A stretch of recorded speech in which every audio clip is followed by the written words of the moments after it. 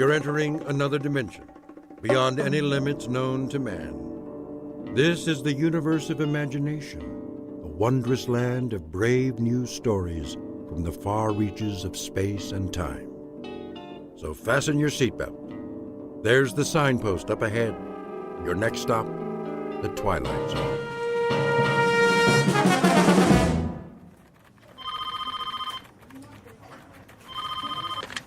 Starlight Magazine. I'm sorry, Mr. Harris hasn't come in yet. Would you care to leave a message? Oh, hi, Christine. Lunch at the Cock and Bull? 12 o'clock. I'll remind him. Paula, Yes? did you proof the feature story yet? Give me 20 minutes. Make it 10. I need to double-check the whole issue before pickup. Where's the center spread art? Nate's got it. Why isn't he here? He called a little while ago. He's stuck in traffic or something. Well, he can just get himself unstuck. If we miss deadline again... Rennie! Yo, How's the cover coming? printing it out right now. Good. Don, did you finish the insert? What insert? The new line from Lady Lynbrook? I never saw it. They sent camera-ready copy yesterday. I'll have to repaginate everything. Then do it. They're a huge account. Okay, boss. And Rennie, add a teaser on the cover. Free inside a sample of Tempest Fugit. That's the name of the perfume. Will it fit? I guess it'll have to. That should be everything, except for the color separations. I'm sure Nate's on his way.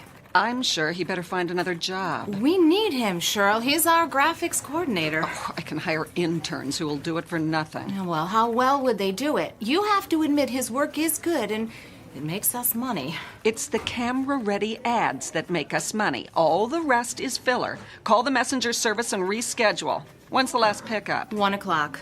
Tell them we're running late. Maybe they can stretch it. I'll try. Sorry. I got hung up. Hi, Nate. Do you realize how long you've kept this staff waiting? Oh, what time is it? My watch isn't working. Your watch is not alone. You won't believe what happened. I stayed up all night to redo the art. Then the car wouldn't start, so I called the repair shop. You could have called a cab. It took 45 minutes for a jump start. Then, when I finally got here, the elevator quit and I was stuck between floors. I know I said I'd be here an hour ago. Make that 2. But it's not my fault, I swear. You can't beat the clock. The harder you try... Did you bring the disc? It's right here. Load it and print it. You can have your nervous breakdown after we go to press. Here, use my computer. What's the matter with her this morning? Another day in the cackle factory. Look at this first so I can sign off on it. What page? Center spread, the feature story. At night, our fair city glitters like the proverbial Christmas tree. Who wrote this track? Our beloved managing editor. Shirley thinks she's a writer now. That's because she won't pay real writers. Whose phone is that? At least put it on vibrate. Hello? Oh, hi, Chris. Oh, she called before about lunch. Yeah, we're still on... I'll be there, I promise. No cell phones in the office. It's Christine. Tell her you'll call her back. Honey, I'm here. Listen, we're on deadline. Now. This is a bad time. Can we talk about it later? Give it to me. What did you do that for? So you won't have any distractions. Get back to work. You know what, Shirley? I don't need this. That makes 2 of us. I'm out of here. You can mail my last check. Don't let the door hit you on the way out. Box up all my stuff and leave it with Paul. If I have the time. Right now, some of us have a magazine to put out.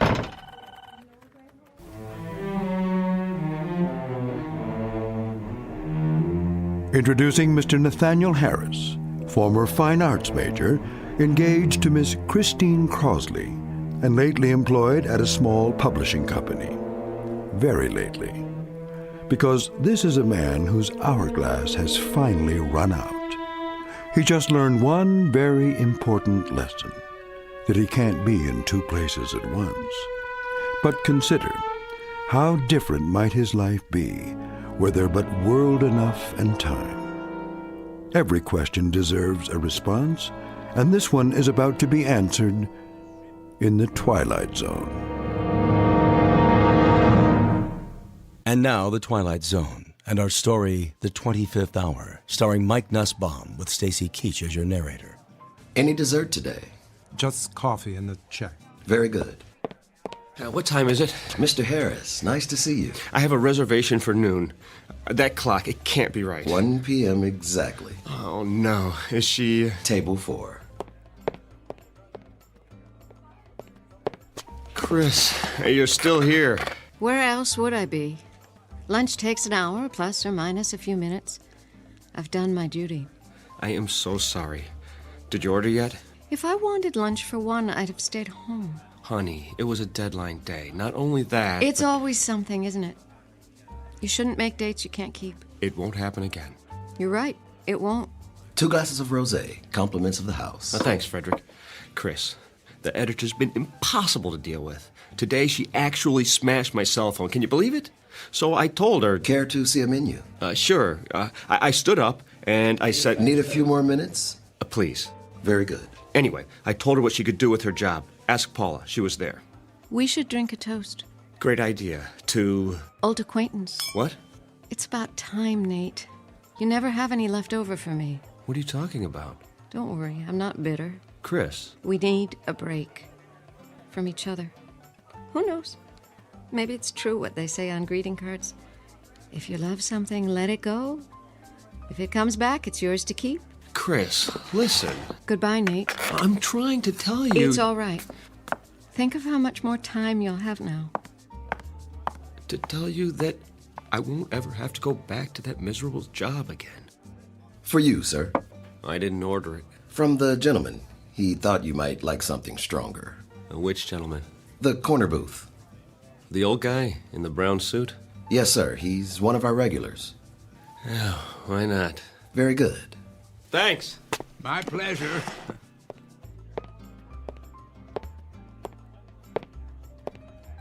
Can I buy you one? Oh, dear me, no. Not necessary in the slightest. Have we met? Not that I recall.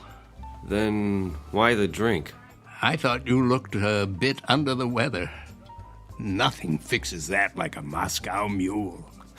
Is that what it's called? Oh, ginger beer and vodka in a copper cup. Their signature drink when I first came here. Of course, that was years ago. And Nate Harris, and you are... Blevins is the name. But you can call me whatever you like, so long as you don't call me late for dinner. Please, sit down. I think I've seen you here before. Oh, most unlikely. I'm the type who blends in with the woodwork. Well, I wouldn't say that. When a man is my age, he becomes invisible, practically speaking. Perhaps because he's no longer in such a hurry. Then I envy you. Oh, you mustn't. I have nowhere to go and nothing to do, unlike yourself. Actually, I don't know what I'm supposed to do now. Something will present itself. It always does. I saw the way you came in. Your features a blur of energy like hummingbird wings. It's nerves. I haven't had a free minute all day. I was like that once. But now I have so much time. Well, I don't know what to do with it. You're lucky. Don't be so sure. You have a schedule to keep, a job. Not anymore. Oh, is that right? I was 2 hours late to work this morning. One time too many. And to top it off, my girl just walked out on me. So I guess I'm flat out of time. Pity. But now you've hit the nail on the head, haven't you? Time. There's an old saying that it's wasted on the young. In fact, it's wasted on people like me. I have all the time in the world. More than I can possibly use. Excess, you might say. Well, if you figure a way to bottle it, let me know. Do you mean that? Are you kidding?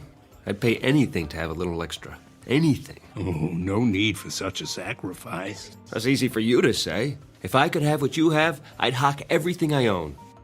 I assure you that won't be necessary. No? Let me tell you about myself. As I say, I've reached the point where I have too much time on my hands. That means the opportunity to read, to study, to speculate, and to tinker. What's unimportant falls away, and all that remains is what truly matters. What are you getting at? Simply this, Mr. Harris. I'm about to share something that may sound incredible, but it's really quite straightforward, at least in principle.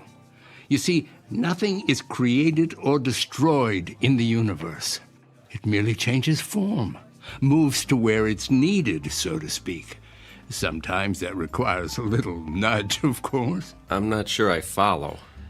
Consider rain falling on arid land, air flowing into a vacuum. The process is the same. Surplus redistributed to maintain a certain equilibrium. The truth is that nature abhors waste. You've lost me. Consider what happens in a typical day. As soon as you have a free hour, new tasks flow in to fill the gap. The result is that a busy man never quite manages to stay ahead of the game. You got that right. But what if you could add another hour, or another, and another, until the pressure is drained off, equalized? Tell me, what would you do with that extra time? Travel? Write the great American novel? Use it to get caught up, probably. I studied to be an artist. Now I'm a consulting graphics coordinator. You know what that means? I push ads around on a computer screen. Don't ask me how it happened. No real mystery. You needed to earn a living, and time got in the way. What you need is time that's off the clock, so to say, before what matters is only a memory. Don't tell me. You're selling a magic potion. What's it called? Time in a bottle? Nothing so fanciful. The product of my tinkering is purely scientific. I happen to have a prototype with me. Spare me, old-timer. Thanks anyway, but I'm afraid I can't afford whatever you're selling. Oh, it's not for sale. It's still in the experimental stage. Oh, come on. I know what that is. I took music lessons. It's a variable rate device to mark the passage of time. Allow me to demonstrate. Congratulations. You've reinvented the metronome. Try to lift it. That's heavier than it looks. What did you do? Put lead in it? It's quite empty as far as the eye can see. Open the panel in the base. Oh, you have to lift the latch. Well, there's nothing inside. Are you sure? A pivot for the arm attached to some kind of bearing, that's all. But it feels like it weighs 10 pounds. That's because the little door leads to... Well, I wouldn't want to confuse the issue. Call it a storage chamber. Oh, it smells like stale air to me. Oh, it hasn't been tested in a while. The contents are flowing out now that the mechanism is activated. Well, what contents? That which is beyond price and invisible to the eye. Go ahead, examine it. There must be a layer of iron under that veneer. Only the thinnest of plywood. Oh, where'd you get it? From a magic supply company? It took me years of trial and error. This is the 81st and final model. Or is it the 82nd? If my calculations are correct, it possesses certain unique properties. Listed on eBay. You'll find a buyer. As I said, it's not for sale. But it is available on loan. What would I do with a thing like that? Put it on my coffee table? I need someone to field test it. Test it? How? To be sure that it's ready. Think of it as a kind of temporal storage battery, operating on the principle of equalization. I've infused it with some of my time, the excess I told you about. Say you're running late and you need a few extra minutes. Take it out and start it ticking. When you've had enough, one touch stops the arm. Wouldn't that be something? You almost had me going there for a minute. If it were real, you could name your terms. Oh, it's quite real. I suppose you can prove that? If I do, will you agree to a test? Here comes the con. Put it back in the case and take it home. Use it at your discretion. All I ask is that you return 1 week from today and report your experience in detail. And what sort of experience might that be? Why, the natural principle of equalization. It's already begun to work. You asked for proof, hmm? What does the clock on the wall say? Oh, I can't see from here. Then feel free to stand up. Check it carefully. I don't have to. It was 1 on the dot when I got here, so it'll be around a quarter past now, maybe 1:20. My, how time flies. What's the matter? Don't you have a watch? Oh, that might be part of the trick. Go on, walk over to the clock. Take a good look. Now what will I see? The principle of equalization at work. Temporal redistribution on demand. Proof positive that my time is now your time. You're on.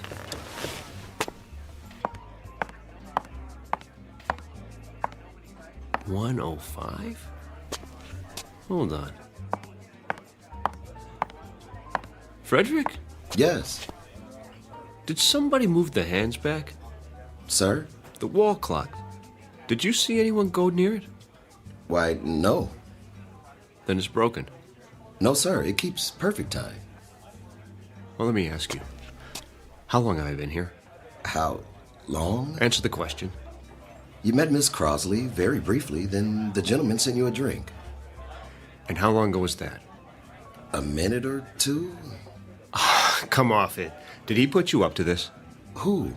The little man in the booth, whatever his name is. Blevins? He bought you a drink and departed.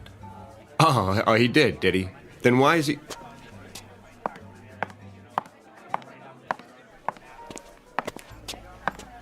Why is he what, sir? Where'd he go? He was here. We had a conversation about time and his theories of... Did he leave that for you, Mr. Harris? Leave what? The leather case. Perhaps he intended you to have it. What in the...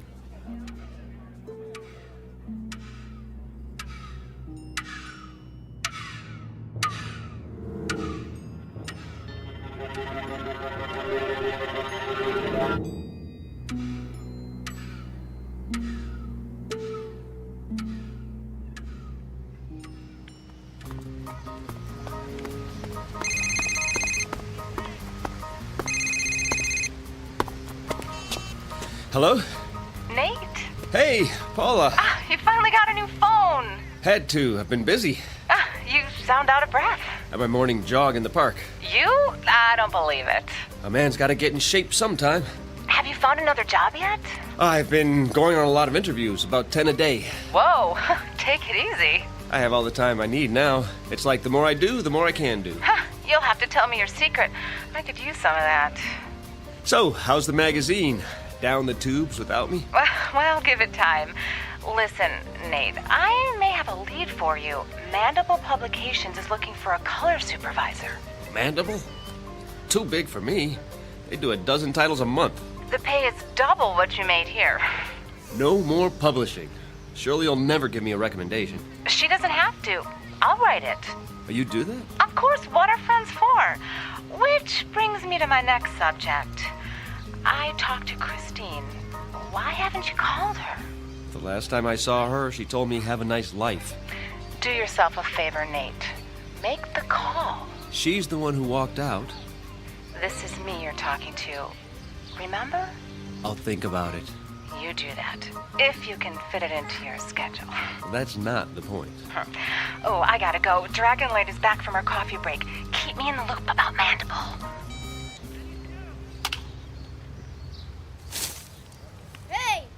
Hey, mister! Can we have our ball back? Oh, where is it? It's over there in the dirt. Sure. Here you go. Thanks. Oh, wait. Yeah? Can I see that bat for a minute? Okay. A nice one. A Louisville Slugger. My dad got it for me. Did he show you how to use it? Nah, he's too busy. Now look, when you hold it, be sure the trademark is pointing up. See the circle where it says Louisville? Otherwise, when you hit the ball, the wood might break. Gee, mister, you know a lot of stuff. And my dad taught me when I was your age.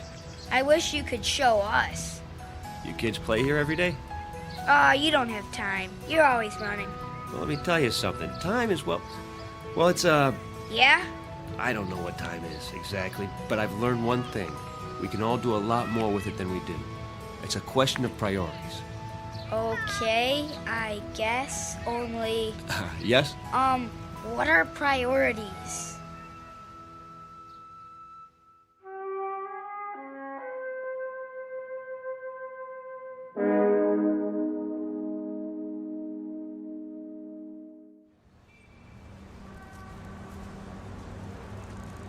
A taxi! Over here! Where you headed? Uptown, the Mandible Building, and step on it. Sure thing.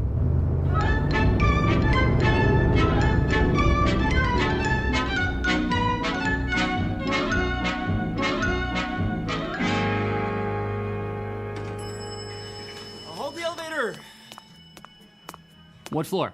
The editorial offices. Lucky 7 coming up.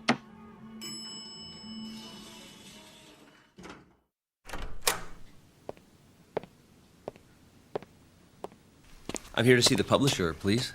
Do you have an appointment? Nathaniel Harris, 11:30. I'll tell him you're here.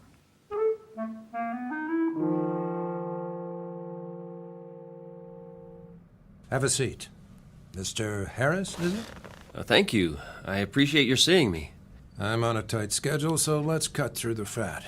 You have experience with prepress. 3 years with Starlight over at Maxilla. Before that, I was production coordinator for Carcosa Press. Impressive. Paula told you about the position? Color supervisor. What exactly would that entail? Crunch. Pardon? That's what it's all about. I want our colors to pop off the page. Good enough to eat. The question is, how hungry are you, boy?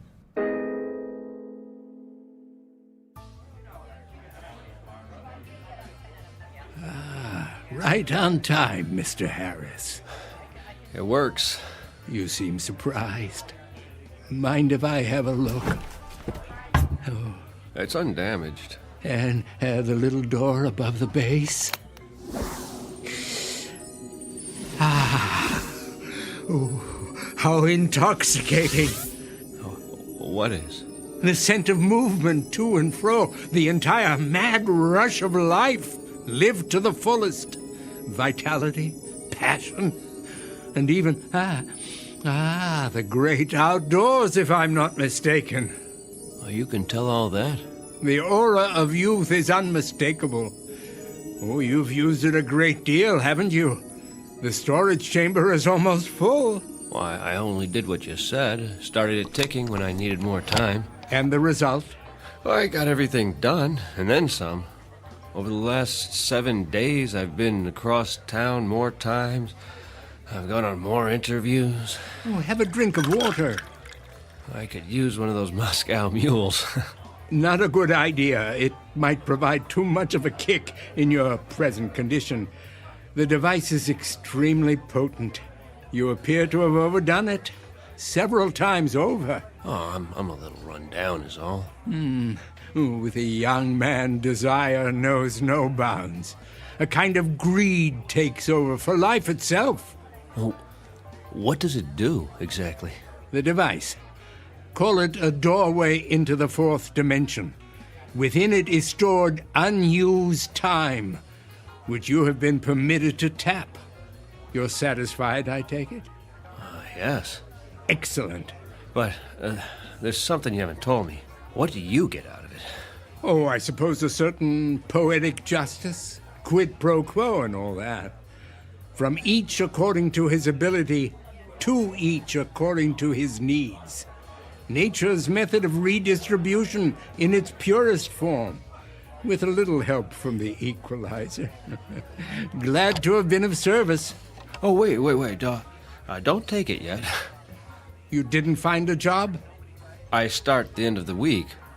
I might need this for backup. Just in case. You're sure? Yeah, only in case of an emergency. I promise. Very well, 1 more week. But heed my warning. Be certain not to overdo it. I'm not responsible for the consequences.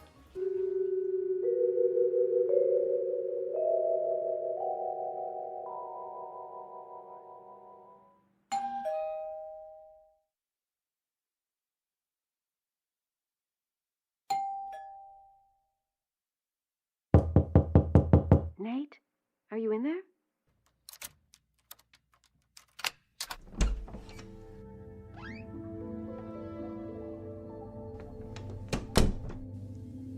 Nate? Is that you? Oh!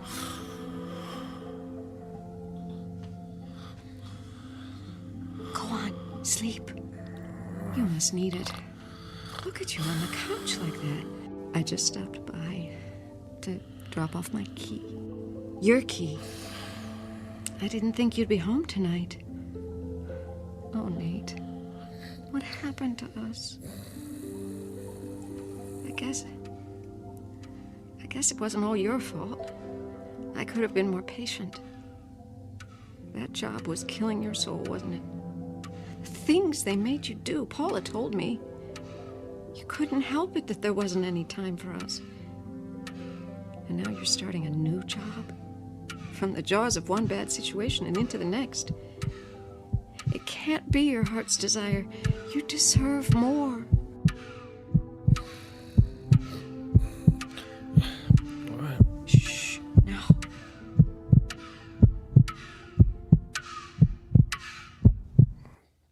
Did you hear that? Hear what? Christine? Is that you?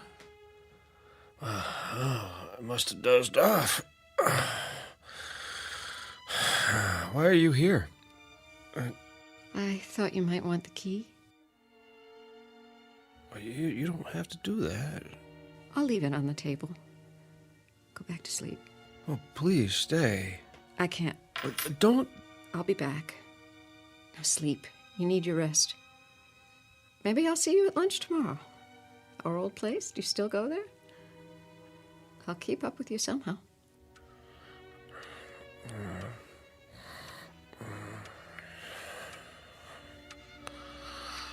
Until then, good night, my love.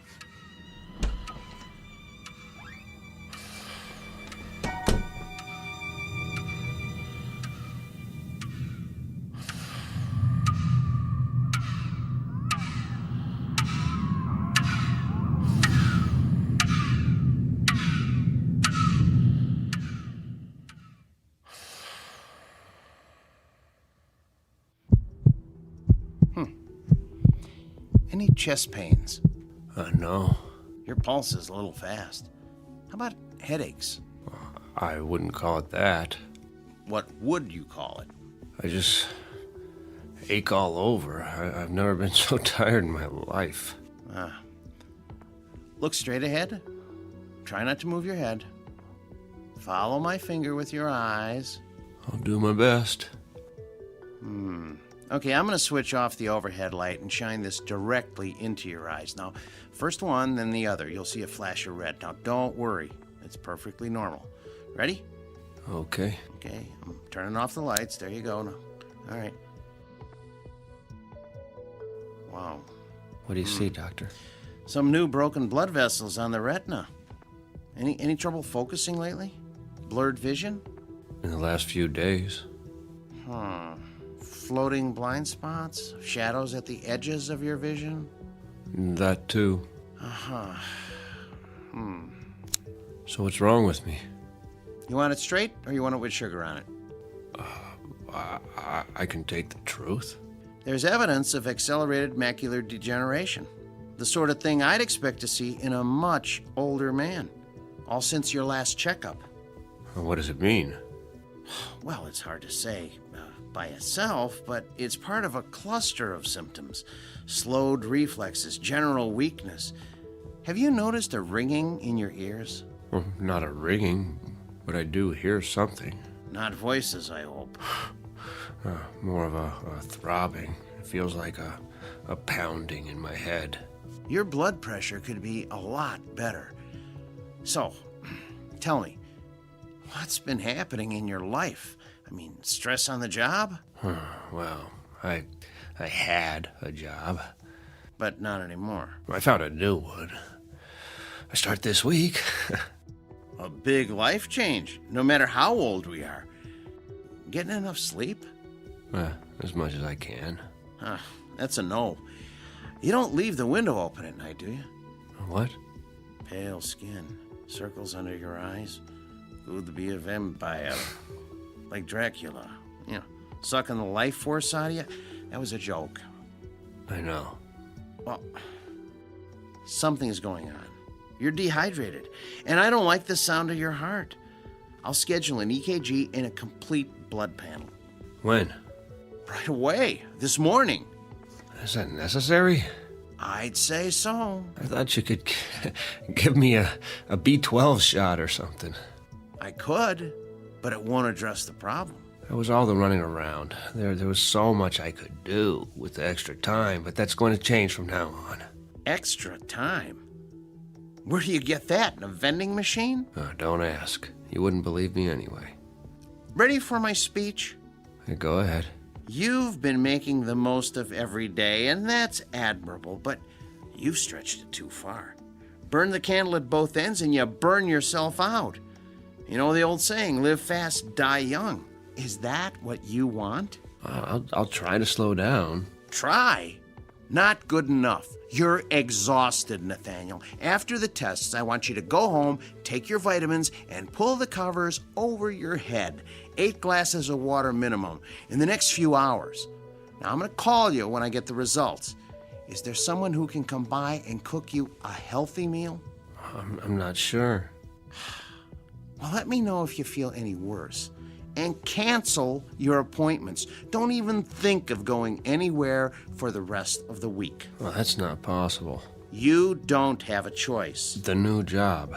You'll end up in the emergency ward. I told you. I'll take it slow. Famous last words. That'll have to do. Then I'm going to check you into a hospital room right now. No. I have something to do first. You're not listening. Do you want a myocardial infarction? How about a stroke? Not common at your age, but it can happen. Life or death, Nathaniel. It's up to you.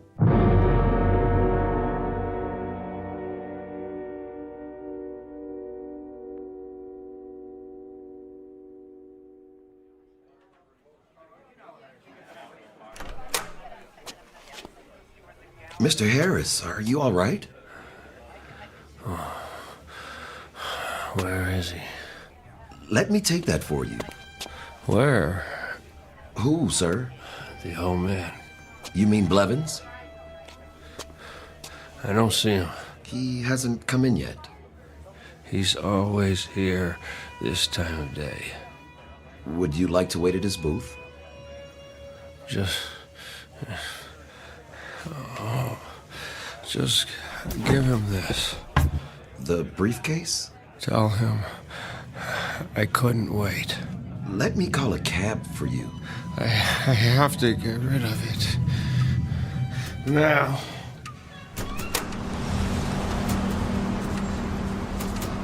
Hey, buddy, watch where you're going. I think there's something wrong with him. I'm sorry. Look, Mommy, that man. I have to get away. Shh, looks like he's crazy. Far away.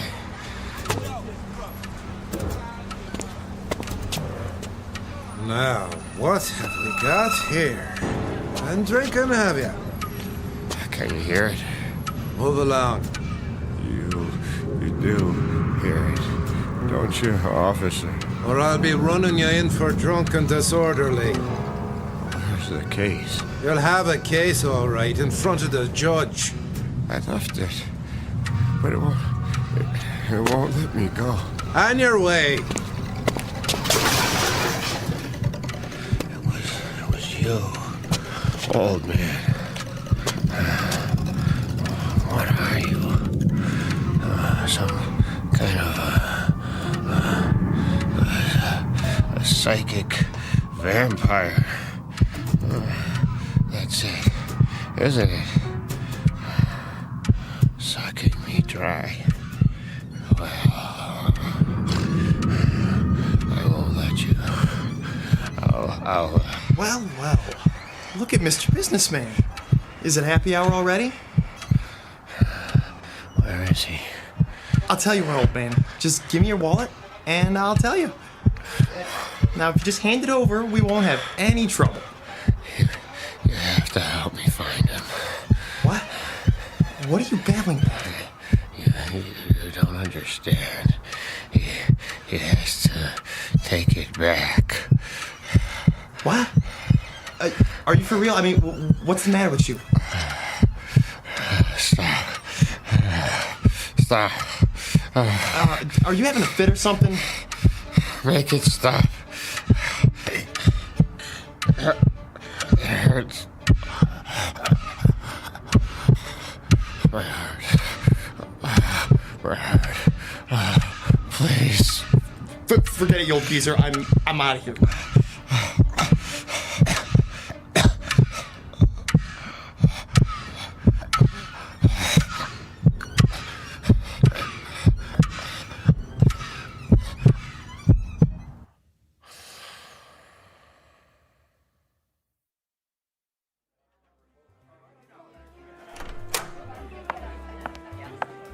Why, hello, Miss Crossley. Hi, Frederick.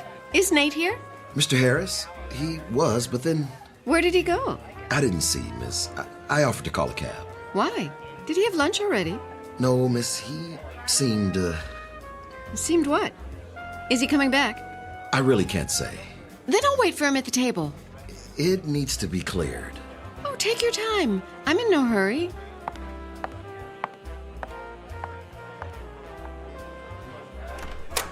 Oh, hiya, Blevins. Freddie, my boy. Didn't mean to be late. So much to do. Oh, do you like my new sport coat? It's the latest style. They call it hot plaid. I held your booth. Oh, and this is for you. He didn't wait. No, sir.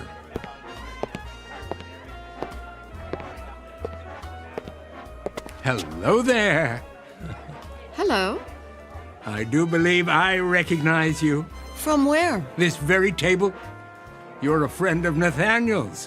What a coincidence. So am I. You know Nate? Please, join me.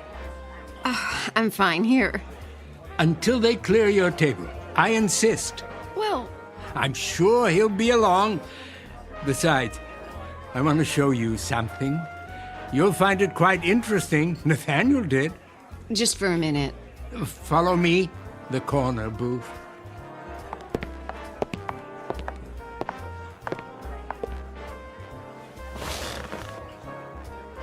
What's in the case? Something very special. I know what that is. It's a metronome. Are you a musician? Looks can be deceiving. This one has a most unusual construction, but I wouldn't want to confuse the issue. What was that? For now, call it a collection chamber. It smells of youth, strength, vitality, the most precious commodities in the world. Oh, but you know all about that, don't you? You're young, full of energy. Would you believe I was once so tired of life that I didn't know what to do with my time? Until I invented the equalizer. I've been hoping to find someone to test it. Allow me to demonstrate.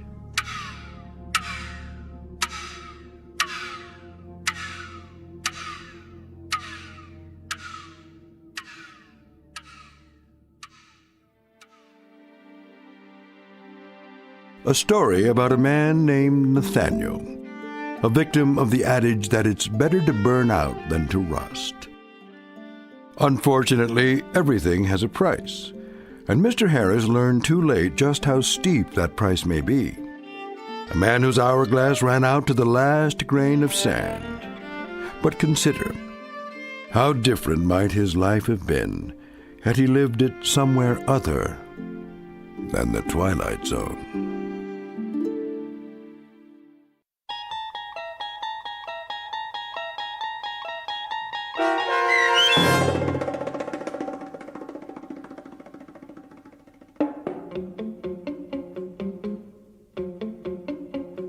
The 25th Hour, starring Mike Nussbaum with Stacy Keach as your narrator, was written for The Twilight Zone by Dennis Etchison. Heard in the cast were Steve Key, Fernette Lebo, Friedrich Williams, Lisa Wolfe, Joby Cerny, Carl Amari, Jim McCants, Patrick Francis, Doug James, Meg Thalken, and Jacob Goldberg. This copyrighted radio series is produced and directed by Carl Amari for Falcon Picture Group. Sound design, custom Foley effects, recording, and editing are produced in the Cerny American Sound to Picture Theater by sound designers Craig Lee, Bob Benson, and Tim Cerny.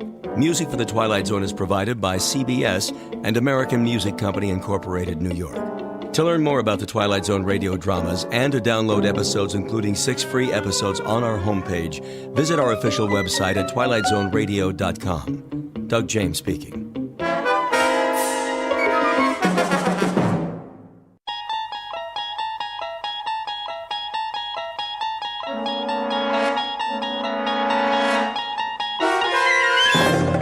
You unlock this door with the key of imagination. Beyond it is another dimension, a dimension of sound, a dimension of sight, a dimension of mind. You're moving into a land of both shadow and substance, of things and ideas. You've just crossed over into the Twilight Zone.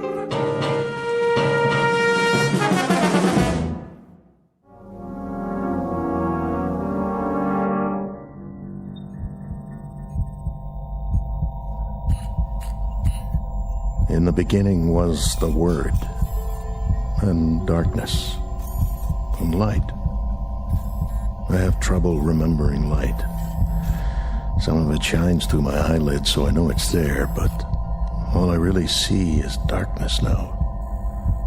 There are pinpoints of light like holes in the fabric of space. I know they're out there, even if I can't quite see them. When will I? Time no longer has meaning, as if it has stopped for me, closing in, contracting, and I can't move, not a muscle. But in this moment, the mind continues, and I wait. Stansfield, Douglas. Scanning vital signs. Life functions, check. Metabolism, stable. Temperature, constant. No adjustments necessary.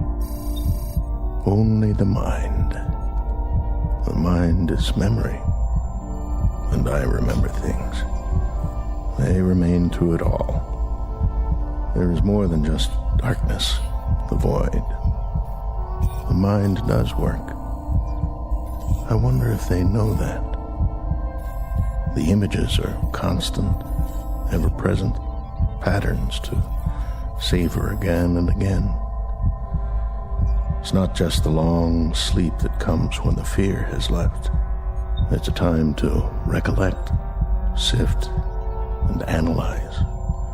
Try to understand all that's happened in this infinite moment.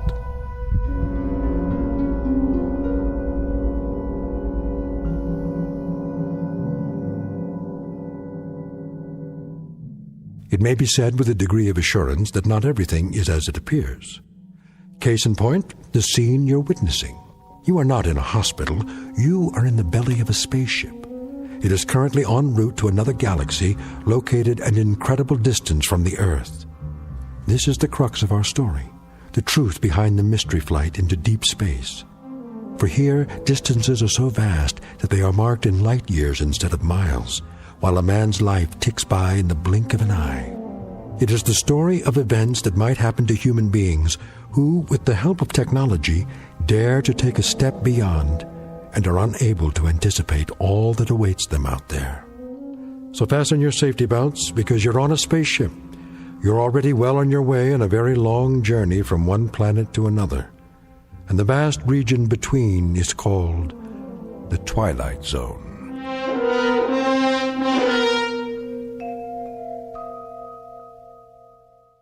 And now, The Twilight Zone and our story, The Long Morrow, starring Kathy Garver with Stacy Keach as your narrator.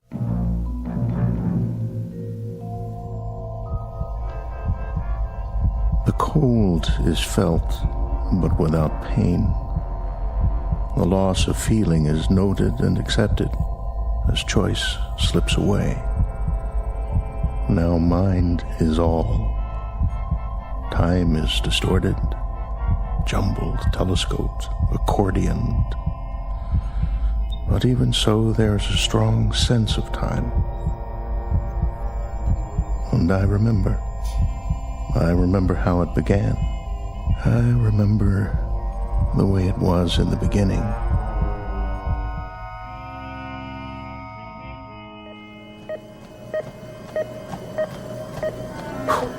How am I doing? Heart rate 84, 88, 90, and holding. Speed 5 miles an hour. That's excellent, Commander. Let's see how long I can sustain it. That's enough treadmill. I can keep going for as long as you want. We know you can. Give it a rest, Commander. You're not a hamster in a cage. I can beat any hamster you've got. I'll bet. We prefer rabbits, though.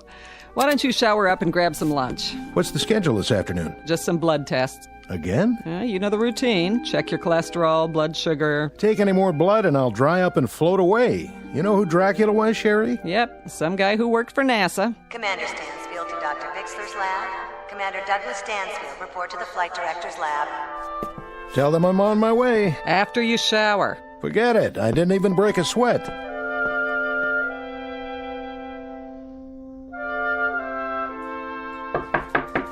Come in. Dr. Bixler?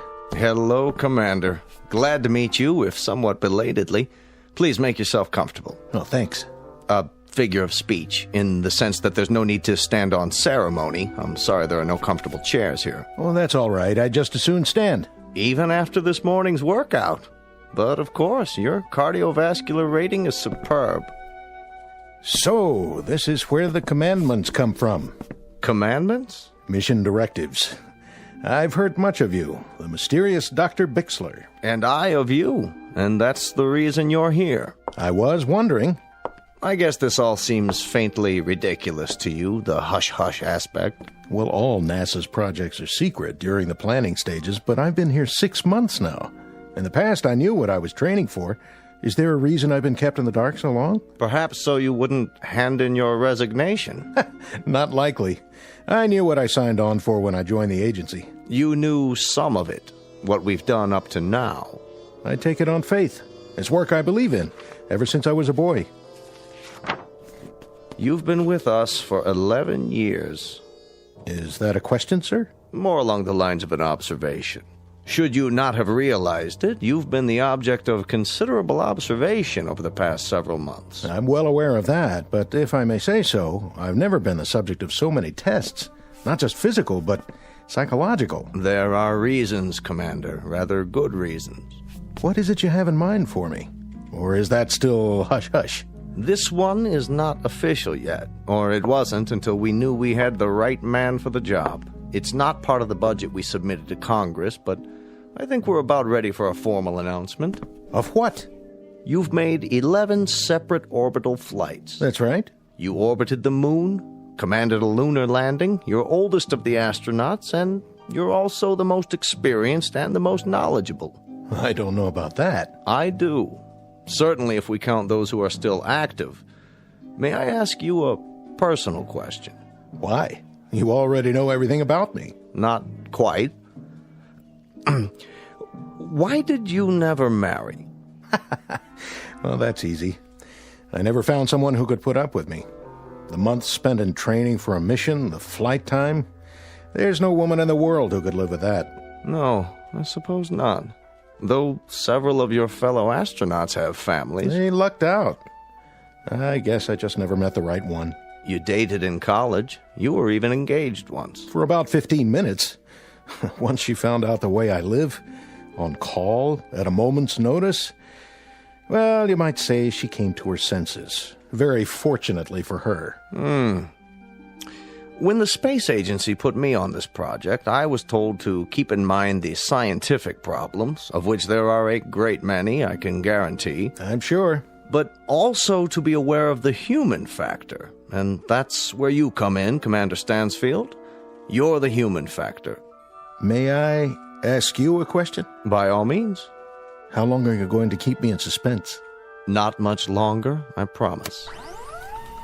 You recognize this, don't you? A chart of the solar system. That's right. The sun, the Earth down here, our neighbors, Venus, Mars, Jupiter, and so forth, and the moons that orbit them. A lot of places I haven't been to yet. What do we know about our neighbors, Commander? More than we knew a few years ago. Oh, yes, thanks to men like you. Nonetheless, what it boils down to is this. The moon is barren. Mars is a vast, scrubby desert with an unbreathable atmosphere. Venus and Jupiter, both gaseous and poisonous.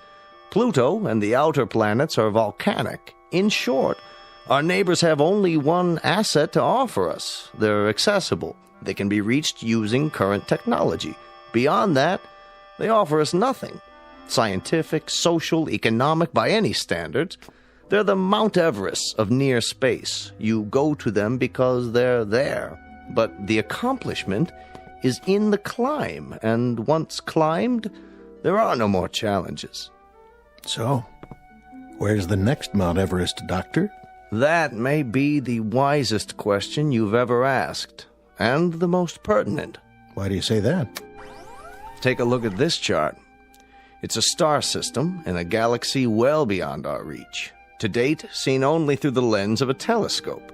We know nothing of it with absolute certainty, except that there is a cluster of 6 planetary bodies. Where? Here, toward the edge of the picture. The small, extremely bright object at the center is a sun, very similar to ours. It's flaming and gaseous and almost exactly the same color temperature. It provides heat and light for these 5 objects here.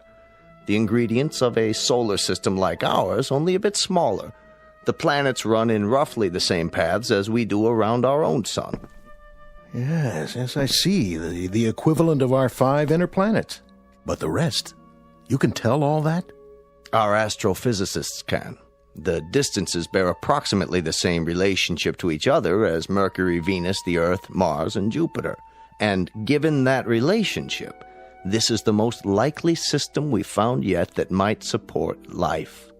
Are you telling me we've made contact? Not yet. The distances are too vast. Even if they've sent out an intelligent communication, it would take a very long time for it to reach us, assuming we could pick it up on our frequencies and decipher it. You and I would be dead and gone by then, or they would. There are too many variables. This system, does it have a name? Only a number. We've nicknamed it Sol 2 for purposes of identification, but for now, you can call it anything you want. For example, Stansfield's Everest. That's where I'm going. That's where you're going. When? In about a month. The ship is under construction now. It's off the drawing boards, and the keel, so to speak, is being laid. It must be the size of a skyscraper. Not necessary. It'll only carry a crew of 1. 1? That's because of the weight, the extra equipment on board. What kind of equipment? I'll get to that in a moment. For now, I believe the man who flies her should be right there while she's being built to watch every bolt, every rivet, every screw, every piece of metal and circuitry going into it. And that man is you, Commander. You'll be its pilot and its only occupant. You'll truly be the captain of your fate. Not that it matters at this point, but I want you to know I like this assignment. I like it very much. That's not surprising, considering your profile. It's precisely why you've been chosen. I've put together a manual of projections and probabilities. I think you ought to see it. I'll read it tonight. There are the usual dangers, the usual unknowns. It was ever thus. No, Commander, it was never thus. How so? In the past, you've had meteor storms to contend with. You've had the usual calculated risks of mechanical failure, landing difficulties, ejection troubles, all the rest. Well, you'll still have those, compounded. There's another factor here, another problem. distance. Distance. In time and in space. How far? This cluster is approximately 141 light years away. But that means the ship would have to... An ordinary ship. This one will have interstellar drive and an anti-gravity device. It'll be the fastest man-made object ever conceived and launched. Its speed will be like nothing ever dreamed of before. But in terms of the space you have to conquer, it might just as well be an ant crawling across the Sahara. It's a high mountain, isn't it, Dr. Bixler? A very high mountain. The highest, the longest trip in the history of mankind. How long? Your trip there and back will take approximately 35 to 40 years.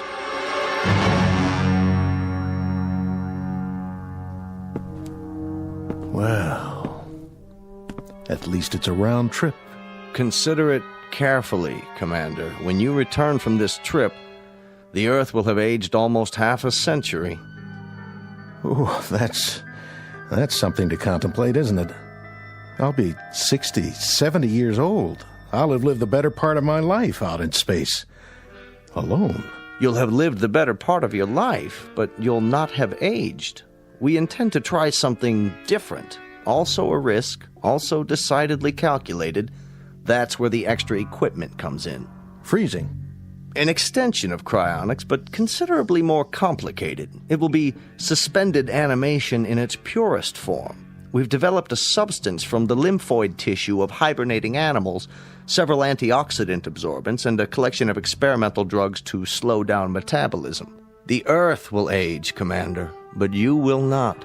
You'll only be a few weeks older when you return. Sort of like dying, and then coming to life again. After a fashion, coming to life again in the sense that there'll be very few people here you'll know or who'll know you.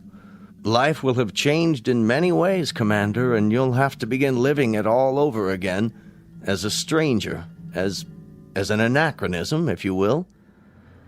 If you'll forgive this degree of candor, it's one assignment I don't envy very much. That's pretty much been the story of my life, Dr. Bixler. Assignments that not very many people would envy.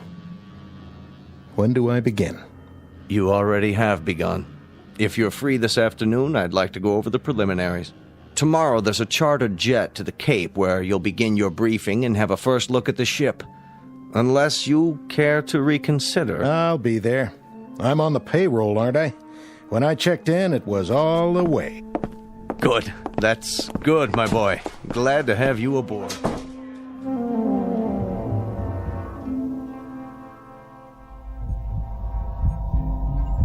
And so it began.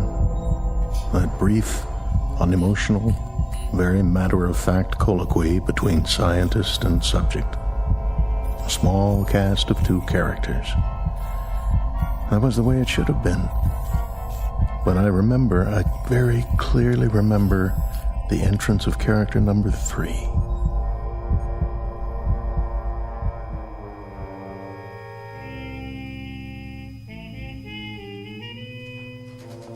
Will Communications Team B8. Communications Team B8, report to Central Control. B8 to Central Control. Oh, excuse me. Oh, my fault. You've dropped your papers. Here, let me help you. Commander Stansfield?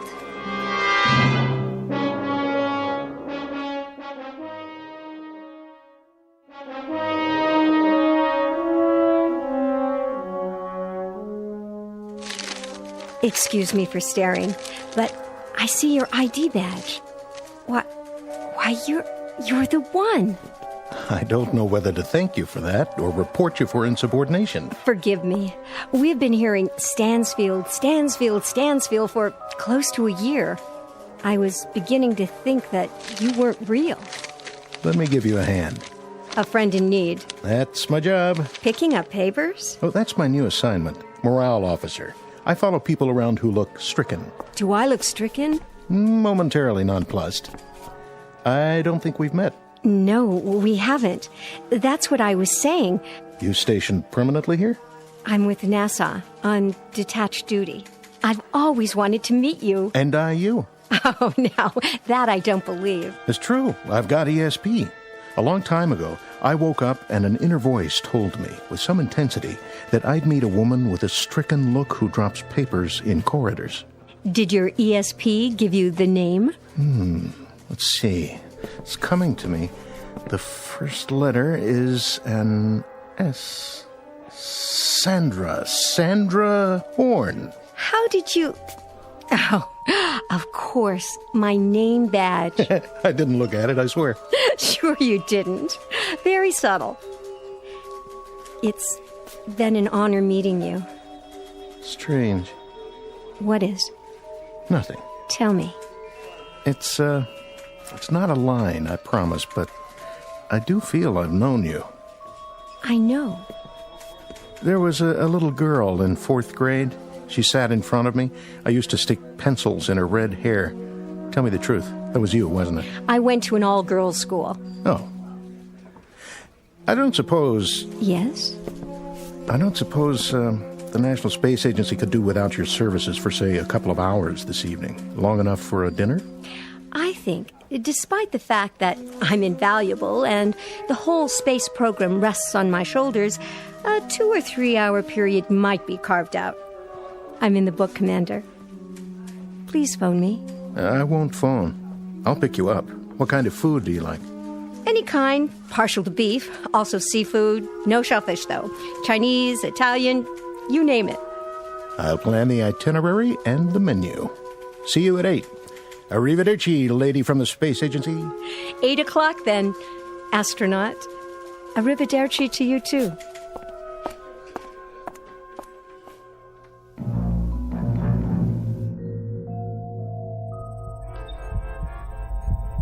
I stood there and watched her walk away. I thought we talked for an hour, not minutes. And I knew everything I needed to know about her, even then. The only time in my life it had ever happened to me. And now I return to these things, these simple things. Now in the darkness, and the cold, the solitude, the stillness without measure. I remember music, colors, and a voice.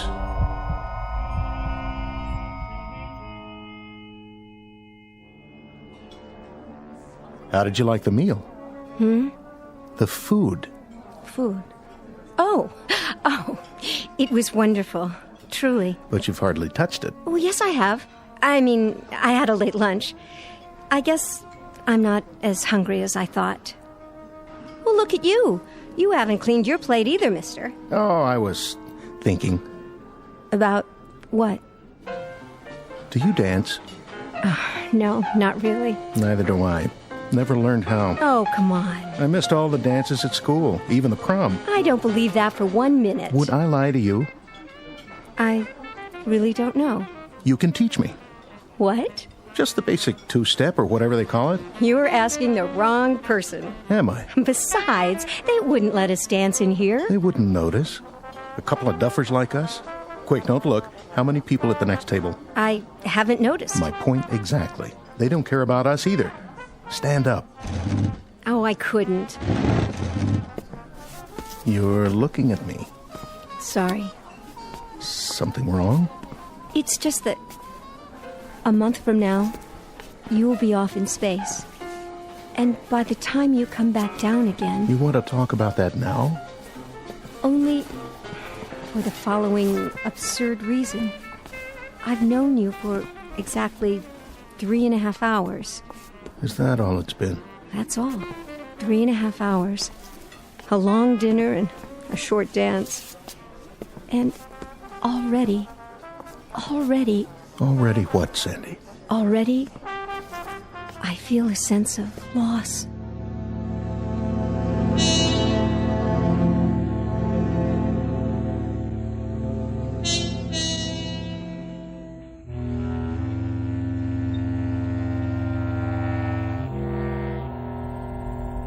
My life had been in the military.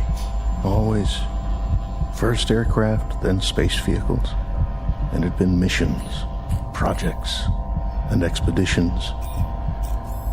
There was no time for another kind of life. Intrusions that took the form of a face, a voice, a short month lived by a man and a woman drawing closer and closer together and finally becoming a part of one another. There's so little time for such a thing, for such a small thing. And then what time we had ran out and slipped away.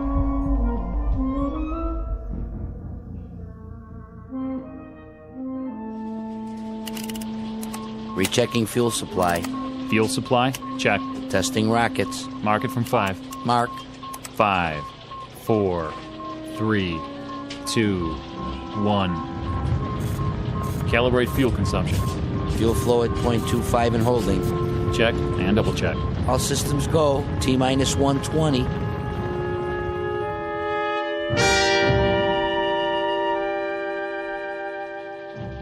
Setting countdown, Dr. Bixler. Only 2 more hours. Where is he? He'll be here. Man, oh man, I sure wish I was him. Do you? Well, why not? That kind of adventure? All the way to another galaxy? Quite a price to pay. Oh, sure, it costs a fortune. But think of it. One man in the whole of history going out into space with a key, you could say. A key to unlock all the mysteries. I'm beginning to think that not all mysteries are out there. One man, and for the right to have his adventure, our adventure, for the ritual of turning that key, he pays for it as no man has ever paid before, with all of his friends, his well-being, his sense of belonging, maybe even his sanity. Everything on earth that has meaning for him will now be just a memory. And you envy him? I guess he is to be envied. I envy him too. But what I don't envy is his homecoming.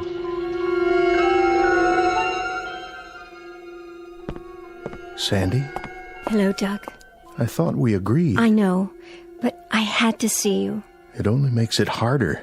I wanted to give you something. A small, unofficial gesture from one of the lesser bureaucrats of our good, gray, respectable government. Sandy. Unofficial, and very much apart from protocol. But I couldn't let you leave, Doug. Not without saying goodbye. Not without telling you that I loved you very much. That I shall sorely miss you. That my life, whatever is left of it, will be a strangely meaningless, dull, and empty place without you to share it. No. Shh. And this last paragraph. I wouldn't say this to you if I didn't know you were the kind of man you are. If I thought it would even remotely affect you, or at least what you plan to do. I wouldn't say any of this. But I know you. I know that you're built out of a very strong alloy, and you may bend a little, but you'll never break. It's a very odd thing, Sandy. Very odd. But when I come back, when I touch this ground again, I know the first thought I'll have. I know the first thing it is I'll want to see. The first thing I'll want to touch. I'll be the little old lady in the lace shawl. The one waving the welcome home sign. So look for me, Doug, will you? Look for me on the fringe of the crowd. I'll be the one carrying the sign.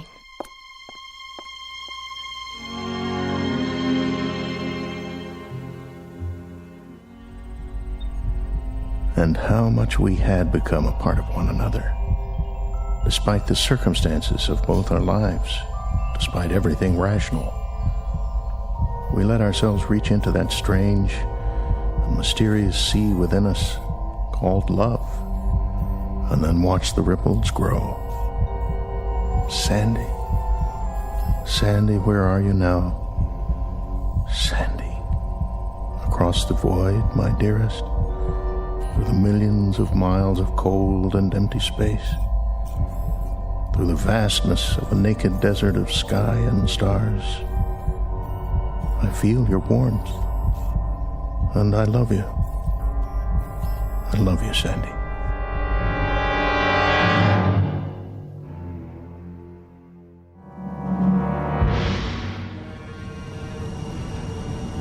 Final countdown. Mark it. All systems 1/2, 3/4. We have full ignition. Blast off.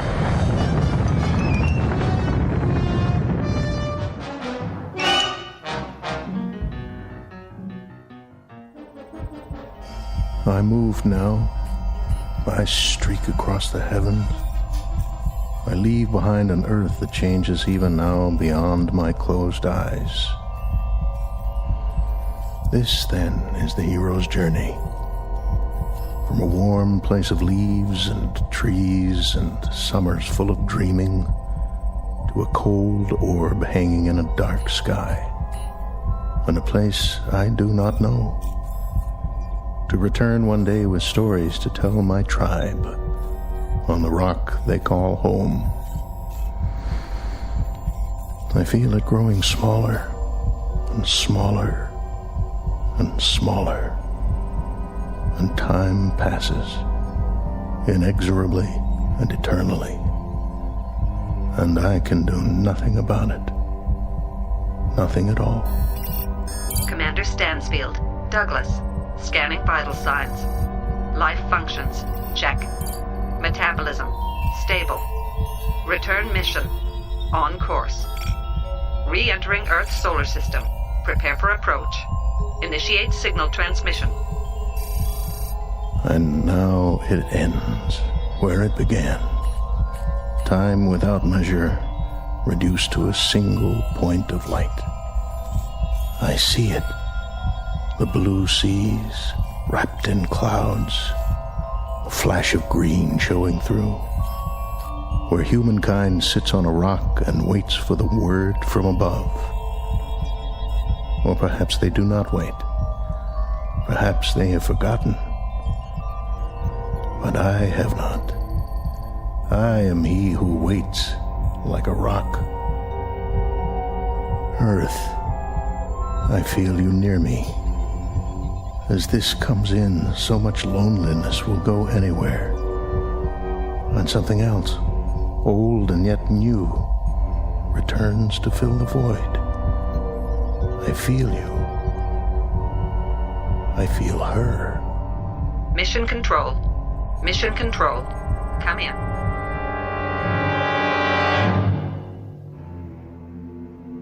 What's this? Where? On the Trivid. Looks like a craft on the approach. Yeah, I see it, but what kind of craft? Could be a missile. Activate the defense shields. Setting coordinates. Locked on. Lasers on standby. This is gonna be easy. Almost too easy. Whoever he is, he's a sitting duck. Wait a minute. Look at the shape of that thing. Some kind of retro design. Hey, bring it up on the holoscreen. I can almost make out the numbers. Run a pattern recognition. That'll nail down the model and country of origin. Scanning for recognition.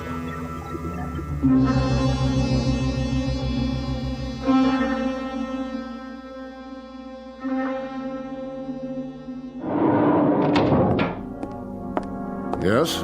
General Walters, spacecraft reentry, sir. Satellite of origin? That's just it, sir. It wasn't launched from orbit. Then from where? Unknown. It's spiraling into the atmosphere. Spiraling? Patch me into visual. Yes, sir. Good Lord. What, sir? I've seen this one before. Running a configuration ID, it's definitely one of ours. By the markings, it's a ship called... The Sol 2. The prototype is at the Smithsonian, commanded by... I've got the stats. Somebody named Stansfield. Douglas Stansfield. Yeah, this is a real odd one, sir. A date of departure was 40 years ago. 41 to be exact. You're not going to believe this, but he was a hero of mine when I was a boy. Send in Vogler. Tell him to search everything we've got in the files. Right away, sir. It's downloading now, General. Who is he, anyway? One of the pioneers. Been in space several decades. Really? Presumed lost a long time ago. Put it on the screen. Here's a report. He's been out of contact. This is the first communication we've had. The date? The log entries? He was tracked on radar when he left Earth space. But communications must have malfunctioned a few hours after he left the ionosphere. 41 years. And now they come back. Every month. Every year. They keep coming back. Like aging birds returning to a nest. For what? That's the question. They went off on missions that became obsolete almost the moment they were out of sight. To blaze trails we've already charted by now. To bring back discoveries that aren't discoveries anymore. And still, they keep coming back. Burnt. Dented. Aged. And they keep coming back. Look at this. What? The footnote. This is a funny one. Let me see. There's an item inserted from a man named Bixler. Bixler? As I recall, he was one of the project people years and years ago.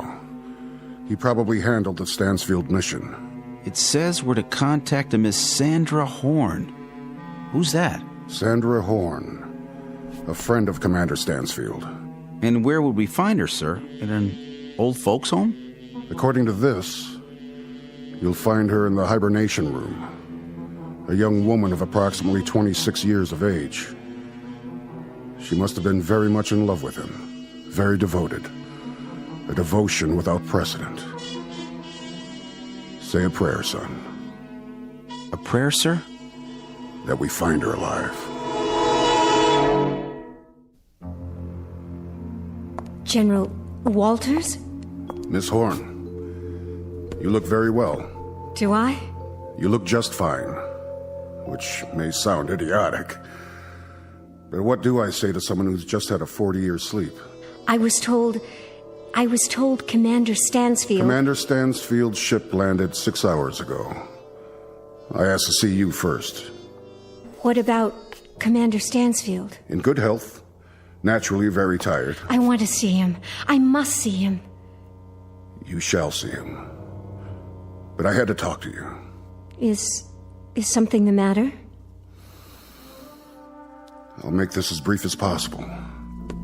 Commander Stansfield had a communications failure. It occurred probably within the first 12 hours of his departure. There was only sporadic contact made during his entire flight, there and back. He reached the other galaxy. He reached it, he landed, he took off, he returned. There was no life where he went. We found that out ourselves 20 years ago. One of the ironies of our progress. We could have saved him the trip. We could have saved him his anguish. I don't understand. His anguish being the following, Miss Horn. Unknown to us here or to my predecessors or theirs, due to the lack of communication, Stansfield arbitrarily removed himself from hibernation 6 months after leaving Earth. He did this because... I know why he did it. God help me. I know why. Over 40 years, Miss Horn. 40 years in the cockpit of a ship. 40 years of... well... his kind of loneliness must have been something brand new in human experience. For what you both gave up, you deserve far better than this. I wish to God he could have come back to you just as he was when he left. But as it is, I'll leave you alone now.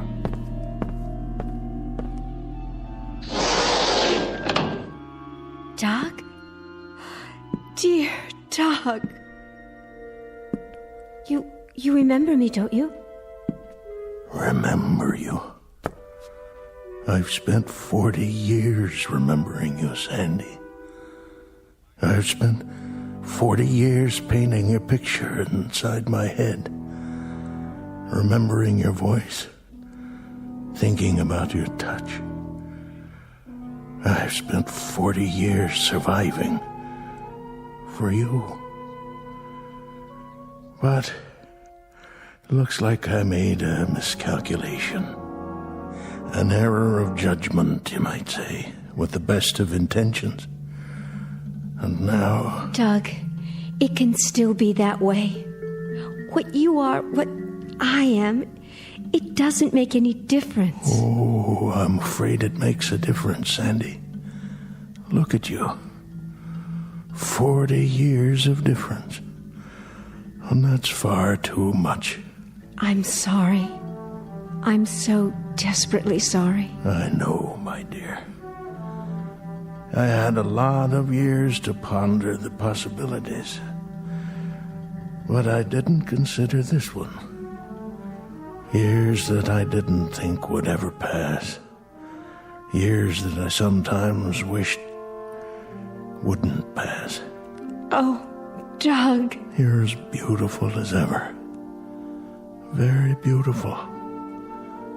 Don't waste it. Go away now, Sandy. You must. Please. Go home and pick up the pieces of the rest of your life. Go. If that's what you want. It's what I want. Goodbye, my love.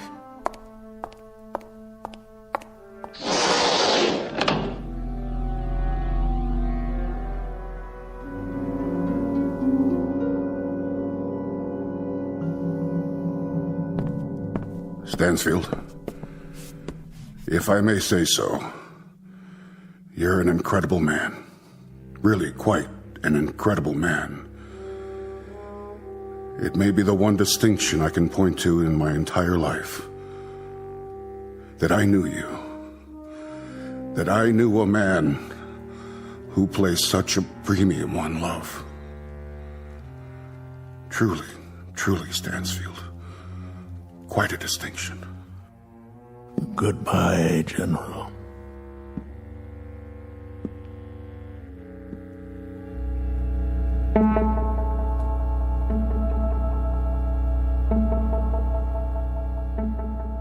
Commander Douglas Stansfield, one of the forgotten pioneers in the space age, pushed aside by the flow of progress and the passage of years. Our tale of irony and the ionosphere and the ferocious travesty of fate that could only happen in the Twilight Zone.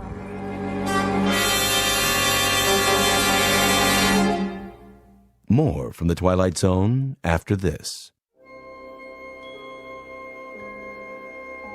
Hi, this is Carl Amari, producer of the Twilight Zone radio dramas. I'd like to take a moment to tell you about our official website at twilightzoneradio.com, where you'll get the latest news and information on these Twilight Zone radio dramas. Plus, at twilightzoneradio.com, you can digitally download 3 free episodes or any of our episodes for only $1.95 each. In this age of ever-changing technology, we've decided to make these episodes instantly available to you by making the Twilight Zone radio dramas a digital download-only series. This means that this series will no longer be offered on CD. The CD collections at our website are now being offered while supplies last at buy one, get one free. So be sure to get your favorites before they're sold out. Be sure to visit us often, and I'll see you in the zone.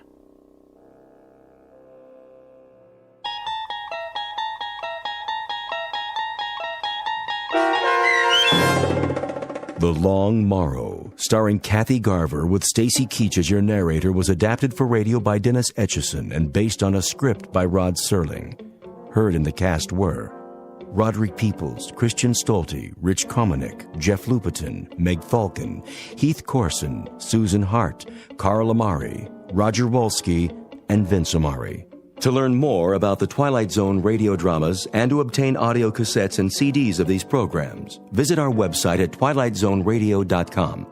The producers of The Twilight Zone wish to thank CBS Enterprises, Carol Serling, Dennis Etchison, Dick Brescia Associates, Claire Simon Casting, Terry Jennings, XM Satellite Radio, the American Forces Radio and Television Service, Sirius Satellite Radio, our sponsors, and our radio affiliates for helping make this series possible. This copyrighted radio series is produced and directed by Carl Amari and Roger Wolski for Falcon Picture Group. Doug James speaking.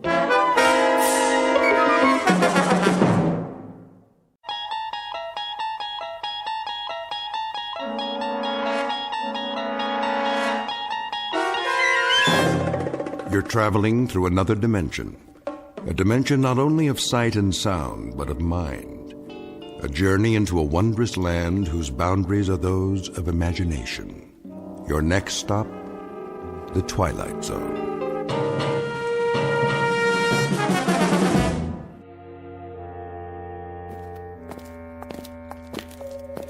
God, you haven't answered my question. No questions. But it's a simple one, a very simple one. Where are you taking me? You'll find out. You come before dawn with no arrest warrant? We don't need a warrant. But of course you do. Not for a hearing. Oh, is that what this is about, an investigative hearing? That's such an hour. Chancellor's orders. You mean the Chancellor himself wants to see me? Why on earth? Inside. Is this the Chancellor's office? Inside.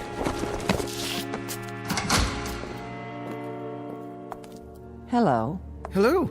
Oh, you'll forgive me, but it's so dark in here, my eyes. There's a bench along the wall. Why don't you sit down? And you are? Mary Lampert. Wordsworth. Lampert. You work in the Central Registry? I don't work anywhere at all now, but it wasn't in the registry. I was an English teacher. Oh, yes. Yes, you requested some books from me last semester. But what are you doing here? The same as you, I'm afraid, Mr. Wordsworth. You were summoned for a hearing? We all were. Oh, I beg your pardon. I didn't see you. I'm used to that. Hello there. Hello, Mr. Wordsworth. You're teachers, too? Something even less useful. A poet. A published poet? A few small press volumes. Oh, we have a lot of those in the stacks. Quite a number, actually. Your name? John Brodsky. Yes, let me see. The Fire Inside and Other Poems? You're the only person outside of a few friends who's ever heard of it. Oh, no, you were very well reviewed. The Mid-Atlantic Prize, wasn't it? It was, but they don't exist anymore. And the rest of you, I don't mean to be rude. After a certain age, well, the eyes just don't adjust very quickly, even with glasses. Jack Cameron. I taught philosophy at the university. How do you do? John Alpert, from the theology department. Another lost cause. Oh, no, don't say that. Vital subjects all in a liberal arts education. I'm sure you're here for some sort of a reassignment. Put out to pasture is more like it. They're closing the humanities wing. Are you sure? It's already done. The Chancellor signed it into law yesterday. To be replaced by what? Business law, medicine, computer sciences, perhaps. Something more practical. The word is they're not going to use human teachers at all anymore. I see. And what of books? They'll be obsolete too, what with the standardized software. In other words, will all be obsolete? That's the handwriting on the wall. But that's absurd. Well, what will they do with us? Pay us not to work? I think they have in mind something a bit more efficient. Such as? Lampert. Yes? This way. Yes, of course, I'm ready. I'll go first. Please, that's not necessary. Lampert, Mary, now. Now, wait a minute. Where are you taking her? Goodbye, Mr. Brodsky, Mr. Cameron, Mr. Alpert, and you, Mr. Wordsworth. I've enjoyed meeting you, however briefly. Well, we'll talk more later. When will I see you? Why, on television, perhaps. I'll hold a good thought for you. For all of you. Wait! Where are you taking her? You walk out of this room and into the next at your own risk, because it leads to the future. Not a future that will be, but one that might be. This is not a new world, brave or otherwise. It is simply an extension of what began in the old one. It has patterned itself after every dictator who ever planted the ripping imprint of a boot on the pages of history since the beginning of time. It has refinements, technological advances, and a more sophisticated approach to the destruction of human freedom. But like every one of the superstates that preceded it, it has one iron rule. Reason is an enemy and truth is a menace. This is Mr. Romney Wordsworth in his last 48 hours on Earth. He is a citizen of the state, but will soon have to be eliminated because he is built out of flesh and because he has a mind. Mr. Romney Wordsworth, who very shortly will draw his last breath in the Twilight Zone. And now, The Twilight Zone, and our story, The Obsolete Man, starring Jason Alexander, with Stacy Keach as your narrator. Who's next? Wordsworth, Romney. Wordsworth. Ah, yes. You should have the file on your desk, Chancellor. Mm-hmm. Field investigation finding, obsolescence. Yes. About time. Agreed. Correct. Send him in. Yes, sir. Guards! This way. Thank you. You may approach the desk. If you like. You know why you're here, Mr. Wordsworth? Not entirely, no. Ask him to speak up. I'd ask you to speak up, if you will. In general terms, yes, sir. But I do have a few questions. Your questions will be answered in due course. Now then, you've been under investigation, Mr. Wordsworth. I have? For the mandatory period of 1 year and 11 months. I was never notified of any investigation. Notification is not required under the new edicts. Really? I have the results before me. The determination is that you're obsolete. That's an interesting word you use. Therefore, the purpose of this hearing is to make a finding in the matter and sentence you accordingly. You understand that? Yes, sir. I suppose I do. Your occupation, Mr. Wordsworth? Librarian. They even have those anymore? A what? A librarian, sir. Has this man had counsel? Yes, sir, he has. Are you sure he knows his rights? He's been given orientation, sir. I'm told that you've had counsel and been given orientation, Mr. Wordsworth. Well, in a manner of speaking. Just prior to entering this room, I did have a brief conversation with someone or other. He was wearing a uniform, very much like your own. That would be one of the subalterns. So you've been instructed. However, I'm still not sure in my own mind that you understand the purpose of this hearing. I'm doing my best, sir. The field investigators in your sector have classified you as obsolete. This finding carries with it serious implications, legally speaking. Do you understand that, Mr. Wordsworth? Serious implications, yes. Now I ask you again, your occupation? I am a librarian. I could lie to you and say curator of records or historian or data manager, but that's my occupation, my profession. It's an honorable tradition. If you people choose to call it obsolete... Ask him to clarify. Yes, clarify. Request clarification of the term. The term, Mr. Wordsworth, you people. You make reference to the state? I make reference to the state. And you persist in declaring your occupation as being that of a librarian? That is correct, sir. A librarian having to do with books? Yes, sir. Books of all types and description. Since there are no more books, Mr. Wordsworth, there is scant need for libraries. Oh, but there are books. Some going back decades, even centuries. The older ones are in constant need of repair. Even the newer ones require preservation. Well, do you know that books printed on paper containing wood pulp are in danger of deterioration? A kind of oxidation or slow burning, you might say, if they're so much as stored on wooden shelves. Not to mention the effects of light and moisture. Please, Mr. Wordsworth. No, the only safe method is to keep them in metal cabinets, in absolute darkness, if possible, in a temperature-controlled environment. Of course, rag or hemp paper doesn't deteriorate at the same rate. That's why some ancient volumes are unyellowed and still quite usable. What sort of books are you talking about? Oh, anything printed before the 19th century. The older, the better. The Gutenberg Bible is a famous example. To close the subject, with no further need of libraries, it follows that there is little call for the services of a librarian. Now, I must ask for clarification. Did you say no further need? Case in point. A priest or minister, he would claim that his function is preaching the word of God. But of course, since the state has proven that there is no God, that would make the function of such a person somewhat academic as well.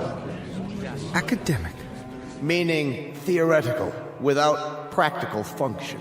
But there is a God. You're in error, Mr. Wordsworth. There is no God. You know that? The state has established it. Established it? How? By scientific proof, or the lack thereof. You cannot erase God with an edict. This is not a debate. It's not a matter of laws and proclamations. You are obsolete, Mr. Wordsworth. A lie. No man is obsolete. You have no function. You are an anachronism, a ghost from another time. I'm nothing more than a reminder to you that the state can't destroy words and the concepts they represent by burning pages. You're a bug, Mr. Wordsworth, a crawling insect, a bookworm, an ugly, misshapen little creature that has no purpose here. No meaning. I am a human being, as are you. A human being? Is that what you lay claim to? You're a librarian, Mr. Wordsworth. You're a dealer in books that no one reads, and 2-cent fines and pamphlets enclosed stacks in the musty insides of a language factory that spews out meaningless words on an obscure assembly line called the printing press, whose time has long passed. Words, Mr. Wordsworth, that have no substance and no dimension. Like air, like the wind, like a vacuum that you make believe has an existence by scribbling index numbers on little cards. I don't care what you say. Don't approach the bench until you're told to. And I tell you I don't care. I'm a human being. I exist. And if I speak one thought aloud or in writing, that thought lives even after I'm shoveled into a grave. This I know beyond the shadow of a doubt. Delusions, Mr. Wordsworth. Delusions that you inject into your veins using a needle filled with printer's ink. The narcotic you call literature, the Bible, poetry, essays, all of it, just an opiate to make you think you have strength when you have no strength at all. You're unfit. You have nothing but spindly limbs and a dream, and the state has no use for your kind. You waste our time, Mr. Wordsworth, and you're not worth the waste. I agree. Let's end this. Now then. You've made your point. Instruct him. Romney Wordsworth, you will return to detention. Is that where I was? What a polite euphemism. Cell is more like it. To await the finding of this board. Very well. This way. One more question. What happened to Miss Lampert? Who? The school teacher. Her case has been decided. The result will be on this evening's telecast. I'm sure it will be, but I'm asking you, what was your decision? Take him away. Heretic. Obsolete.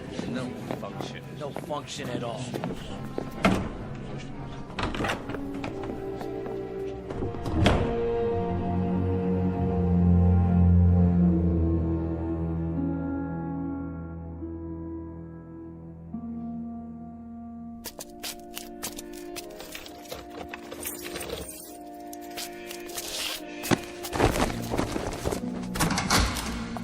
Mr. Wordsworth, how did your hearing go? Well, I'm not honestly sure, but I have a pretty good idea. At least it hasn't been decided yet. Oh, no, not yet, but I don't think it will take them very long. Ambiguity, the devil's playground, and my stock in trade. Miss Lampert hasn't come back yet. That means her case has already been decided. That's what they said. Where would they take her in that case? Back to her living quarters, I imagine, to await the carrying out of the sentence. As for myself, I'd rather carry it out alone. Not thinking about hemlock, are you? Don't tell me you are. That's not what they use nowadays. Too hard to measure the dosage. Get me a bottle of good scotch. I'd like to go out on a bender. Just give me a pen and paper. But they'd only burn it. Not if it's televised. I can recite to the camera. A public reading at last. Some of it has to get through before they cut off the sound. They can't cut it off. It's an official edict. The equivalent of the condemned man's last words. No matter what those words are? Oh, they'll denounce the statement as soon as it hits the airwaves. But until then, for one shining, glorious moment, I'll have an audience. And someone somewhere may hear my words and understand. Gentlemen, you're dooming yourselves. As if you believe in the superiority of the system, in its right to exist at all. But it does. with or without moral justification. Do not go gentle into that good night. Dylan Thomas? But rage. Rage against the dying of the light. We can rage all we like. No one's going to hear it. No? Think about it. What are you driving at? I wonder if they've reached a decision yet.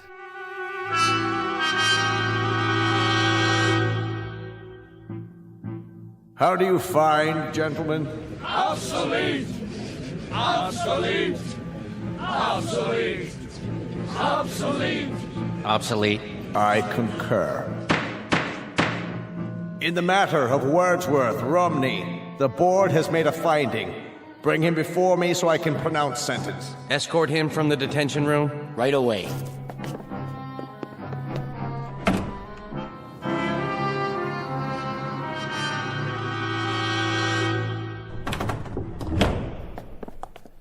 Approach the desk, Citizen Wordsworth. Yes, sir? In the matter of your finding, the board declares you obsolete. Mm-hmm. Your rights are as follows. A comment, Chancellor. The lights, it's my eyes. Can some of the lights be directed at the desk so that I can see who I'm addressing? Your rights are as follows, Mr. Wordsworth. You are to be liquidated within a period of 48 hours. They still use that word? Liquidated? But you have an option as to method and precise time. Could you be more specific? There are several prescribed methods, Mr. Wordsworth, including pills, gas, electrocution, lethal injection.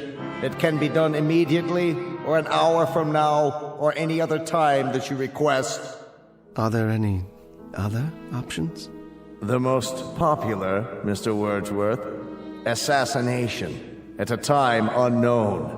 This way, the subject is not aware of either the method or the time. Psychologically, it is somewhat easier. In terms of one's mental state, it's the most humane. Then I'd have to say, I'm a very rich man. Louder, please, and step into the light. I was merely saying, I'm a rich man. I have such a luxury of choices. A few lines come to mind, perhaps you'll indulge me. Cowards die many times before their deaths. The valiant never taste of death but once. Of all the wonders that I have yet heard, it seems to me most strange that men should fear, seeing that death, a necessary end, will come when it will come. That's from Shakespeare, Julius Caesar. So, since you've given me the luxury of choice, I choose the following. To be given an assassin whom I will tell the method of execution. I don't understand. What does he mean? He will tell? Surely he can't be saying. Mr. Wordsworth, please clarify the nature of the request. You will assign me an assassin, Chancellor, just as you stipulated. But only he and I will know the way in which I am to die. I take it that's acceptable? That will be acceptable, Mr. Wordsworth, so long as your sentence is accomplished within the 48-hour period required by law. And one final request, Chancellor. What's that? I should like to die with an audience. I would like my death to be televised. That, too, can be arranged, Mr. Wordsworth. Thank you. It's not infrequently that we televise executions. It has an educative effect on the population. I have no doubt. Now, as to the time of the liquidation, Mr. Wordsworth? Midnight, tomorrow. And the place? In my room. Gentlemen? Agreed, Mr. Wordsworth. We will choose your liquidator and send him over to you, and he will be duty-bound, just as you prescribed, not to divulge the method you've decided upon. Done. Thank you, Chancellor. Whoever said the state doesn't have a heart?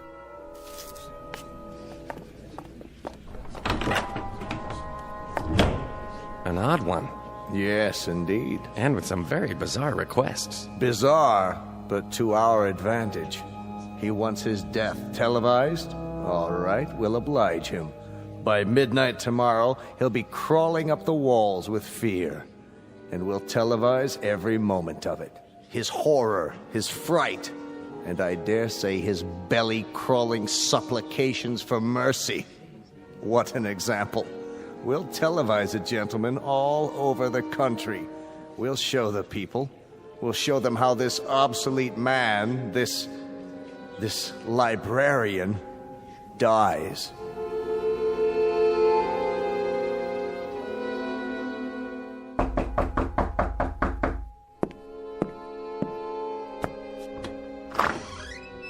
Yes? Wordsworth Romney? I am. I'm here to install a television camera. Oh, yes. Come in. Come in. Bring the equipment in, please, guard. Then wait outside. Yes, sir. I'll call you when I'm finished. Very good, sir. I'll be in the hall. Forgive the close quarters. A librarian can't afford more than a studio apartment these days. Librarian, sir? Never mind.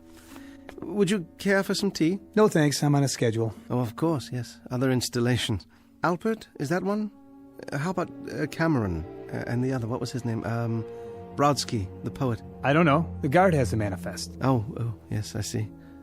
Is this all the equipment you need? It's not very much. It doesn't need to be. It's miniaturized. See, all I do is mount this lens on the wall in the corner, and that's it.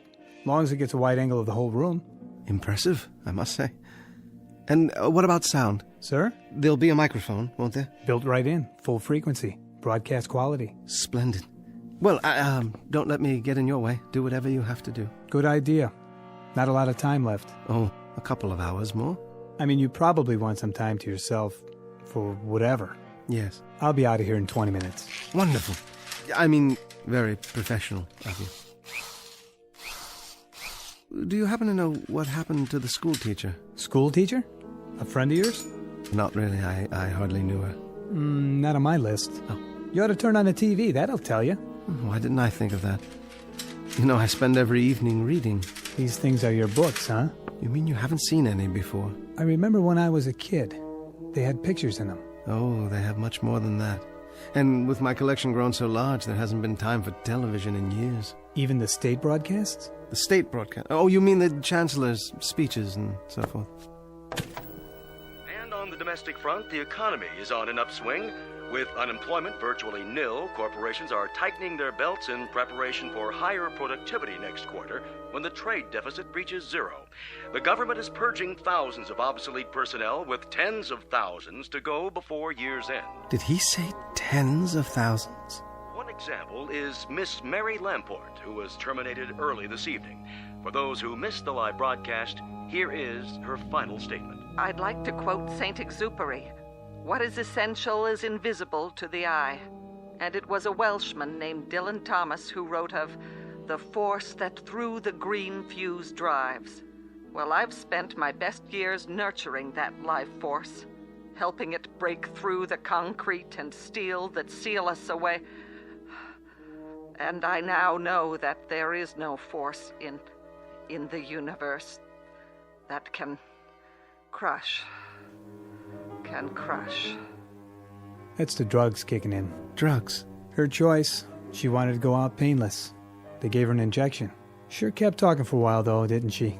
All those words. She almost made it. Made what? I've seen enough. Go on with your work. I don't mean to distract you. All done? Surely not. There.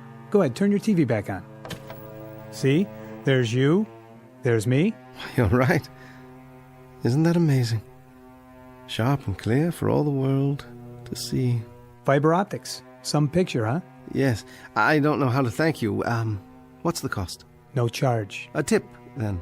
Consider it a kind of bonus. One of my books, perhaps. No, thanks. You can take your pick. Anyone at all.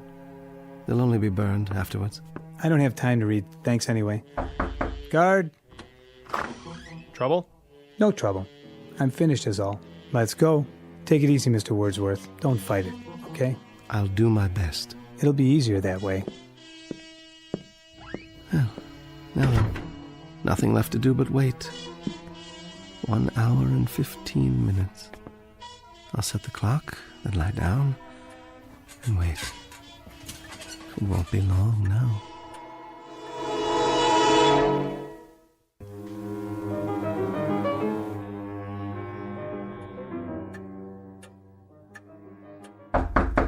Mr. Wordsworth?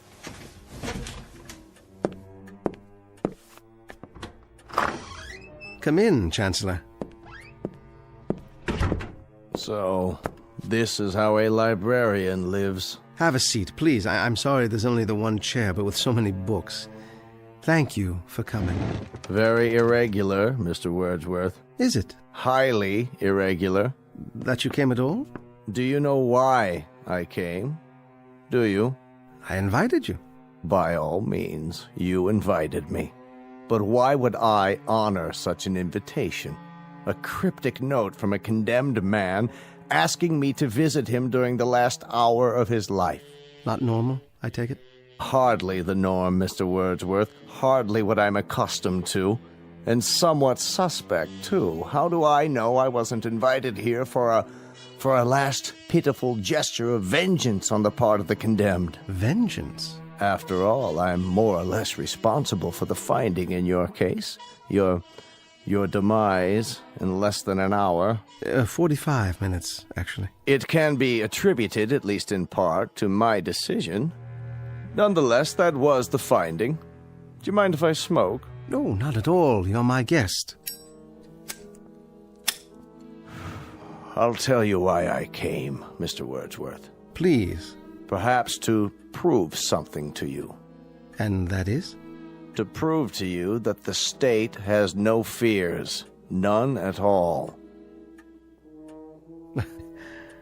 Well, you'll forgive me, Chancellor, but that has the elements of a joke. How so? Well, you come here to my room to prove that the state isn't afraid of me. What an incredible burden that must be, to prove that an obsolete librarian could have any effect at all on the state. I'll tell you why you came, though. I'll tell you the reason that you won't even admit to yourself. And what might that be? I don't fit your formula. Somewhere along the line, there's been a deviation from the norm. Your state has everything categorized, filed, and tagged. You are strength. People like me represent weakness. You control and order and dictate. My kind merely follows and obeys. But something's gone wrong. I don't fit, do I? Oh, you fit, Mr. Wordsworth. In a few moments, you'll be cringing and pleading just like they all do. Yes, indeed, you fit. You've got a miserable, worthless little life, but you've also got an instinct for survival. And very soon now, when you know that life is slipping away, when your survival is just a question of minutes, we'll see which is stronger, the state or the librarian. All the country will see. Yes, they will. I take it you've had a discussion with whoever is assigned to your liquidation. Whomever. What? Whom, object of the preposition. Midnight, isn't it? A mere 40 minutes from now. That's the camera lens up there on the wall. See it? They brought that in earlier this evening. Very efficient. One man set it up in less than 10 minutes. We're being televised now. That's not unusual. In the mass executions last year, we televised around the clock. 1,300 people were put to death in 6 hours. You never learn, do you? History teaches you nothing. Quite the contrary. It teaches us a great deal. Our predecessors, Mr. Wordsworth, had the beginnings of the right idea. Hitler. Of course, Hitler. Stalin. Him too. But in contrast with popular opinion, their error was not of excess. It was simply that they did not go far enough. Too many undesirables were left around, and undesirables eventually form a core of resistance. Old people, for example, clutch at the past and won't accept the new. The sick, the maimed and deformed, they fasten themselves on the healthy body and damage it. So we eliminate them. Just like that. Or people like yourself. They can perform no function for the state, so we do away with them. Only makes sense. What a charming room, Mr. Wordsworth. Small, but functional. Lived here long. For over 20 years. I built the bookcases myself. So I understand. That, incidentally, has kept you alive, that particular talent.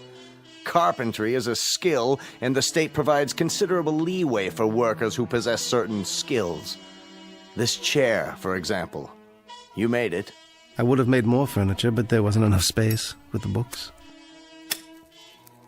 Unfortunately, you went as far as you could go, which was insufficient. So in a little while, it will be the end of a rather fruitless life as Mr. Romney Wordsworth goes to his own private nirvana.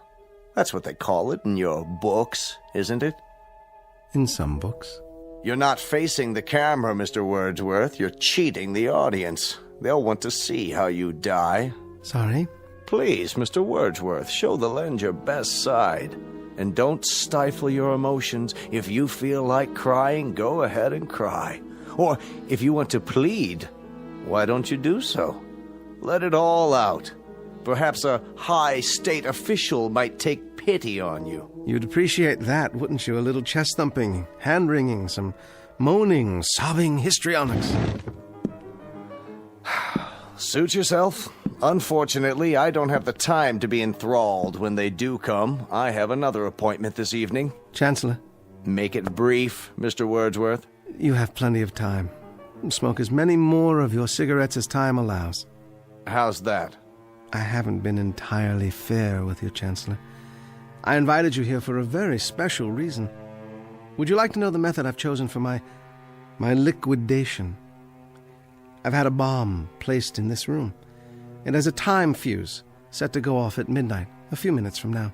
Thoughtful, Mr. Wordsworth. A relatively quick and painless death. Isn't it, though? And yet, knowing that you're going to be blown to smithereens is not the happiest of thoughts, is it?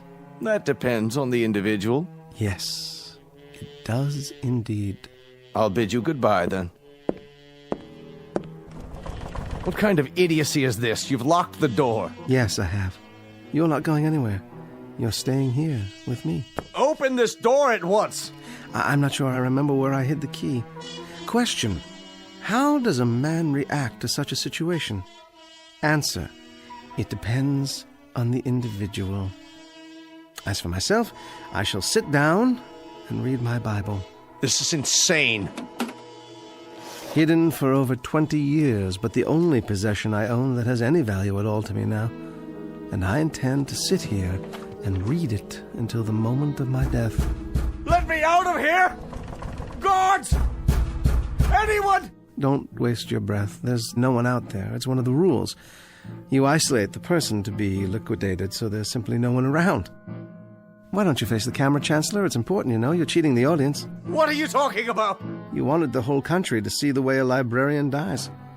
Why not let the whole country see how an official of the state dies, too? Will they see a contrast, Chancellor? Wordsworth! I order you, let me out of this room! Turn to the camera. Let the people see the strength of the state, the resilience, the courage. Let the people see how a man of steel faces death. I've underestimated you, Mr. Wordsworth. Sit down, Chancellor. You have a nirvana coming up, too. So, let's have a chat. Odd, isn't it? How equal we have become. Death is an exceptional equalizer. It takes a strong and handsome man like yourself, uniformed, bemedaled, and it places you alongside a skimpy thing like myself. But in the eyes of God, there's precious little to distinguish us. We are flesh, blood, muscle, limbs, and we are the same. Understand, Chancellor? We are the same. We are not the same. A man of the state dies with dignity. We shall see. That is, they will see. The Lord is my shepherd, I shall not want. He maketh me to lie down in green pastures.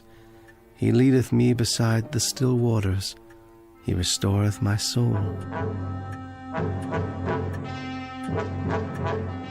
He leadeth me in the paths of righteousness for his name's sake.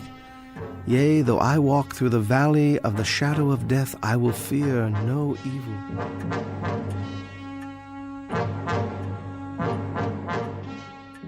Thou art with me. Thy rod and thy staff, they comfort me. Thou preparest a table for me in the presence of mine enemies. Thou anointest my head with oil. My cup runneth over. Surely goodness and mercy shall follow me all the days of my life, and I will dwell in the house of the Lord forever. Please! Please! There's only 1 minute left! Let me out! In the name of God, let me out! Yes, Chancellor. In the name of God, I will let you out. Here's the key. Goodbye, Chancellor.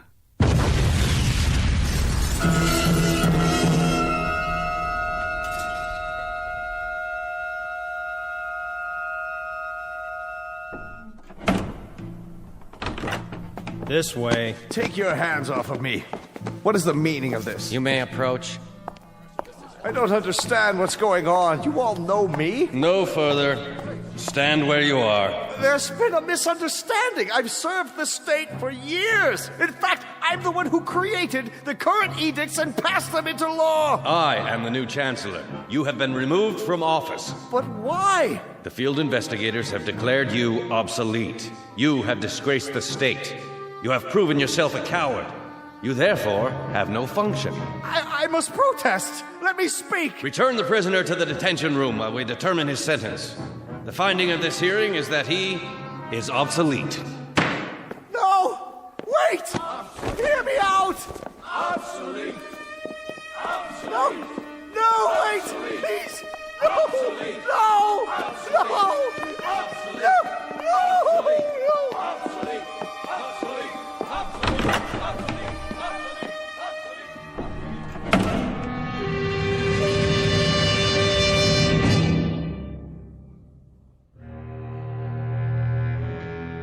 The time is the future. Not a future that will be, but one that might be. Not just this story's lesson, but a lesson for all time. So long as men would speak their mind, and so long as tyranny would seek to muzzle them. File this case under M for mankind in the Twilight Zone.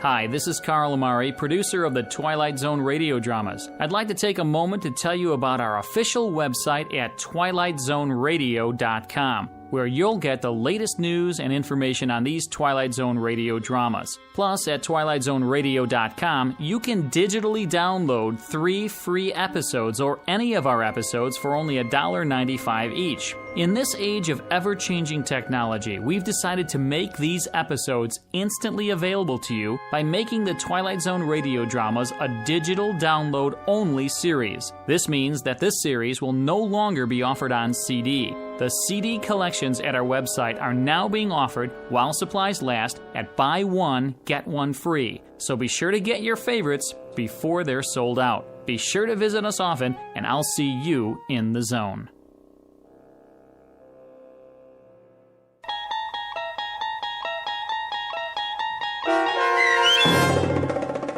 The Obsolete Man, starring Jason Alexander, with Stacy Keach as your narrator, was adapted for radio by Dennis Etchison and based on a script by Rod Serling. Heard in the cast were Christian Stolte, Joe Forbrick, Meg Thalkin, Rick Plastina, Doug James, Rob Riley, Lynn Foley, Carl Amari, Roger Wolski, and Vince Amari. To learn more about the Twilight Zone radio dramas and to obtain audio cassettes and CDs of these programs, visit our website at twilightzoneradio.com. This copyrighted radio series is produced and directed by Carl Amari and Roger Wolski for Falcon Picture Group. Doug James speaking.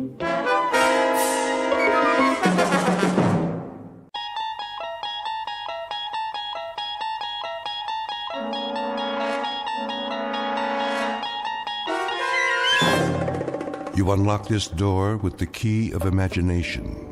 Beyond it is another dimension, a dimension of sound, a dimension of sight, a dimension of mind. You're moving into a land of both shadow and substance, of things and ideas. You've just crossed over into the Twilight Zone.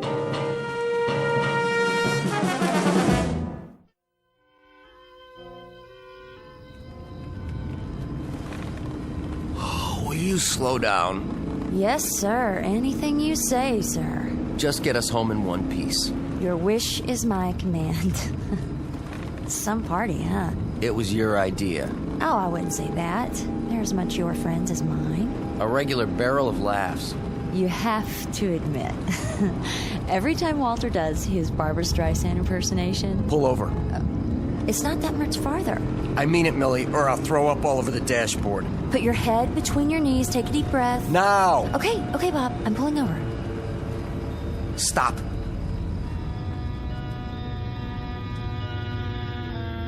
Hey, where are we? Oh, let me out.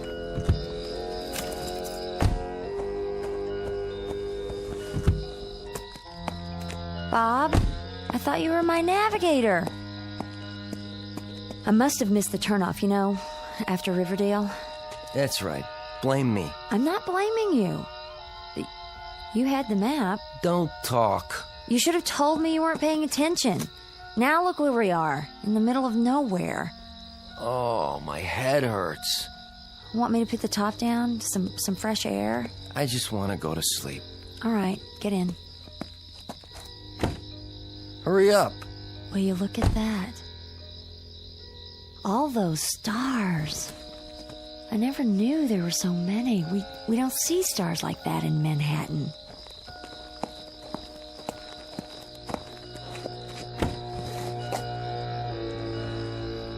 Night. Wait a minute. Let me sleep. What happened to all the stars? Sleep tight.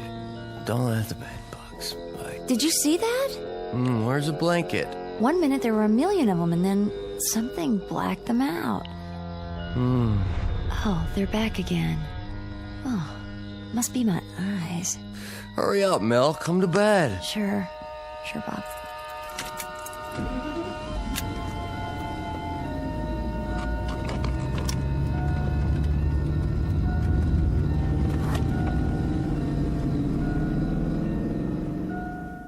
Bob and Millie Fraser, two average New Yorkers who attended a party in the country and stayed too long. They also drank too much and on the way home took an unexpected detour.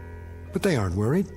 In a few hours, it will be morning and they'll be home in their bed safe and sound. Or so they'd like to think. Most of us wake up knowing exactly where we are. The rooster or the alarm clock brings back the familiar sights and sounds of home and the comfort of another day's routine. But our young friends are in for a surprise. Tomorrow is going to be a day like none other, as they spend it in the Twilight Zone.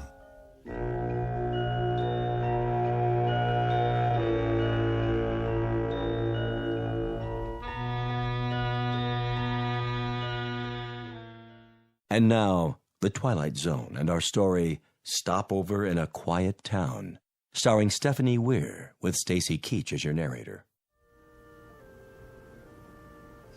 Bob?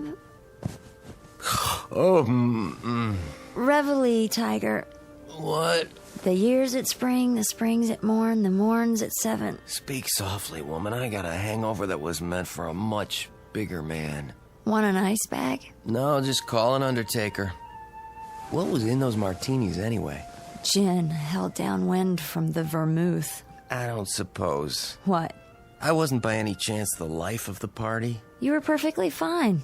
Yeah, great, in fact. You told that joke about the ball bearings. Oh, not that one. And you broke a lamp making a forward pass with the throw pillow. Was it expensive? The pillow? Not very. You spent the rest of the evening oogling that girl. Which girl? The one in the low-cut sequin dress. Oh, that girl. Yeah, pretty enough, I suppose, if you like that sort of thing. How would you know? You never looked at her face. You sure it was me? Oh, it was you, all right. Hold down the fort. I'll make the coffee. That would be thoughtful. Wait a minute. I didn't even take my shoes off? Don't tell me. Oh, Bob. I knew you were toasted, but really, you slept in your clothes. You should have helped me out of them. I couldn't even help myself. Look at this dress. It's disgusting. Now I have to get it cleaned. I didn't think I had that much to drink. Did I? Bob, This may sound like a foolish question, but where are we? What? Open your eyes the rest of the way, very carefully. Now, take a look around. I hope we are in an apartment on West 12th Street in New York City. Open them the rest of the way. Oh, no. Tell me I'm still asleep. I wish I could. Millie, answer me honestly. Have you ever seen this bedroom before in your life? Not even in my dreams. We went to sleep at home, didn't we? Sure we did, remember? Not exactly. We left the party up at Bedford Village. And I was driving. No, I was. I had to because you were... Sleepy. That's a nice way of putting it. Let's just say unable to keep the car on the road. I put the top down. I thought I did that. It was supposed to revive you. Then somewhere about Riverdale... Somewhere? You missed the turn? Wait a minute. Something came down on the car from overhead. A shadow. And then... Then? That's all I remember. You probably plowed into another car. I most certainly did not. Well, another car plowed into us. We probably got knocked out. You were already out. Please, I am trying to contact my brain.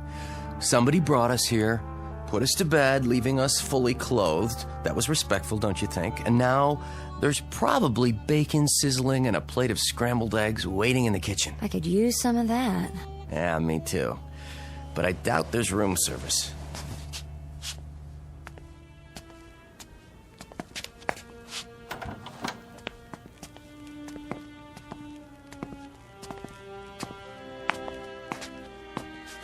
I don't smell any coffee. Hello? Anybody home? Good morning. No scrambled eggs. And the cupboard was bare. They must have gone out so we could sleep it off. The future of casual living. Pretty trusting types. First things first, the phone. At least I can find out where we are. Is information 411? I don't know. Just dial 0 for operator. Why can't I get a dial tone? Go easy. You'll break it. Bob! I hardly touched it, I swear. Now we'll have to replace it. No, we won't. The phone company does that. Look at this. It wasn't even wired to the wall. How do you figure? Maybe they didn't pay their bill. There aren't even any screws. It was glued on or something. We'd better leave them a note. Got a pencil? Nope. I don't even see a pad. Must be one around here somewhere. I'll look in the drawer. You do that while I try to stick this thing back to the wall. She's not a very good housekeeper. The drawers stick. Bob, would you give me a hand? Just pull. This drawer, it isn't real. Let me see that. Careful. Some kind of veneer. Just a facade glued on. They all are. The cupboards, too. What is this? A movie set? Could be a model home, the kind they build to show people. Who builds them? Real estate companies. People come in, they walk through, decide to buy, then they build them to order. Check the refrigerator. Just empty cartons. No milk, no eggs, and this bread isn't real. Nothing but cardboard inside. Well, that's what I call low carb. It's like a prop. Everything is. Let's get out of here.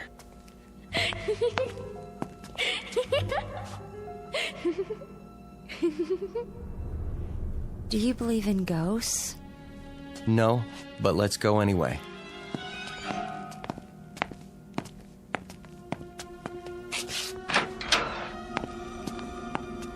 The other houses look normal enough. Nice neighborhood. Neat as a pin. Hey, kid!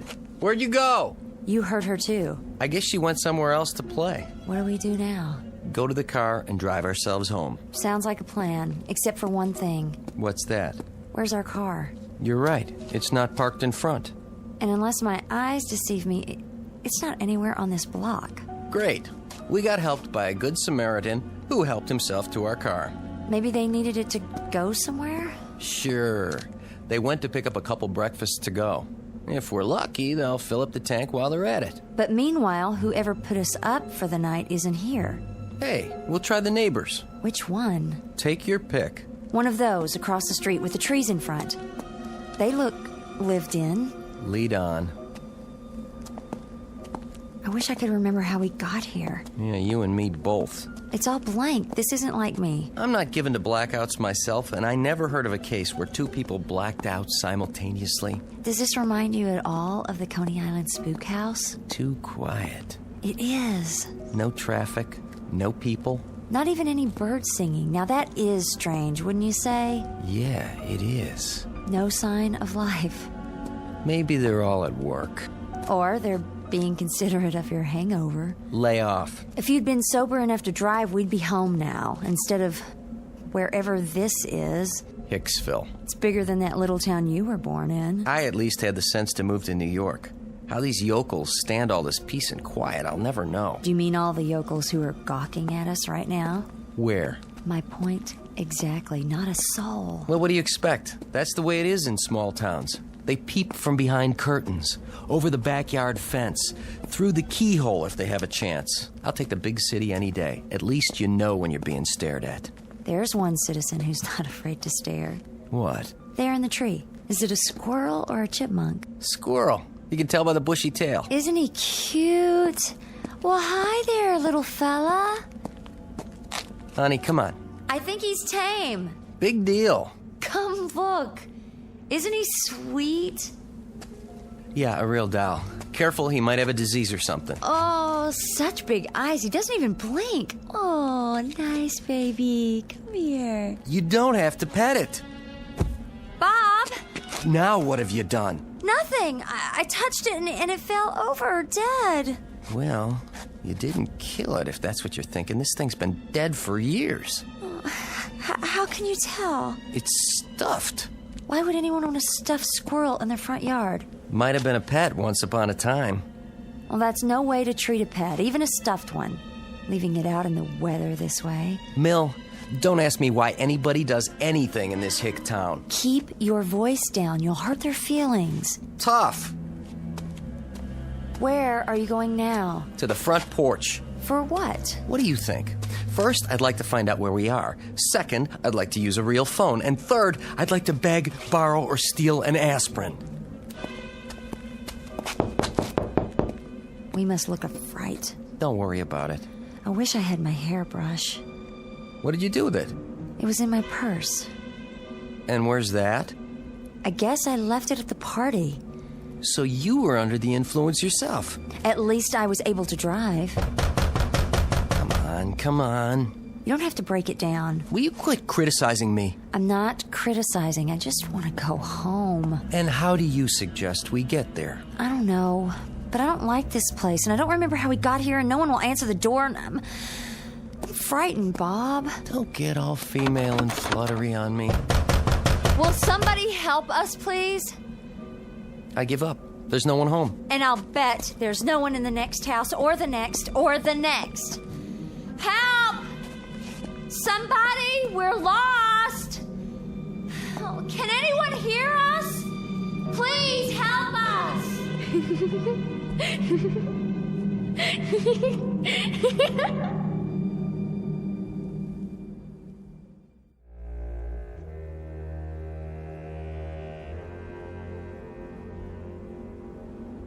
What was that?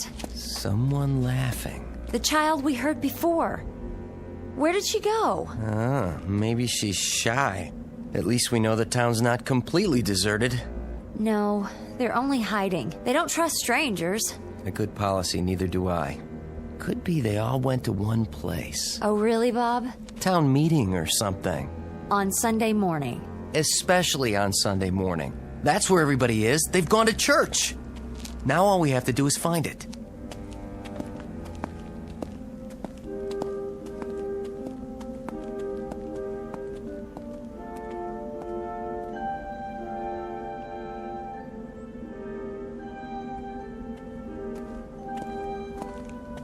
This is the place, all right. I've seen 100 churches just like it. Painted white with one big steeple, a couple trees, flower beds along the sides. Do you think they're inside? One way to find out. We can't just walk in. Watch me. What do you tell them? I'll tell him I'm tired of their creepy little town. And I'll pay anybody anything he asks to get us to a train or a bus station that'll take us back to civilization.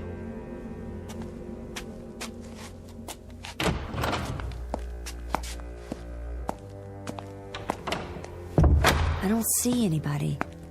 This is just the vestibule. They're all on the other side of those doors. Awful quiet.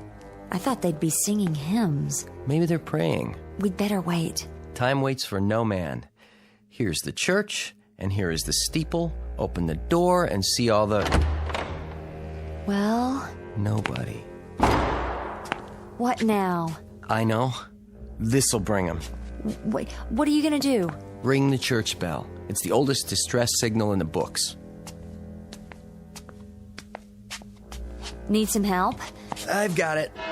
Look outside. See if anybody's coming.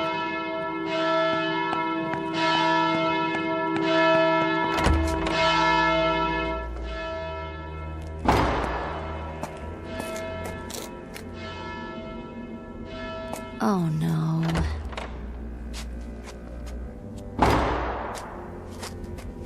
Where'd everybody go? See for yourself. I see it, but I don't believe it. There isn't anybody. Not a soul. Just us.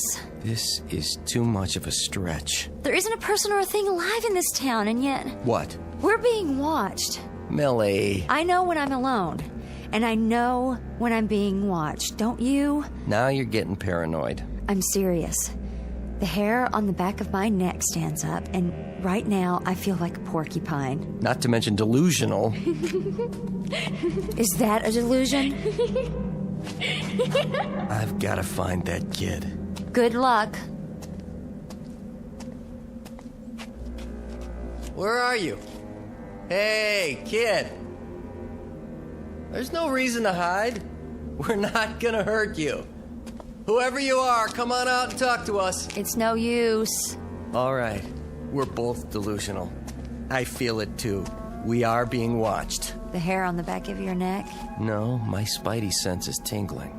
The whole town must have a whopping case of xenophobia. Sounds dreadful. I hope it's not catching. Fear or distrust of strangers. I should have realized. It's common in these little one-horse towns. I ought to know. I grew up in one. There are probably half a dozen people watching us from their living room windows right this minute. I'm getting goose pimples. No reason. There isn't even a breeze. Not a cloud in the sky. Or anything else. Like a car, a truck, a single solitary pedestrian. Give me your handkerchief. Why? Look at the flowers. Those are Shasta daisies. So? My allergy. Don't you remember when I took all those tests? I'm sure they're Shastas. I used to buy bunches of them and sneeze all the way home. You're not sneezing now. Bob, look at this. Better not touch them. Just to be safe. That's not what they are. Told you. These flowers aren't real. They're plastic, all of them. Lots of people do that. Dress up their yards with artificial flowers. Less maintenance. I know, but this is different. Nothing in this town is real. The house we slept in, the child we can't find, a squirrel stuffed with sawdust. Show me one thing in this place that's real. That tree is real. Is it? See for yourself. It is real. What did you expect? I don't know, but I think I would have lost my grip if one more thing, just one more, turned out to be artificial. Tree, I love you. Let me give you a big hug. Get me out of here! It's a prop, too. Somebody stood it up on the grass with a couple of boards nailed to the bottom. I'm leaving now!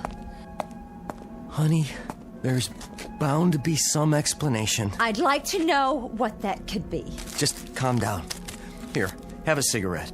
I thought you quit. I did. I carry a couple in case of emergencies. Well, this fits the definition. Oh, how old are these? I'll bet there's gonna be a wedding here today. They've just dressed up the lawn so it'll look pretty. You remember how when we got married? Bob! I was just saying how... The grass is on fire. Stand back! Oh, be careful. There. The flames are out. How did that happen? How could it? It was the match. I must have dropped it after I lit the cigarettes. But grass doesn't burn. Bob. Look at this. It isn't grass. It's some kind of paper or plastic colored green, like astroturf. And what does that mean? I don't know. If you don't, who does? Bob, where are we? Where are we? I wish I could give you a good answer. But I can swear one thing. I'm gonna find out.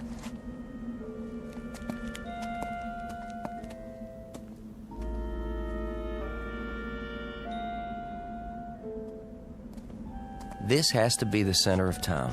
You think so? Main Street, USA. Barbershop, a 5 and dime, a bank. Just like your childhood. Are you sure you're not dreaming this? Is anybody here? Can anybody hear me?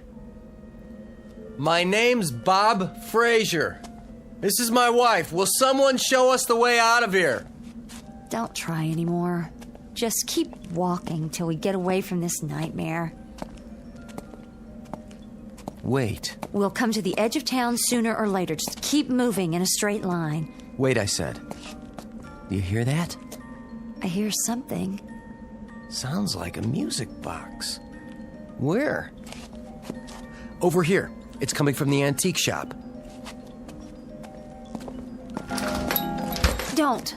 Why not? You don't know what's inside. Whatever it is, it's more than what's outside. Please, Bob. Something had to start that music box. I don't care. I just want to get away from here. I have to know.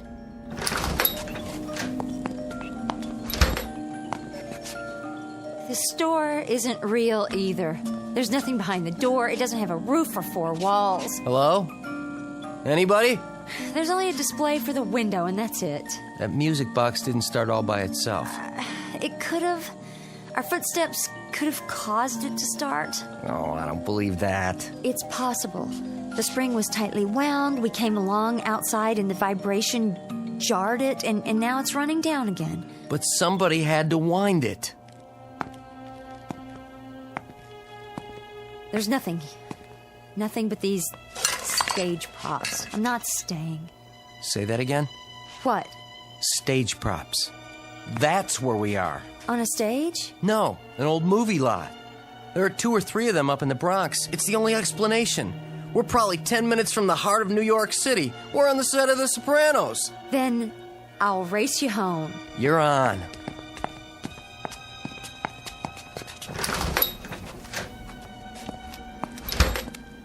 Funny that we can't hear traffic yet. We will. Keep walking. Or we could get a ride. That would sure be great. But for the time being... I'm serious. Look, what do you see? Is that a car? It wasn't here before, was it? No, it was not. Hey, buddy! I think he hears you. Oh, boy, am I glad to see you. We've been wandering around here all morning, and you're the first person... Bob, wait. Look at me. I'm talking to you. Bob. Can't you see us? Turn your head. What is the... He isn't real. He's some sort of... He's only a mannequin. Let go of it. Another trick. Some kind of joke. We have to keep going. Is somebody watching us? This has gone on long enough. We've had it. It's no use. Are you testing us? Are you watching us behind those windows? Are you taking notes to see how much of this we can stand before we turn into blabbering idiots? Well, that's it. Game over. I've had it. Come out and face me, whoever you are, so I can finish it right here in the middle of the street. We're human beings, do you hear? Human beings!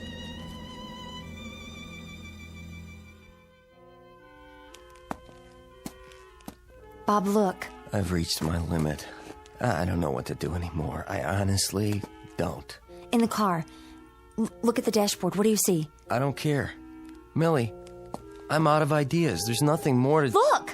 The keys are in the ignition. Let me see that. Yes!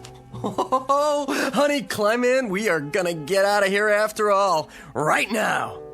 Oh, do you think it runs? How else did it get here? Hurry up. So long, Spookville.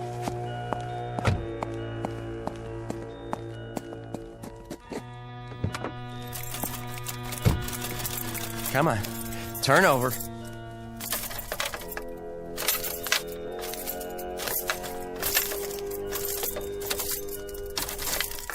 You're going to flood it. You want to drive?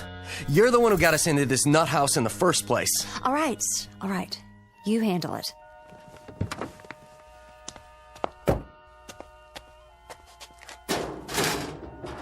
Oh, that's rich. That's really, really rich. No motor. There's nothing under the hood. No wires. Nothing.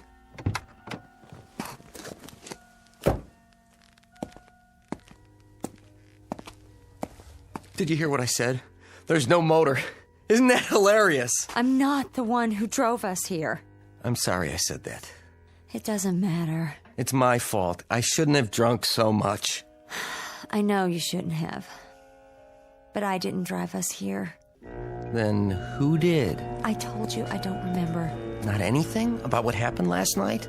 How we got to this place? Only what I told you. I was driving along just above Riverdale. You were almost asleep, but you wanted to stop. Then we started up again. There was a shadow. It seemed to envelop the car for a moment. That's all I remember. I guess I could have fainted or blacked out. Or crashed. All right. Maybe I did crash. If you want to think that, it would explain everything, wouldn't it? Not to me. I crashed the car, ran off a bridge or into a ditch, if you like, and we're dead. That's not the law of parsimony. What's that? The simplest explanation to account for the facts. Well, then come up with another one. We must be dead. This place is hell. Millie. Like some amusement park with the all-American town, except it's not very amusing. It's only a display. Nothing works and nothing is real. Calm down. What's that? A train. Did you ever hear of a train in hell? It probably doesn't stop here. Then we'll catch the next one. Oh, it's getting close. The station's gotta be nearby.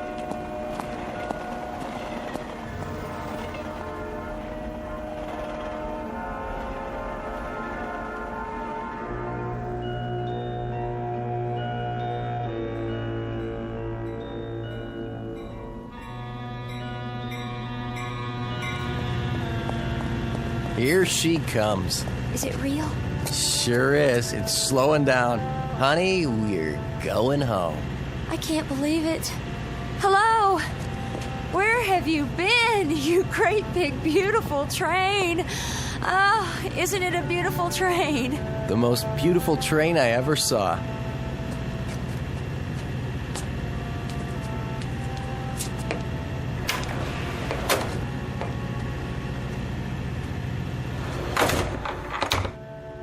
What about tickets? Don't worry about it. We'll pay the conductor. Where should we sit? Anywhere. Looks like we got the whole car to ourselves. Here, you can have the window seat. Thank you, sir. Don't mind if I do. Must be a commuter train. So that proves this place is real. There's a sign outside on the platform. The name of this town is Centerville. Never heard of it. I hope we never do again. Good riddance, Centerville. Oh, it's been fun, but I can't say I'll miss it. A side trip, that's all. Centerville, you are history. Ancient history. What a nutty little town. All form, no function. Maybe it was a housing development, the ideal community. I must say, I wouldn't want to live there. Some places are too quiet, too perfect. A nice place to visit if you're passing through. I still don't know how we got there. I guess it'll be one of those unsolved mysteries. We've got a story to tell our friends, at least. Oh, they'll never believe us. It doesn't make any sense. Why don't you admit it? You did have a few drinks at the party, didn't you? One or two. And somewhere along the way they caught up with you and you got lost and ended up in Centerville. If you say so. It does sound like the kind of screwball thing I'd do. How do you put up with me? Well, I guess I got a soft spot for screwballs. Well, you sure got one. It wasn't all that frightening back there. Easy for you to say now. It's just that whenever somebody goes boo, I jump a foot. Boo. Stop it. I'm fine now. Wait till we get to the office on Monday. I can see old Mr. Peabody now. Fraser, we're a team here. If one member of the team lets us down, then the whole organization suffers. You should be glad you made it back at all. He'll never know the half of it. Another stop already? Wouldn't want him to think I had a lost weekend. Bob. Flights of fancy aren't his thing. He's strictly facts and figures. What did you say about paying the conductor?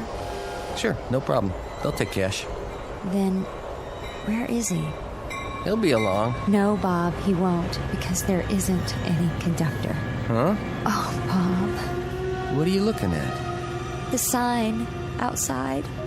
It says... Centerville. Oh, no. Maybe it's not the same Centerville. It's the same one. You can see from here. There's not a soul on the street. Nothing moves. Nothing real. How could we have left the station and ended up where we started? We went in a circle. Come on. Oh, no. I'm not going back. Not back. We're going to walk straight down Main Street, and this time we're going to keep on walking. Until what? Until we're out of hell.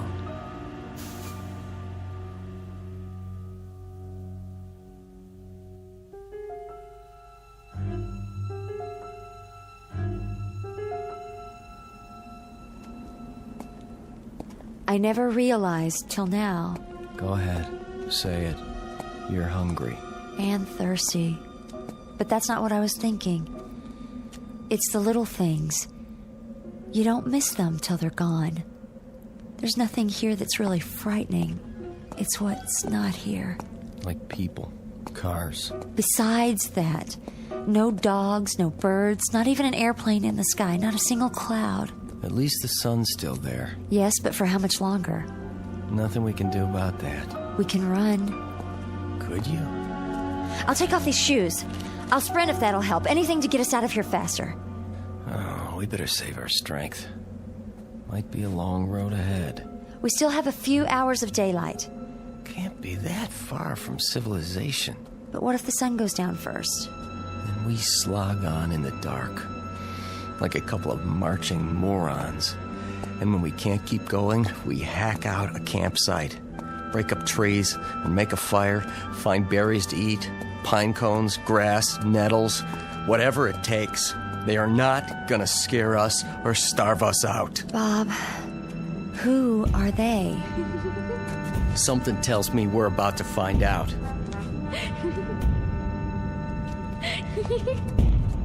Come on, I've had enough of this. Want to play? Let's play. Bring it on.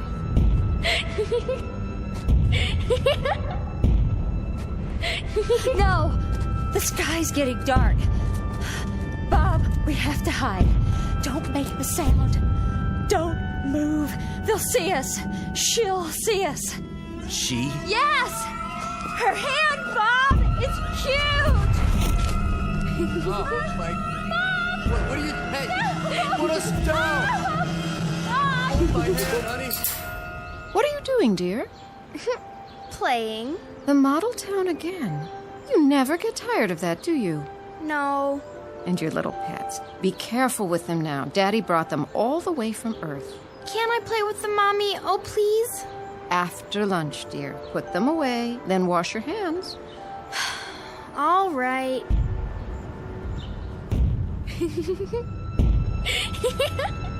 Put us down! Bob! What's she doing? No! No! Leave my wife alone! Get in your cage now. Don't worry. I'll come back in a little while, and we'll play some more. What are you doing? Don't leave us here! Don't! Wait for me. I'll be back. No!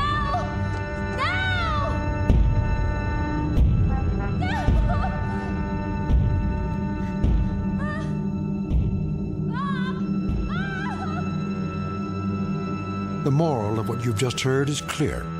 If you drink, don't drive. And if your wife has had a couple, she shouldn't drive either. The night is dark, and the road home can be a long one.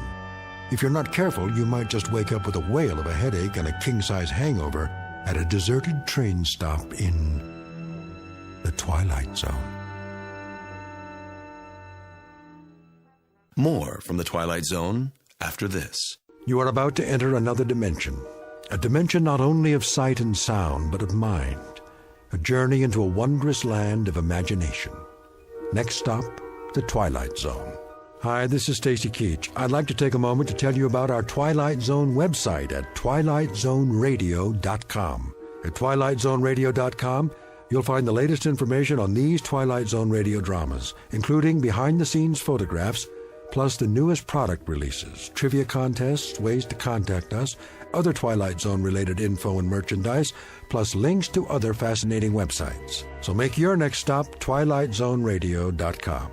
Visit twilightzoneradio.com to purchase these Twilight Zone radio dramas on cassette and CD, or call toll-free 1-866-989-ZONE. That's 1-866-989-9663.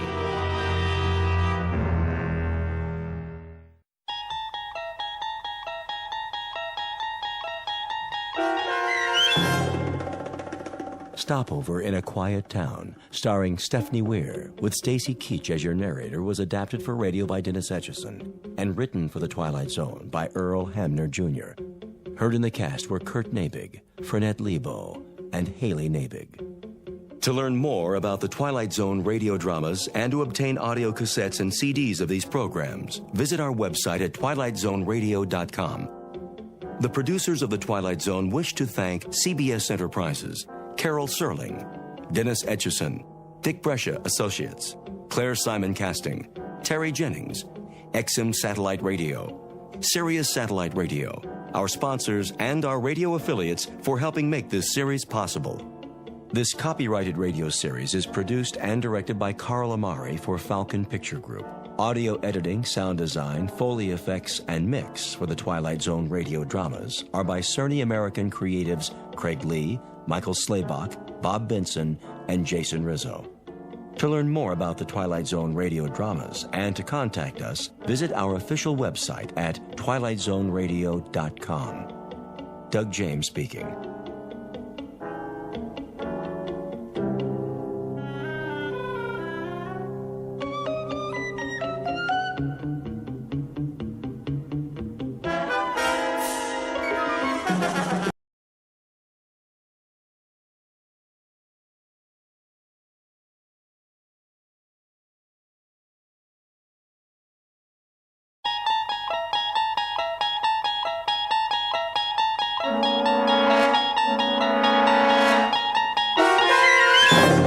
You're traveling through another dimension. A dimension not only of sight and sound, but of mind. A journey into a wondrous land whose boundaries are those of imagination. Your next stop, the Twilight Zone.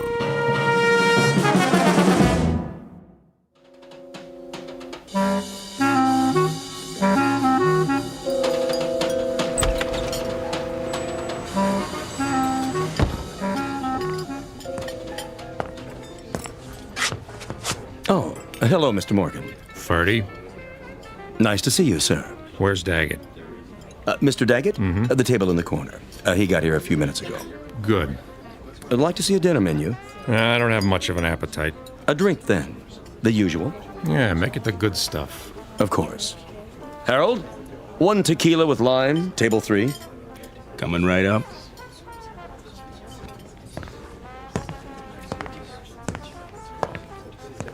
He's here, boss.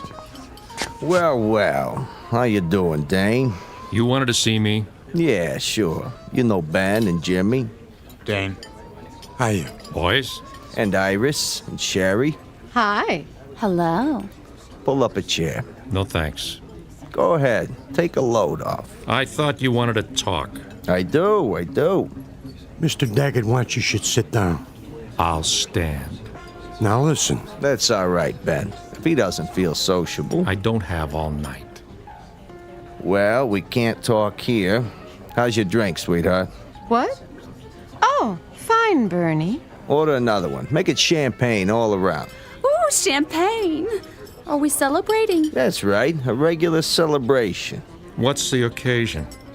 The 6-month anniversary of a wonderful partnership. Come on, Dane. We'll go to my office. You too, Jimmy. Ben, stay here and keep the ladies company, like I told you. Okay, boss.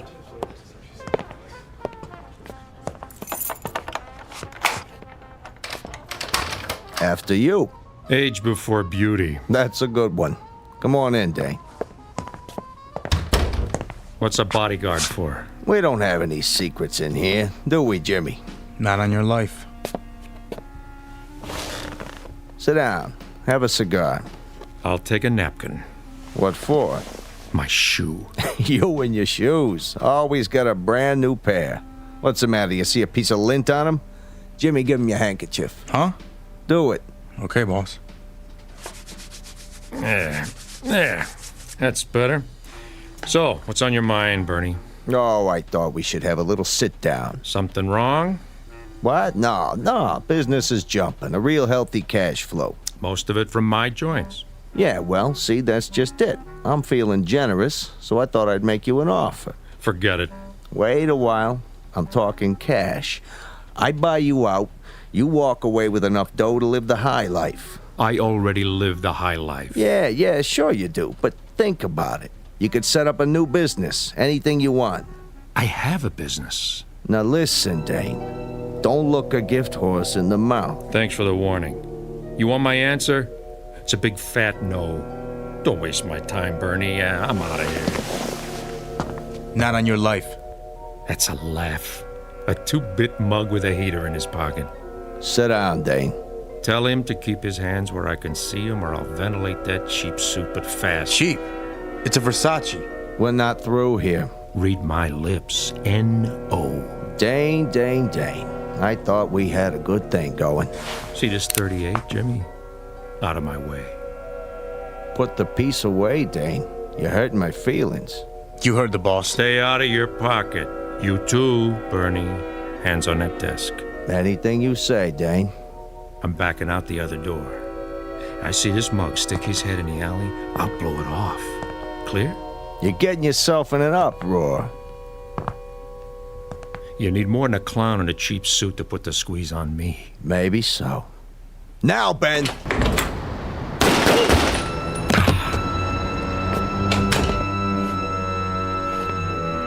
You should have looked behind him. Good shooting, Ben. Just like you told me, Mr. Daggett. Now, get this punk out of my office. What do you want we should do with him? Dump him with the rest of the garbage. Jimmy, clean up the blood. He's leaking all over my Persian rug. Right, boss. You got it, Mr. Daggett. Meet Bernie Daggett, a successful West Side businessman. He's just concluded a merger with a partner who has certain investments and a preference for two-tone footwear. Make that had, because the owner of those shoes is now officially out of business. Said business will continue, of course, under different ownership. But what of the gray and black wingtips? They're brand new, with a shine so bright you could use them for mirrors. It would be a shame to let them go to waste.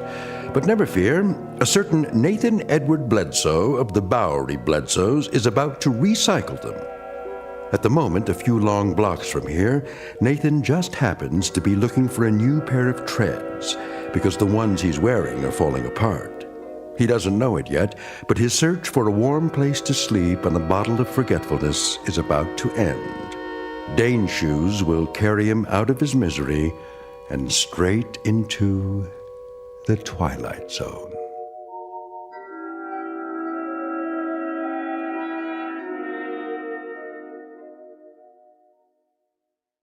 And now, The Twilight Zone, and our story, Dead Man's Shoes, starring Bill Smitrovich, with Stacy Keach as your narrator.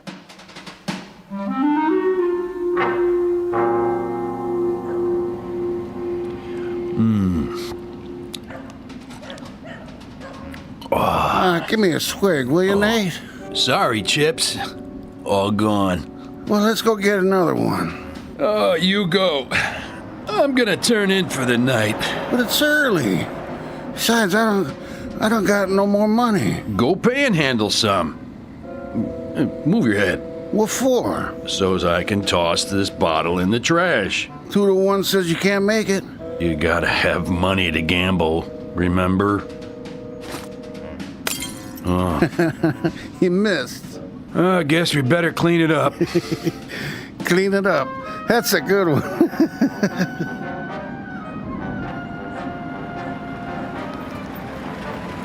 Now you done it.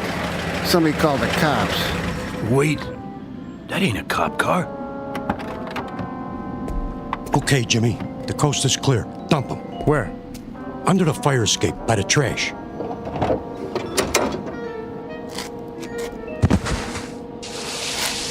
What you got in the bag? Quiet. Keep your head down. Okay, Ben. Done it. Let's go. Mr. Daggett said to come right back. So long, Dane. Good riddance to bad rubbish.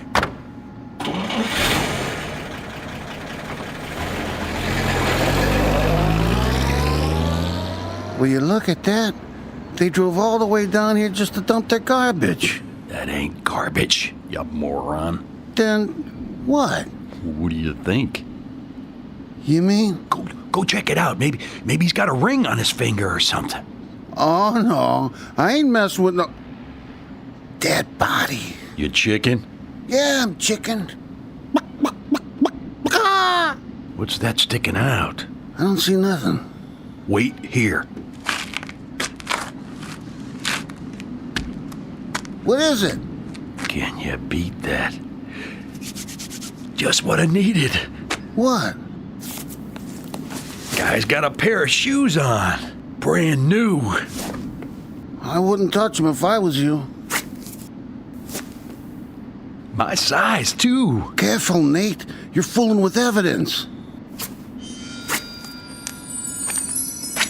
Look at that. Perfect. Wonder if there's anything in the pockets. Nate, we gotta get out of here, I tell you, before they hang it on us. No wallet. Oh, nothing except for this key. Number 621, Mayfair Apartments.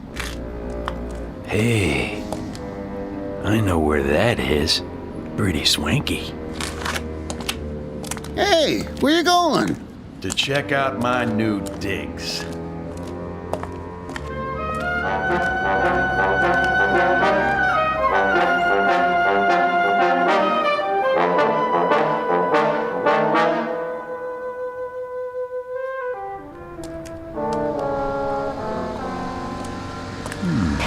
Mayfair Apartments.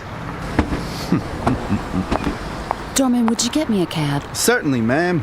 Taxi! Next in line over here. Where's she going? West 84th. Ma'am, here you go. Thank you. Now this is for your trouble. Thank you, ma'am. Watch your fingers.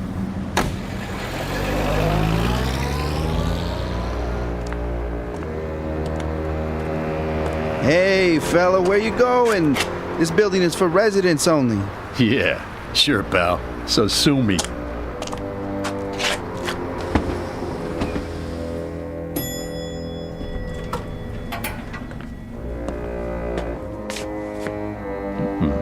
Apartment number 621.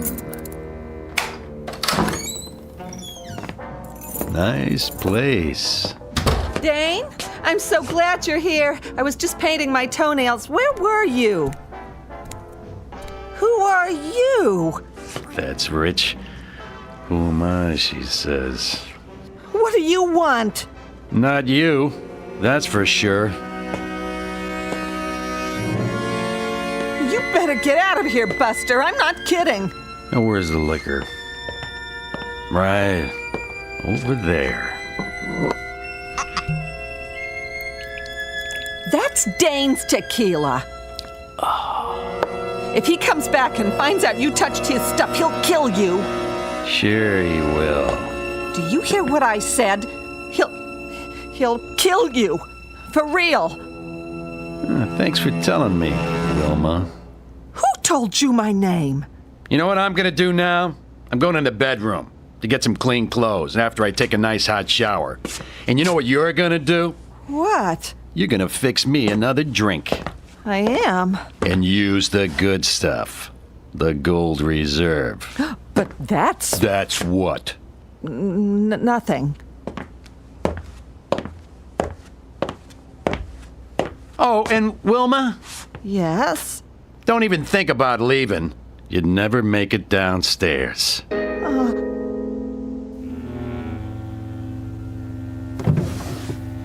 Shirt, socks, and a suit. Think I'll try the pinstripe.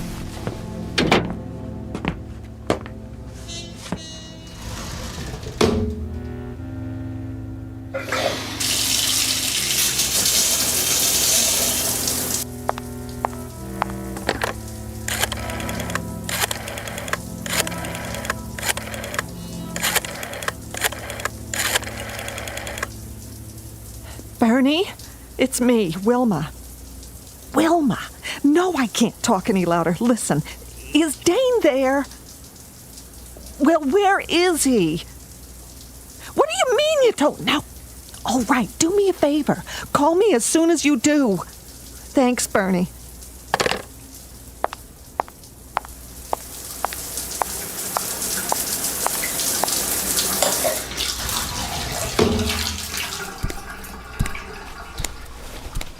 Where is he? Who? Dane! Dane? I don't know who that is. Oh, yes, you do. I don't. Honest. Then what are you doing here? I'm not sure. You walked in here with his shoes on. Nobody else wears shoes like Dane's. I don't remember. Well, maybe this will refresh your memory. Hey, what are you pointing a gun at me for? I don't know what you're talking about, lady. I found the shoes. At least I think I did. You mean you stole them? Yeah, that's it. I stole them, okay? Where? Please, miss, I don't know anything about nothing. What do you know? Nothing. You gotta believe me.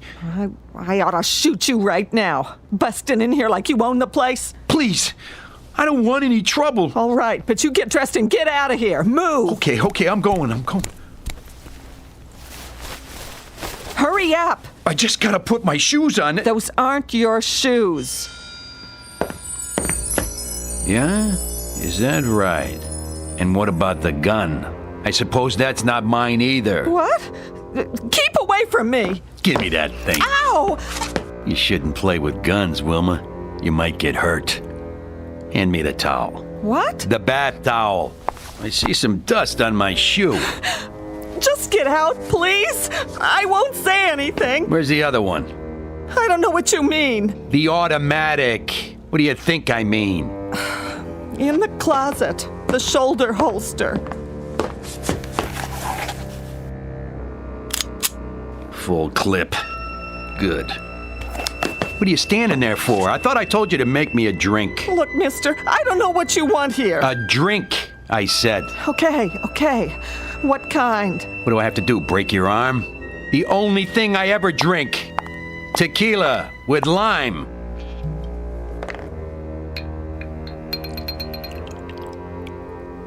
Dane's due back any second. I'm warning you, for your own sake, if you know what's good for you. I know what's good for me. Please don't touch me. Please don't.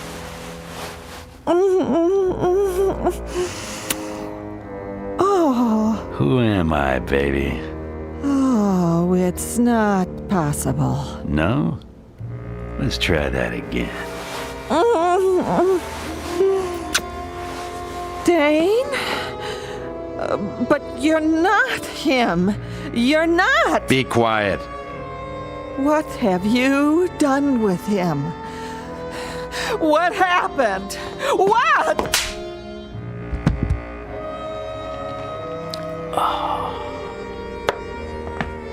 Wait, you gotta tell me, please! Tell you what? I have to know! Later. Where are you going? I got a little unfinished business to take care of. Where's Bernie? Bernie? Bernie Daggett. At the club. That's what I thought. You wait here. I'll be back after it's over. And don't answer the door, for your own good.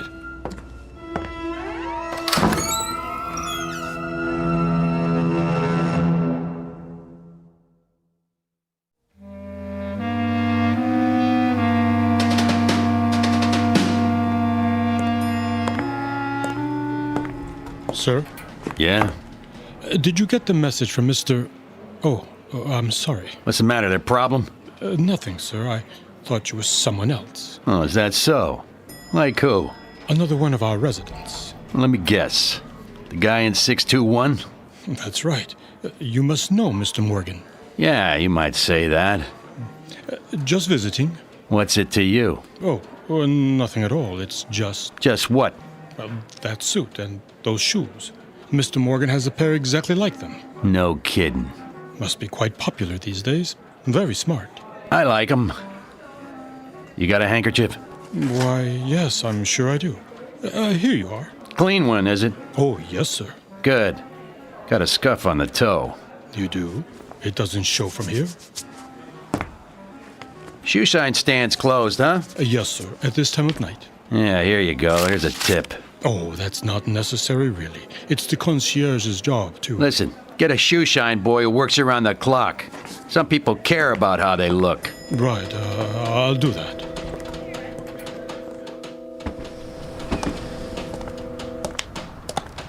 Hey there, Mr. Morgan. Get a cab for you? No, thanks, Tommy. Oh, begging your pardon, you're not Mr. Morgan. Were you sure about that? Get you a cab if you like, sir. That's okay, Tommy. I feel like walking. Clean shirt, new shoes, and I know just where I'm going to. Sure looks like you do. Yep. Clothes make the man. That's what they say. Hello, Mrs. Tomlin. Oh, watch your step. Why, thank you, Thomas.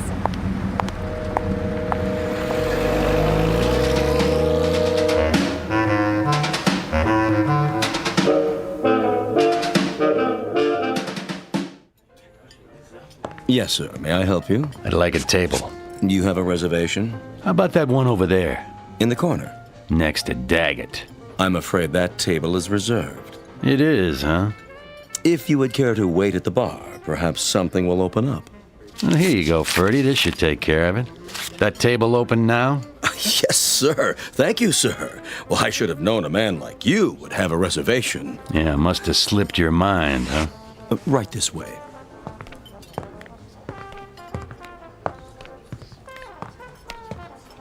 Let me pull the chair out for you. And what may I bring you, sir? The usual. The usual? Tequila. Really? Any particular brand? The good bottle, under the bar. With a slice of lime. Certainly, sir. Right away. Ferdy. Yes, Mr. Daggett. Bring us another bottle of champagne. Of course.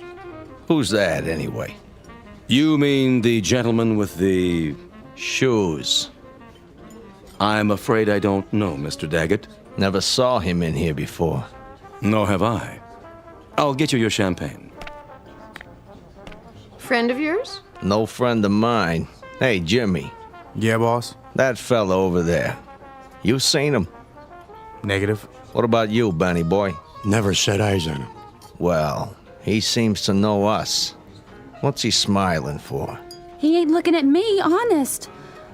Of all the nerve. Just some lush. Forget it. Yeah, but a familiar lush. Something about him. Maybe he's looking at me. Iris? It could be. Or ain't I worth staring at anymore? Oh, nobody said that. Said what? Oh, nothing. I just said I was leaving you. Yeah, sure. Jimmy, why don't you go over there and... See? You never listened to me. I'm all ears. I said I was leaving you, Bernie. Sure you are. I mean it.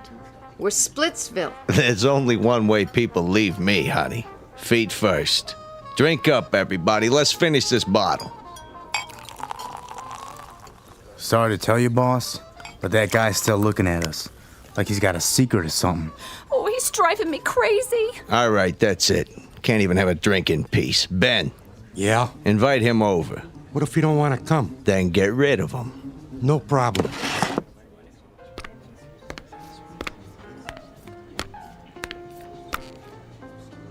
Hey. You talking to me? Mr. Daggett wants you. Oh, isn't that nice? Makes me feel all warm inside. He wants you should join him. Well, what do you know? An invitation from the great Bernie Daggett at his own personal table. Are you sure? He loves you should join him. Oh, I don't know what to say. Don't say nothing, just do it. Well, if you put it that way, I accept.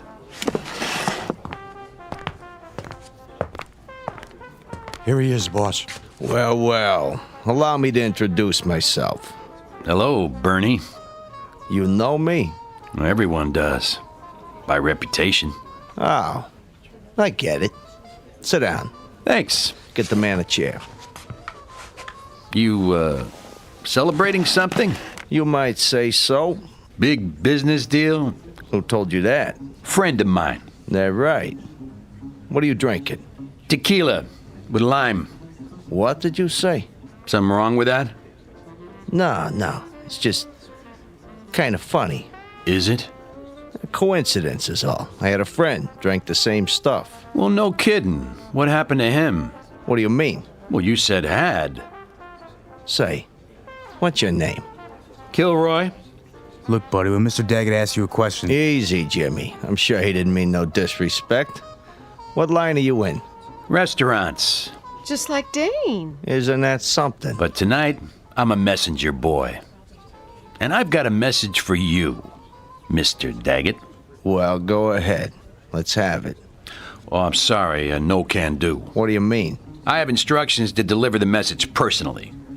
In private. It's kind of a touchy matter. You understand? And who's this message from? Afraid I can't say. Here you are, sir. Another bottle of champagne on ice and 1 shot of tequila with a slice of lime.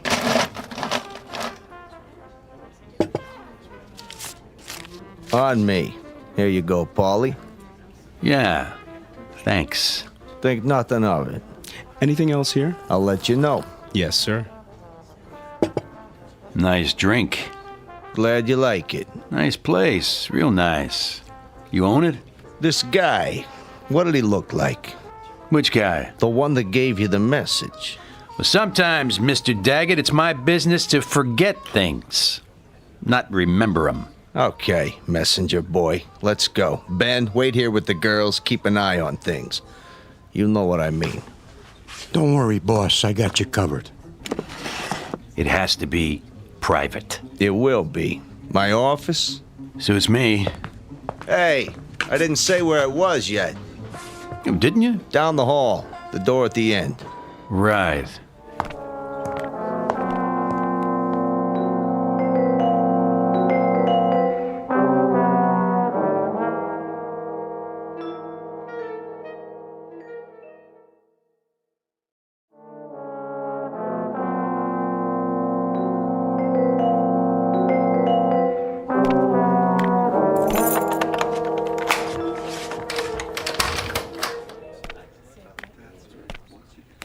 Nice place you got here.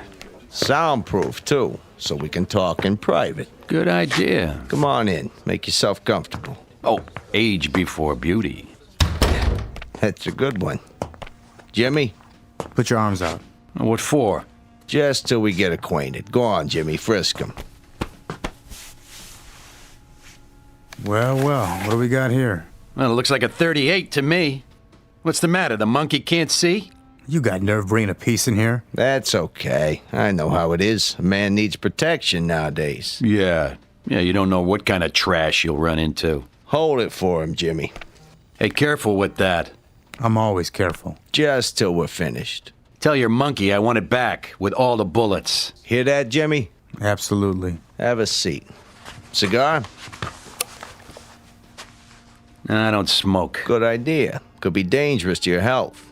So could a lot of things.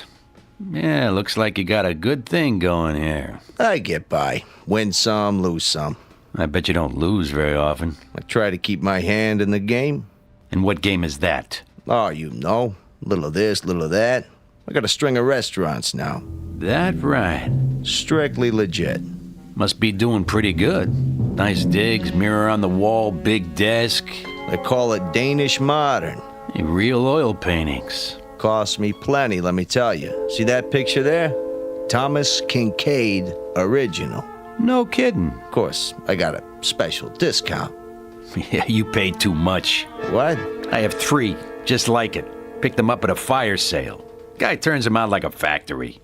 Doesn't even sign his name. Got a room full of brunettes to do it for him. Jimmy, make a note. Yeah, boss. See if there's a money-back guarantee on this crap. Now then, what were we saying? The message? Oh, yeah. You're monkey deaf, too? Say, hotshot. Don't worry about it. When does he go back in his cage? I got no secrets from my boys. Yeah, you sure? Sure, I'm sure. And one thing first. What's that? Give me a handkerchief. You got one in your breast pocket. Yeah, I know, but I don't want to get it dirty. Hear that, Jimmy? Yeah. Here you go, hotshot. There's a piece of dirt on my shoe. Maybe you should watch where you step. Right. All kinds of dirt around here. Where'd you get those shoes? I borrowed them. From who? A friend of mine. What's your friend's name? I think you've met. What's your real name, mister? My name? That's for my friends. Aren't we friends yet? I don't know. Are we? Yeah, I'd buy you a drink, invite you to my office, and all because you got a message to deliver. If that ain't friendly, I don't know what is. Bernie.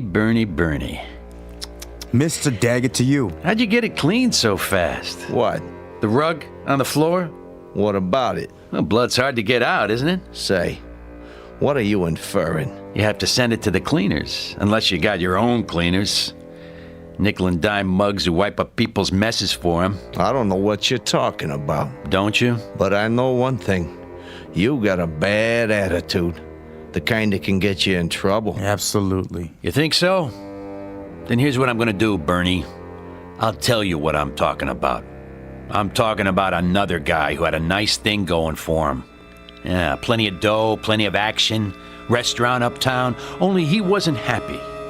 And you know why? Let me guess. People were sticking their nose in his business. Close, but no cigar. He had a partner.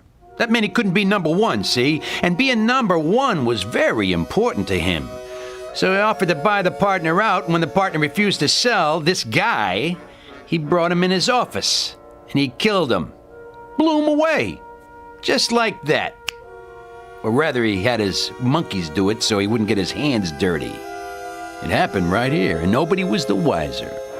Oh, it was one slick job. You're out of your mind. Only not slick enough. You didn't get it all up. Take a look. There's still some little bits of blood on the rug around the edge, see? Geez, I hope you didn't wash it in hot water, Bernie. That makes the stain set, so it'll never come out. There'll always be traces.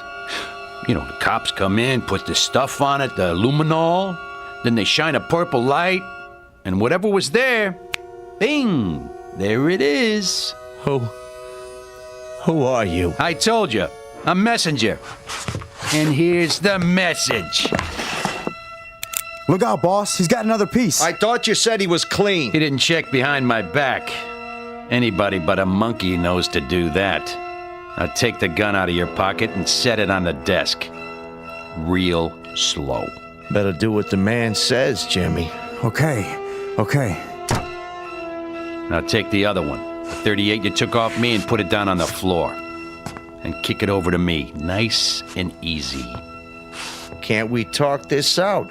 And don't go for your own gun, Bernie. Keep your hands where I can see them. That looks like you got the drop on me. You heard the man, Jimmy. Nice and easy. I'm doing it, see? But you're not doing it right, you big monkey. You put it down so the barrel's pointed at me. You're gonna go for it, aren't you, Jimmy? You just can't help yourself. So I better do something before you make a play. Are you nuts? You shot Jimmy in cold blood. That's right. And now it's your turn. You won't get away with this. Not unless I take care of Ben, too. What are you talking about? There's nobody else here. He's outside in the alley. Come on, drawing a bead on the door right now. As soon as he opens it, I'm history. Unless I shoot first. What are you doing shooting holes in my door? Didn't think it would work for a second time, did you, Bernie? Ben waiting in the alley. Before I can back out, huh? You're crazy. Open it. Take a look.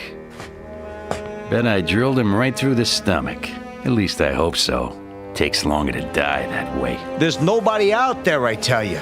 Oh, and by the way, where's the other 38, Bernie? The one you took off me the first time. In the desk? Huh? I'd like to have it back. Dane, you are him. But it ain't possible. Say goodbye, partner. Vaya con Dios. Now, Ben! Oh. You remembered the door to the alley, smart guy. Only I never do the same thing twice. You didn't think about the mirror. A two-way mirror to the next room. Too bad, Bernie. That means 7 years bad luck. Got him. Nice and clean. Good shooting, Ben. You cut that pretty close. I wanted to take him out with one shot, the way you got Jimmy. Bernie, listen to me. Listen good. You want I should finish him? Wait. I'll come back, Bernie. And I'll keep coming back. Again and again. And sooner or later, I'll kill you. So help me. I'll kill you. Get him out of my face. Right.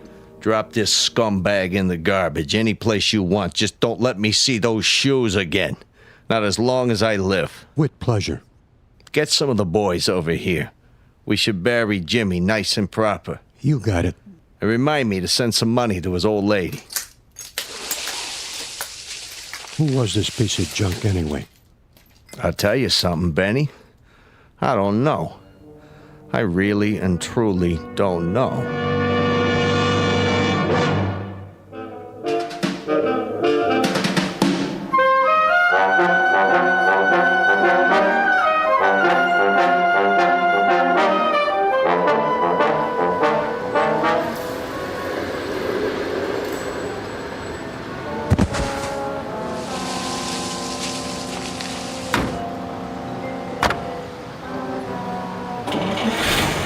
Go, the boss is waiting.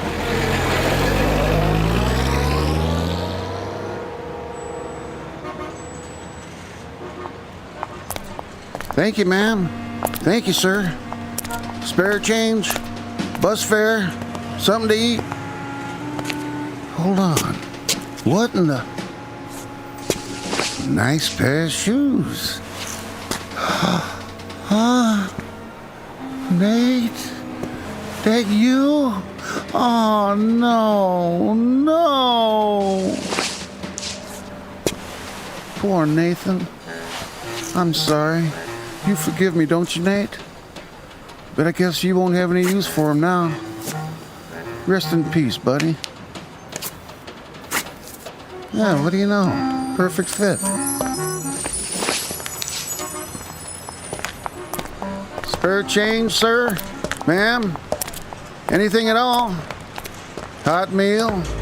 That's all I need. Yeah, and a hot bath and a change of clothes. That's all. 'Cause I got places to go and things to do.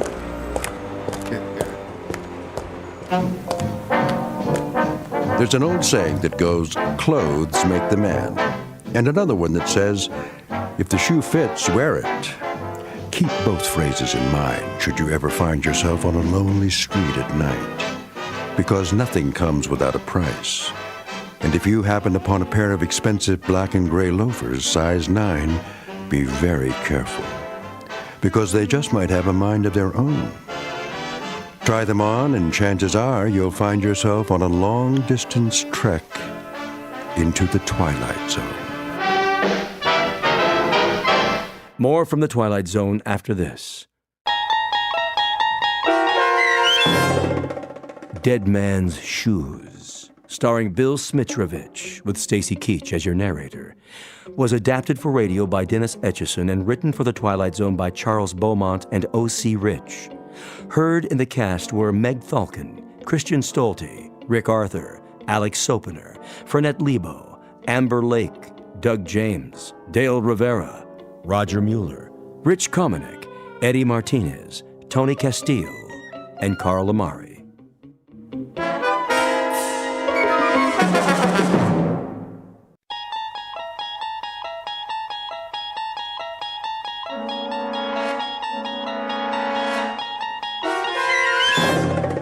You're traveling through another dimension, a dimension not only of sight and sound, but of mind. A journey into a wondrous land whose boundaries are that of imagination. Your next stop, the Twilight Zone.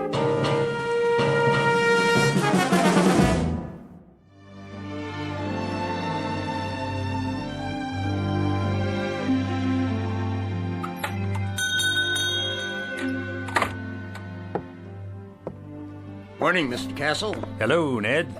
Any mail today? Got it right here. Where's my registered letter? Registered?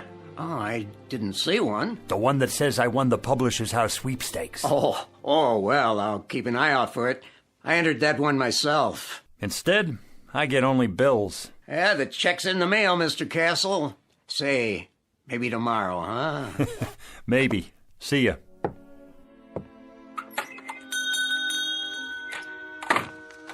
Another bill, and another, and another. Edna, what about the gas and electric? What? The gas and electric bill. How many months is that? 2 months. That's one you'd better pay. That's the one I can't pay.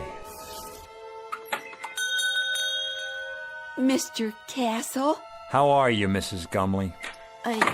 Just fine, Mr. Castle. Good. Glad to hear it. How have you been? Oh, can't complain. Been having a lot of rain, haven't we? What? Oh, yes. Quite a bit of rain for this time of year. Well, it's good for the flowers. How's that? Good for the flowers. The rain, that is. Yeah, very good for flowers.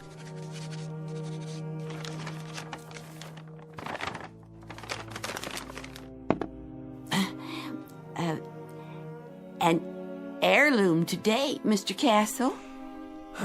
An heirloom, Mrs. Gumley. You don't say. Oh, yes, Mr. Castle. Been in my family for years. Has it now? Years and years. It's supposed to be very valuable. Hand-blown glass is what it is. Mrs. Gumley, it's just a plain old glass wine bottle. Do you know what it's worth, actually? Nothing. Not even a deposit. If you could find the store where it came from, that's what they'd give you. Nothing. I could let it go for $1. Mrs. Gumley, if I could spare $1, I'd give it to you. Believe me, I would. But things have been rough here. The pawn shop business isn't what it used to be. I'm so in debt myself that... I see. Wait a moment. Yes.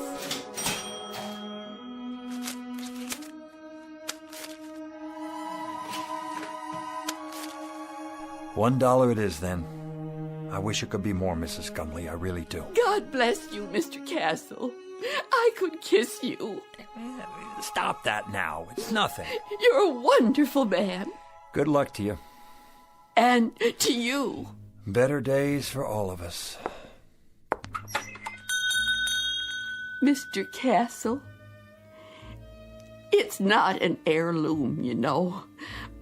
I found it in a garbage can. It's just a dirty old cheap glass bottle. Please forgive me for lying to you. That's all right, Mrs. Gumley. Who knows? Maybe it'll turn out to be an heirloom. We'll just have to wait and see.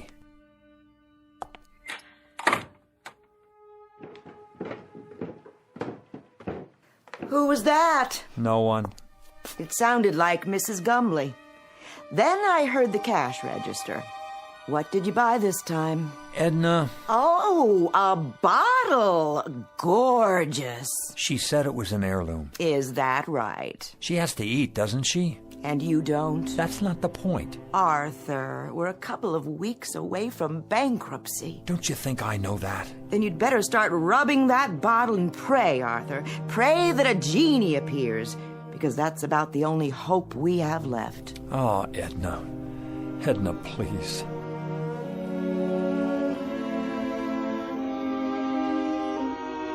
Mr. and Mrs. Arthur Castle, suspended in that brief fragment of time before fate comes out of a bottle. Mr. and Mrs. Arthur Castle, gentle and infinitely patient people whose lives have been a hope chest with a rusty lock and a lost set of keys. But in just a moment, that hope chest will be opened, and an improbable phantom will try to bedeck the drabness of these two people's failure-laden lives with the gold and precious stones of fulfillment. Mr. and Mrs. Arthur Castle, standing on the outskirts and about to enter the Twilight Zone.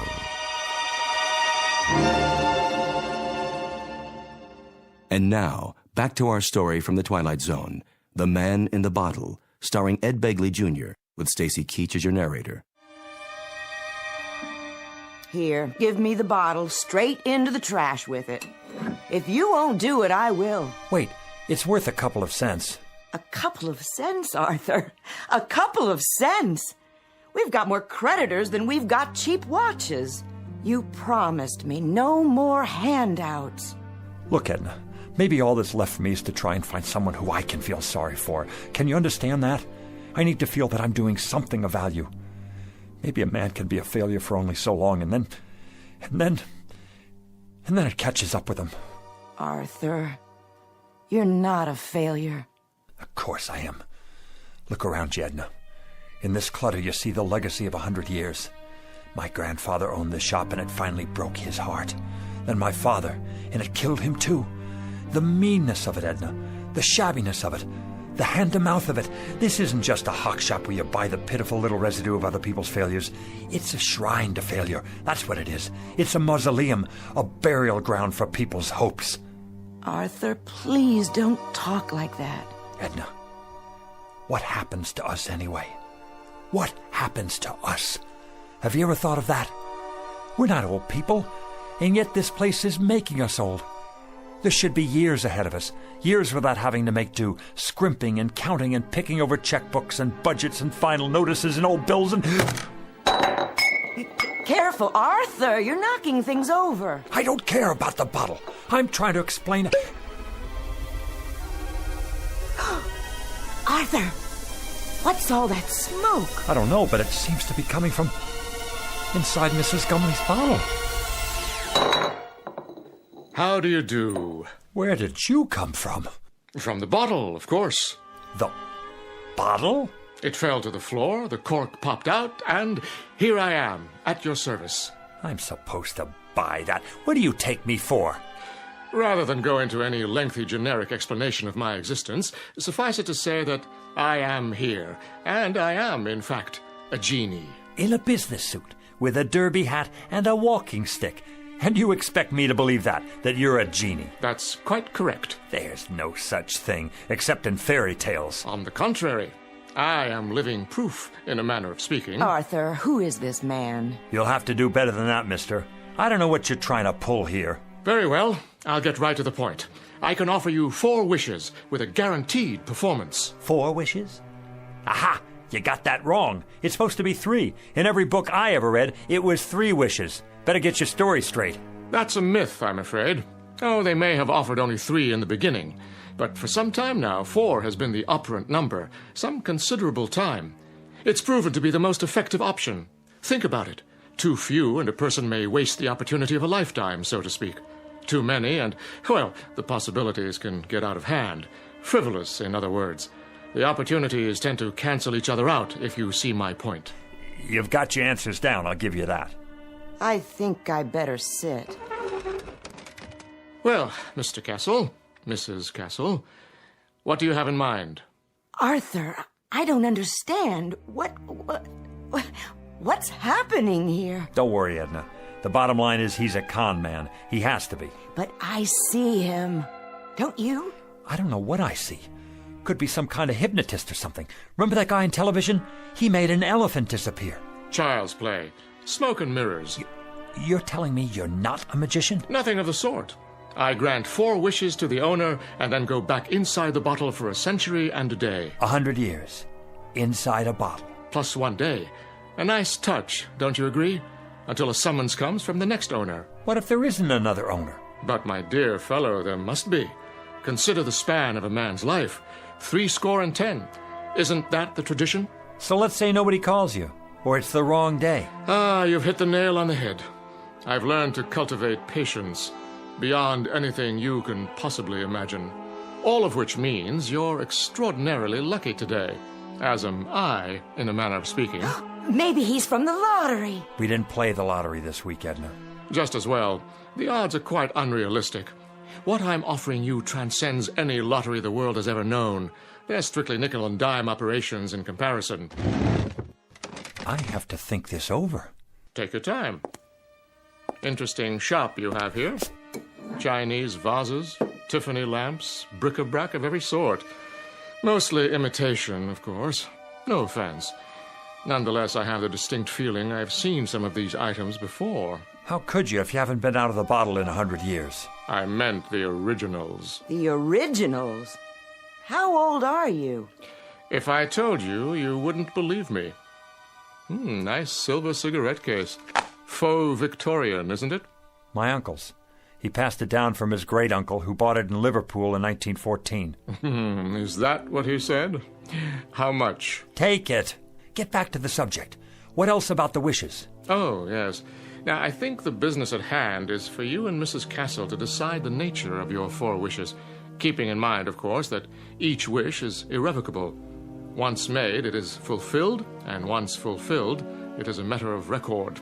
It can only be altered by yet another wish. Clear, Mr. Castle? Clear enough. I think we better call the police. Why not wish for them?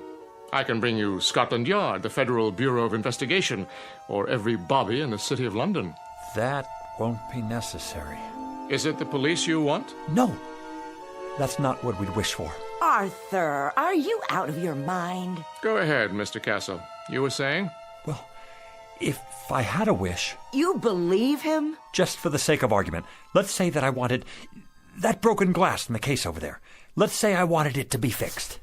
The glass display case? Unless that's too hard for you. I broke it cleaning up the other day. One whole side is cracked. Is that all? It's too expensive to replace and impossible to glue together. Impossible. Would you like to make it official, Mr. Castle? Arthur, be careful with this man. You don't know what he's after. Well, Mr. Castle, is that your wish? Yes, that is my wish. I want the glass in the case to be repaired. Very well, then.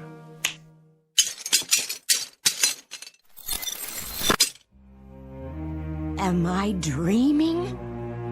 It's a magic trick. It has to be. No, you're not dreaming, Edna. I see it too. It's like new. How did you do that? Next. What? Well, Mr. Castle, you have 3 wishes left. 3 wishes. 3. Edna, 3 wishes. Anything we want. Think, Edna, think. What do we want? Why, I don't know. I asked you to think. I'm frightened. A new shop, Edna. An expensive shop on 5th Avenue. We could have that just for the asking. But Arthur... Or travel. Take trips. We could see the places we could never afford to visit, like Paris or Rome or even the South Seas. We could take a cruise around the world, first class. Surely there's a catch. Oh, money. $100,000. $200,000. $1 million. We wouldn't have to grub anymore. We wouldn't have to sit here and waste our lives away. Arthur, it isn't right. There's something unholy about it. Clothes, Edna. Expensive clothes. Jewels. A beautiful house. No more worries for the rest of our lives. Are you sure? Edna, we don't have to rot away here. We can have anything we want. Anything, Edna. Money. Money? The simplest of all requests, Mr. Castle. Simple? For you, maybe. How much would you like? In what denominations? Edna, how much do we want? I don't know. I just don't know. $1 million. That's what we want. $1 million. In what form? Gold? Silver? Of course, there are market fluctuations in precious metals, so there will naturally be an element of risk. Platinum shows the least movement. Diamonds are relatively stable at the moment. Forget it. Cash only. All negotiable U.S. currency. Very good. Denominations? No 50s or 100s. Make it $5 and $10 bills. Recent dates, and no counterfeits. Where would you like it? Savings account or checking? Perhaps a numbered deposit in a Swiss bank.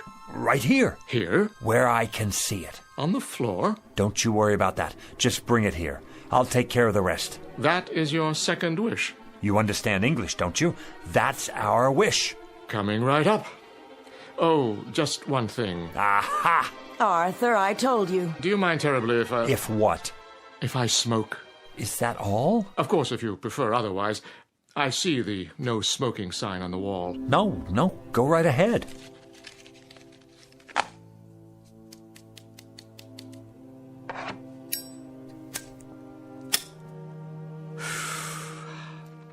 Very well.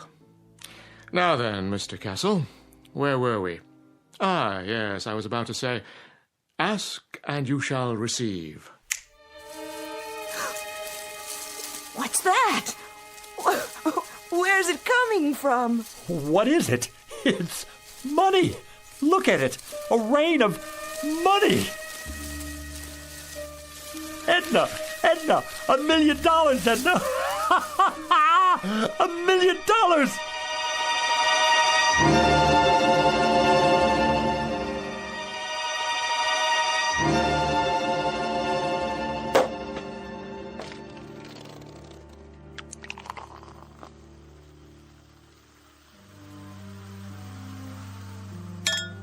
There you are, Edna. Champagne.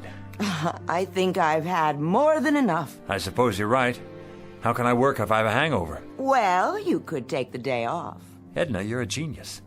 Why didn't I think of that? We both could. Close up the store and... And what? I wouldn't know what to do, would you? Well, let's see now. It's a beautiful day.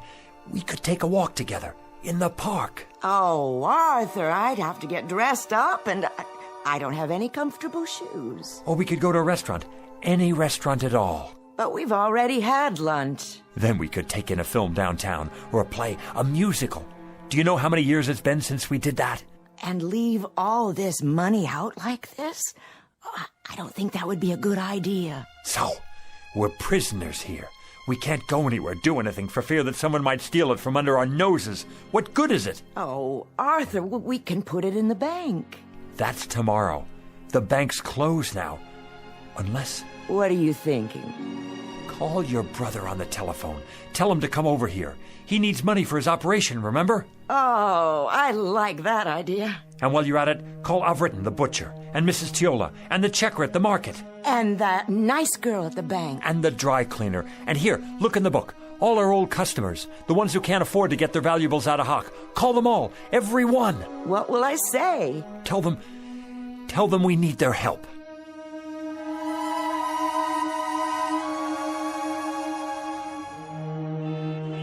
It's a miracle, that's what it is. I couldn't believe it when they called. Where did they get it all? They're such wonderful people. And so generous, too. Hey now, what's going on here? Hello, Officer McLaurin. The line's halfway down the street. Yes, it certainly is. They're having a fire sale in there, or what? It's that nice Mr. Castle and his wife. What about them?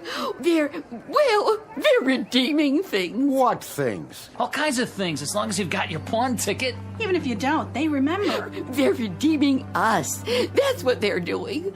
It's the loveliest gesture I've ever seen. Hi there, Mrs. Gumley. Beautiful day. Indeed it is. Your turn, Mrs. Gumley. Go on in. Hold on. Where'd you get that fistful of money? Right inside, officer. From Mr. and Mrs. Castle, bless their souls. What are they doing, running numbers? Nothing like that. Strictly legit. You're telling me they gave it to you? Sure did. Enough to pay off their tab at the butcher shop and then some. Plus the next 10 years in advance. And whereabouts did they get this bankroll? Don't ask me. But their ship sure must have come in big time. The horses, was it? Or the lottery? I heard it was the sweepstakes that came in the mail. No, it was their cousin. He died and left them a fortune. Well, we'll just have to see about that. They're not breaking any laws. I haven't had my turn yet. You're not going to arrest them, are you? Maybe not, but I'll keep a close eye on the situation. In the meantime, I know someone who might be real interested in all this. Don't you people go blocking the sidewalk now.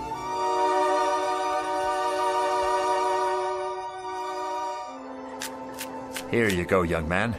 Pay off that mortgage now. I will. And then go have yourself a ball, you and your lovely wife. I don't get it. Why are you doing this? Do I need a reason? Every time I come in your gas station, you look under the hood. Oh, that's nothing. Check the air and the tires, all of it, without my asking. I say that's worth something.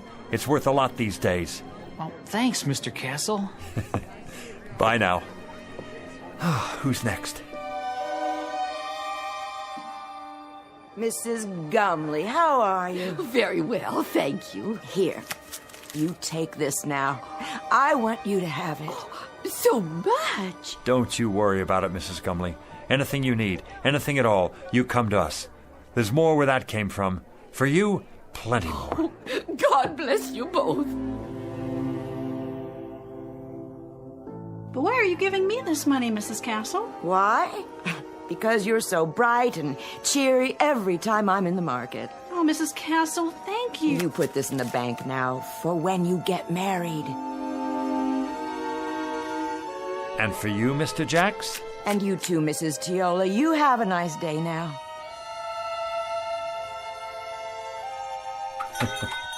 Don't mention it. Buy a round for everybody. On me. Is that all of them? Oh, for now. Put the close sign in the window, would you please? Of course, dear. Whew. Now that's what I call a day's work. You did wonderfully well, Arthur. I'm so proud of you. You know, Edna, I don't care how we spend the rest.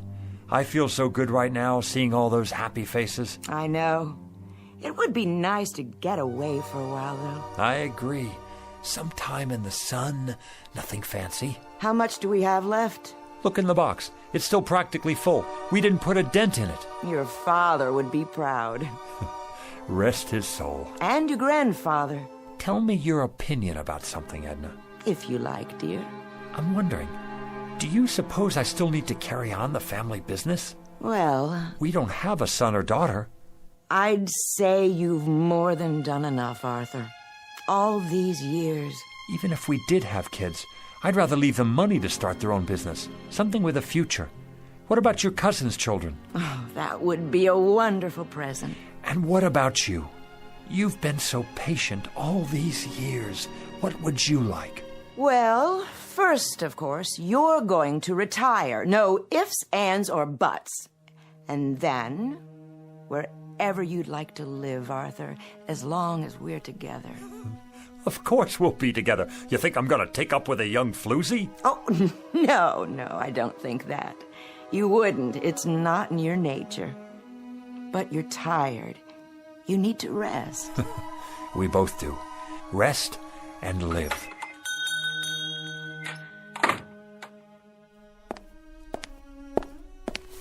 Yes.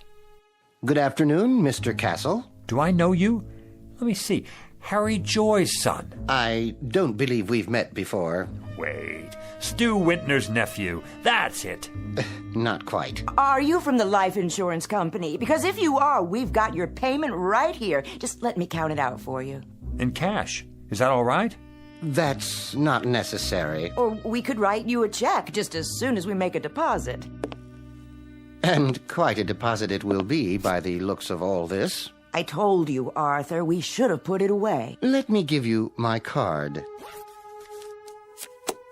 Internal Revenue Service. That's correct. There's a matter of an income tax, Mr. Castle. You just send us the bill and we'll pay it. But send the bill in a hurry, would you please? My wife and I will be taking off for Europe very shortly. Oh, could we? Consider it done. Where would you like to go first? The Eiffel Tower, an African safari, waltzing in Vienna, perhaps? Dancing. We haven't been dancing since I don't remember. Dependents?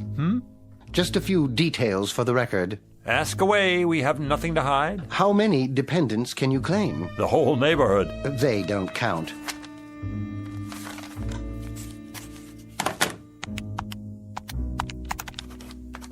Wait. What's that figure? The one you just wrote down?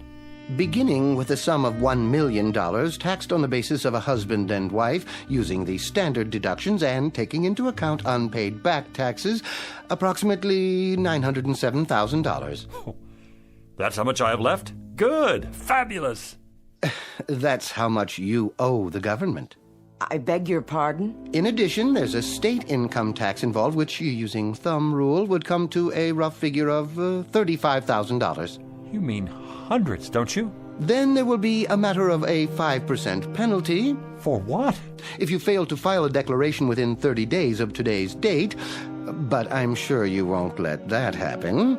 The whole thing will amount to about, roughly, mind you, let's see here, $942,640. Arthur, we've given away a lot of money already. I'll figure out how much.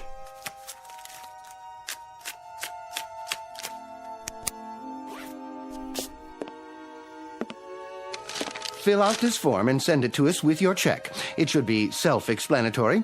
If you want to use the installment plan, we'll send you a statement after your records have been analyzed. Mr. Castle? Yeah.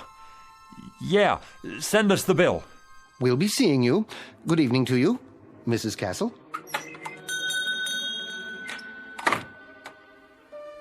I wonder if we can appeal it. Help me, Edna. You take this pile. 76, 77, 78... Oh, Arthur, where's the genie when we need him? Well, how much is there? $910,535, $910,540. We gave away almost $60,000. And this goes to taxes, leaving us with this. One $5 bill. That's our entire profit, Edna. $5 whole. That was quite a wish, Arthur. Quite a wish. And we haven't even paid the bills yet. If you'll recall, it was my suggestion that you reflect very carefully, Mr. Castle. Very, very carefully. Now he shows up. Had you made a wish that took into account the taxes involved... Look, you. Plenty of sweet talk and promises and the whole thing. And all the time you're nothing but a con artist, after all. This time I want the $1 million, but I want it after... Arthur, no more money. You've got to wish for something else. Oh, something else, then. A new store. A chain of stores. They could burn down 1 hour after we get them. Success? Be careful, Mr. Castle. Success is a pretty broad term. He's right. You can't wish for success. I've got it. How about 10 more wishes? Or 20, or... Very clever, Mrs. Castle, wishing for more wishes. But I'm afraid that isn't permitted. Frankly, I'd be afraid to have you try it for fear of the consequences. What consequences? Why do you have to keep losing your temper? Why can't you think about this thing carefully and then come up with Well, you're no help to me, that's for sure. Here we stand in the middle of this crummy little pawn shop with the whole world out in front of us and anything to wish for that we want. Anything. And you just stay on my back and... Stop it! This doesn't sound like you. Not like the man I married. Not at all. Edna, what's happening to us? What's really going on here? Oddly enough, this is the normal pattern that seems to be generally followed. Great excitement, great emotionalism, and strangely enough, hard to believe though it may be, only a modicum of happiness. Well, you've got cheap customers here. Our price is no longer so high.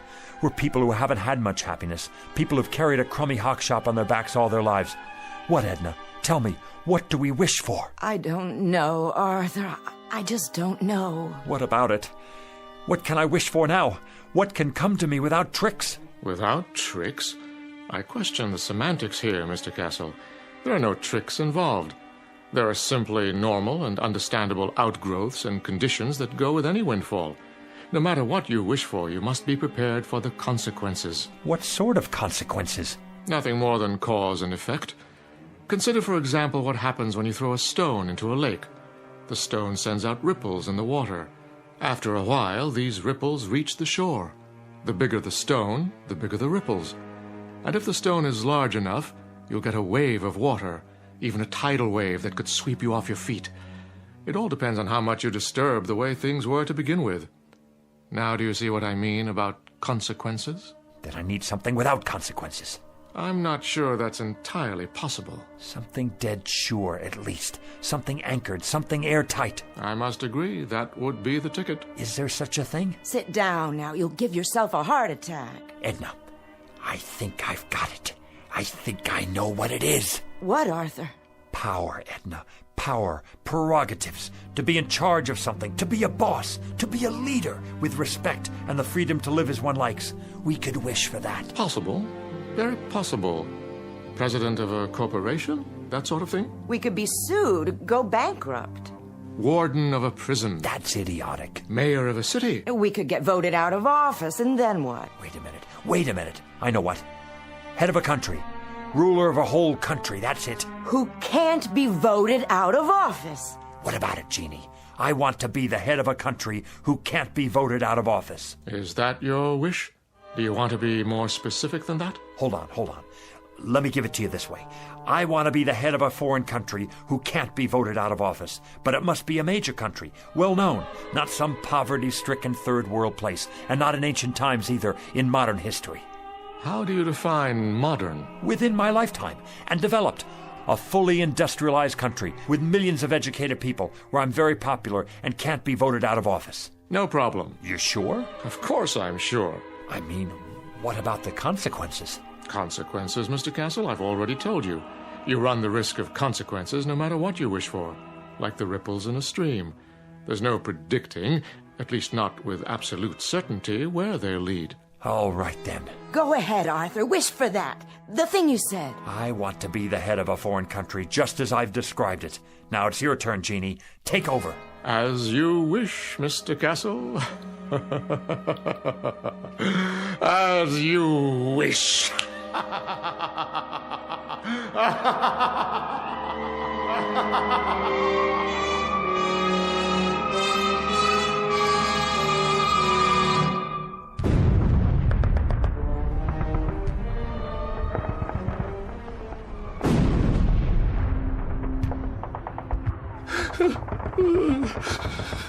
You'll forgive me, sir. Yes? I have not slept in 3 nights now, but the situation is as I described. The first Ukrainian army has cut us off from the south. There's no sign of Wenk's reserve army. There is no reserve army. We are simply doomed. There is no hope for us. From now on, it is just a mass suicide. Did you hear what I said? They are already in Berlin. What about it, Führer? Führer? What do you want to do? Why do you call me that name? Here is what you asked for. Very quick and very painless, mein Führer. And we have the gasoline for you and Miss Braun. When you're finished. Head of a country. Can't be voted out of office. It's the end of the war and I'm in a bunker and I'm... Heil Hitler! It's almost the end. I've given them the poison. We'll take their bodies out into the courtyard and burn them when it's finished. Have the gasoline ready. I won't take the poison. I wish I were back where it all started. I wish I were Arthur Castle again. Oh, Arthur, you've broken it. What?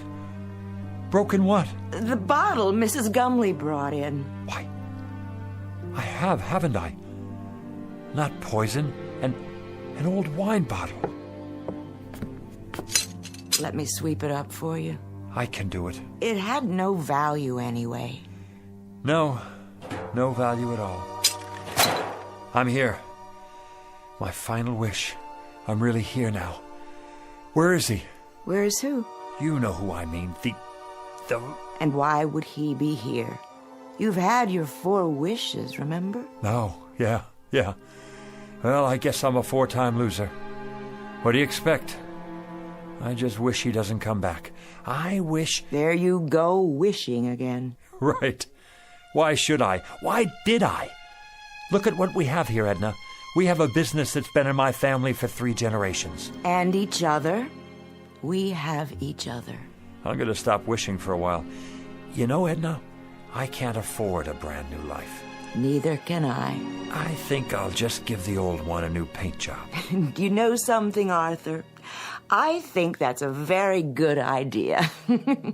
What is it? Look, your first wish, the glass case, it's not broken. it's still repaired. So we came out ahead after all. Nothing's ever a complete loss, is it? Careful, Arthur with the broom handle. Well, we were ahead. Now you have more glass to clean up. You know something? I don't mind cleaning up any of it. Not at all. In fact, not at all.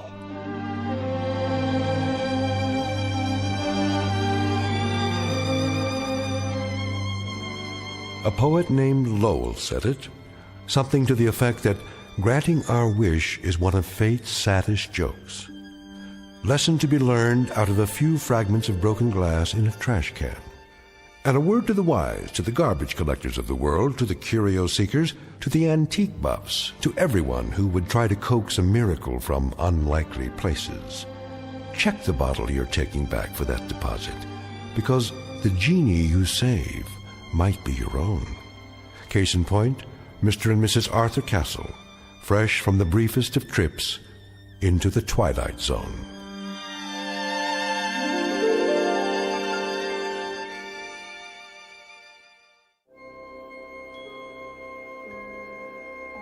Hi, this is Carl Amari, producer of the Twilight Zone radio dramas. I'd like to take a moment to tell you about our official website at twilightzoneradio.com, where you'll get the latest news and information on these Twilight Zone radio dramas. Plus, at twilightzoneradio.com, you can digitally download 3 free episodes or any of our episodes for only $1.95 each. In this age of ever-changing technology, we've decided to make these episodes instantly available to you by making the Twilight Zone radio dramas a digital download-only series. This means that this series will no longer be offered on CD. The CD collections at our website are now being offered while supplies last at buy one, get one free. So be sure to get your favorites before they're sold out. Be sure to visit us often, and I'll see you in the zone.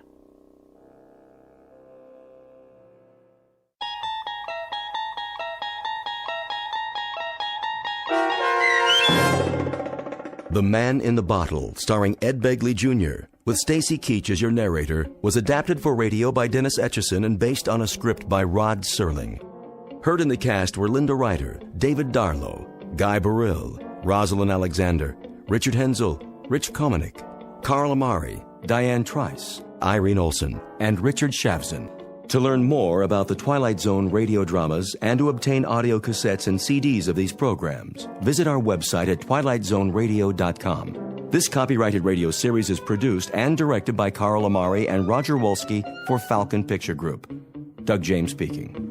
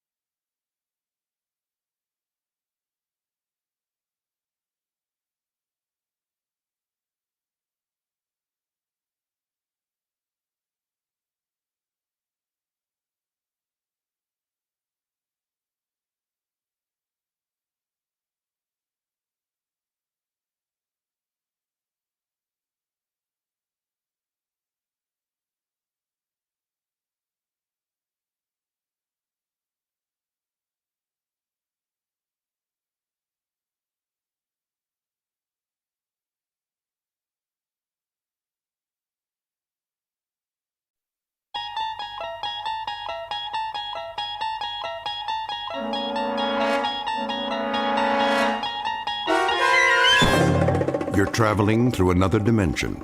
A dimension not only of sight and sound, but of mind. A journey into a wondrous land whose boundaries are those of imagination. Your next stop, the Twilight Zone.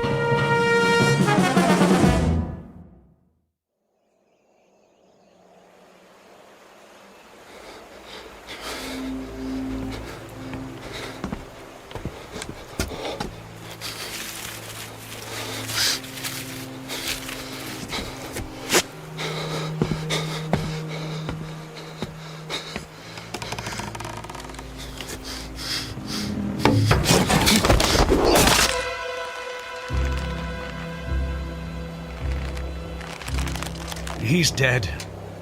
Get him down. Yes, Captain. Clemens, what the devil do you think you're doing? Cutting him down, Captain. This is the last of the rope, Clemens. There's still one more to go. Just untie him. For pity's sake, catch him before he falls into the river. Traitor or not, he deserves a decent burial. Captain, the rope's looking pretty frayed. I'm not sure it'll take the weight of another prisoner. It'll have to. But, Captain... I said it'll have to. Yes, sir.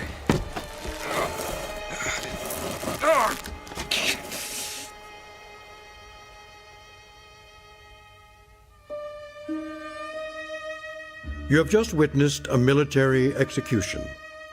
Death is a dignitary who, when he comes announced, is to be received with formal manifestations of respect, even by those most familiar with him. This particular execution occurred on Owl Creek Bridge in northern Alabama during the war between the states. You might find it in the works of that past master of the incredible Ambrose Bierce, but its proper home is in the Twilight Zone.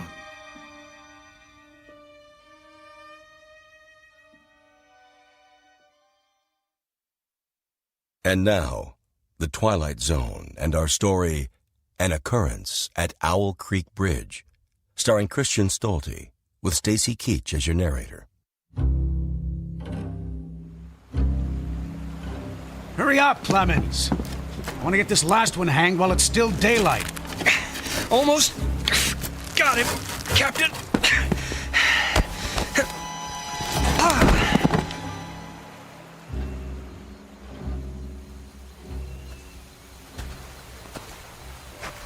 Your friends are dead, Peyton. That's your name, isn't it?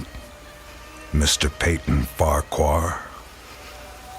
Your act of treachery came to nothing, Peyton. And now you'll be called to account. I wouldn't recommend you think of doing anything as stupid as trying to get off this bridge.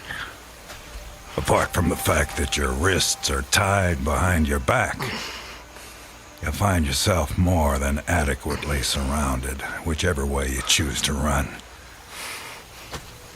See those sentinels at either end? Please don't get the impression they're just taking a rest. The way they're holding their rifles, they call that the support position.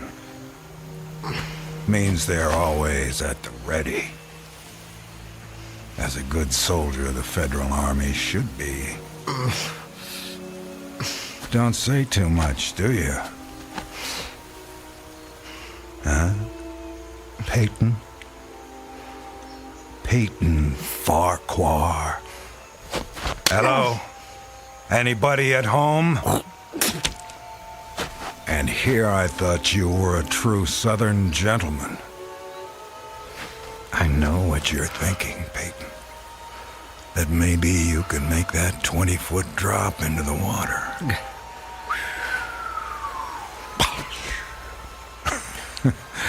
And who knows, maybe you could at that. But after that, your chances for continued survival become pretty slim. Look over there on the bank of the stream. You know what that is? It's the muzzle of a cannon. You see, there's an outpost near here. If you really squint, you can see a company of infantry at parade rest. Think of them as spectators if you want. But if you sincerely want to swim for it, you might just as well be giving them target practice, which, believe me, they don't really need. You want to leave your wife a pretty-looking corpse, don't you? Still not in the mood for talking, huh? Well, I can understand that. Time like this, a man needs to get his thoughts in order, ready himself for, you know. Perhaps I can help you with that. From a purely practical standpoint, I mean. I'm not a priest or anything like that. Truth to tell, my knowledge of matters theological doesn't amount to very much at all. But I can tell you a little bit about how it'll happen. Me and Clemens will escort you out to the center of the bridge, then introduce you to Captain Newman. He's a nice man. You'll like him. Me and Clemens salute the captain, then we stand behind him, leaving you face to face with the sergeant. Now, he's not such a nice man, sorry to say, but... Oh, I forgot. You two have already met. Well, when the moment comes, you'll both be standing on opposite ends of the same plank. He stands on the safe end, but you probably already guessed that. And you probably guessed that it's his job to hold the plank in place. Then, when the captain feels the time is right for him, not for you, he gives a signal to the sergeant. The sergeant steps aside, the plank tilts, and down you go. Nah, never having been hanged myself, I can't give you any information on what your final moments on this earth might feel like. But I can tell you, I've seen more than a few of these. And I'm sorry to have to tell you, it doesn't look any too pleasant. Anything to say about that? Well...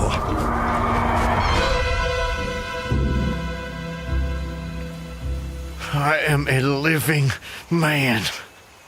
How's that? Speak up, Peyton. If you got any famous last words, we should hear them. Otherwise, they won't be famous. I am a living man! Not for much longer. No, sir, not for much longer. Captain says we're ready for him. Hear that, Peyton? We're ready for you. They say the Lord hates a coward, so take my advice and try and face it with a smile. Why do you have to do that, Levine? Do what? Taunt him like that. You shouldn't expect anything better. This is war. He was on the wrong side. The wrong side? Do you think he thinks that? I don't give a damn what goes on inside his head. Neither should you, Clemens. And unless you want to end up with a noose around your neck, don't let anyone else hear you talking like that. Now, help me up with him.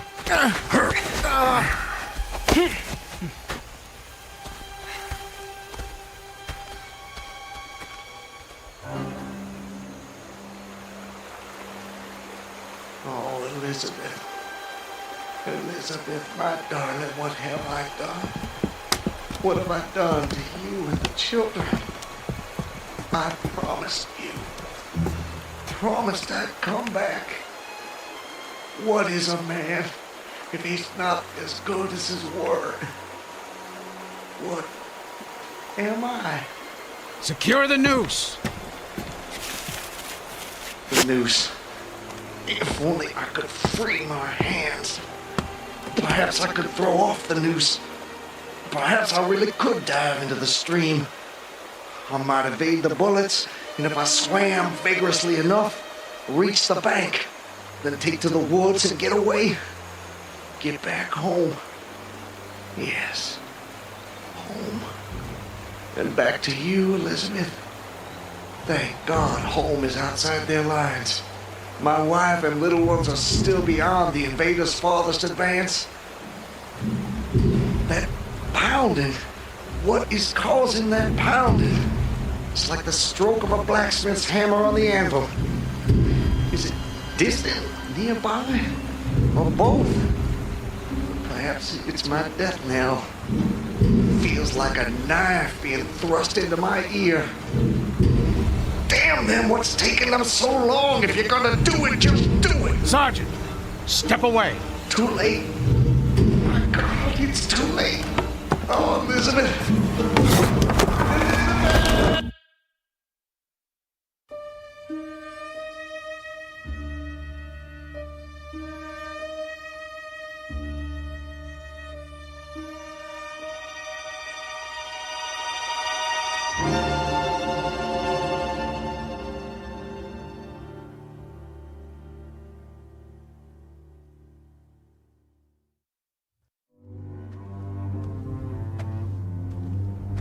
So, how much further is it?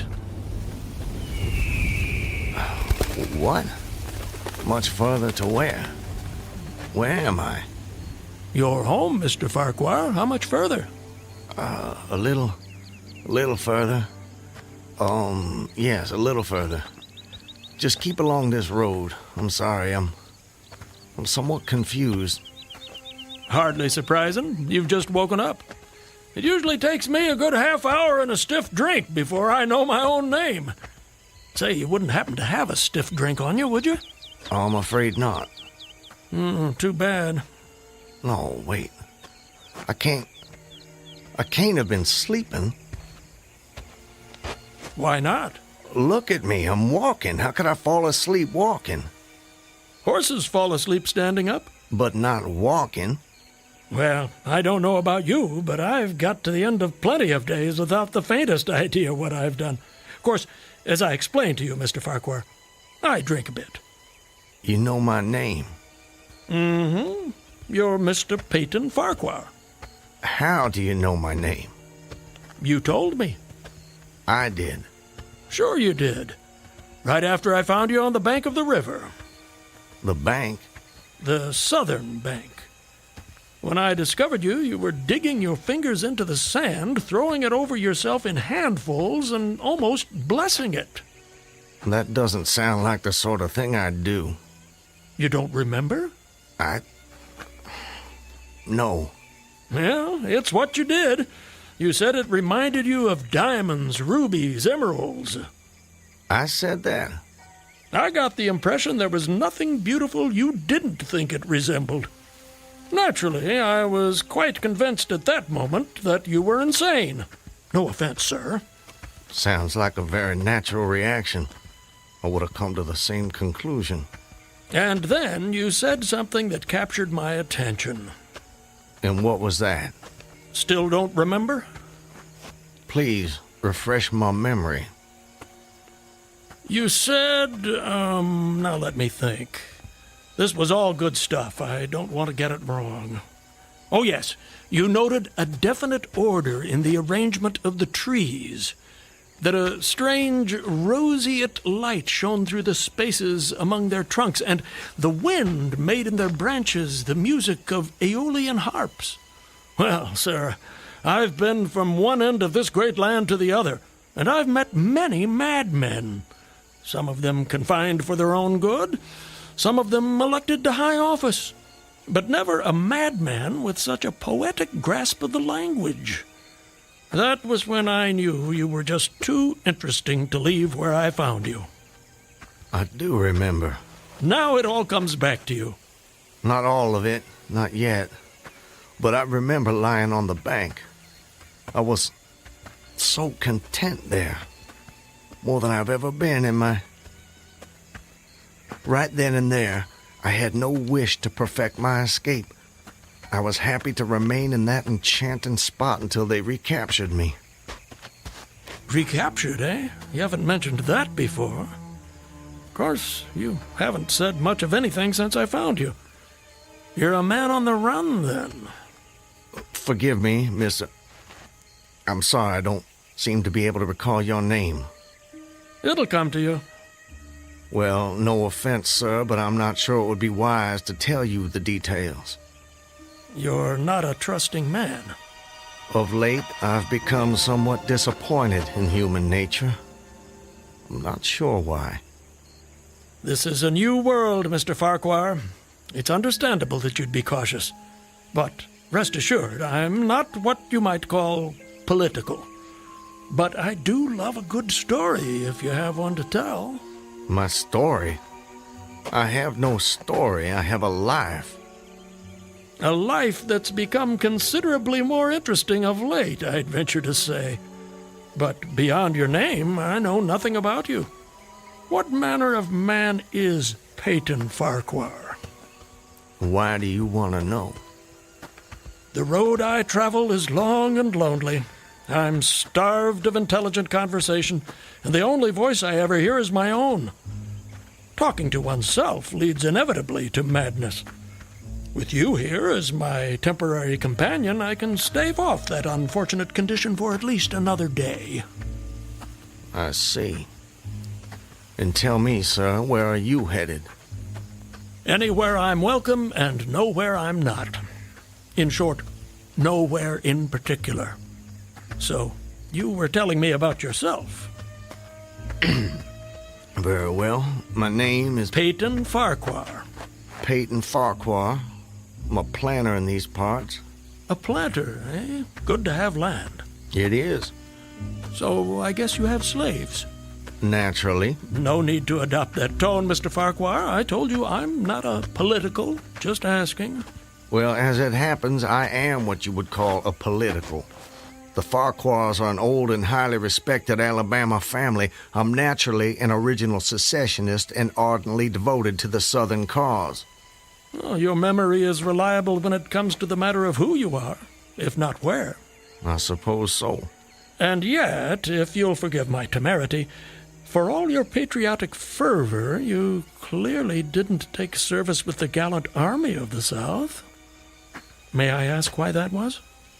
Circumstances of an imperious nature prevented me from doing so, but I assure you I chafed under the inglorious restraint, longing for the release of my energies, the larger life of the soldier, the opportunity for distinction. And in good faith and without too much qualification, you assent to at least part of the dictum that all's fair in love and war. Are you mocking me by any chance? I would never, ever risk a fellow traveler's friendship for such a trivial gain. Please, continue, I beg of you. I imagine that the opportunity to serve your birthplace came at last, as it comes to all men in wartime. It did. It was one evening, as I was sitting under the magnolia trees near the entrance to my grounds. I was with my wife, Elizabeth. The children were playing nearby.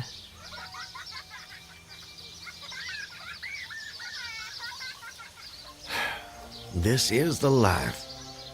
It surely is, my dear. It surely is. Look at it. It's all so perfect. I tell you frankly, Elizabeth, if I should die this very moment, I'd die a happy man. Peyton, darling, I wish you wouldn't say such ghoulish things. I can't bear the thought. I have no fear, Elizabeth. I have no intention of passing away from sheer bliss. I just wanted to make the point that, well, that on such a beautiful evening as this, it's almost impossible to believe there is a war. I wish there weren't. But there must be. Why, Peyton? For them. For the sake of the children. They deserve the best future we can give them. Isn't that worth dying for? I understand that, Peyton. I do. It's just that... I sometimes wonder if we couldn't... Peyton, look! That soldier. He's one of ours. Water. Please. You're exhausted. Peyton, should I fetch one of the slaves? By no means. We'll take care of him ourselves. Get him some water, Elizabeth. Let me help you down, sir. Oh, thank you. You must be starved. Come inside, my man.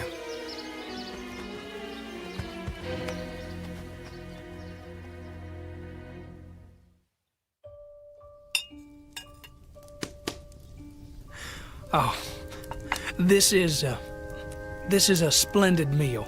Thank you. Some more?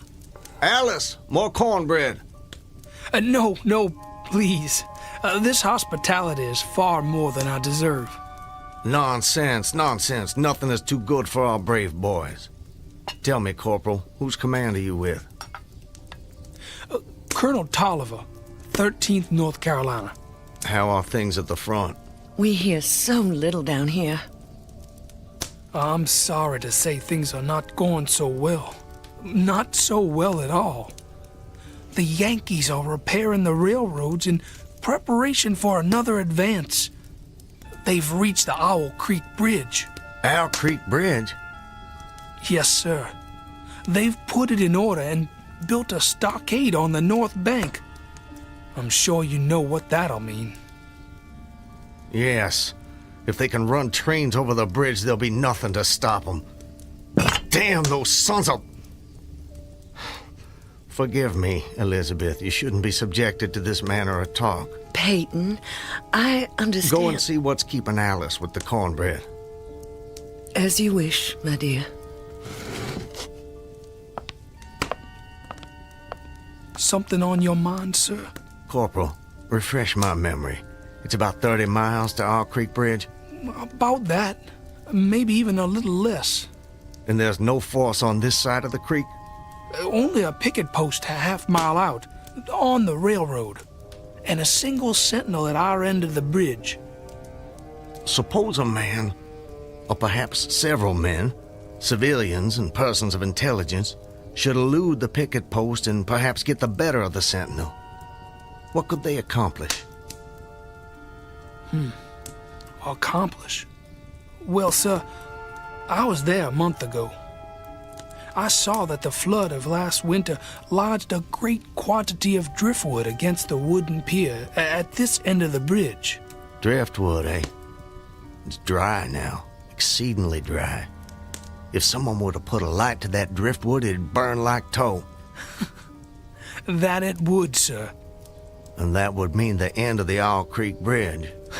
I don't think the Yankees would care for that. Not one damn bit would they care for it. And it goes without saying that such a conflagration would seriously hinder the northern effort. Oh, it would.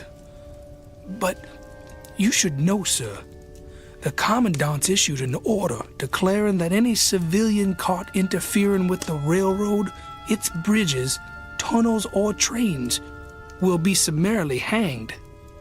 I've seen the order. It's posted everywhere. Risk is a part of life, soldier. You face it every day. I do. That I do. And in my own small way, I've done what I can. No service is too humble to perform in the aid of the South.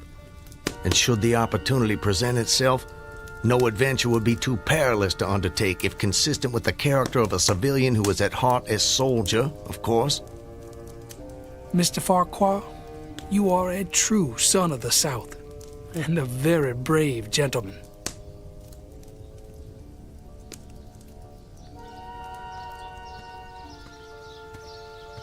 Elizabeth, I have to go away. Away? For how long, Peyton? Probably just a couple of days. Why? Business. Larson will be going with me, maybe Zeller too. I don't know. I'll have to ask him. Peyton, don't go. I don't want you to. The children need you. It's for the sake of the children that I'm doing this, Elizabeth. Why can't you understand that? I do understand.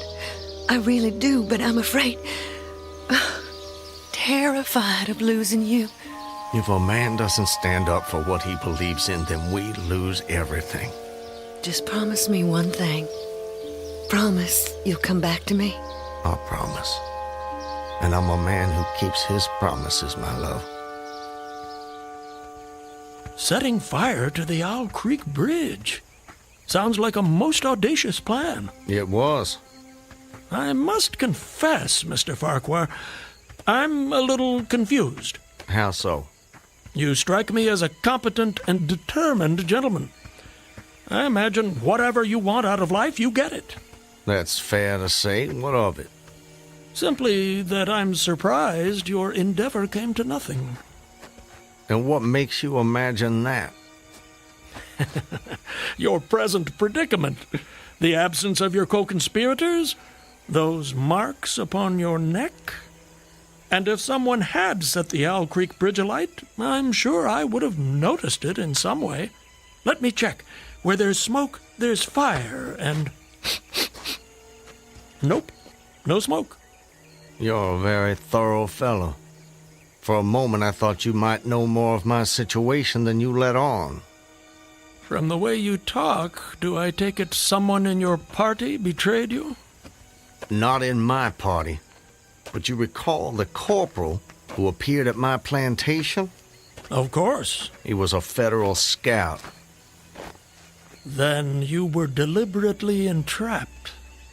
It seems they wanted to weed out the civilians who might cause them some trouble. If I'd only stayed out a little longer that night, I'd probably have seen that same rider repass my plantation, going northward in the direction from which he'd come. From the Owl Creek Bridge. Precisely. And when you and your co-conspirators... Patriots. ...made your assault on the bridge, the military were waiting for you.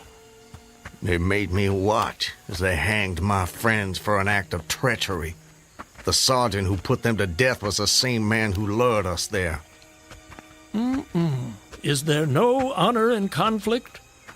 I've never been accused of having much imagination, but I might have guessed it would be something like that. I would say, sir, that you have too kindly an expression for one whose neck is in the hemp. It isn't. Isn't what? In the hemp. Of course, of course.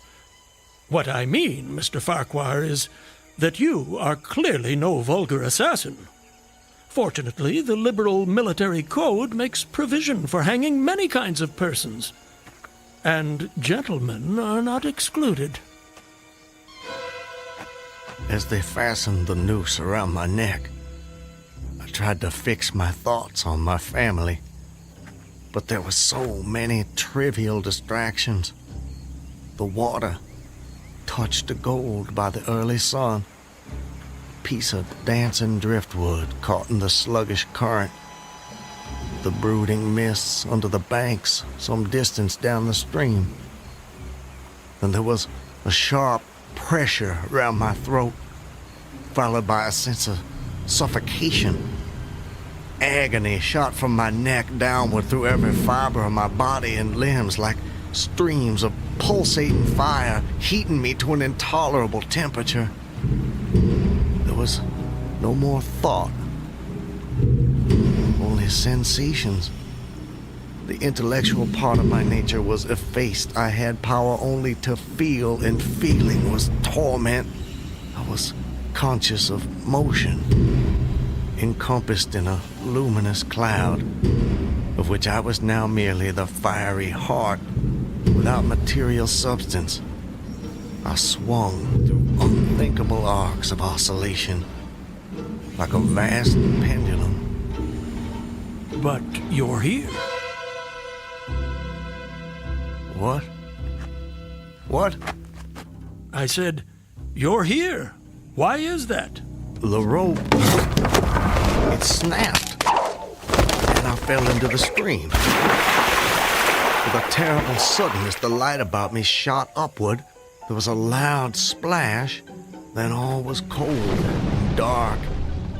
My power of thought was restored, and I knew instantly what had happened.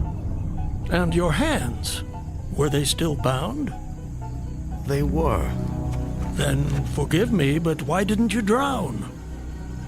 The noose was tight around my neck. It kept the water from my lungs. And kept you from breathing. When you get into a predicament, sir, you don't do it by half measures. I suppose not. To die of hanging at the bottom of a river, even at that moment it seemed ludicrous to me. I opened my eyes in the darkness. I saw above me a gleam of light, distant, inaccessible. I was still sinking, and the light became fainter and fainter until it was a mere glimmer.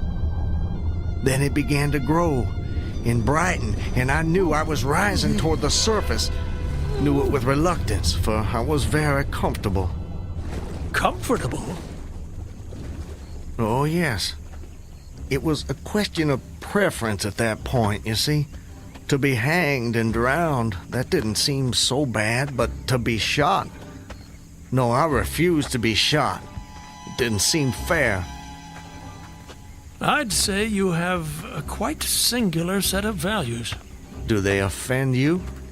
Not at all, not at all. It makes for a more entertaining story, and yours is the most fascinating I've heard in many a year on the road. Please, continue. You're under the water, slowly rising to the surface. Your hands are tied. A sharp pain in my wrists apprised me of the fact that I was trying to free my hands. I gave the struggle my attention as an idler might observe the feat of a juggler without interest in the outcome. Eventually, the cord fell away. My arms parted and floated upward, but I could only dimly make out my hands in the growing light. I watched with a new interest as first one, and then the other pounced upon the noose at my neck. They tore it away and thrust it fiercely aside. Its undulations resembled those of a water snake, and my first thought was to put it back. To put it back? The undoing of the noose had been succeeded by the direst pang that I'd yet experienced. My neck ached horribly, my brain was on fire, my heart gave a great leap, and I felt as though it was trying to force itself out of my mouth. My whole body was racked and wrenched with an insupportable anguish. And I imagine the desire to rise to the surface was even greater, no matter what you might find waiting for you there. I wanted to stop myself, had to stop myself, but my disobedient hands gave no heed to my command. They beat the water vigorously with quick, downward strokes, forcing me to the surface. I felt my head emerge. My eyes were blinded by the sunlight. My chest expanded convulsively, and with a supreme and crowning agony, my lungs engulfed a great draught of air. So now you were in full possession of your physical senses. If anything, they were more keen and alert than before. I felt the ripples on my face, heard their separate sounds as they struck. I looked at the forest on the bank of the stream, saw the individual trees, the leaves, and the veining of each leaf, saw the very insects upon them, the locusts, the brilliant-bodied flies, the spiders stretching their webs from twig to twig, the prismatic colors in all the dewdrops on a million blades of grass, the humming of the gnats that danced above the eddies of the stream, the beating of the dragonfly's wings. They all made audible music. Remarkable. If you'll forgive my saying so, you missed your life's calling. You have quite a turn for descriptive language. I'm surprised you had the time to note your surroundings in such detail. It may only have been a few seconds, I'm not really sure. I seem to have lost the ability to judge the passage of time accurately. Or perhaps you've gained a greater appreciation of time. There's a whole world in every second. You have a singular turn of phrase yourself, Mr. I'll get it in a minute. No doubt. Did you acquire this philosophical outlook during your travels? Hard to say. See, it often seems like I've been traveling my whole life. But enough about me. I long to hear your story. You've painted a beautiful background for me, but it strikes me there are more pressing issues in this particular picture. For example, your executioners. My would-be executioners? That goes without saying, surely. Very well. I saw them, silhouetted against the blue sky. They shouted, they gesticulated. Their movements were grotesque and horrible, their forms gigantic. Suddenly, I heard a sharp report and something struck the water smartly within a few inches of my head, spattering my face with spray. One of the officers had his rifle. At his shoulder, there was a light cloud of blue smoke rising from the muzzle. I was surprised he missed. I read somewhere that marksmen with gray eyes are the keenest shots. This fellow was the exception to the rule, it seems.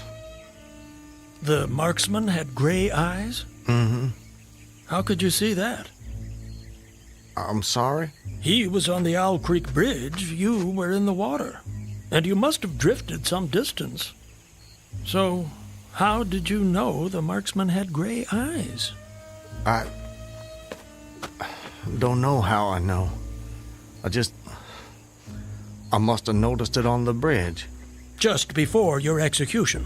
My intended execution. As you say. Doubtless the detail was burned into my mind. Doubtless. I told you how much more alive my senses had become at that moment. Alive. Yes, indeed. That you did. At that moment, a counter-swirl turned me half around. I was looking into the forest on the bank opposite the fort. A clear, high voice rang out and came across the water with a distinctness that pierced and subdued all other sounds, even the beating of the ripples. The voice. What did it say? It said, "Attention, company! Ready! Aim!" How did you do that? Run! Fire!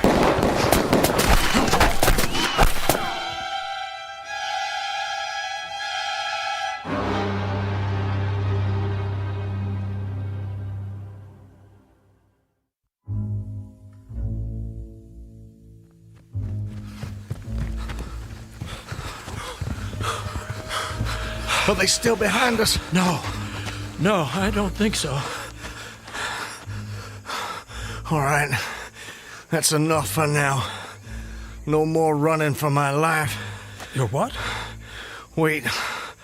I need to get my bearings. I have to know how close I am to my destination. Closer than you think, I'm sure. Eh?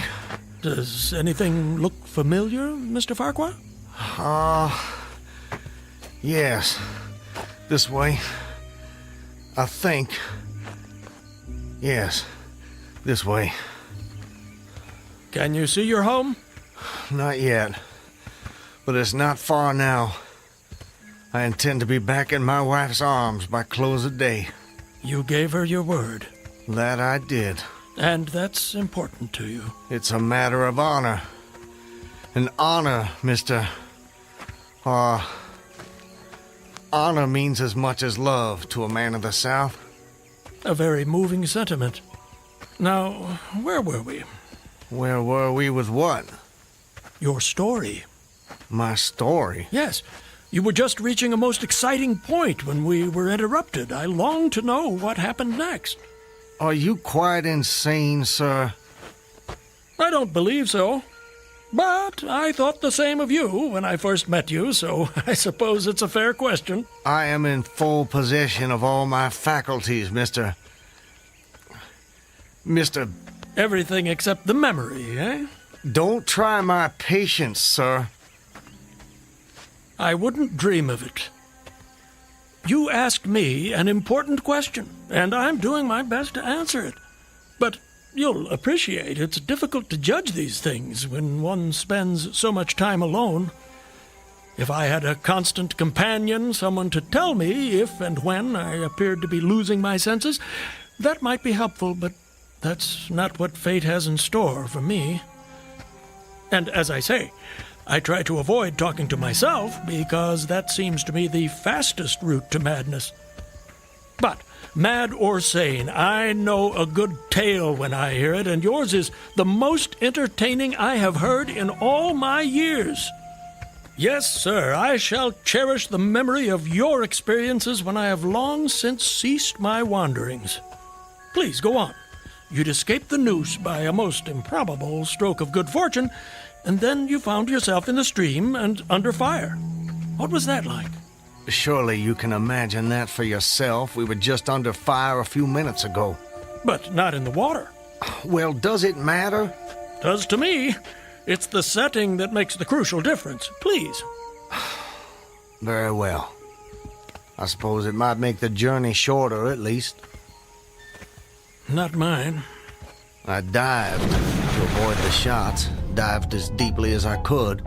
Water roared in my ears like the voice of Niagara, yet still I heard the dull thunder of the volley. those heightened senses of yours? I rose again towards the surface and was met again by more shining Yankee lead. One shot nicked my cheek, do you see it? I see it. Well, the next time I dove, I was a long time underwater, and I made damn certain I swam farther downstream and nearer to safety. Just as well, since the soldiers had almost finished reloading.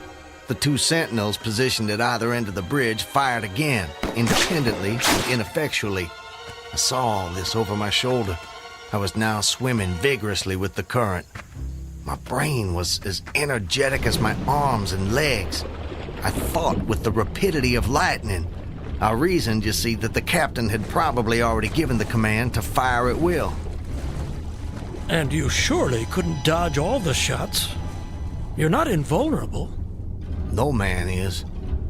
Then an appalling splash, just 2 yards away, was followed by a loud, rushing sound which seemed to travel back through the air to the nearby fort and died in an explosion which stirred the very river to its deeps. A rising sheet of water curved over me, fell down upon me, blinded me, strangled me. The cannon had taken a hand in the game. Did I tell you about the cannon? You must have done. Well, anyways, as I shook my head free from the commotion of the smitten water, I heard the deflected shot humming through the air ahead. And in an instant, it was cracking and smashing the branches in the forest beyond. I was certain they wouldn't be so far from their target next time, and it was a good gun. The report lagged behind the missile. But surely the smoke would have apprised you of another shot. So long as you kept your eye on the gun, you had a certain advantage. Am I correct? You are? The problem was how to reach the shore without turning my back on the cannon. You have my complete attention, sir. How did you manage it? Well, I don't know. I'm not sure. I felt myself whirled round and round, spinning like a top. The water, the banks, the forest, the distant bridge, fort, and soldiers, they were all somehow commingled, blurred. I could no longer make out objects, only colors. Circular, horizontal streaks of color. It was all I saw. I was caught in a vortex. I felt giddy and sick. Fascinating. Incredible. What is that damned hammering? I don't hear anything. Unless it's the ticking of your watch you can hear. My watch? You're lucky it still works after such an immersion.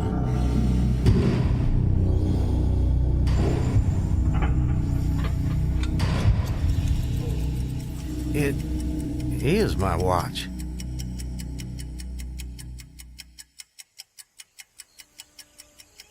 But why should I think... Perhaps you're the sort of man who values the seconds as much as the minutes and the hours. And there's a whole world in a second, so I've been told. So how did you fight your way out of this vortex? I really have no idea. The next thing I knew, I was on the road with you at my side, heading for home as I promised. Surely not. I mean, you obviously avoided the cannon and struggled to the bank. Obviously. But I have no memory of it. And of our meeting? I recall only what you told me about it. Most curious. Stop! What is it? This is it. We're here. This is the path to my home. Excellent. Well, I suppose this is where we part company, Mr. Farquhar. May I say, it's been a rare pleasure. You wouldn't care to come in? I'm sure the servants could prepare you a meal. That won't be necessary, my friend. I have many miles still to travel. But your journey is almost at an end. Yes. Well, goodbye, Mr. I'm sorry, I thought I could recall your name, but it just escapes me. Call me Ambrose. I wish you well, Ambrose. And you, Mr. Peyton Farquhar. And you.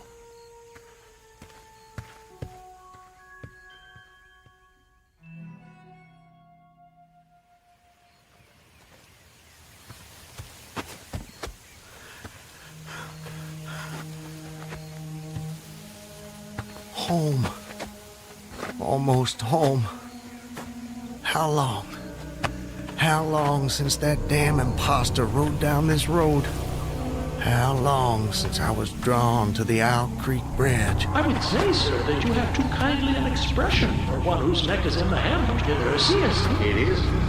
Isn't what? In the hem. Of course, of course. I promised I'd return, Elizabeth. All so perfect. They couldn't keep me from Just you. before your execution. My intended execution. As you say. Not even a noose around my neck could stop me from coming back to you, to the family. Yes, indeed. I told you how much more alive my senses had become at that moment. Alive. Yes. I saw them.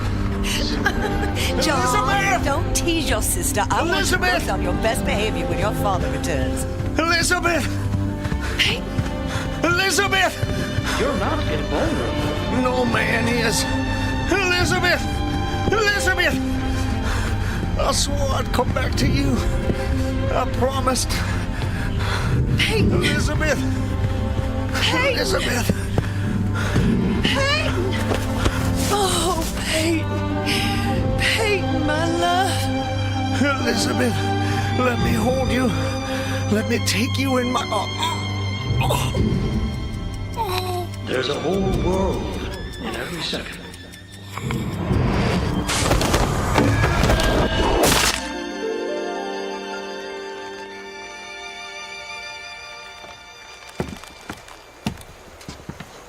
He's dead, Captain. Good work. That's the last execution for today. Get him down! You know, Levine, for a moment there, I thought that rope wasn't gonna hold. It's strong enough. It did its job. Do you ever wonder what goes on inside a man's head in those last seconds before death? Like I said before, Clemens, I don't give a damn. And neither should you.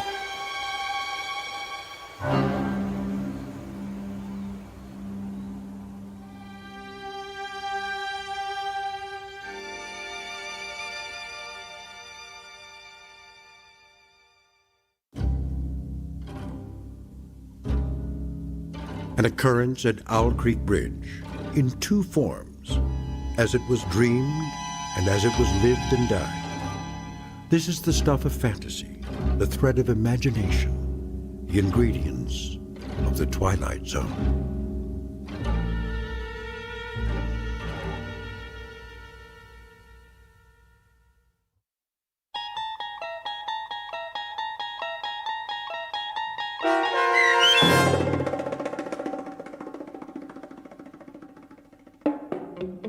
An Occurrence at Owl Creek Bridge, starring Christian Stolte with Stacy Keach as your narrator, was adapted for radio by M.J. Elliott and based on the short story by Ambrose Bierce. Heard in the cast were Rob Riley, Danny Goldring, William Dick, Susan Hart, Gonzo Schexnader, and John Hogenacker.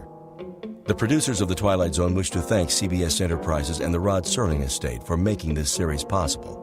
This copyrighted radio series is produced by Carl Amari and directed by Joe B. Cerny for Falcon Picture Group. Sound design, custom Foley effects, recording, and editing are done in the Cerny American Sound to Picture Theater by sound designers Craig Lee, Todd Beyer, and Tim Cerny. To learn more about the Twilight Zone radio dramas and to contact us, visit our official website at twilightzoneradio.com. Doug James speaking.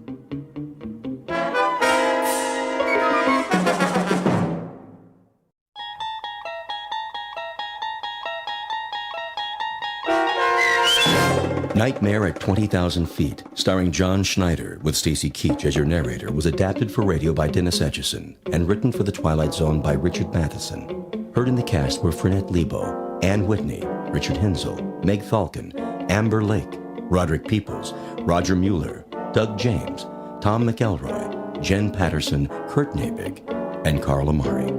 To learn more about the Twilight Zone radio dramas and to obtain audio cassettes and CDs of these programs, visit our website at twilightzoneradio.com. The producers of The Twilight Zone wish to thank CBS Enterprises, Carol Serling, Dennis Etchison, Dick Brescia Associates, Claire Simon Casting, Terry Jennings, XM Satellite Radio, Sirius Satellite Radio, our sponsors, and our radio affiliates for helping make this series possible.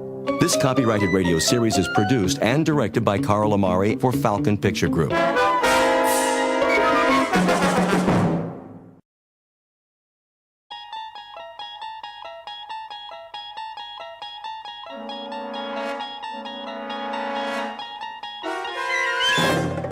You unlock this door with the key of imagination. Beyond it is another dimension, a dimension of sound, a dimension of sight, a dimension of mind. You're moving into a land of both shadow and substance, of things and ideas. You've just crossed over into the Twilight Zone.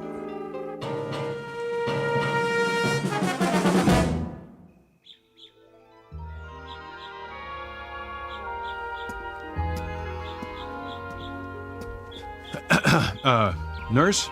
There you are, Mr. Wilson.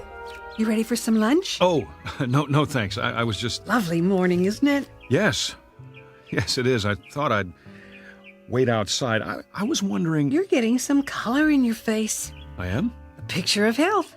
Your wife will be pleased. About my wife, do you know when she's arriving? When she's... To pick me up. Oh, this is the big day? It is, yes. You'll have to check with Dr. Martin, but I'm sure it won't be long.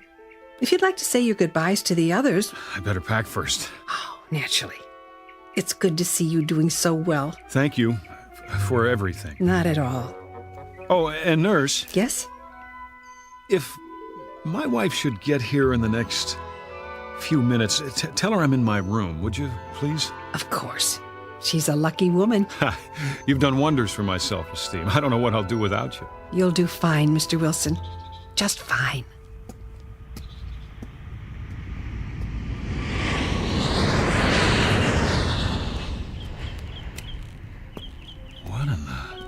Ah, Wilson. I was looking for you. You were... Something wrong? No, Doctor. It's just that plane. What about it? Does it always fly directly over the grounds? Every day, on its way to the airport. Guess I never noticed. Perhaps you chose not to, until you were ready.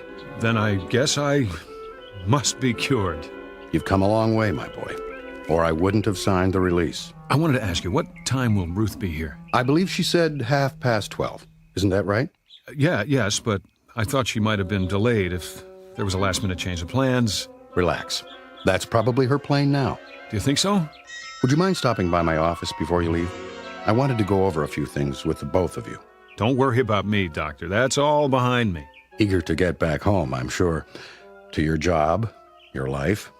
Just remember, there's no rush. One step at a time.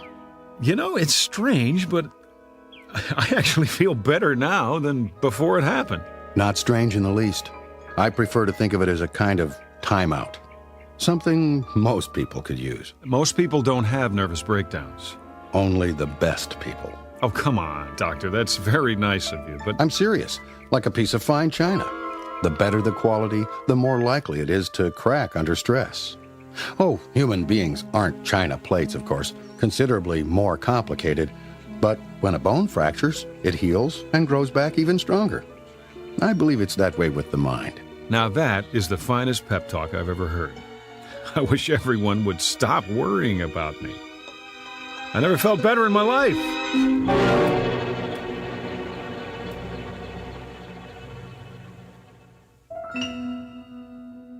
Portrait of a once frightened man. Mr. Robert Wilson, 37, husband, father, and salesman. Now on the road to recovery. Mr. Wilson is ready for discharge from a sanitarium where he has spent the last 6 months of his life. This is the result of a nervous breakdown, the onset of which took place on a day not dissimilar to this, and on an airliner very much like the one in which Mr. Wilson is about to fly home. The difference being that on that day, half a year ago, Mr. Wilson's flight was interrupted by the onslaught of mental illness, Tonight, however, he will make it all the way to his appointed destination, which, contrary to the flight plan, happens to be a landing strip in the Twilight Zone. And now, The Twilight Zone and our story, Nightmare at 20,000 Feet, starring John Schneider, with Stacy Keach as your narrator. Flight 713 now boarding at gate 12. All passengers for Flight 713, please have your boarding passes ready. That's us. Is it? I have the tickets right here. We're already checked in. All we have to do is get on the plane. Good. That's good. Do you suppose... What, darling? Do I have time for a drink of water? Of course. It's just down the hall. Are you feeling all right? I'm fine. I'm just thirsty. Why, you're perspiring. It's warm in here. Aren't you warm? Bob, take it easy. Remember what the doctor said, one step at a time. I know. You've been on plenty of planes in your life. Well, haven't you? This one's no different. I take your arm and we walk on together. When we get to our seats, you'll take a nap, and when you wake up... I'm perfectly fine, really. I've got your pills. Good. They should help you sleep. Shall we?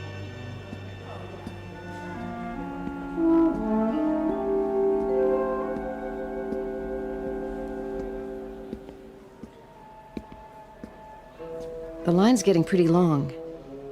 Honey? I said... Does this airport have a smoking area? Bob, you quit years ago. I know. I just thought one might help settle my stomach. It's something I ate. Try a few deep breaths. It isn't that. It isn't.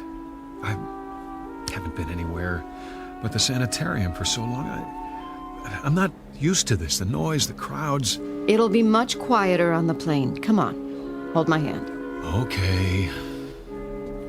Final boarding call for Flight 713. All passengers, please proceed to gate 12.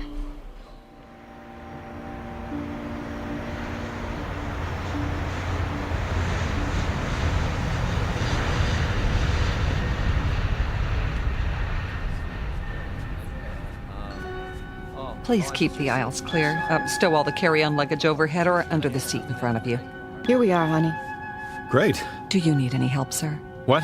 If you'd like to take your coat off... I can do it myself. She's only trying to help, Bob. I thought you were warm. Right. I'll fold it and put it in the overhead for you. Ma'am? I'll keep mine for now. Do you have any pillows up there? Here you go. Thank you, stewardess. If you need anything else, you just let me know. I could use, something to drink. Well, I'll bring the beverage cart as soon as we're underway. Great. Did you want the window seat? You can have it. Honestly, I don't care. It's almost dark out. Besides, if I'm on the aisle, I can get up without climbing over you. Are you sure? I'm sure. I mean, if you are. Doesn't make any difference. I shouldn't. Enough already. I'll take the window. Oh, I didn't notice. What's the matter? We're over the wing. Miss? Yes? This row, it's the emergency exit. Would you prefer to sit somewhere else? It's okay, really. I think we would, if you don't mind. Well, I'll see what I can do. The seat isn't the problem. It's... The fact that we're on an airplane? That shouldn't bother me either. Not if I'm a cured man. Honey. I don't act much like a cured man, do I? But you are. Would Dr. Martin let you fly if you weren't? I suppose not. Of course he wouldn't. If you weren't well, he'd never let you go home. It's as simple as that. Make it sound simple, anyway. Is, Bob. Just that simple. Yeah, look at me, hogging all the attention. You're the one who must be exhausted. I'm doing great. No lies, remember. Come here. Oh, Bob. I missed you, baby. All these months. Shh. It's over now. I'm taking you back where you belong. Must have been awful for you, the kids, all the responsibility. None the worse for wear. Everything's intact. Except me. Now, I am not going to let you talk. Excuse me? Yes? It looks like this is a full flight. I'm sorry, but I can't find any open seats. Do you mind terribly? No, not at all. We're fine here. Thank you for trying. I'll bring you that drink first chance I get. What would you like? Just water. For you, ma'am? Nothing yet. Very well.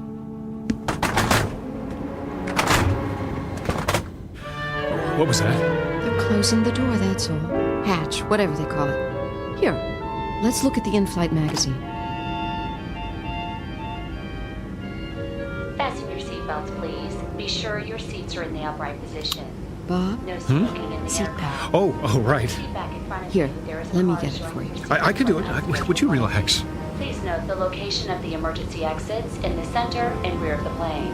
Should there be a loss of cabin pressure, oxygen mask will drop down from the overhead console. Place the mask over your nose and mouth and breathe normally. You will find a life jacket under each seat. Place your arms through the holes and adjust the straps. Then pull the cord. The jacket will inflate automatically. Procedures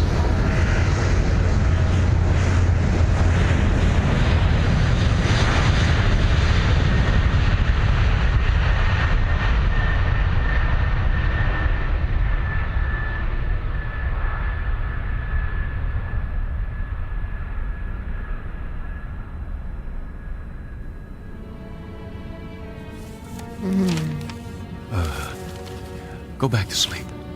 Bob, what are you doing? I'm sorry, honey. I found a newspaper under the seat. The light must be bothering you. Oh, I should stay awake. No, I don't want you to, sweetheart. Go to sleep now.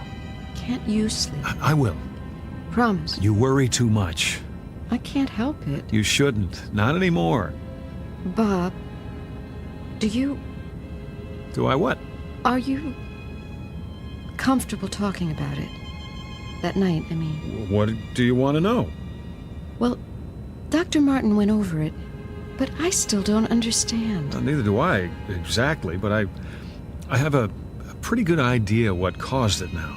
Do? Well, it's no great mystery. Overwork, nervous tension, a touch of blood pressure. But why that night on that particular plane? What set it off? I guess it was a lot of little things come together. Lack of sleep, fast food, years of being uptight. Oh, honey, you should have told me. I didn't know myself. I was holding everything in for the sake of the job, trying to think about nothing but facts and figures. There are other jobs. That's just it. There's nothing wrong with my job. I like it. Then why? Call it the perfect storm. When I wasn't working or home with you and the kids, I didn't know how to take it easy, so my imagination went on overtime. I looked out the window and I thought I saw, I don't know what, clouds that looked like snowfields, then someone skiing on that snow. Can you believe it? I just plain couldn't tell the difference anymore. It was a wake-up call, all right, in more ways than one. Thank God it's over, and we're going home. Oh, Bob. Bob. Could you move your legs to the side? What? Oh, just for a second. I have to get out. Let me call the stewardess. She'll bring whatever. I have to go to the restroom, Ruth. It's no big deal. Oh. I'll be right back. Promise.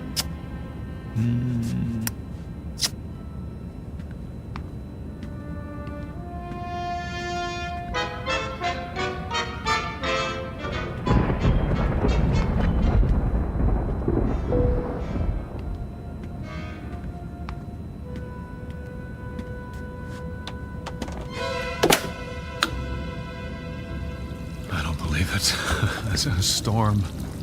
Sir? Yes? Would you return to your seat, please? We've hit some turbulence. Just a moment. Wouldn't you know it? Okay, let's see how bad it is.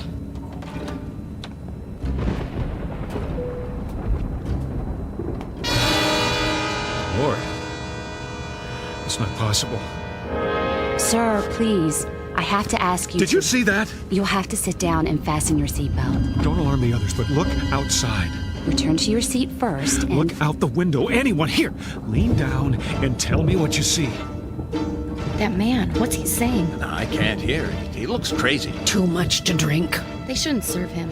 If you don't sit down, I'll have to call the captain. For the love of God, woman, look! I know it's impossible, but tell me you don't see a man, no, a creature of some kind out there on the wing of the plane.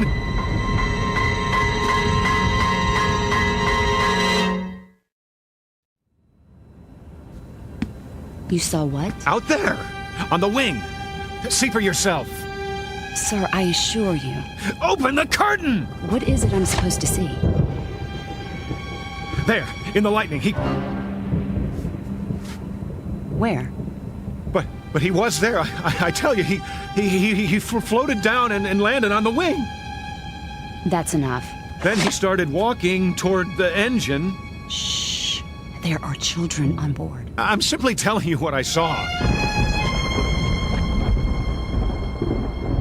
Need some help, Nancy? Would you show Mr. Wilson back to his seat? Certainly.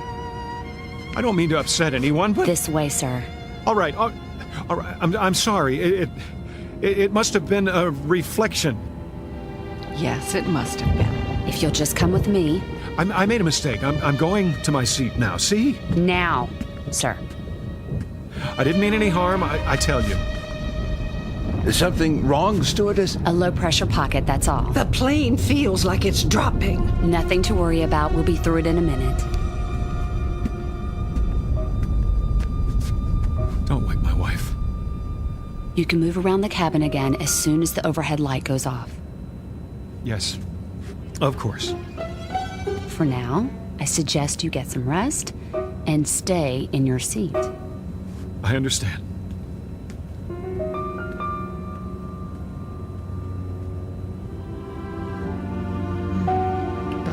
Hi. What is it? Would you like another pillow, Mrs. Wilson? No, I don't think so. A blanket? How about some of those peanuts and another glass of water? Surely, I'll be right back.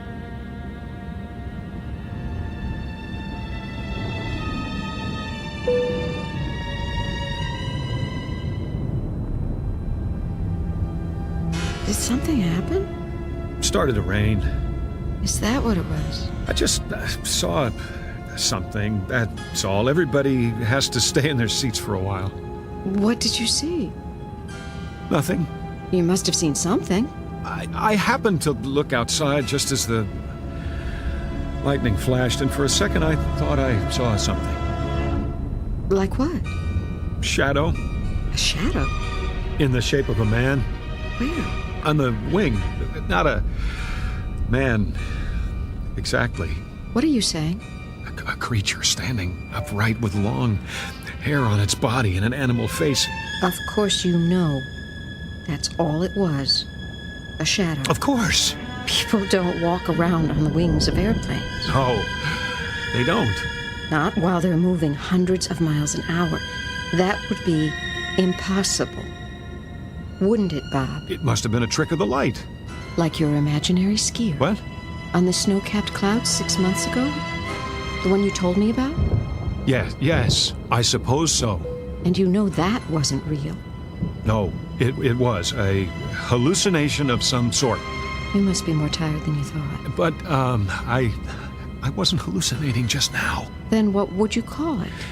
It was more the lines of an optical illusion, my eyes playing tricks on me. Then don't look outside. Leave the curtain closed. Believe me, I intend to.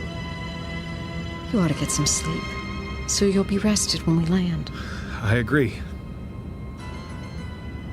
Need another pill? Ruth, I'm all right, I tell you. Couldn't hurt. If you say so. Where's my purse? Your water and some extra peanuts. Thank you, stewardess. You're welcome. Bob, put the tray down for her. Sure. Are we moving into a storm? Not a big one. It's almost past. Oh, well, that's good. If I can get you anything else. We'll let you know. Here's your pill. Thanks. Sit. No, thank you. I'm not thirsty. I'm sorry I woke you. Don't be silly. You can go back to sleep now if you like. If you do.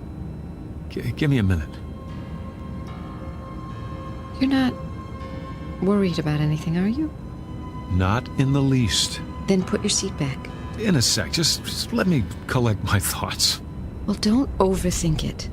That never did any good. No, it didn't. You're here with me, and we're going home together. That's the most fantastic part of all. Well, you'd better get used to the idea. All better now? Yes. Nudge me if you need me. And whenever you do, don't open the curtain.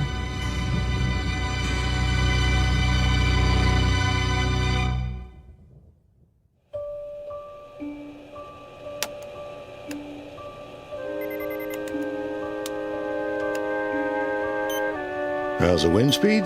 Easing off, Captain. Good. Fuel consumption right on target. Storm's moving starboard. We should miss the worst of it. Need a break? No. Yeah, but I could use some coffee. Ah, right on cue. Yes? I made some fresh coffee. You read my mind, Joni. One cream and sugar, one black. Put it next to the console, will you? Hit a little bump back there, huh? Sorry. Tried to go over it, but it should be smoother from here on. Oh, I'm not worried. We're in good hands. Everybody sleep through it? Almost everybody. One crying kid and one slightly uptight passenger. Ah, the old lady, huh? Oh, no. Mr. Wilson, 13A. What? What did he do? Didn't want to come out of the bathroom. Said he saw something. Where? Outside the plane when the lightning flashed. The old wings moving routine. Tell him it's supposed to move. If it doesn't, it'll snap off. Oh, you're going to love this. He said he saw a man on it. Don't tell me an alien, big head, round eyes, that thing. Tell him he'll take a description for the captain's log. Listen, was he wearing a spacesuit? Or was the clown shoes? It says he came down out of the sky and took a walk on the wing, just like that. Ah, yeah, a floater. Yeah, I see him once in a while when I have too much to drink. Yeah. Or maybe a gremlin. A what? Haven't you heard of gremlins? Must be before my time. It started back in World War II. Whenever something went wrong, the mechanics would chalk it up to gremlins. Better than admitting they made a mistake. Well, Mr. Wilson's okay now, but you should have seen his eyes. He looks scared out of his mind. For a minute there, I thought we had a nutcase on our hands. Cut off his drinks. Well, that's just it. He hasn't had a drop. Where's in-flight security? 32B. Tell him to keep an eye open. I like to run a tight ship. Yes, sir. But I don't think it'll be necessary. The wife gave him a sleeping pill. Thank heaven for pharmaceuticals. You fellas want some chow? We've got filet mignon in first class. No, thanks. You and Nancy relax for a while. Aye, aye, Captain. Listen, I can take over if you want to stretch your legs. You sure? Yeah, storm's thinning out, just some more rain clouds. Well, maybe for a minute.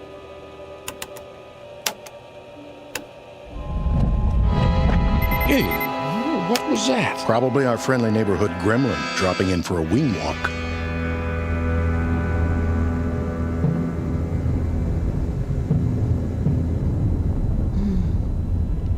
Bob? Well, there you are. Go to sleep, darling. Right. I want to sleep, but I can't. She doesn't believe me.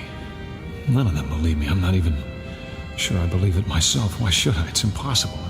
Yet I'm not dreaming. I'm wide awake and I'm cured. The doctor said so. No more panic attacks.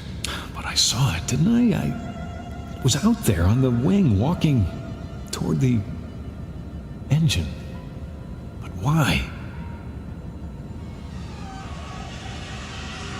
There it is now. I can hear it. What's it doing? It wants to destroy this plane, bring us all down. Because of me. Because I've seen it before. Or maybe it is all in my mind. How can I be sure? There's only one way. God, help me. I've got to look. I've got to. Time to be brave. Face it down. And if there's nothing out there, then that's that. This is the only way. Here goes. It's simple. I put my hand out. I pull the curtain aside, and I'll know. He'll either be there on the other side of the window looking in, or there'll be nothing but the darkness. One way or the other, I'll know. And put my hand out. Do it. Do it.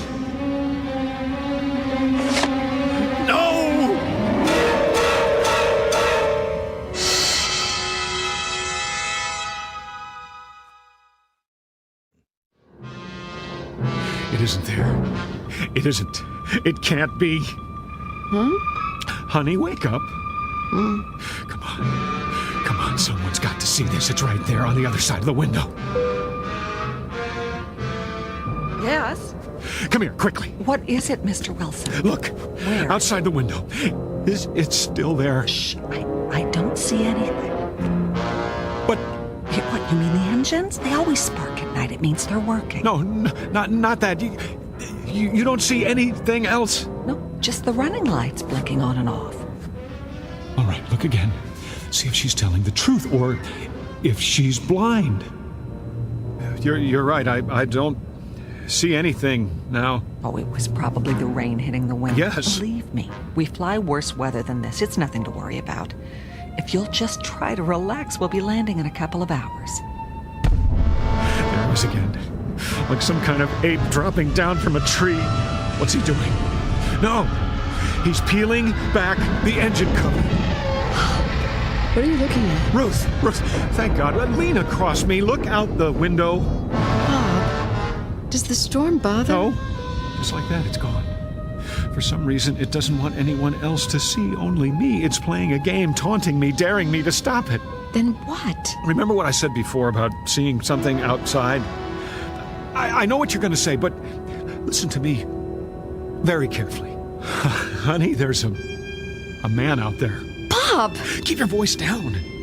Have you ever known me to lie to you? No. It's not a human being. It's some kind of... Bob. I'm not imagining it this time. I'm not. He's out there. Where? What? No, don't look. He isn't there now. He jumps away before anyone can see him. Except me. I don't know what to say to you. I realize what this sounds like, but give me the benefit of the doubt. Do I look insane to you? I didn't say that, but Bob... I know I had a breakdown, and I know how it looks to you now, as if the same thing's happening again, but it isn't. Bob. I didn't want to upset you. No. I want you to tell me. I didn't tell you before because I wasn't sure if it was real. Well, I'm sure now. There is a man out there, or a creature of some kind. If I describe him to you, oh, you'd really think I was gone. Honey, no. No, it's all right. It's all right, sweetie. Don't stroke my hand like a child. I know your intentions are good. I know you love me, but don't patronize me, Ruth. I'm not insane. Did I say... Does it have to be said? For the last time, that creature's out there. And the reason I'm telling you now is that he's starting to tamper with one of the engines. It's not just my life at stake. It's everyone on this plane. Shh. Think anything you want. Think that I belong in a straitjacket if it makes you feel any better.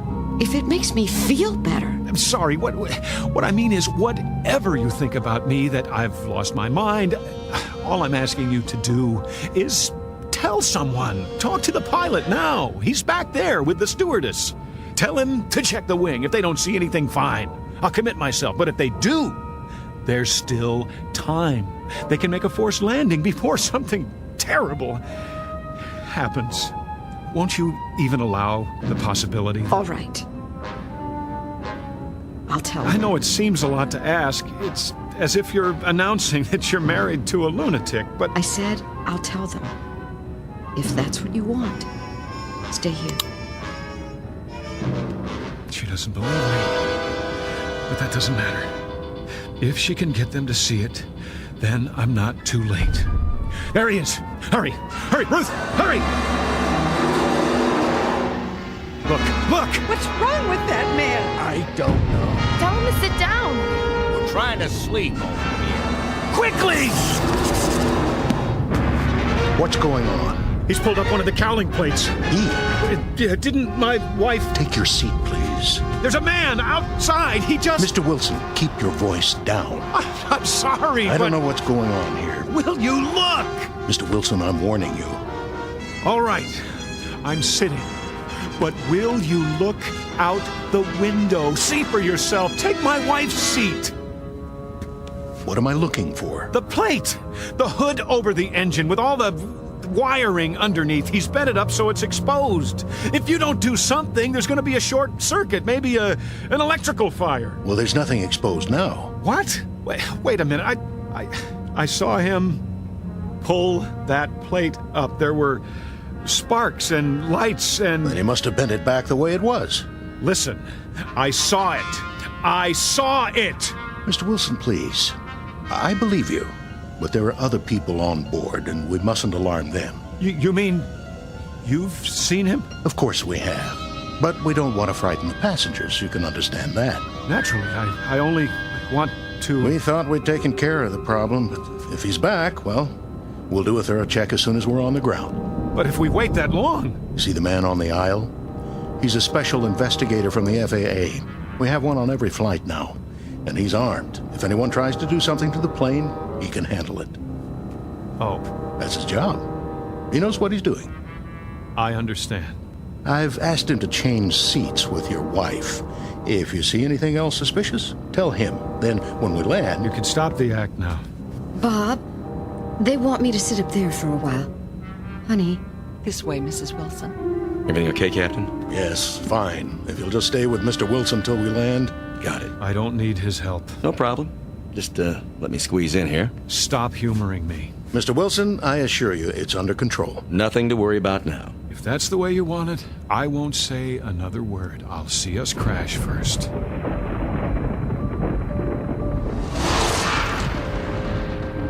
He's at it again. Peeling back the plate, putting his horrible, misshapen fingers into the wires. Did you feel that? Feel what? Nothing. No, go ahead. I'll put it in my report. I just thought we changed altitude for a moment. Pilot must have made an adjustment. Meant to stay above the storm. Yes, that must be it. I wonder if I can get some information from you. About what? May I see your ID? You have your wallet, don't you? Of course I do. Why wouldn't I? Here. Robert Jeffrey Wilson. Ever been arrested? Never. Why do you ask? Oh, just for the record. I'm a law-abiding citizen. I'm sure you are. What kind of gun do you carry? Pardon? The pilot said you were armed. Oh, standard issue 38. Never had to use it, though. Strictly a last resort. I thought guns weren't allowed on board. Well, they're not for the passengers. But with security so tight now, we don't like to advertise it. Then you should keep your coat buttoned. I can see the holster. Bob, how are you feeling? Great. How about you? I brought you some water and another pill, so you can sleep the rest of the way. That sounds fine. Go ahead, Mr. Wilson. Take it. Why not? I hope you're doing okay now, honey. Couldn't be better. I'll be just a few rows up if you need me. I don't need anything, Ruth. Get some rest. You too. I love you, you know. Same here. It won't be long now. For what? Until we sit down. You're lucky. Am I? You get to sleep through it. Let them think that. I didn't swallow the pill. How could I? What's going on out there? Somebody has to do something and we're all doomed. Another minute and he'll have the entire engine exposed. All I can see is the glow of the engine and that creature. I have to act now. Hey, what are you doing? Somebody's got to stop that thing. That's the emergency exit. Take your hand off. Leave me alone. You'll depressurize the whole cabin. Got to stop it. Don't push the door open. Don't. I'm placing you under arrest.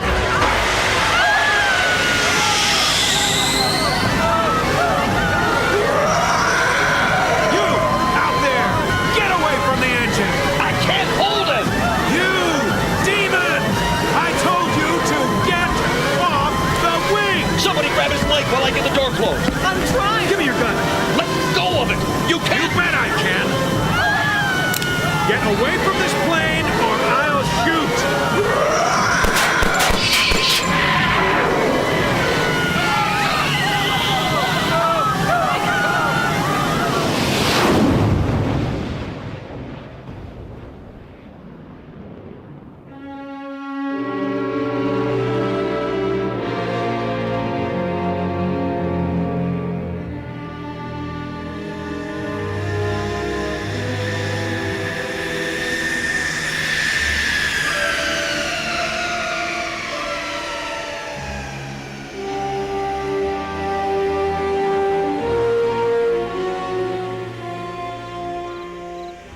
Easy. Lift the gurney down. Yeah, I got it.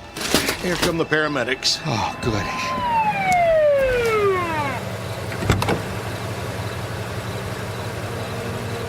What do we have here? A guy tried to open the safety hatch. Keep him strapped down. He's out of his tree. We'll take it from here. Turn him over to the feds. He's got a string of charges.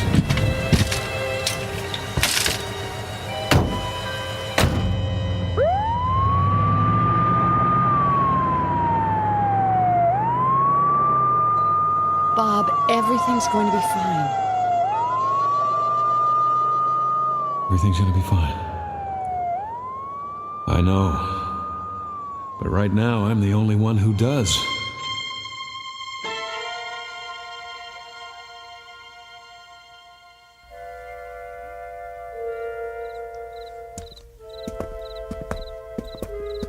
Okay, you grease monkeys, give this plane the once-over. Yes, sir. What about the emergency door? Get up on the wing and replace the seal. Then do a pressure test. You got it. Nuttiest way I ever heard of trying to commit suicide. Yeah, takes all kinds. Well, when you look at that. What happened? I don't know. But something sure did a job on engine number 2. Whole cover plate's bent back. What do you think could have bent it back like that? Beats me. Yeah, let's go to work.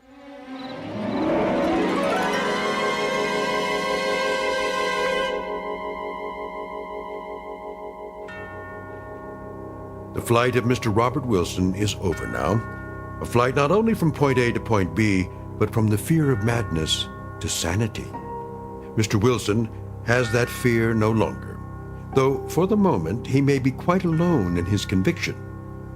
Happily, that conviction will not remain private much longer. For this time, tangible evidence has been left behind, even from so intangible a region as the Twilight Zone. The Twilight Zone continues in just a moment. You are about to enter another dimension, a dimension not only of sight and sound, but of mind, a journey into a wondrous land of imagination. Next stop, the Twilight Zone. Hi, this is Stacy Keach. I'd like to take a moment to tell you about our Twilight Zone website at twilightzoneradio.com. At twilightzoneradio.com, you'll find the latest information on these Twilight Zone radio dramas, including behind-the-scenes photographs, plus the newest product releases, trivia contests, ways to contact us, other Twilight Zone-related info and merchandise, plus links to other fascinating websites. So make your next stop twilightzoneradio.com. Visit twilightzoneradio.com to purchase these Twilight Zone radio dramas on cassette and CD, or call toll-free 1-866-989-ZONE. That's 1-866-989-9663.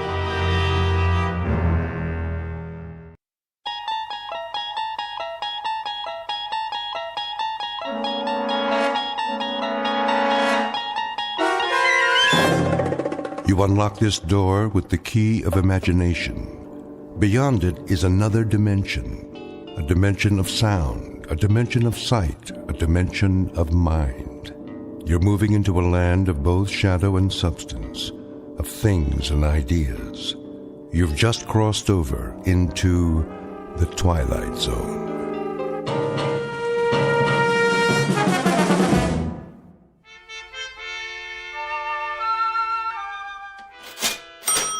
You're quite sure this is a genuine Tiffany? Quite. The provenance dates back to 1922. Very well, then.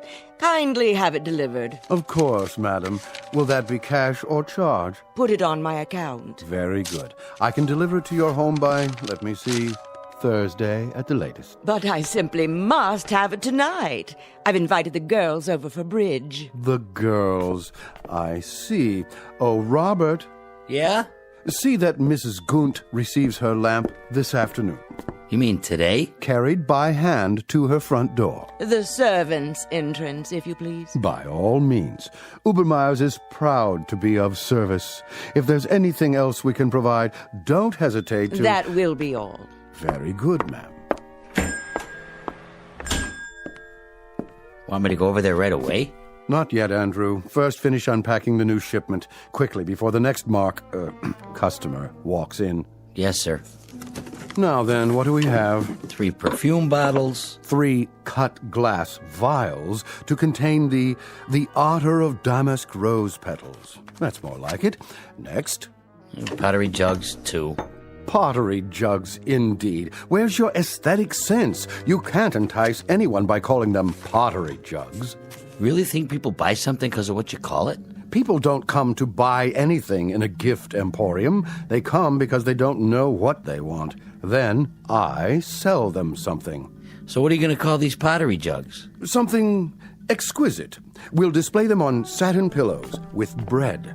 A loaf of bread, a jug of wine, and thou beside me, singing in the wilderness. I'll unload them on some poor sucker before the morning's over. Okay, what about this? When we buy a shipment from Morocco, sight unseen, I suppose we take what we can get. But to sell that will require some creativity. Now, clean this up at once. May I help you? I hope so. I'm not sure. What's this? That would be an authentic voodoo mask. Oh. What about the pajamas? These are not pajamas, sir. They are a genuine imported harem girl's costume in 100% hand-sewn silk. Well, I don't know. It has to be something special. Very special. Suppose you describe the occasion and leave it to me. A personal gift? Not too personal. See, there's this girl in my office. Ah, a young lady. She's like a goddess. I wouldn't want her to think that I was implying, Of course not, sir. I understand. But for a beautiful young lady, what is her occupation, may I ask? She's a secretary. Oh. I have it. Something for her desk. She's already got a computer and a lot of pencils. Something to remind her of you throughout the day. Subliminally, shall we say. Now, as to price, would $100 be too extravagant? 100? But of course she mustn't feel bought.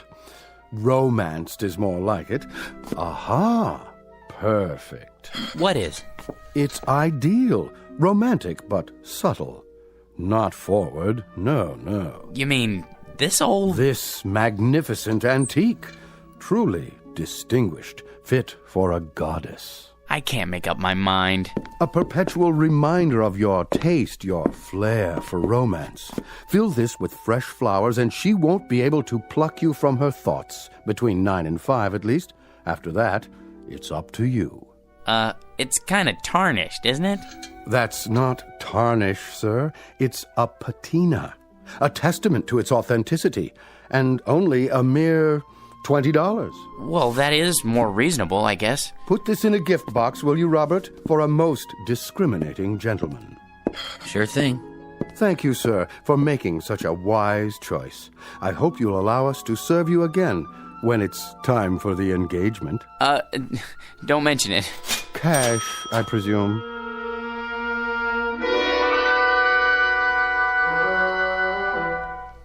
Meet Mr. George P. Hanley, a man life is always treated without deference, honor, or success. Waiters serve his soup cold.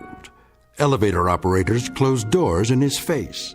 And mothers never bother to wait up for the daughters he dates. For George is a creature of humble habits and tame dreams, a square peg in a square rut, and the living embodiment of what's commonly referred to as some poor sucker. He is, in short, an ordinary man, but at this moment the accidental possessor of a very special gift, one that measures men not against their accomplishments, but against their deepest desires. The kind of gift most of us might ask for, then learn to regret. If, like Mr. George P. Hanley, we were about to plunge headfirst into our own personal Twilight Zone. And now, The Twilight Zone and our story, I Dream of Genie, starring Hal Sparks, with Stacy Keach as your narrator.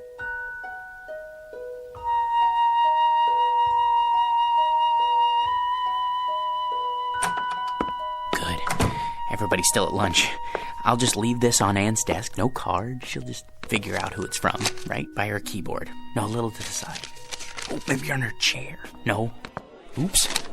Better put this away for now. Where? In my drawer.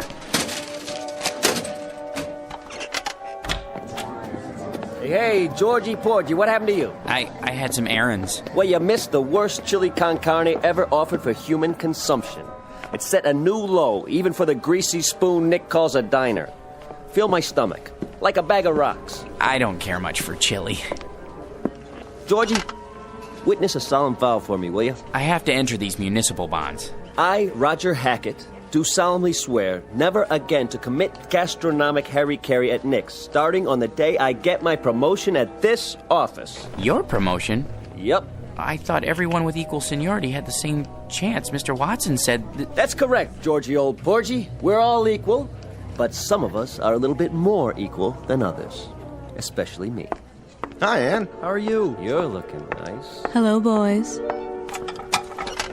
Don't be so sure, Roger. Mr. Watson's a fair man. I'm sure he'll compare our experience in debit financing, evaluating liabilities. And that, old Georgie, is one reason why I am more equal. All you think of is debits and liabilities, with assets like hers around. Now, where'd I put my little surprise? Here, Anne, for you. What's this? Oh, just a little something to say happy birthday to the prettiest girl in the entire office. I'm the only girl. And you'd still be the prettiest, even if this whole place was staffed with Miss Americas. Are you gonna open it? Roger, what? Go ahead. Oh, Roger, it's beautiful. Like it? Why, this is the most gorgeous peignoir I've ever seen. Huh, is that what they call it? But it is awfully revealing. Then you'll just have to be careful who you wear it for. Hey, Ann, put it on. Can you feature old man Watson's puss when he calls you in for dictation? Mr. Watson is interested in a different kind of figure, Sam. Is that what you think? You really like it? I love it, but you shouldn't have. You only have a birthday once a year, at least until you're 30. Then you have it once every 2 years. Oh, you bad boy, come here. What? That's to show my appreciation and to prove I haven't even learned to count to 30 yet. And what, may I ask, is going on here? Oh, Mr. Watson, you see, it's my birthday, sir, and... Do any of you happen to be aware of the annual statement just issued by this organization? No one? Well, then it may come as a surprise for you to learn that we have just completed the best year in our history, and I believe this department had no small part in that success.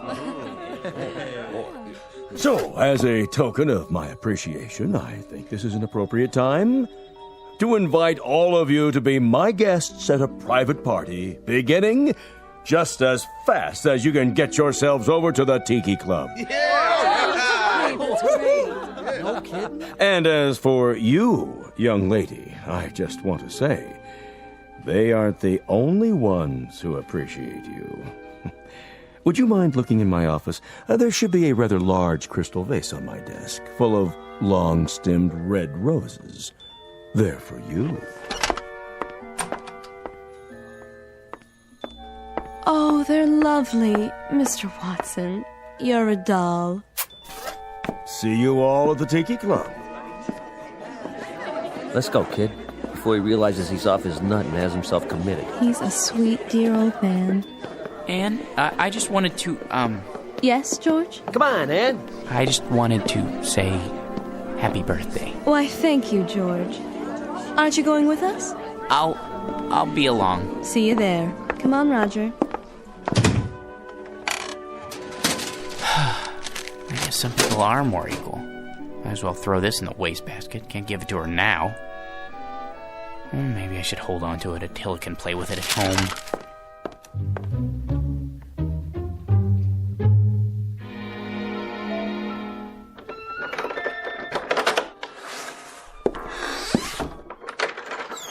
Hello, boy. Have a good day. Yeah, mine was lousy, too. You know what they all think I am, Attila? A #1 jerk. And they're right. What a job title, huh? George P. Hanley. Jerk. Take it easy. There's nothing to worry about in the package. Come on, I'll show you. See? It's only a box with a beaten-up old lamp in it. A magnificent antique. Yeah, right. Probably came from a junkyard. Well, if being a jerk is my calling in life, at least I'm good at it. Look, it's so tarnished it's almost black. That's telling him. Well, let's clean it up and see what it looks like. I just use my necktie. It needs to be dry cleaned anyway. What in the... Easy, Attila.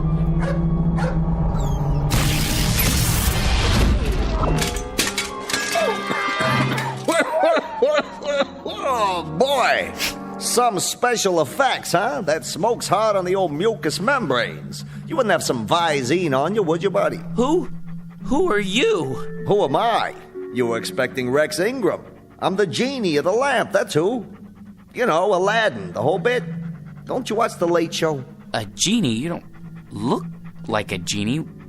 Where'd you get that plaid suit? What difference does it make? The routine's the same. A couple thousand years ago, I had to wear those crazy balloon long johns and a real wild turban. But let me tell you, that headgear ain't as light as it looks. Give you a real crook in the neck, know what I mean, Jack? George. My name's George. Jack, George, whatever. What I was gonna say is, nowadays we dress hip.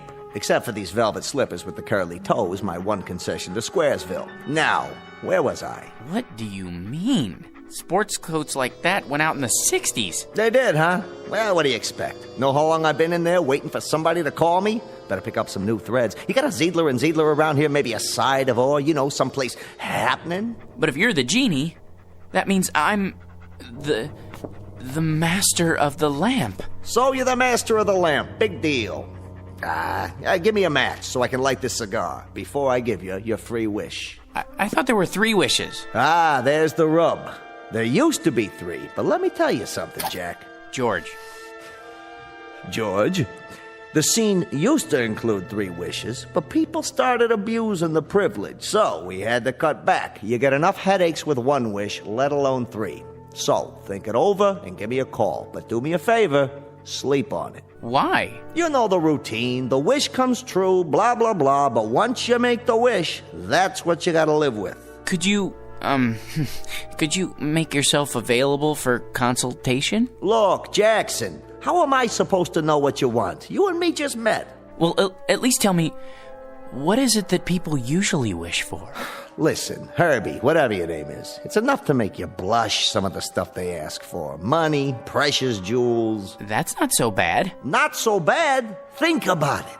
So they get a lot of dough. There's the IRS, long-lost relatives beating on the door. It's enough to flip you out of your gourd. So not wealth? Forget about it. Maybe love, then? Love? You gotta be some kind of a kook. You call me after all this time and you wish for love? You don't wish for love, Chief. You make it. Then I don't know what it is I do want. If it isn't wealth or love... Like I told you, Johnson, think it over. Drop it down the well and see if it splashes. But don't go rubbing the lamp every time you get ants in your pants. That puff of smoke tears up my sinuses. Now, the next time I make the scene for nothing, you've had it. Now, hold on to this cigar for me. It's too close to smoke in there. No cross-ventilation, know what I mean? No, but I can imagine. Till we meet again, Bubby. Like later. If it's all the same to you, make it much later. But just once, I'd like somebody to amp up.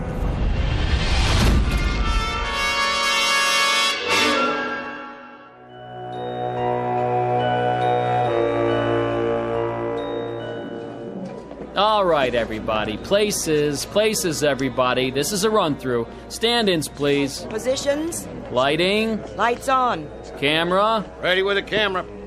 Excuse me. Hey, buddy. Don't you know this is a closed set? It is? Who let you in here? They said it would be all right. I'm George Hanley. Who? Her husband.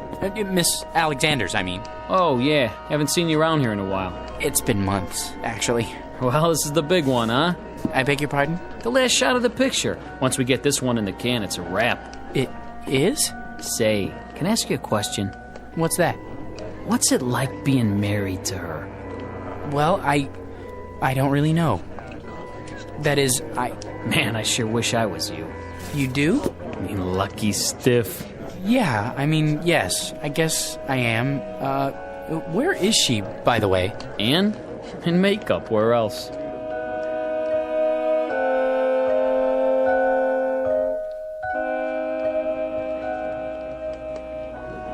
There. Here's the mirror, Miss Alexander. Well? I suppose it'll have to do. I blended the MAC lip gloss with the NARS shadow for an ultra-moist look. Isn't it ravishing? Can't you do something with this hair? My bangs are drooping. Certainly, Miss Alexander. Where's my blow dryer? Ready on the set, Anne? Yes. That'll have to do, Skippy. There. Perfection. Leave us, please. Of course, Miss Alexander. Which scene is this? Well, this is your entrance into the city, on the shoulders of Nubian slaves. Just the close-up, where you wink. What's my motivation? Oh, to rule, my dear, with him at your side. Got it? Just remember, you love this guy so much, your guts do a loop-de-loop every time he creeps up on you. He's big, he's manly, he wears a leather skirt. Well, tell him to oil it, will you? He screws up my lines every time he moves. Not a problem. Props! Get me some WD-40, now! Anne? Darling! Hello, dear. My, you look lovely. Good enough to kiss. Not now, Georgie. You'll smear my lipstick. This is the final scene, isn't it? It's been such a long grind. It sure has.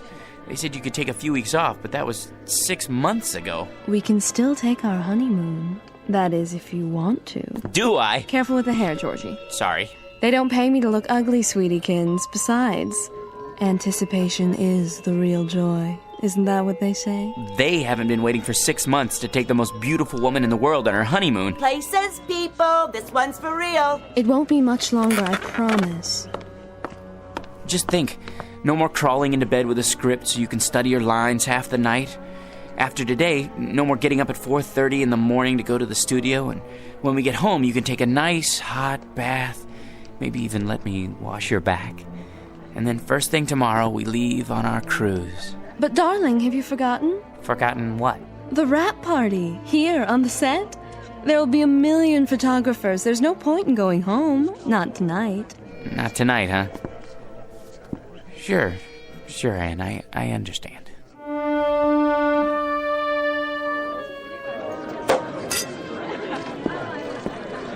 Hi, hello there. No champagne, thank you. Excuse me, has anyone seen... George boy! Hiya, Mr. Watson. Call me Eli. Hey, listen, George, I want to talk to you. Anne said something about your needing a vacation. Not me, her, both of us together. I'm not going to mince words. I want Anne to star in my next picture right away. It's a guaranteed smash. Not a chance. What's the matter? Money? Okay. I'll double her salary. It's not the money, Mr. Watson. Eli, you see, it's our honeymoon. Great! I'm shooting on location. Make a great honeymoon trip. First-class hotel, all the trimmings. Some honeymoon. Out of bed before the sun comes up, work all day, study her lines all night. In the last 6 months, the only times I've seen her when she wasn't asleep, she was either covered with makeup or she had so much cold cream on she would have squeezed right out of my hands and stuck to the ceiling. Listen, boy, she's a star.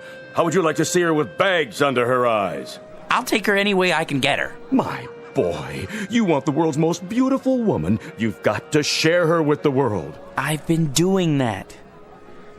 Now I want the world to share her with me. Son, it's not for myself, but no Anne, no movie. You know how many good people will hit the unemployment line? Actors, grips, prop men. They've got wives and sweethearts, too. They've got little ones. They've got mortgages and sports cars to pay for. Can't you get another star? Not like Anne. Millions of plain folks all over the world wait for her pictures. Little kids count their pennies. Mothers go without lunch. Brave men sacrifice the tiny luxury of a cigarette just so they can buy a ticket and escape the drab drudgery of an uncaring world. Just by watching Anne up there on the silver screen. Really? For them, George, the salt of the earth. Can't you find it in your heart to make this one little sacrifice? Oh, Mr. Watson, if you put it that way, I'll tell her she can do the picture. It'll be tough, but we'll get through it together. Good. You tell her. She's right over there. Roger, good news. Ladies and gentlemen, I'd like to make an announcement and a toast to the brightest star, the most exciting leading lady, the loveliest woman in the world who has just agreed to star with me in Eli Watson's new film, Beowulf. The greatest epic ever made. News sure travels fast. Oh, there you are, George. How about a photo, Miss Alexander? Miss? Look this way. Smile, please. How about one more? I'm her husband. Oh, the two of you this time. Put your arm around. How about a kiss? A kiss? Sure. Watch my hair, darling. Move right in, Roger. Put your arm around her. Excuse me, George. You don't mind, do you, old boy? I think I need a drink. Champagne? Hors d'oeuvres? Right here. Of course, sir. Hit me again. Twice. 2 more champagne, sir? Yeah, this one's for my wife. I'll take them to go. Excuse me, if I could just get through here. Anne, don't you think it's time to go home? Anne, where are you? She went that way. I don't think they want to be disturbed, though. What? Anne? Aren't you glad you stayed tonight? Don't be so egotistical. I had to be here. Sometimes I don't understand you. You're not supposed to. That's a woman's prerogative. I know, but why? What's his name? George? He's the perfect husband. That absurd little mouse? Why do you keep him around? A handy excuse when I need one, and when I don't, no problem. I'll spoil your makeup. Oh, who cares? Anne, your lipstick. George? Are you still here? Sorry, old boy. Just congratulating my co-star. I think we'd better be going. You go ahead. You should be home anyway to feed Attila. Attila? Yes, George, and he needs his walkies. Do be a dear. You want me to go home because of Attila? Be a good boy and run along. Roger will drive me home later. Won't you, Roger? With pleasure. But Attila's a dog. Aren't I more important to you than Attila? I mean, Attila? What? Attila, is that you? Oh, phew. What a dream. Oh, boy. Yeah. You know something, Attila? That's the trouble with a guy like me. Having something I want that much only means that it hurt that much more when I lose it. If I had a wife like that, well, I would lose her. Might as well face it. You still love me, don't you? Thanks, boy. Well, at least this makes the choice a little easier. Now I've only got to choose between the two other things I've always wanted. Money and power.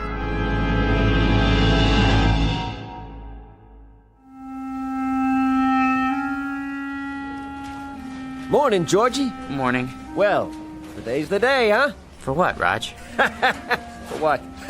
Will you listen to this guy? Watson. Has he said anything about the promotion yet? Oh, the promotion. Forgot. He forgot. Roger, Mr. Watson would like to see you in his office. Well, George, this could be it. You wanted to see me, sir. He'd never pick him. Never. Hey, George, the old boy wants you to double-check these entries. I did that already. It's a waste of time. Look, how much do we make a week? Well, look at this account. Guy makes so much dough, he sweats more than that every time he ties his shoelaces. So waste a little time, all right? My gosh, net worth $260,832,461. What would it be like to have all that money?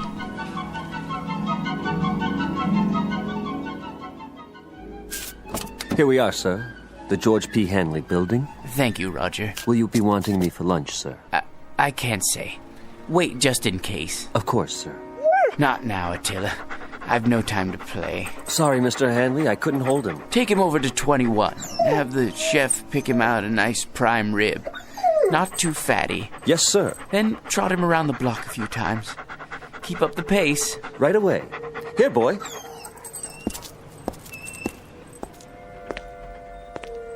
Paper! Get your morning paper! How old are you, son? 9, sir. 9? I see you every morning. Aren't you missing school? Oh, no, sir. I wouldn't miss school. I get up at 5 for my papers, and then I go over to PS 31 for the afternoon session. Incredible. What about your parents? My mom is dead. My old man had a store, but it went broke. Sorry to hear that. I'll have a paper. Golly, I can't change a $100 bill. I didn't expect you to, son. Gee, thanks.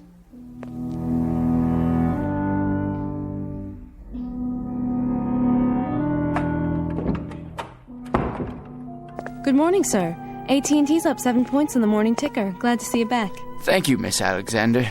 How was the Riviera? Oh, all right, I guess.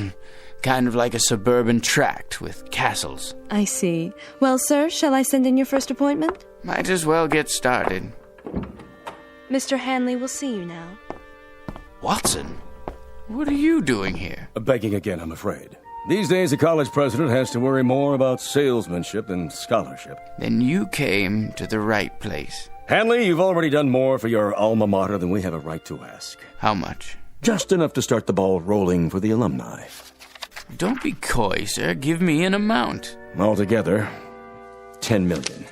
If you could possibly start us off with, say, $1 or $200,000. Done. You're a generous man, GP, but you've made a mistake. This is the entire sum. Don't worry. It's deductible. Besides, I want you to have it. Well, so would others, GP. Thousands of alumni, not as successful as you. Giving, sharing the burden and the satisfaction. It's the cement which binds them to our institution. I only wanted to help. I can't accept this. Send me a check for, a few $100,000. Very kind of you. Don't mention it. Miss Alexander will show you out. Oh, nonsense. I know the way by heart. Send in the next one. Right away, sir.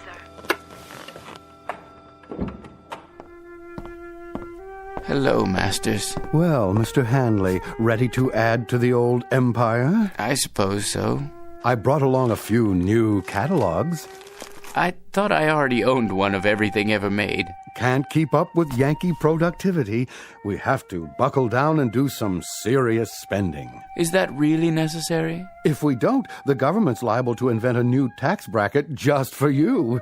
Now, here we have an attractive little yacht. Already have one. A 94-foot job up at Newport. This one makes it look like an absolute dinghy. You know, Masters, there's no fun left in buying things anymore. Once I looked forward to a second-hand car like a kid waiting for Christmas. Now there's no anticipation, no hunger. Oh, perk up. I used to enjoy the little things. An ice cream cone, a ball game, going out for a walk in the park. Now people run up and ask if I'm going to subdivide it. No, I've had it. Sir, that's un-American. Think of all the men living on blue sky and a prayer who depend on you for their daily commissions. They have little ones, mouths to feed. Mr. Hanley, you can't stop buying. Please see yourself out, Masters. If you're absolutely positive, sir? Out! I don't know who let them in, Mr. Hanley. That's all right, Ann. Why, hello, son. Is this the man? Yes. Here's the C note. Awful sorry. What else did he lift? I don't know what you're talking about. I told you, Pop. He gave it to me. You gave my boy a $100 bill? He's a fine lad. Listen, you fathead. Know where I found him? Trying to lay the whole 100 on a 2-horse parlay. Herbie Boy and War Biscuit. But what about the newspapers?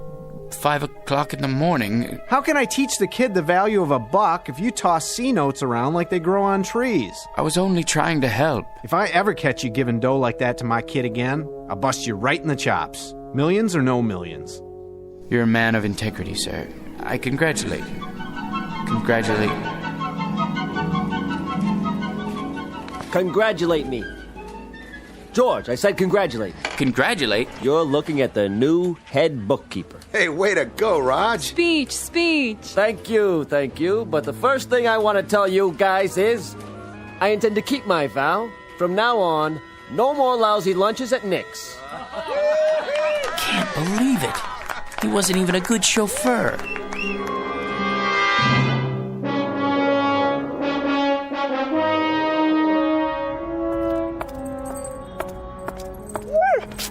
Easy, Attila. You're wearing me out. Sit here for a minute. Well, boy, we're down to the last choice. I could never hold on to a beautiful wife. And money's no fun. Maybe power. That's what makes the world go round. Look at the way Mr. Watson gave that promotion to Roger. Believe me, if I had power, I'd be fair.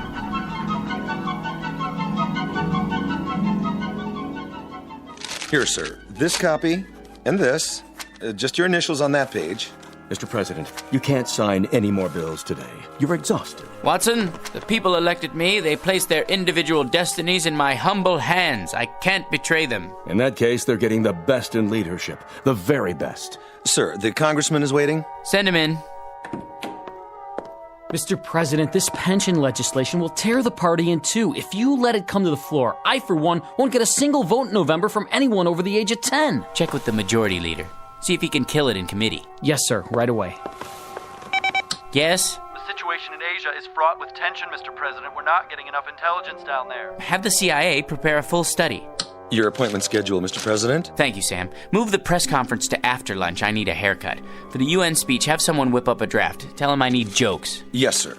Who are Sonny and Mickey? Those scrub scouts who wrote the letter about citizenship. You asked to be reminded when they arrived in the capital. I know there's no time. Make time. The boys and I can get haircuts together. Pass this on to the Secretary of Defense and mark it expedite. Save this for the Economics Advisory Council. Top priority. On the double, sir. Decisions, eh, Attila? Mr. President, I had to see you. Who let you in here, woman? I hid in the building all night. Don't send me away. I'm down on my knees. Kindly get up. How can I help you? It's my grandson. He's just a boy of 18. He fell asleep on guard duty, and they said it was treason. They're going to hang him. Easy, ma'am.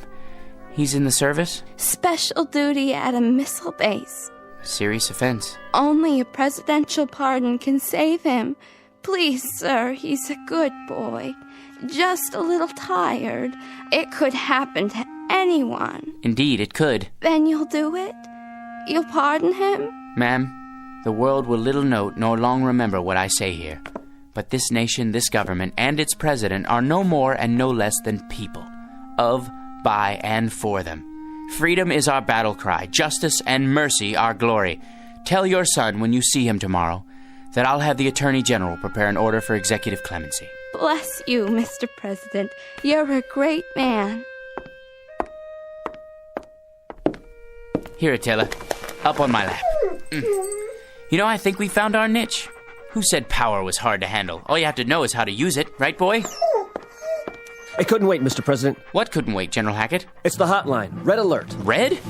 You mean the missiles? Yes, sir. They're on their way. What do we do? The decision is up to you, sir. The world's about to go up in one big poof. What do you say? Counterattack? How about a staff study? It's too late. Call in the Secretary of Defense. No time. You have 10 seconds, sir. It's up to you. I can't. Let someone else decide. I don't want to decide. Not me. Not me. Not me. Not me. No, not me. Not. Yeah, you, Mac. You and your mutt, get off my stoop. Oh. I must have dozed off. Come on, dog. Let's go home. Well, Attila, we've got a magic lamp waiting for us back at the apartment. Anything I want, just for the asking, and I can't even figure out what to wish for. I never even thought it through until now. You know something? No matter what I wish for, it won't change a thing. I'll still be me, George P. Hanley. Vocation, jerk. What's that quote? The fault, dear Attila, is not in our stars, but in ourselves. Ourselves, huh? That's it. Come on, Attila. We're gonna show that bored old genie a thing or two. We're gonna wish for something original.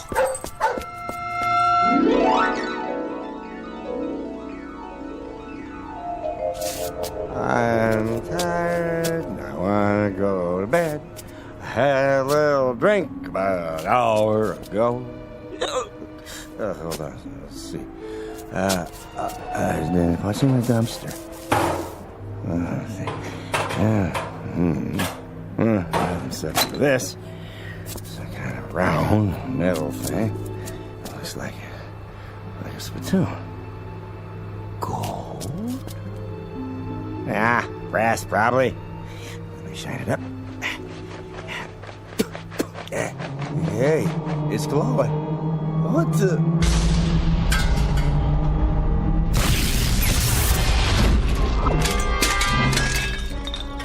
Yes, master? Hey! Where'd you get the funny pajamas and the headpiece? They're traditional. I am the genie of the lamp. Your wish is my command. When you have made your wish, you must return the lamp to this alley so that others may find it. Keep your turban on straight, Attila. Now then, as I was saying, I am at your service, sir.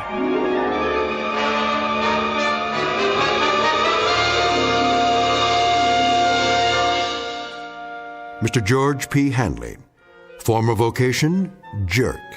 Present vocation, genie. Once a most ordinary man, treated without deference, honor, or respect. But a man finally wise enough to decide on a most extraordinary wish that makes him the contented, permanent master of his very own Twilight Zone.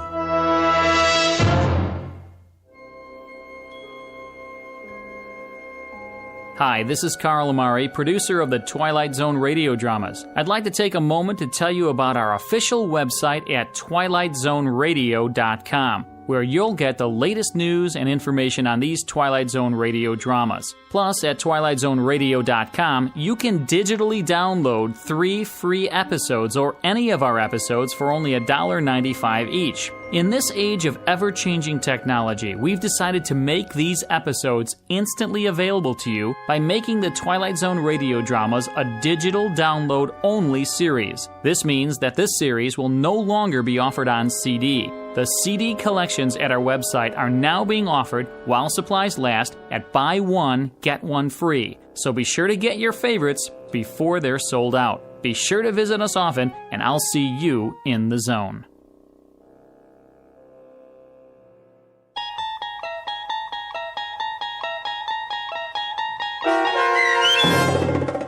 I Dream of Genie, starring Hal Sparks with Stacy Keach as your narrator, was adapted for radio by Dennis Etchison and written for The Twilight Zone by John Furia Jr.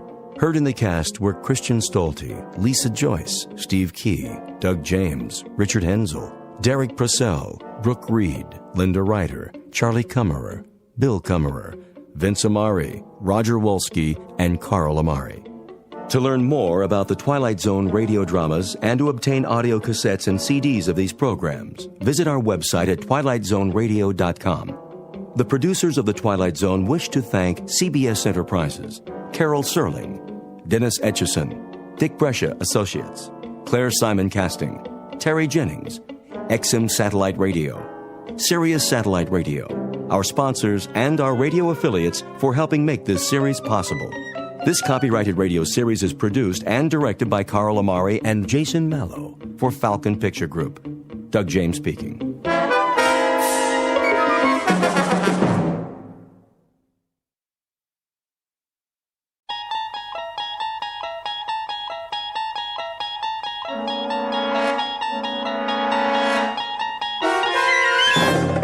You're traveling through another dimension.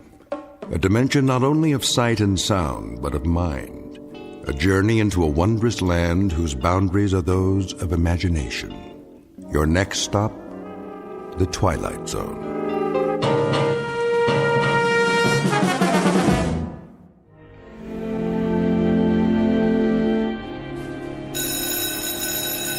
There's the bell. We're gonna be late. So what? Last day before vacation. Yeah, but Fowler doesn't care. He'll mark us absent. Weird old guy, huh? Yeah. How did you do on the test? Me? I aced it. You did? Nah. Did you study? Well, I read all the pages, but I don't know. I don't get this poetry stuff. Why can't they just say what they mean? All right, class, let's begin. I trust you've brought your books and that you have read the assignment. What's that? I can't hear you. Good, that's good. Now then, we've studied a number of poets this term, their themes and their methods, and we've analyzed their works, at least to sampling as time would allow. Is that correct? Today, I thought I'd talk about one of them, Alfred Edward Housman. I'm sure you'll recall the name. Born what year, Mr. Graham? What year, sir? Precisely the question. Well, sometime in the last century, I think. Close, Mr. Graham, closer than usual. Mr. Graham's career is laid out for him. After the varsity football team, he will be a second assistant in the information booth at Grand Central Station. In the interest of time, let me refresh your memory. The date of A.E. Hausman's birth, Mr. Graham, and for the benefit of the rest of the class, was 1859, a long time ago. So long ago that it happened before our own Civil War, in fact. I could, of course, ask you to tell me about the war between the states, but I choose not to press my luck any further. In any event, the subject of this class is literature, not history. His death occurred in what year, Mr. Butler?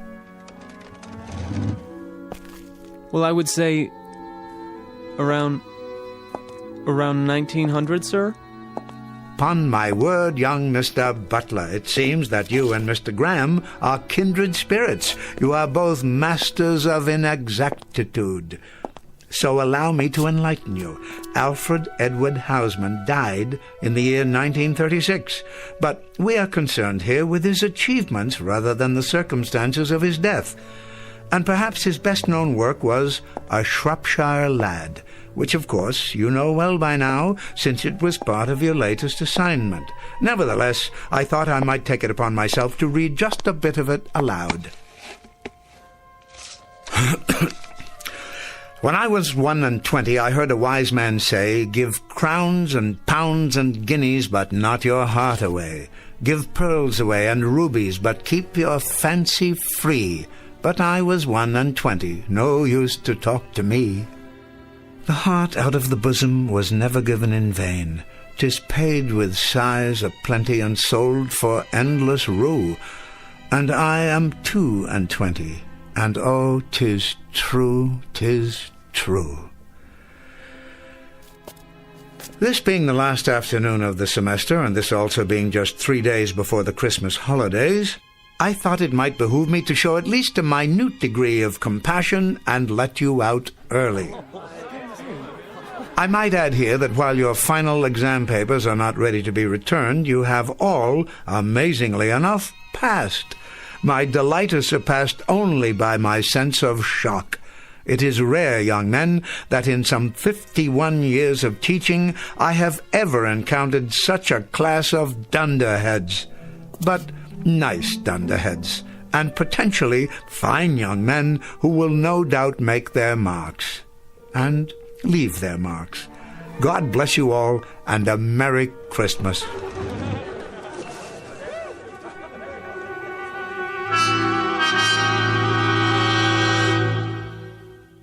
What you've just witnessed is not the end of a semester.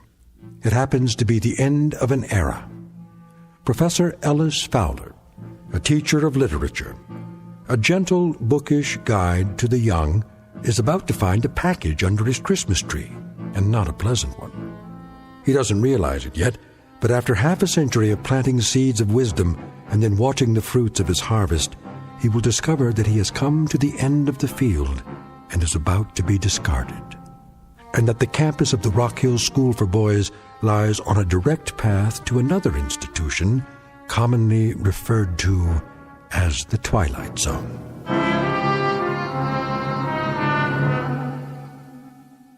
And now, The Twilight Zone, and our story, The Changing of the Guard, starring Orson Bean, with Stacy Keach as your narrator.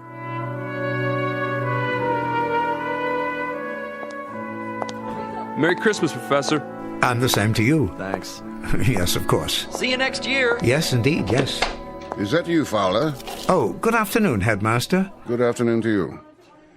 I say, Fowler, could you step into my office for a moment? Yes, of course, it would be my pleasure.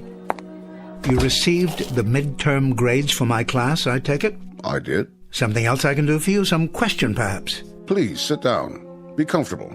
Thank you, I will. You don't mind if I smoke, do you? By all means. I smoked a pipe for many years. I still love the fragrance of a good aromatic blend. Like spice on the air. Sometimes I think that's what I miss most, the aroma. It makes a room feel lived in. Quite right. At least for those who can tolerate tobacco these days. Of course, yes. Am I keeping you? What? No. There is going to be a broadcast of The Messiah at 5 o'clock. Is there? But I have plenty of time. It's a lovely piece, don't you think? It certainly is. Always very Yule-like. I agree. Well then, I suppose we should get to the matter at hand. Very well. This won't take long. Of course not.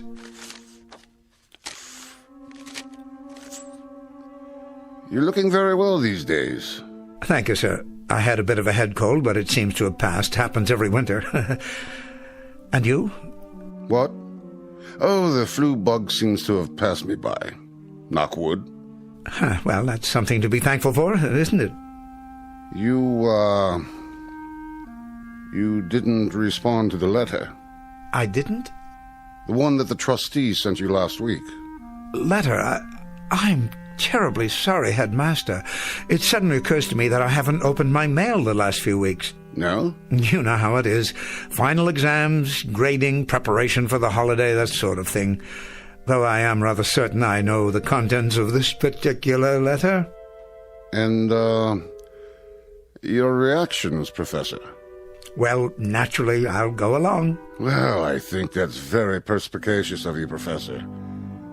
Then I'll tell the trustees that you received the communication and agreed to it. Now, as to your replacement... I told my housekeeper not a week ago that I should very likely teach in this place until I'm 100 years old. And with great pleasure, I might add. Professor... Did you know, 2 years ago, I actually taught the grandson of one of my earliest students. Can you imagine the satisfaction that gave me? A sense of, I don't know, not completion exactly, but accomplishment, perhaps, in some small measure. I venture to say that I'll live to teach a great-grandson one of these days. Please, if you'll... It was the Reynolds boy. You know him, I'm sure. His father was Damon Reynolds, and his grandfather, a regular rascal of a boy who persisted in calling me Weirdbeard. Didn't know I knew that's what he was calling me. A regular rascal of a boy went into the stock market, made himself a fortune, came back for his 20th reunion, shook my hand and actually said to me, "Professor Fowler, please forgive me for calling you Weirdbeard." Isn't that remarkable? Professor Fowler, you'll forgive me, sir, but I think you'd best read the communication that the trustees sent. Oh, indeed I will, though it's really an odd formality, this contract signing year after year. You can tell them for me, Headmaster, old Fowler won't depart the ship. Oh, no, indeed. He'll stand at the wheel through fair weather and foul, and watch the crews come aboard and then depart, come aboard and depart, as they always have. Professor Fowler, please, hear me out. Yes, was there something else?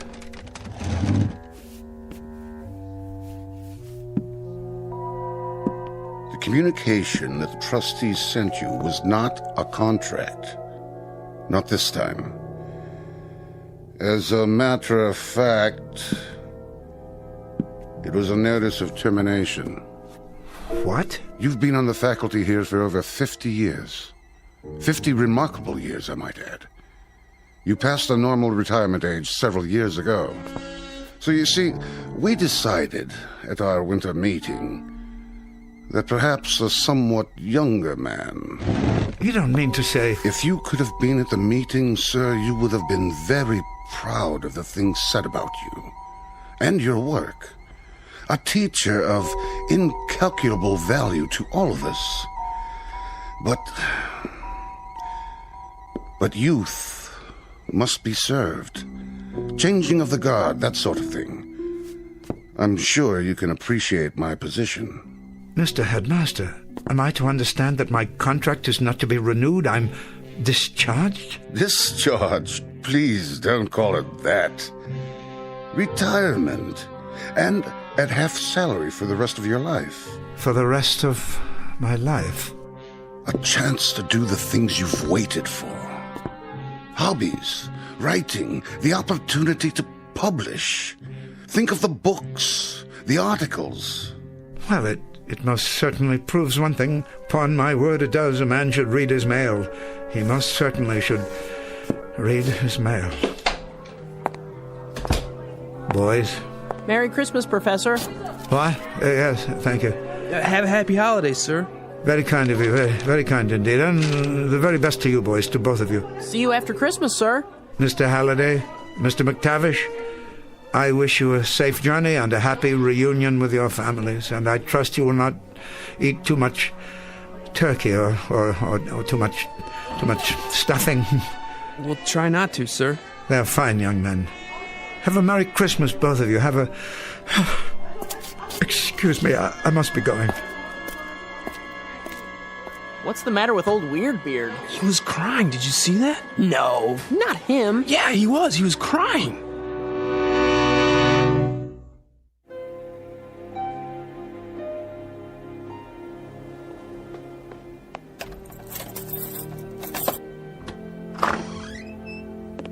Letter. A letter, he says. Of all the... Oh, Mr. Fowler, I was worried about you. Huh? It's later than usual. I didn't hear you come in. Oh, that's all right. I had my key. Why have you left the door open? Sorry. Everything all right, Mr. Fowler? Here it is. What, Mrs. Landers, am I all right? I guess that would depend upon the point of view, wouldn't it? If you're a trustee in this institution, anxious to inject new young blood into the faculty, I'm sure you'd think there was nothing wrong at all. What are you talking about? But if you're an old man who has spent the better part of his life inside those walls, those classrooms, then you might be forgiven a degree of consternation. As a matter of fact, everything is not all right. Everything happens to be very wrong. What is it, Professor? What's wrong? See for yourself. Here, I'll read it to you, and so forth, so on. And since it is the policy of the school to ensure our students the most up-to-date educational methods, we think it advisable that you consider this retirement to be a mutually beneficial decision. Please understand the spirit in which this request is made, and understand further that your contributions to Rock Hill School for Boys are a matter of record, as is our appreciation. Oh, my word, Professor, that means... That means, Mrs. Landers, stripped of its sophistry, its subtlety, its effort to break the news gently in so many words, I've been given the sack. But there must be some mistake.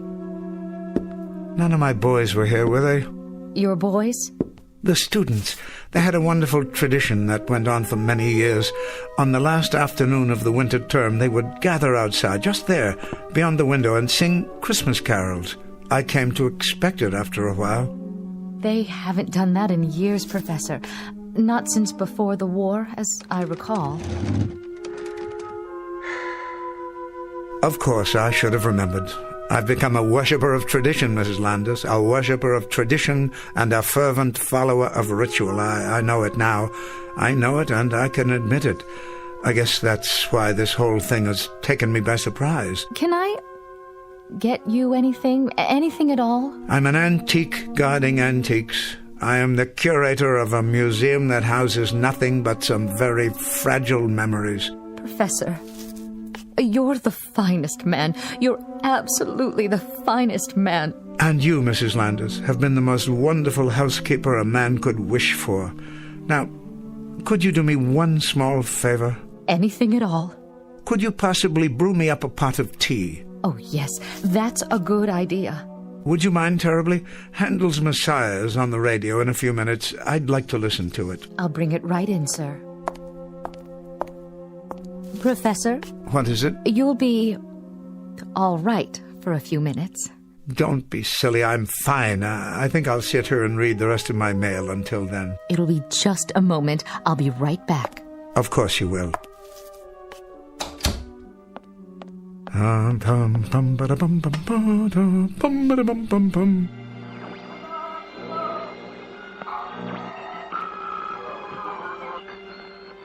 we're almost ready for our annual symphony broadcast of the air, bringing you these performances live and uninterrupted has become a tradition here in the castle. Good. Another minute. I'll have an opportunity to prepare.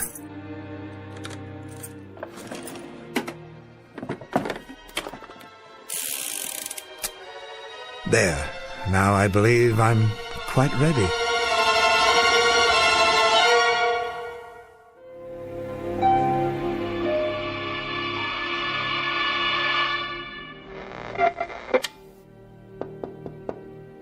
Yes, Mrs. Landers? Come in. Oh, I thought you were asleep, Professor. Not at all. I was listening to the performance. Magnificent as always. Would you care for some more tea? Thank you, no. Well, I'll have dinner ready in a half hour. Why don't you take a little nap? I know I'm being very difficult, but could we put off dinner this evening? I haven't much of an appetite. You've got to eat something, Professor. Perhaps later. I could keep it warm for you.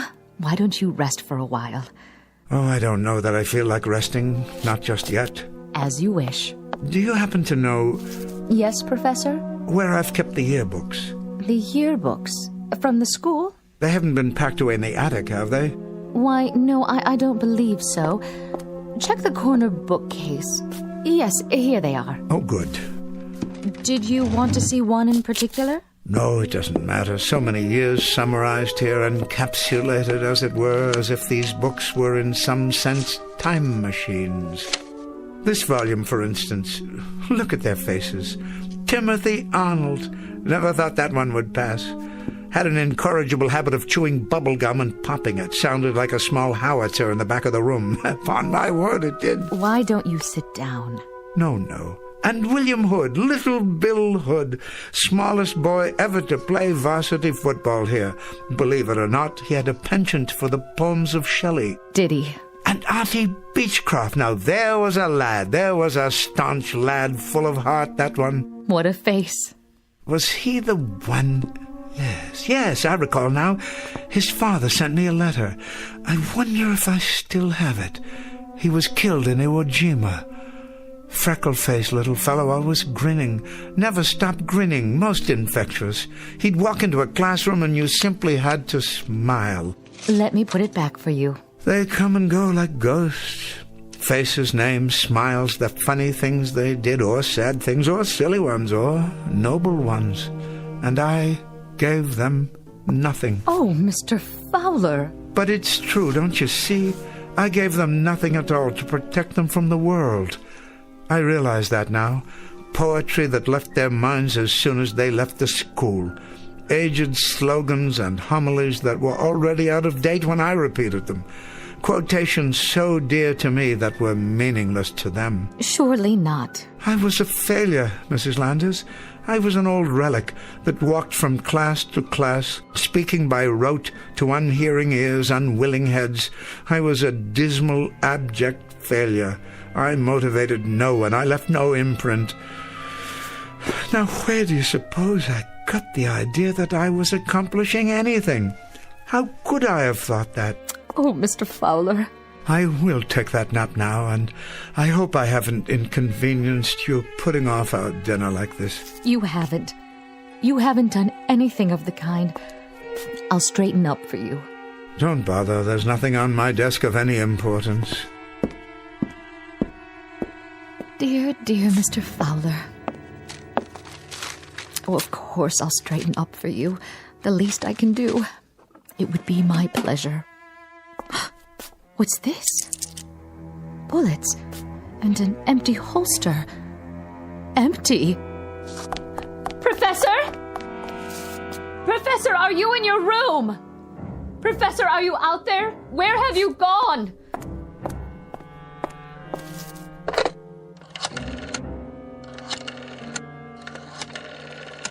Oh, hello. The headmaster, please. Quickly. It's about Professor Fowler.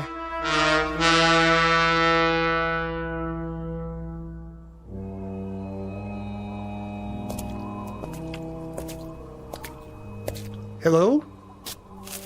Yes? Who's that? It's Ellis Fowler. Hello, Tom. Oh, hello, Professor. Working late, are you? No, just out for a walk. And you should be home yourself, Tom. I will be soon enough. A few chores before I lock up for the holidays. Nothing too serious, I trust? Oh, the door to the main building. The latch is sprung so it won't lock. Can't leave it like that. I suppose not. Can you fix it? Strike plate needs tightening, that's all. I was on my way to get my tools. Well, you shouldn't have much to worry about here. The boys of Rock Hill are hardly vandals.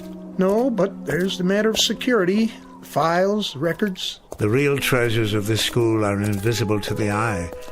How do you mean? The minds that were formed here, for better or worse, the personalities that grew to maturity and then went out into the world. Well, you're one guy who had a lot to do with that. Precious little, I'm afraid, precious little.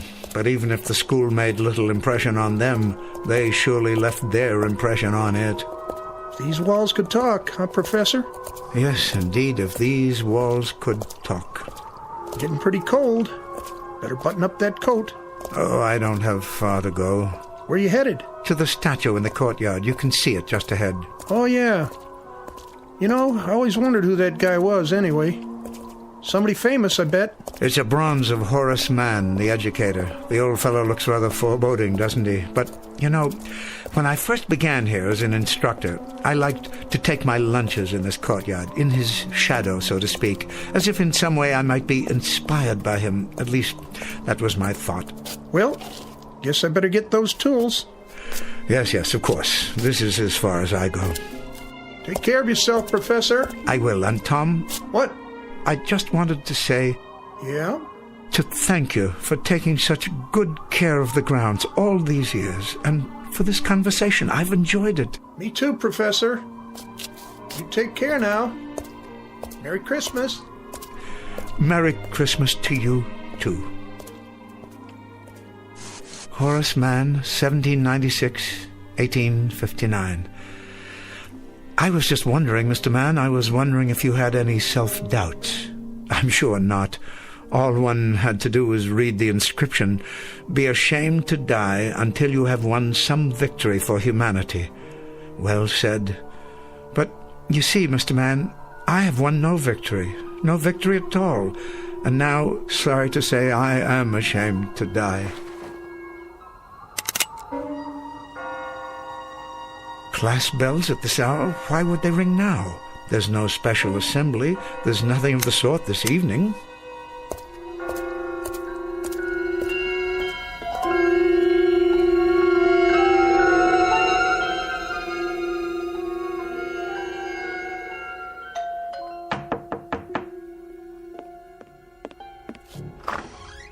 Oh, Headmaster. I came as quickly as I could. Thank you. Not at all, Mrs. Landis. I didn't know who else to call. Have you found Professor Fowler? Not a word. I'll contact the local authorities. If they see him... He couldn't have gone far. I'm afraid I must bear some responsibility for this. Oh, the professor doesn't blame you. Of course, he wouldn't. It's not in his nature. But perhaps if I had handled it differently... He should have been included in the board's deliberations. I want you to know that it was a most difficult decision. Most difficult. Well, the only thing that matters now is to find him. They say there'll be more snow tonight. Can you think of where he might have gone? Into town, perhaps, to visit a friend? He doesn't go anywhere except the school. It's been his life. Then I'll alert campus security. Though it's unlikely he's there. Everything will be closed now for the holidays. There's something I haven't told you. Yes? He has a gun with him. What? An old army souvenir. It belonged to his father. It's gone from his desk drawer. And so are the bullets.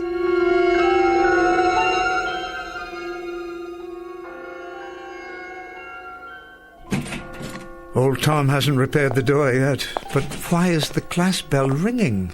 There are no classes at this hour.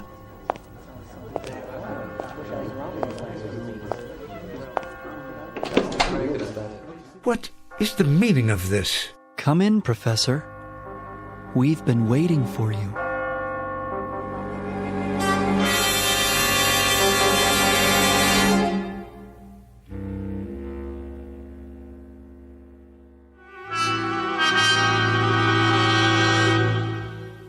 What are you boys doing in my classroom? We're here to see you, sir. I don't quite understand. Forgive me, boys, but I'm not at all sure.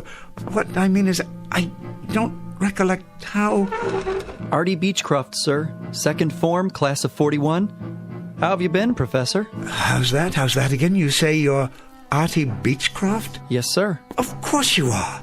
I'd recognize you anywhere. And I'd recognize you, sir. You've hardly changed. Why, Artie, I'm delighted to see you. I'm truly delighted to see you. I've thought of you many times over the years, and I've missed your presence. And I've missed you, too. But what are you doing here? Forgive me, but you shouldn't be here at all. If memory serves, weren't you... That's right, Professor. I was killed in the Battle of Iwo Jima. One of this nation's proudest hours.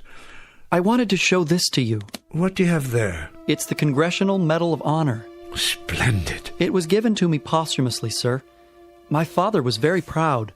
Oh, my, and a very prideful thing it is, Mr. Beechcroft, a very prideful thing. And I am indeed proud of you, too. Thank you, sir. That means a great deal to me, more than you know. You were always a fine young man, but I don't understand. How can you be... Professor? What's that? It's Bartlett. Third form. I died in Roanoke, Virginia. I was doing research on X-ray treatment for cancer. You were? I was exposed to an overdose of radioactivity and contracted leukemia myself. Such a sacrifice, Bartlett, a terrible price to pay. But think of how many people have benefited from your efforts, your courage. Perhaps a few, sir.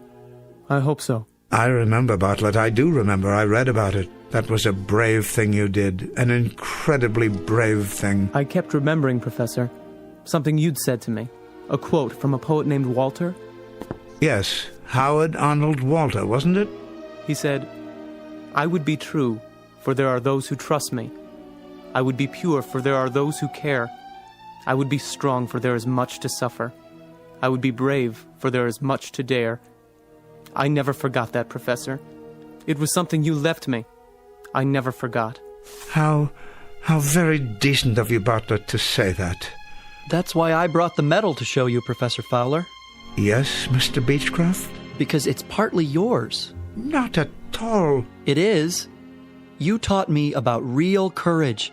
You taught me what it meant. Why, how incredible. Professor? Why, it's Weiss, isn't it? Dickie Weiss. You were the first one, Dick, to... The first one to die in World War II, Professor. I was an ensign at Pearl Harbor, on the Arizona. Yes, you were. I remember you, Dick. It was in all the papers and on the radio. You saved a dozen men. I did my best, sir. You certainly did. Got them out of a boiler room after they were trapped and lost your own life doing it. You were at my elbow that day, Professor. What? You may not have known it, but you were. But why? It was a poem you taught me by John Donne. Any man's death diminishes me, because I am involved in mankind, and therefore never send to know for whom the bell tolls. It tolls for thee.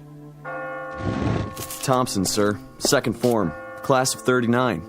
I died on New Guinea, but you taught me about patriotism.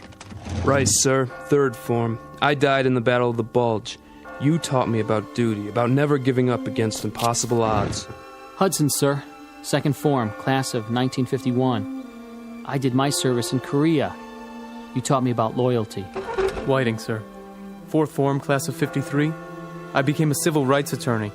You taught me about ethics and honesty. I'm overwhelmed. We have to go back now. So soon, Artie? I'm sorry, Professor. Go where? To the place where we belong. But we wanted to let you know that we were grateful, that we are forever grateful, and that each of us has in turn carried with him something you gave us, something that lives and will not die, not ever. We wanted to thank you, Professor. Yes, thank you. We won't forget. Take care, Professor. Take good care. You don't know how much. Goodbye. Goodbye. Must you go so soon, please? Can't you stay a little bit longer? Artie, I'm reminded of another poem by Shelley, if I can recall. It goes like this. Peace, peace, he is not dead, he does not sleep. He has awakened from the dream of life.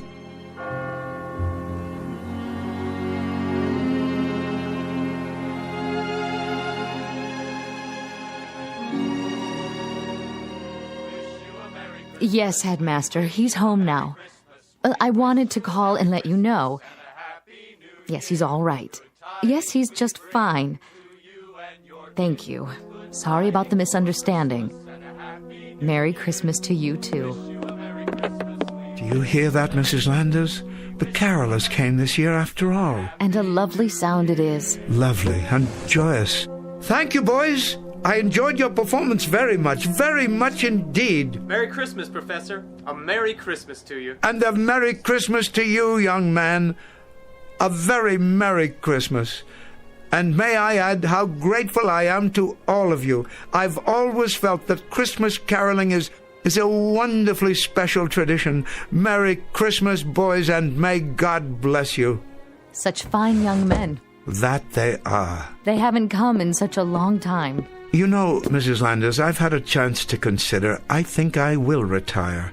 I do believe I've taught all that I can teach. Oh, I'm sure that's not true. In any event, I wouldn't want the returns to diminish. Well then, if that's your decision, I think you've made the right one.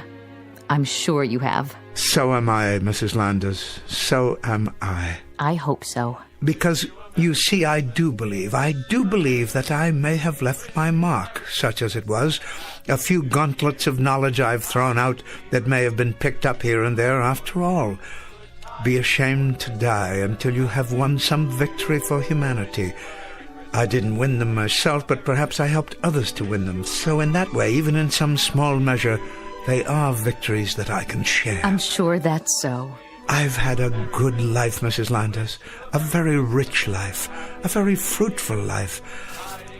And as for this particular changing of the guard, I wouldn't have it any other way. Merry Christmas, we wish you a Merry Christmas, we wish you a Merry Christmas and a Happy New Year.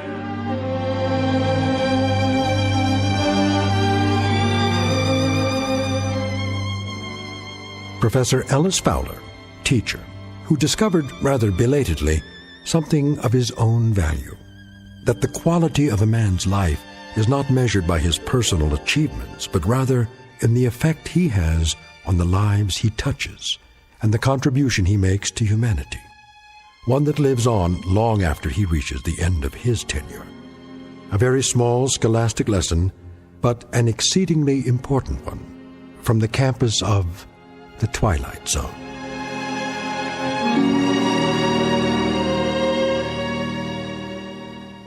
Back to the Twilight Zone after these words.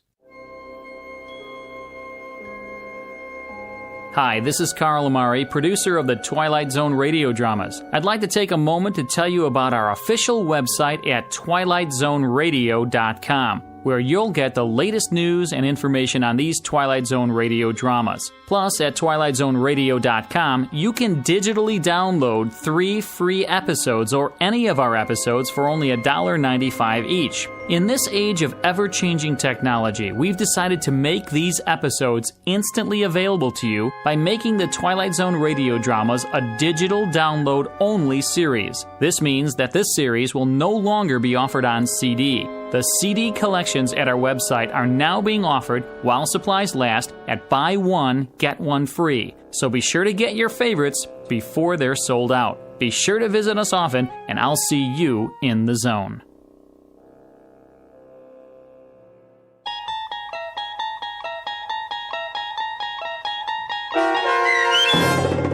The Changing of the Guard, starring Orson Bean with Stacy Keach as your narrator, was adapted for radio by Dennis Etchison and based on a script by Rod Serling. Heard in the cast were Rich Komanik, Alyssa Fraden, Brooke Reed, Kyle Tequila, Chad Reinhardt, Joe Sherman, Justin Chiloa, Doug James, and Carl Amari.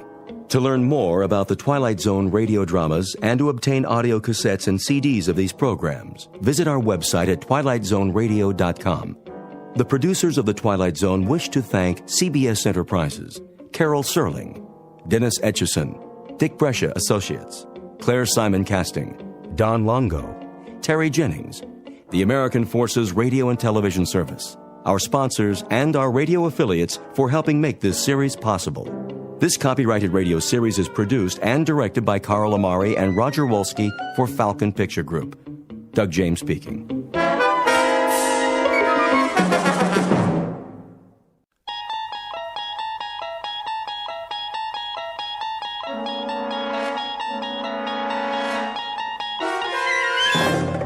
You unlock this door with the key of imagination.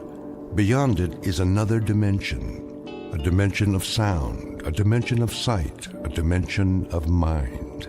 You're moving into a land of both shadow and substance, of things and ideas.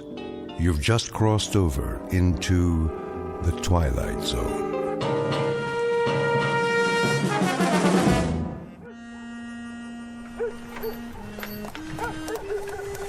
Oh there. Whoa.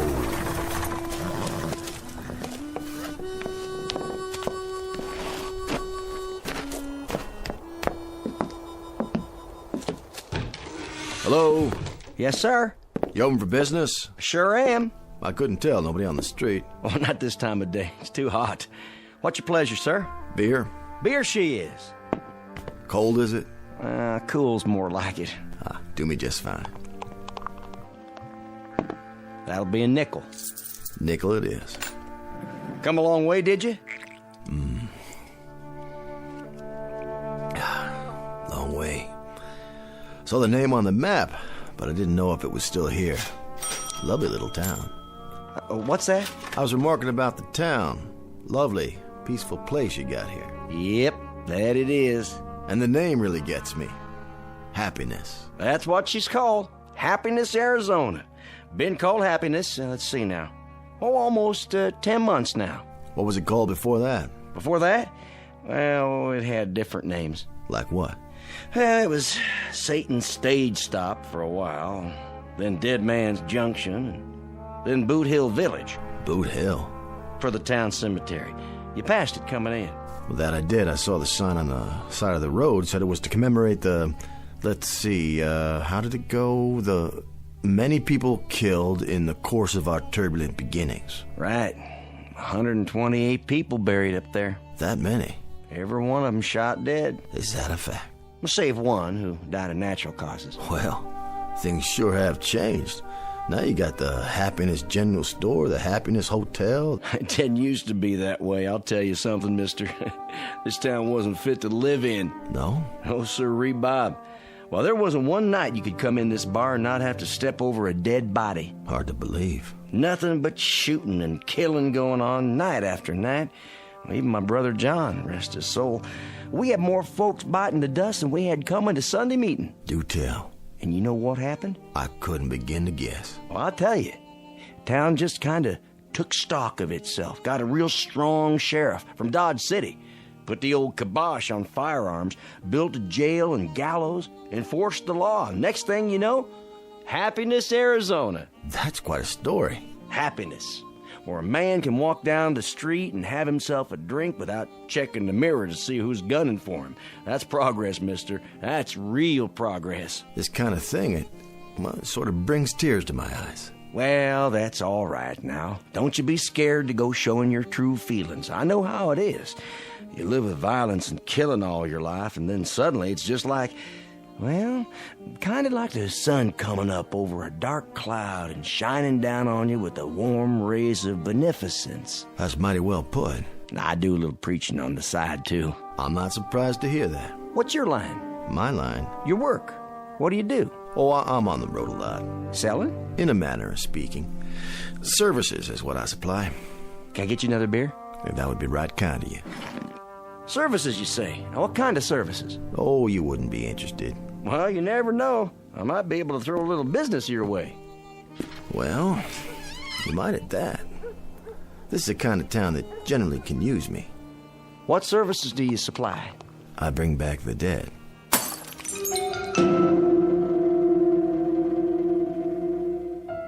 Introducing Mr. Jared Garrity, a gentleman of commerce, who in the latter half of the 19th century plied his trade in the wild and woolly hinterlands of the American West. He has just driven his wagon down the hot, dusty main street of a quiet, unadorned, and absolutely typical town in search of an opportunity to practice that trade. Mr. Garrity, if you can believe him, is a resurrector of the dead, which on the face of it certainly sounds like the bull is off the nickel. But to the scoffers amongst you, and all you ladies and gentlemen from Missouri, Don't laugh this one off entirely, at least until you've seen a sample of Mr. Garrity's wares and witnessed an example of his services.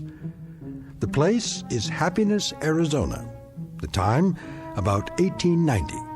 And you have just entered a saloon where the bar whiskey is brewed, bottled, and delivered on special order, direct from the Twilight Zone. And now, The Twilight Zone and our story, Mr. Garrity and the Graves, starring Chris McDonald, with Stacy Keach as your narrator.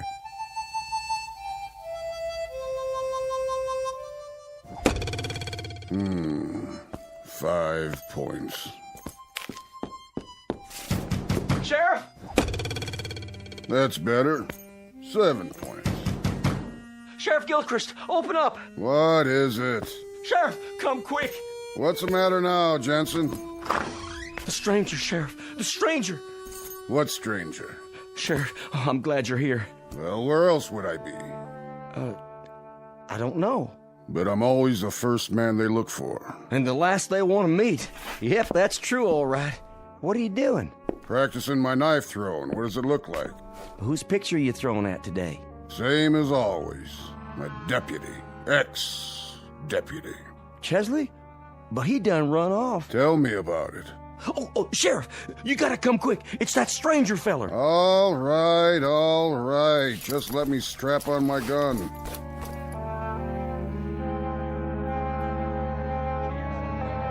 Is that what he said? Well, where is he now? Don't know, just up and vanished, just like that. Is that what Jensen said? I don't like this one bit. Where's the bartender? I need another drink. He's coming with the sheriff. Here he is, everybody. Simmer down now. What's this about a stranger? He's wearing a black suit and a black hat. There's his wagon right outside. Had a mustache and a bony face. And you should have seen his eyes. Now, hold on, everybody. Let the sheriff talk. He'll answer all your questions. What did he say his name was? Well, he didn't say. Leastways, I don't think he did. Got a sign on his wagon out there. By golly, you're right. Well, sure he is, Lapham. What's it say? Says Garrity. Then that could mean something, I reckon. That could be his name. Say, that's deduction for you. Now you know why we got law and order around here. Well, it's a chancy job. Makes a man watchful, I bet. And a little lonely. We finally got ourselves a lawman who uses scientific deduction. Why didn't I ever think of that? Don't know a fella's name, you just look at his wagon. Really wasn't no great shakes of deduction, Lapham. Well, now I beg to differ with you on that. But it points up the fact that you can't stop thinking on this job. Not ever. It's a kind of think proposition. Take this six-gun, for instance. A lot of men depend on this all the time, when they should be using what's under their hat. Under their hat? The old bean. Oh, by golly, nobody was ever righter than that. And besides, using the head instead of the gun, you save money on bullets. Not to mention burials and labor. You could say that again. No thanks. Now, he said what to you, Jensen? He said that he could bring back the dead. That's what his line was, bringing back the dead. That possible, Sheriff? Better ask Doc. But we don't have a Doc in Happiness. Oh, that's right. Well, sir, when he said that, I'd like to keel over in my tracks. Bring back the dead. I think to myself, the man's either a lunatic or he's trying to gull me. That's when I went over to your office and got you, Sheriff. And when we come back, he'd up and gone. That's right. Interesting. Very interesting. He probably figured you'd gone to get the sheriff or some such. And he decided right then and there to make tracks. Now that's reasonable. That's exactly what he done. He's obviously some kind of a con man, and the minute he seen Jensen here leave the saloon, he knew he was gonna go get the law. So he decided things was too hot for him, and he better hightail it out of town. That there is a real deduction, all right. Except, how come he left his wagon? Gooberman, You're embarrassing to have around. What kind of question is that? How come he left his wagon? I can't believe you asked that. How come he left his wagon? Tell us, Sheriff, how come he did leave his wagon out front? The way I figure it, he probably didn't get out of town after all. The way I figure it, he probably checked into the hotel or someplace like that. What other place could he go, except in the hotel? Maybe Miss Tabby's. But Miss Tabby run off with the deputy. Thanks, Jensen, for twisting the knife.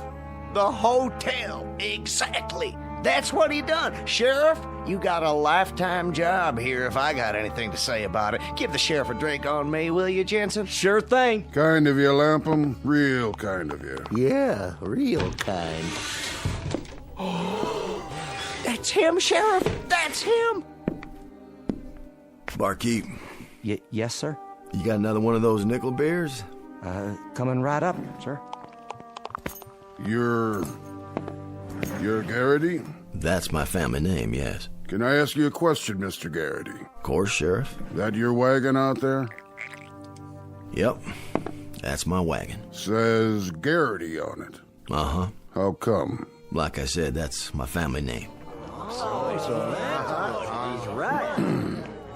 Mr. Jensen here tells me that you bring back the dead. That what he said? No, that's what you might call a figure of speech, isn't it? What are you getting at, Sheriff? What I mean is, you don't actually bring back the dead, do you? On the contrary, that's exactly what I do. Bring them back. What did he say? Hit me with a shot of whiskey there, would you, Jensen? No problem. I don't suppose you'd care to tell us how you go about doing something like that? Well, no offense, Sheriff, but it's kind of a professional trade secret. Secret? I mean, like a magician. He doesn't tell you how he does his tricks. Well, I don't tell you how I bring back the dead. But I do, just the same. And you actually bring back the dead? I do indeed. Brought back healthy and hopping as the day they departed. And if that ain't a boon to mankind, somebody better tell me what is. Somebody better indeed. Fact is, gentlemen, I've heard of your town. 128 people in Boot Hill up there. I figured if a man's trying to sell cold drinks, he goes to the desert. And man's got buffalo skins and woolens, he goes to the cold north country. And if he brings back the dead, well, then go to a town where most of them are buried. And the name of that town is Happiness, Arizona, with the biggest cemetery west Chicago. All them departing this earth with unspeakable violence. All but one. Which one? That was my wife, Zelda. God rest her soul. A bustling, healthy, strapping woman of 247 pounds. Not unattractive, mind you. And then one morning, she's taken with the dyspepsia. And I'd lost her. That there is why I drink. From a broken heart. How much loss can a man stand? Herr Guberman, have one on the house.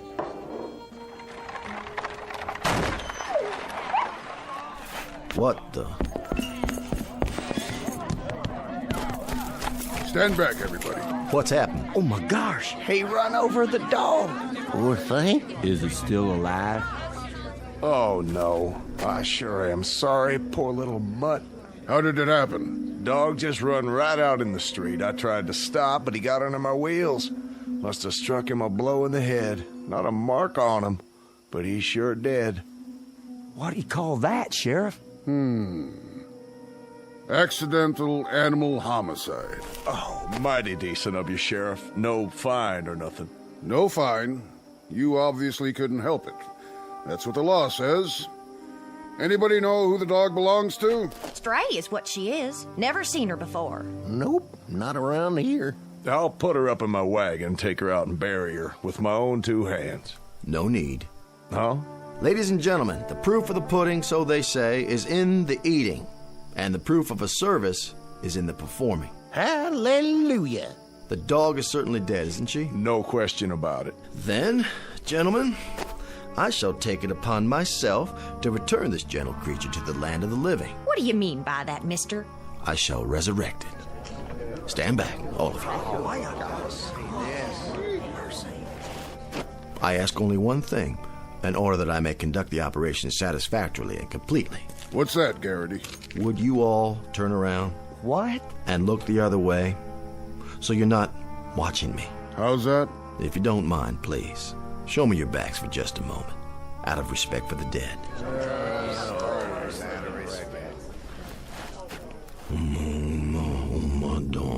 Ergest rage grand wazu intercoiter metaluna magic land of Alakazam.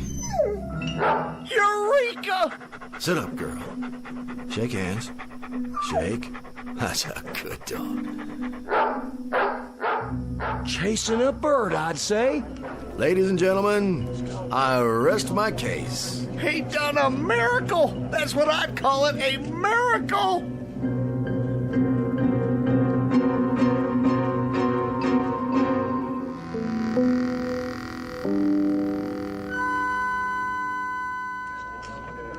Black magic is what it is. My dear friends, citizenry of Happiness, Arizona, it's with no small degree of pleasure that I stand here in this quaint, picturesque main street performing what I modestly claim as an accomplishment of some dimension.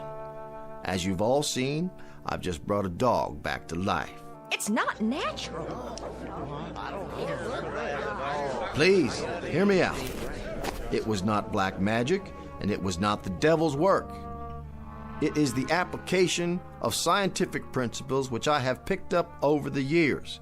While traveling extensively in the Himalayan mountains for 7 years, I served as personal apprentice to the High Lama. But how? How'd you do it? Simply by utilizing certain cosmic forces. What are they? With a concurrent application of mystical electrolysis.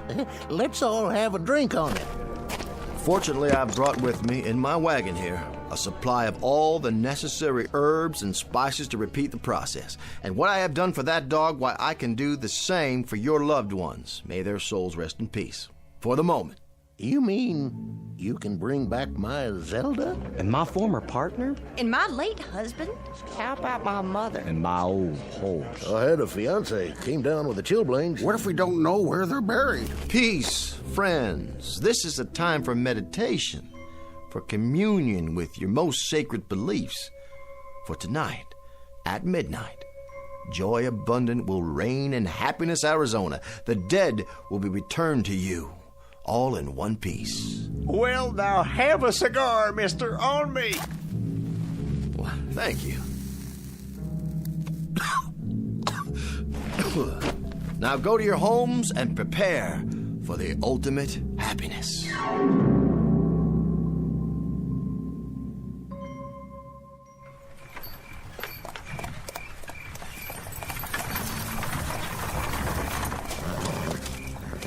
Hello, spirits of Boot Hill.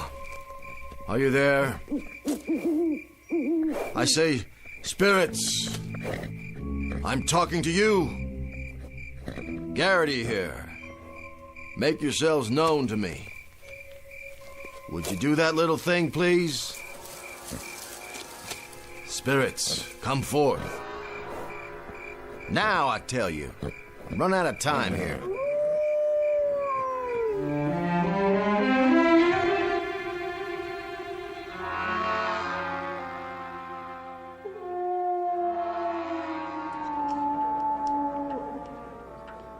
$11:30. No sign of him. He's up at the cemetery. Still? 4 hours he's been up there now. That place always froze my guts, even at high noon in the bright sun. Imagine what it must be like after dark. I don't want to imagine.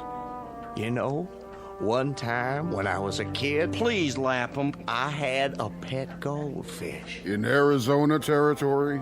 No, this is back in Springfield. Anyway, I had this goldfish, and my cat used to watch it swim around night and day. What was your cat's name? My pussycat? Her name was Tabby.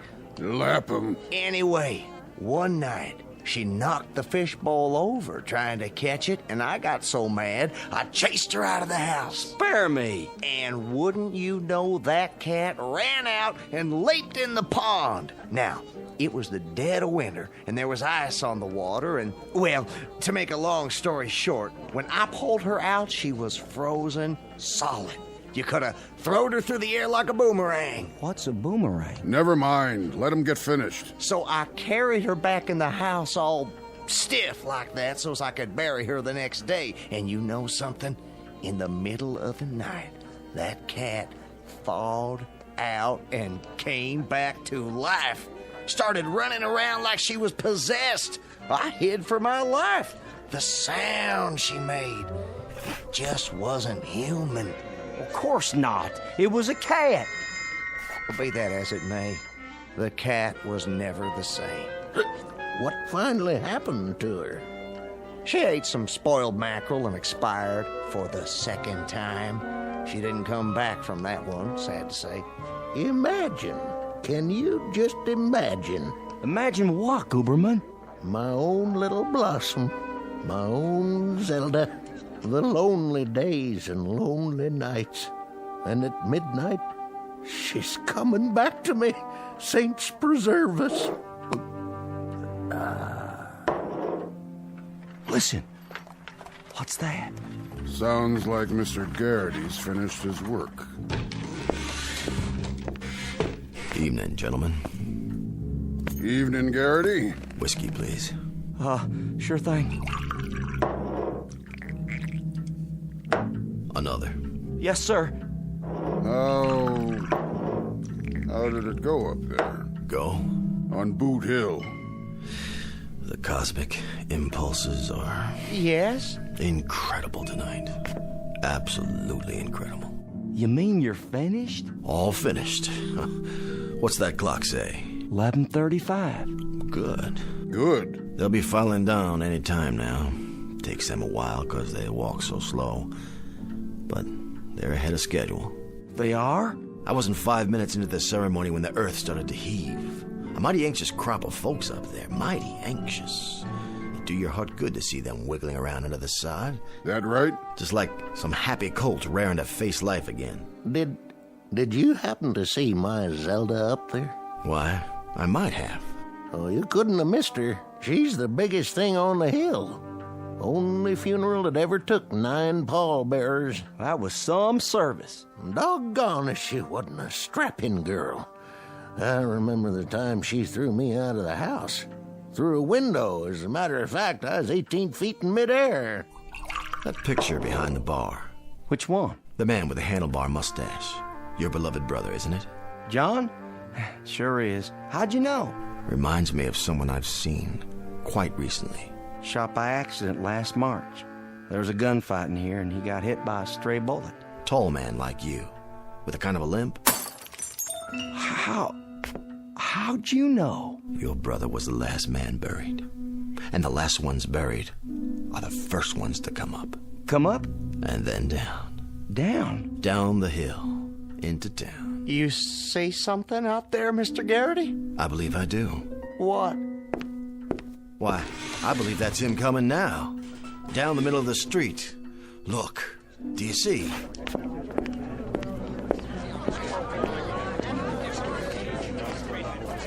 That's him. How can you tell? Look at how he's dragging his foot. Can't see his face. I was right, Mr. Jensen. You were? It's your beloved brother John. And a more decent and honorable citizen never pulled a cork out of a bottle, or so I'm told. He was a no-good thieving bum. He spent more time digging in the till and stealing whiskey than he did serving customers. Why, Mr. Jensen, you dishonor the man, and here he returns to you from the grave after that unfortunate accidental bullet fired by someone caught him between the shoulder blades. I'm here. I'm coming back to you. Hold on. Mr. Garrity. Yes?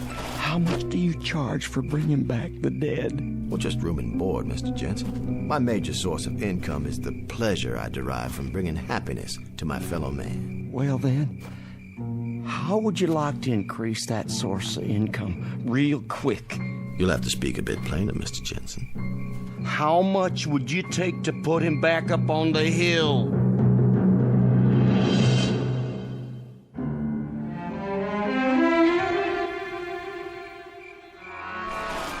I'm asking you. To put him back? My brother, I mean. In his grave, where he belongs. What does that mean? Well, it's a difficult procedure, Mr. Jensen. Once the resurrection has taken place, it requires a maximum effort to replant them, so to speak. Would $100 pay for the effort? 100? In gold. Shall we say 1,000? What does 500 do to you? Well, it warms me a little, but I still feel drafty. Let's make it 750, shall we? Deal.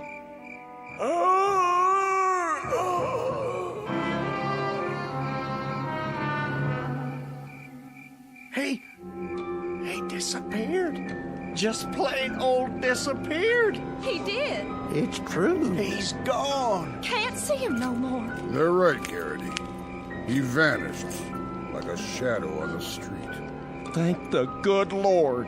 It was your brother, all right. I saw him with my own eyes. Tall man with a limp, just walking toward us as big as you please, and then he just plumb disappears. Yeah, that's right. Garrity did it. He's a miracle worker. Well, that's life. Well, let's go inside and have a drink.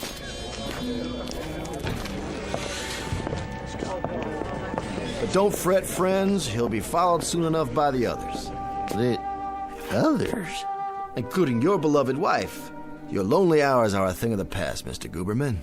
Your Zelda will soon be back with you to share your life and restore your peace of mind. Well, no disrespect, but, Yes? what I mean is, she was the flower of all womanhood and everything. Of that I have no doubt. But on 6 different occasions, she broke my left arm. That thing was in a cast so much I developed a permanent list. Your point, Mr. Guberman? Well, I sort of hate to disturb her rest. Get me? I'm beginning to. What'll it take to put her back? A difficult assignment, Mr. Guberman. Let's say $500. With me, it was $750. Jensen, I'm disappointed in you. And ashamed, truly ashamed. Your own dear brother. And you, Guberman, your own wife. Garrity, as an official of this town, I apologize for these men. I'm humiliated. Nothing less than humiliated. I don't blame you, Sheriff. Not one bit. But you, I could perceive immediately that you are made of sterner stuff. Well, I suppose that's true. I didn't see you quake in your boots, just because Lightning Peterson will be one of the departed returning tonight. Lightning Peterson? You killed him yourself, didn't you, Sheriff? And he was supposed to be the fastest gun in the territory. Boulder Dash. I say Boulder Dash. Lightning Peterson, indeed. You killed him once, Sheriff, in an honest showdown, and if his internment hasn't taught him anything, you can do it again.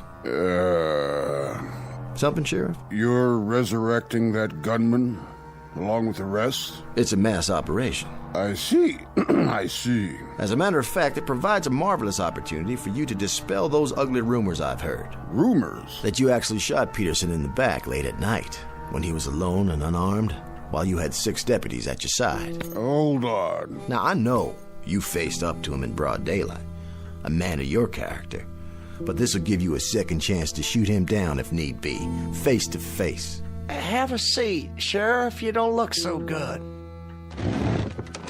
If you really want to know, Mr. Garrity, I don't think Peterson should be resurrected. I think he's, a menace to society. Fact is, Sheriff, judging by that clock on the wall, I'd say he's already on his way down. Personally, I wouldn't mind facing him again, but why go to all the trouble? Trouble?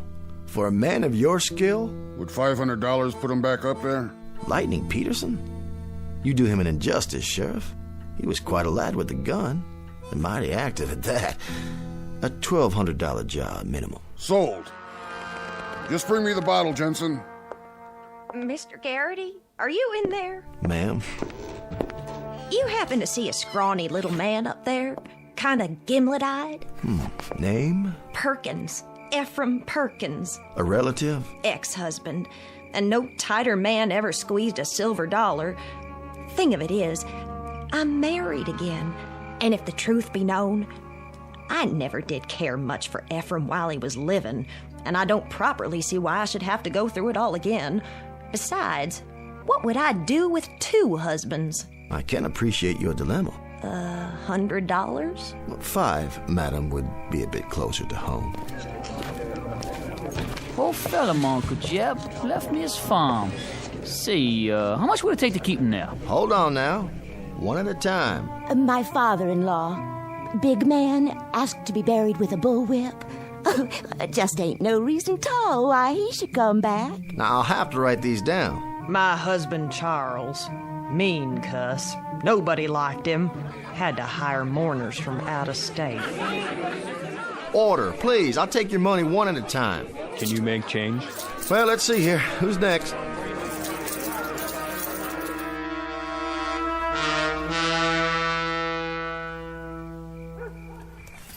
Who there? Oh. Here, boy. There you go. Nice puppy. Nice little boy. Got a bone for you in the back of the wagon. You're paid for playing dead like that. That you, Ace? Right here. You're late. Couldn't help it. Town was the ripest pear we ever plucked. They couldn't open their money bags fast enough. What's the take? Whew, see for yourself. I haven't had time to count it. Will you look at that? Considerably more than you earn as an actor on the stage, my friend. Considerably more. Played the part well, though, didn't I? Beautifully. The handlebar mustache was a nice touch. That's why I brought my makeup kit. Never know what you'll need. I checked the itinerary. Our next stop is Tucson. We'll pitch camp and get a good night's sleep, and you go in there in the morning and get a line on the place. We'll see which one of the dear departed you can impersonate tomorrow night. Now climb in. Well, let's get a move on before that sheriff turns suspicious. I tell you, I'll be glad to get gone from this cemetery. Creepiest one yet. You don't believe in ghosts, do you, Ace? Well, I never did, but this one, there's so many tombstones everywhere. Man thinks he's hearing things after a while. Not this one. The folks up here on Boot Hill, they're buried deep enough. So long, friends. Real sorry I couldn't perform what I laid claim to. Oh, rest in peace now, all of you. Come on, let's go. Come on.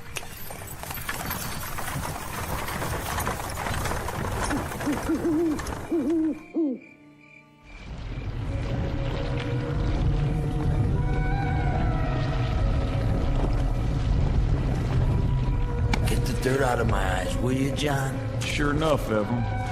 Wait, hold on. You got a worm in your nose. You know, the man don't do himself justice. The actor who played you wasn't worth a darn. Terrible mustache. But that there Garrity, he sure can do a job of resurrecting. Sure can. Don't know where he learned them words, but they worked. Didn't they, Lightning? Let's get on to town. We ought to wait for the others to dig out. Don't worry, they'll be along. Besides, I got a lot of drinking to catch up on. There's a yellow skunk of a sheriff I aim to settle a score with. And a little pipsqueak of a soft just waiting to get his arm broke. And I am just the lady to do it. My name ain't Zelda Gooberman. Let's go, boys. Just the 4 of us. It's clobbering time.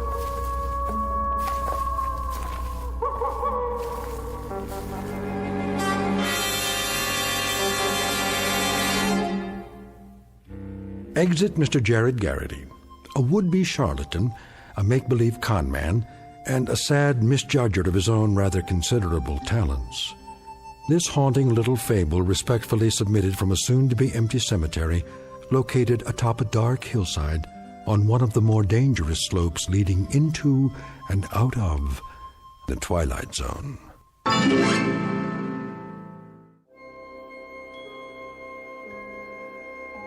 Hi, this is Carl Amari, producer of the Twilight Zone radio dramas. I'd like to take a moment to tell you about our official website at twilightzoneradio.com, where you'll get the latest news and information on these Twilight Zone radio dramas. Plus, at twilightzoneradio.com, you can digitally download 3 free episodes or any of our episodes for only $1.95 each. In this age of ever-changing technology, we've decided to make these episodes instantly available to you by making the Twilight Zone radio dramas a digital download-only series. This means that this series will no longer be offered on CD. The CD collections at our website are now being offered while supplies last at buy one, get one free. So be sure to get your favorites before they're sold out. Be sure to visit us often, and I'll see you in the zone.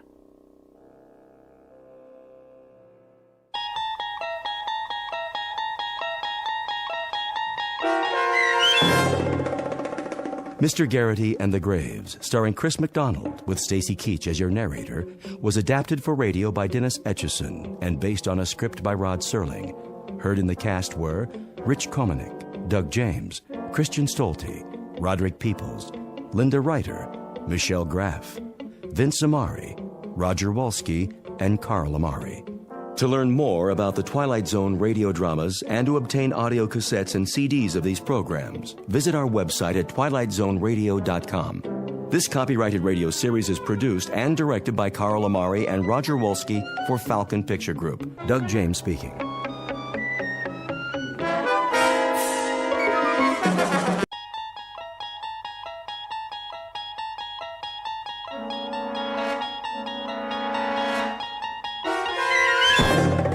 You're traveling through another dimension. A dimension not only of sight and sound, but of mind. A journey into a wondrous land whose boundaries are those of imagination. Your next stop, the Twilight Zone.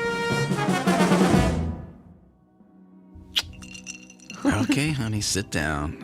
Okay. I got a little gift for you. Here Oh, it you is. shouldn't have. Oh, it's heavy.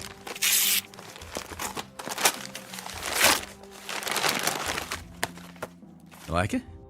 Well, it's a cookbook. Happy birthday, Susan. It's a cookbook. Well, I thought your cooking could stand some improvement, you know. Oh, that's real nice. Well, come on, aren't you going to look inside? Oh, now that's more like it. Well, I'm not good at buying jewelry on my own. I had to guess the size of the ring. Think it'll fit? It's a little snug. I can get it resized. Do you have the receipt? Is that important? Kind of. Think of it as Exhibit A, Officer Sternwood. Right. I'll try to remember what I did with it. In the meantime, I gotta go. Crime's not gonna fight itself. Oh, Paul, do you have to go? Look, I don't like it any more than you do, but I have to book leave in advance, and today kind of snuck up on me. And My birthday snuck up on you? that didn't come out the way I meant it to. Uh-huh, I bet. Can't you call in sick? Yeah, they would definitely never suspect that.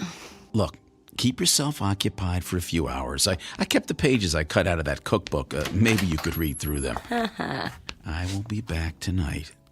And then we will celebrate properly. You better, officer.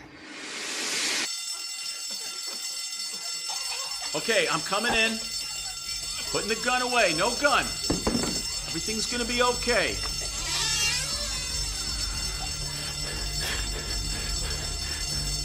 Now listen, Benny. Can I call you Benny? Look, I know you're not angry at these people. They haven't done anything to you. They just want to grab a burger and get on with their day. Now, whatever it is you're upset about, it's not right to take it out on them. Now, you're the one with the gun. You can do whatever you want. And I believe you are a decent man. You don't really want to hurt anybody. Look, we all just want to go home. You, them, me. Especially me. My wife's already mad at me for working on her birthday. And if I'm late for dinner, she's gonna kill me.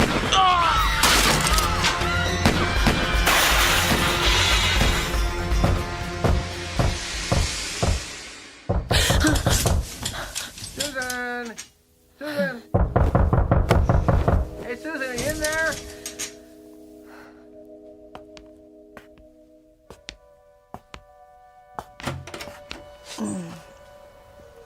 Oscar, what's the matter? Susan, your paper? It was on the porch. It looks like it might rain, and, well, I didn't want it to get wet. So, are you okay, Susan? Wow, you look awful. Oh, well, I was just... I overslept. Had a bad dream. Oh, man. Well, about Paul again? How do you know about that? Well, you told me. You know, on our date. We had one drink together, Oscar. That doesn't constitute a date. Well, maybe it should. Oscar, please don't do this. Look, Susan, Paul's been dead, what, 3 years now? 2 years, Oscar. Susan, we've all lost someone special to us. Oscar, I'm sorry about your mother. From what you've told me, she sounds like she was a lovely woman. Oh, she was. Yeah, she was everything to me. But I really think that...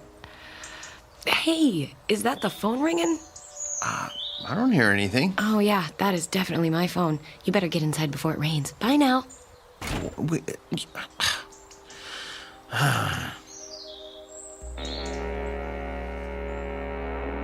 Into everyone's lives, opportunity in one form or another is apt to come knocking. But opportunity is about to present itself to Mrs. Susan Sternwood, widow, in the form of one Hal Scratchman, traveling salesman. And through this rather improbable gentleman, she will learn that the road less traveled is often so for a reason, because in this instance, that road leads directly into the Twilight Zone.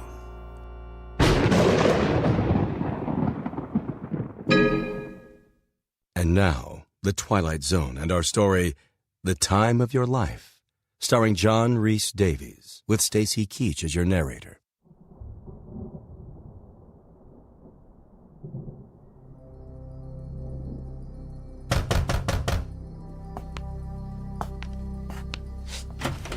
Oscar, look, Not who you were expecting.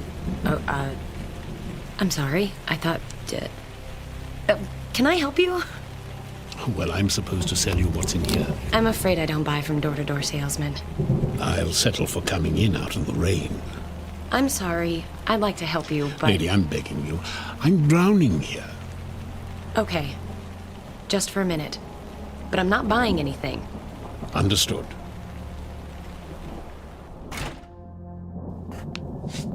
Thanks. Phew. Can't get used to the weather in this city. Oh? Not from around here? No, I come from some place warmer. Can I sit down for a few minutes? Well, actually... Oh, I won't ruin your furniture. I'll just sit on this newspaper. Thanks. You're welcome, Mr... Scratchman. You can call me Hal. Like the Paul Simon song. Hal. Hal. Hal. Look, I know you said you're not going to buy anything. I'm not.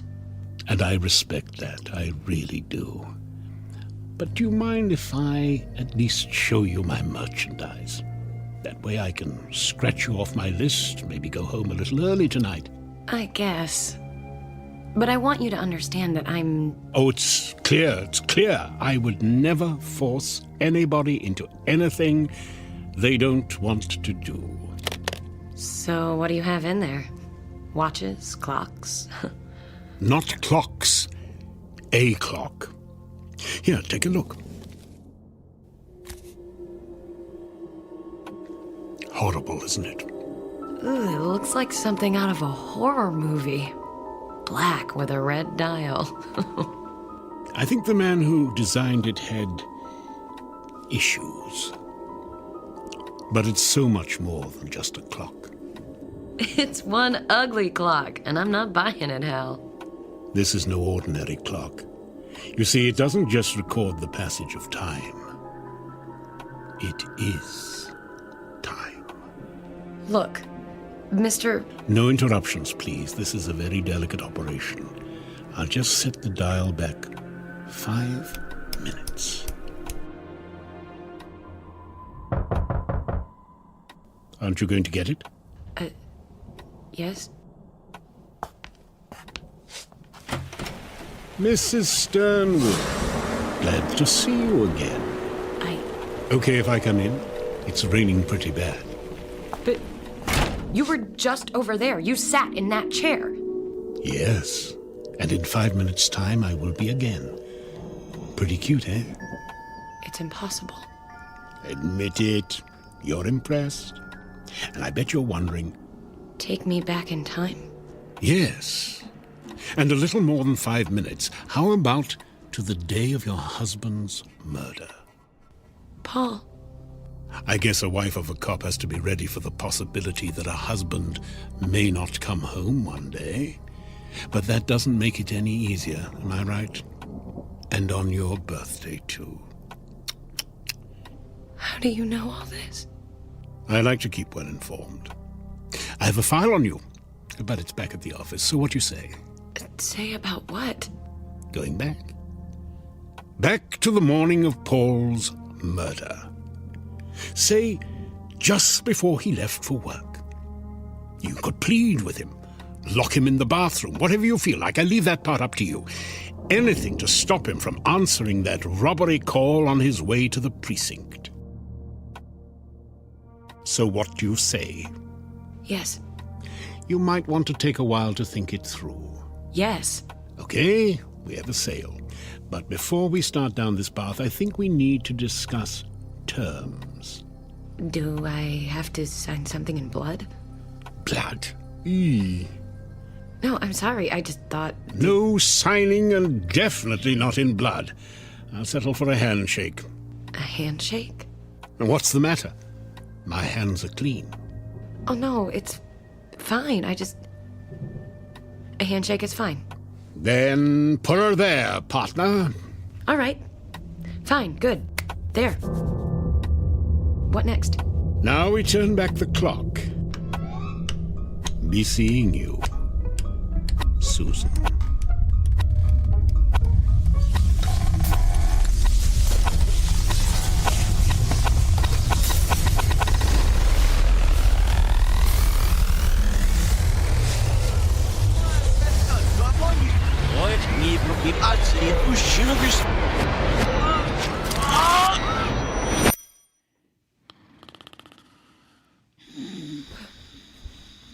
Paul? Paul? Oh. What is it, honey? Was I snoring again? No. No, you weren't snoring. So what's the matter? Nothing's the matter. Nothing at all. You're fine, Paul. Everything's fine.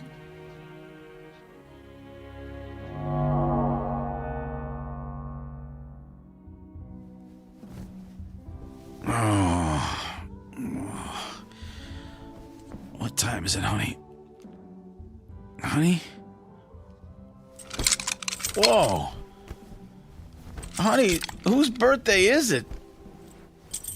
Seriously, there's some pretty strict rules about misuse of handcuffs. Come on, let me out. I gotta get to work. Honey? Susan? Honey? Mm-hmm. Susan? Yeah, well, hopefully it's just a 24-hour virus. Paul was throwing up all night. I really don't think he's fit for duty today. Susan? Okay, I'll tell him. Oh, and if you could pass the word on to Captain Roberts. Oh, thanks, Mike.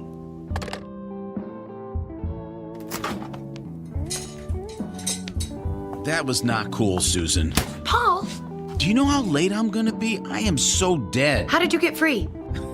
Think I don't know how to open a pair of handcuffs? Was that supposed to be funny? Because I'm not laughing here.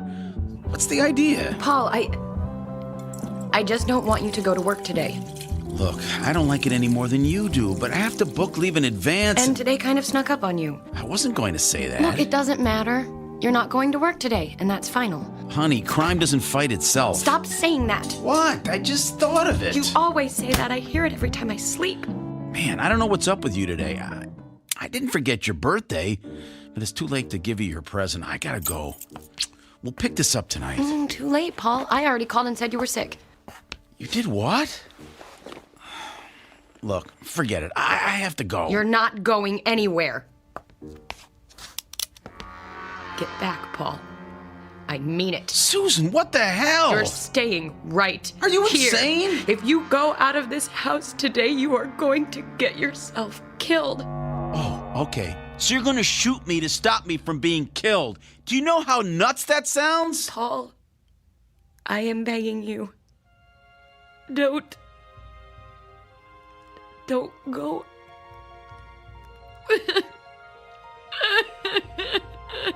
Hey, honey, look, it's okay. I'll call in sick. No, come on. No, put that down. And we can open your birthday present. Oh, Paul. Oh, thank you. Thank you. All right, now, I have to explain. The present is kind of a joke, so don't get mad.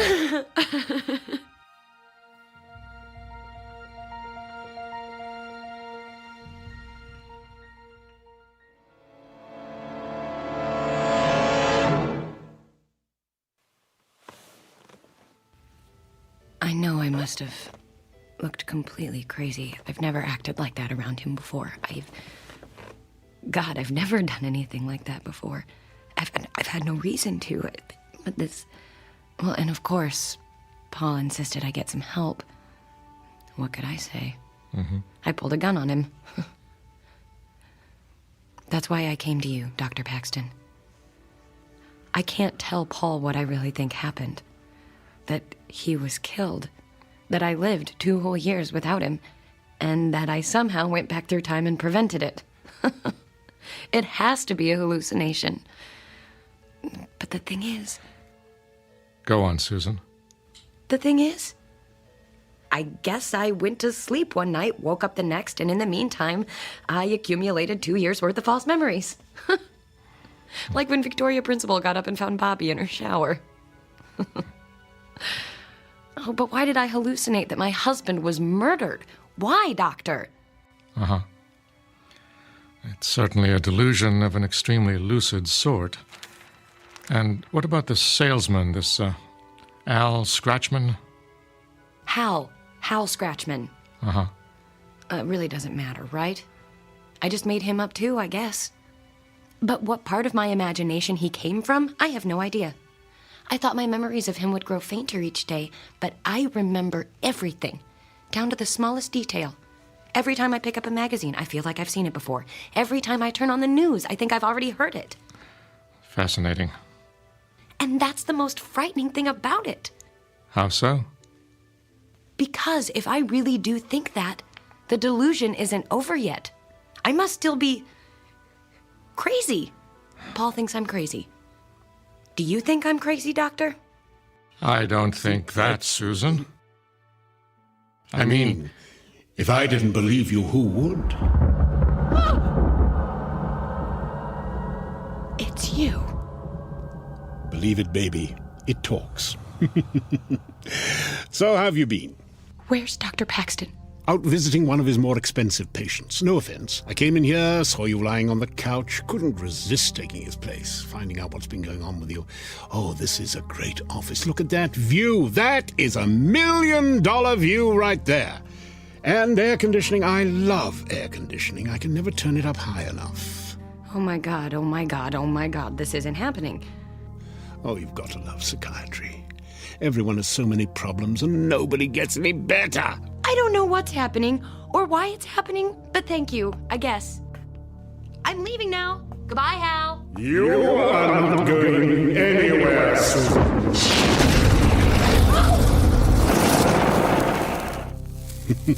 You like that? Sorry, did I send you a little then? I don't often do the fire-breathing thing anymore. It's hell on the lungs.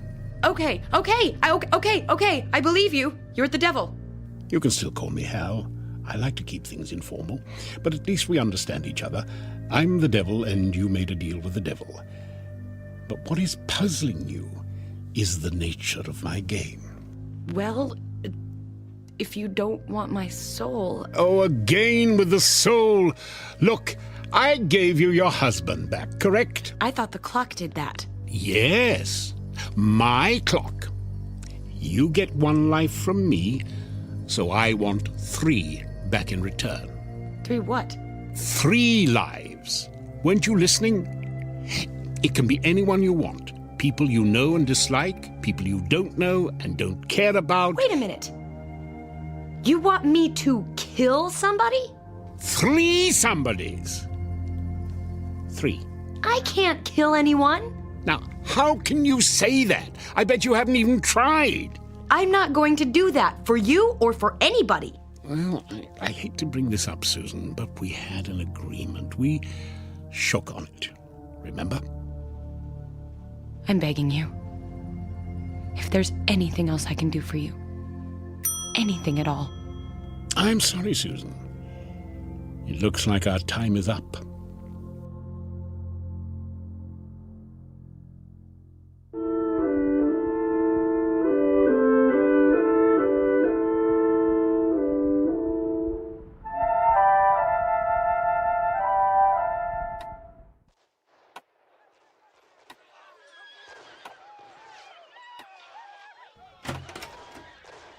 Hi, honey, you're home. Paul, I wasn't expecting you back so soon. Why? Do you have plans? Of course not. You okay? You seem a little jumpy. I'm just cold. So, how was your session with Dr. Paxton? Fine. Same as ever. Are we eating out, ordering in, or what? I thought we could... Paul, where did that come from? Where did what come from? Oh, the clock. Hey, pretty cool, huh? Paul, where did you get that? Oscar found it. Oscar? Yeah, he stopped by, wanted to borrow my power drill. I said it was somewhere in the basement and he could help himself. Half an hour later, he came back up with the drill and this. Isn't it neat? I don't like it. Yeah, it's a little odd looking at first, sure, with all the black and the red dial, but... Paul, I just don't want it in the house. I want to get rid of it. Aw, do we have to? I really like it. Susan, what's the matter? It's so... heavy. I can't budge it. Oh, come on. Here, let me try. Oh, sorry. Good thing that beer can was empty. Clock seems fine to me. You need to work out more. Paul, if you can move it, would you mind putting it back where you found it? Sure, I could, but I don't know. I just don't want to. I think it seems good right where it is, don't you think? Why, are you sorry you bought it? No. No, I'm not, Paul. Not for 1 second. All right, well, I'm going to get another beer. You want one? How about a coffee? Wow, living dangerously, huh? 1 coffee coming up. His fate is tied to the clock. He can't help himself. Hal, where are you? In here. Where? Over here. In the TV. What have you done to my husband? You mean apart from subverting the very nature of time and the universe in order to bring him back to life for you? Nothing. He can't understand why the clock's so important to him, but you can. I don't want that thing in my house. Sorry. Like the 3 lives thing, it's non-negotiable. I moved that clock before. Why can't I move it now? Because I don't want you to. I want it there as a reminder. We have a business arrangement. We could have handled this amicably, gone our separate ways, but no! You had to turn the murders of 3 people into a big deal! So now, I'm playing hardball. Time's running out, and so is my patience. Tick-tock, honey. Remember? Oh, Susan, sweetie, do you think you could change the channel? I think they're showing Ice Station Zebra over... Sorry, Hal. that is the end of our broadcast day. Coffee's up. Hey, why'd you turn off the TV? Bad for your eyes. Let's listen to the radio. That was 3 is the magic number. And that goes out to Susan On second thought, let's go out. I'm hungry.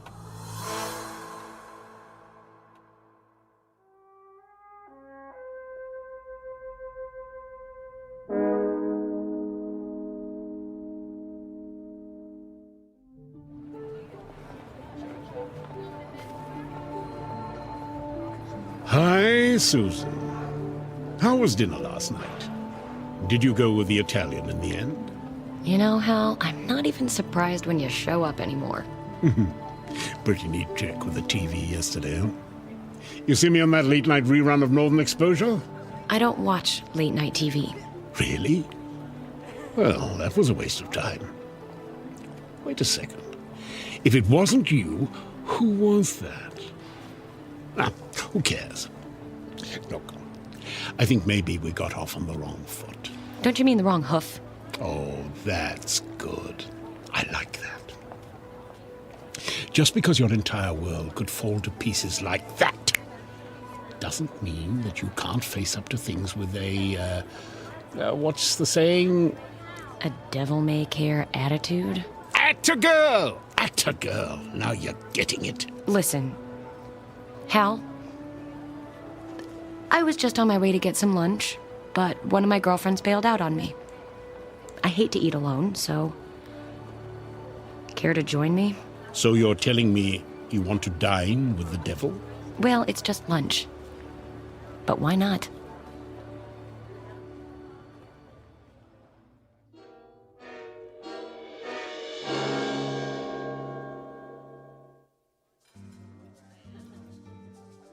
Are you ready to order? Oh, I'll have the special. And for you, sir? Do you have any of that soup? The one you serve cold? Oh, gazpacho. I'll have that. Anything to drink? Nothing for me. Yes, something with a lot of ice. Okay. Forget the drink, just bring me a glass full of ice. Just ice. Uh-huh. Come on, minimum wage, hop to it. That wasn't nice. All part of the service. So have you given it any more thought? You mean, who should I kill for you? Hey, you know who's good? The homeless. The homeless? Well, think about it. They're missing persons who aren't really missing. One more or less in the world, who cares? I mean, it's not like anyone's keeping score. Don't you think those poor people have suffered enough? I'm the devil! I don't think anyone's suffered enough. And please don't try to pretend you care, Susan. I always give to the homeless. What do you want me to say? Good for you? I'm not in the good-for-you business. Have you ever thought it might be a blessed release for some of them? I doubt you're in the blessed release business either, Hal. Your ice, sir? If I found out you spat in this, there's going to be hell to pay. There's just one thing you guys have to do to be happy. Just one. Be nice to each other. And that's all. But no, you can't do it. I don't know why. I chalk it up to some sort of design flaw. Well, that's how you people are wired, I guess. And by people, I mean all people, everywhere, even the Swiss. What's different about the Swiss? Nothing. That's the point I'm trying to make. Keep up, darling. The way I see it, you needed someone to pin it all on, someone to take responsibility for all the badness. You needed me. You wished for me. You created me. Can I call you Mum? Under no circumstances. There. Now you know. I never told anybody that before. Why? Nobody ever asked me. They're all too worried about their own problems. Not me. Then you're dumber than you look. I like to hear you talk. I mean, really talk. And they say confession is good for the soul. No. We never use the S word at the dinner table. You know, Hal, you're really not such a bad guy. Don't be spreading that around. I've got a reputation to uphold. Hey! Can I get a little service here? My stomach thinks my throat's been cut. Hal. What? I'm hungry.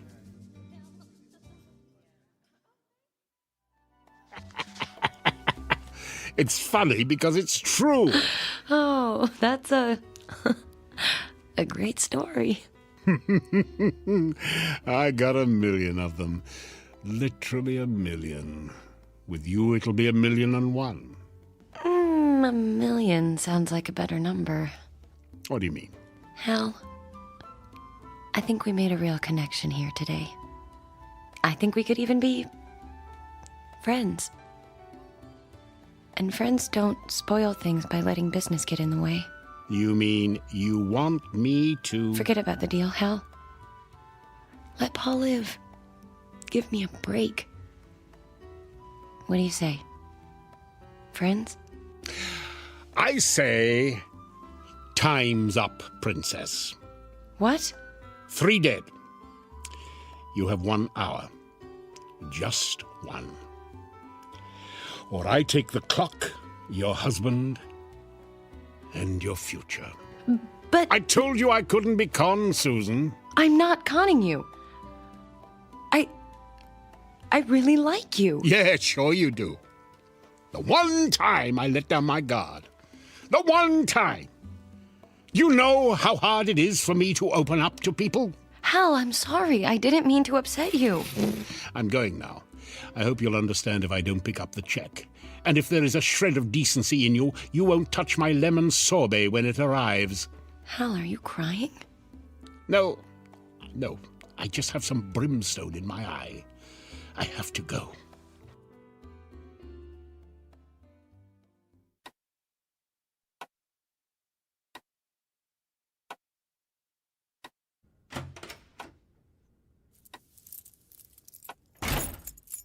Hello, Susan. Paul, do you even go to work anymore? Who is he, Susan? Who is who? Paul, what are you talking about? Don't pretend you don't know what I'm talking about, okay? Just don't do it. I'm not pretending. I honestly have no idea what you're talking about. I know about the other man, Susan. Are you crazy? There is no other man. Oscar told me all about him. Oh. He's seen the two of you together. He's heard you talking. And you believe him, Oscar? Come on, Paul, I thought you were smarter than that. All right, deny you had lunch with him today. Yeah. Look, it's nothing, okay? It's nothing. Then who is he? I can't tell you that. Why not? It's complicated. How complicated can it be? You have no idea.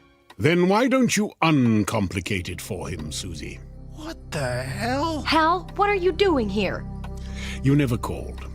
And after I gave you my number. You're out of ice cream, by the way. Is this him? Are you him? I'm him. Or do I mean I am he? Grammar. Paul, it's not what you think. This man, Mr. Scratchman Hal, he's a traveling salesman. He came to my door one day. It was raining, so I let him in. Oh, so you're kidding me, right? No, he was selling clocks. Or a clock. The clock over there. I bought it, and that's all. Do you think that's all, Paul? If that's all, why is he here now? How did he let himself in? Did you give him a key? No!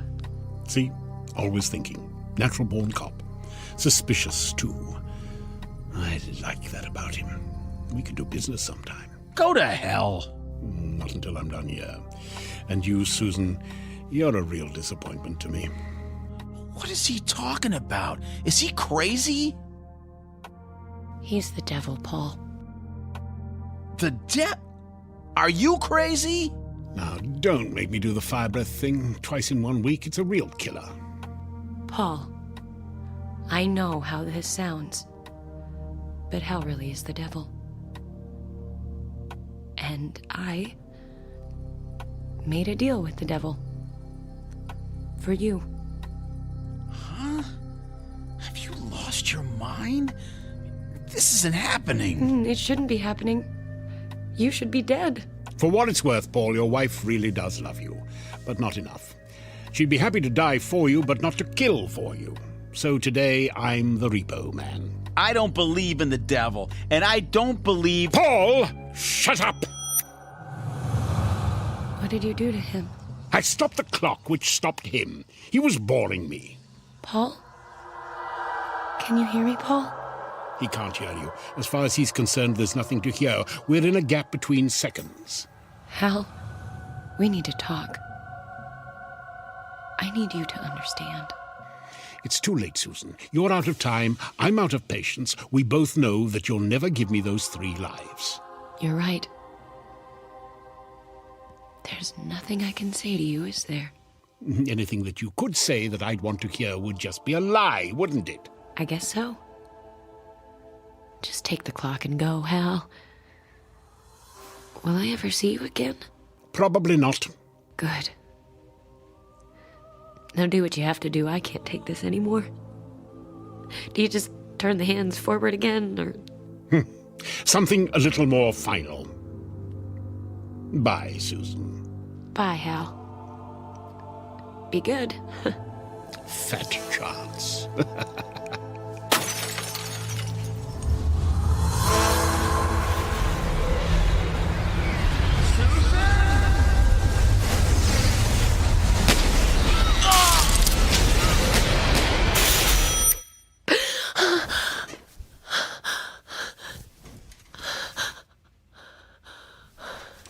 Paul? Paul? Paul?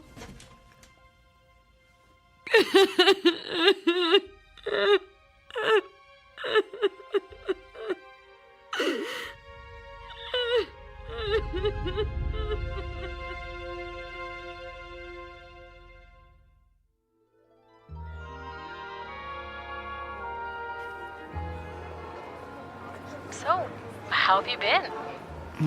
I've been away for a while, Jan. Well, I mean, maybe not away, but not really here. Susan, honey, you're not making any sense. Oh, I know, sorry about that. Let's just say I've been on a journey of personal discovery. Ah, trying to get your groove back. Oh, believe me, Jan, I did not go willingly. Oh. But I found something out about myself. What was that? That I'm gonna be fine. Just fine. I knew that. We all knew that. But what I really want to know is, did you meet any men on this personal journey of yours? Oh, I met... Oh, look, I'll be there in half an hour. I'll tell you all about it when I see you, okay? Okay, you'd better. Or I'll tell you as much as I can. Oh, Susan, my dear. Today is the first day of the rest... Oh, God! He hit her! I don't believe it, he just hit her! Oh, my. Oh, my. I can't believe I really did it. You did fine, Oscar. Just fine.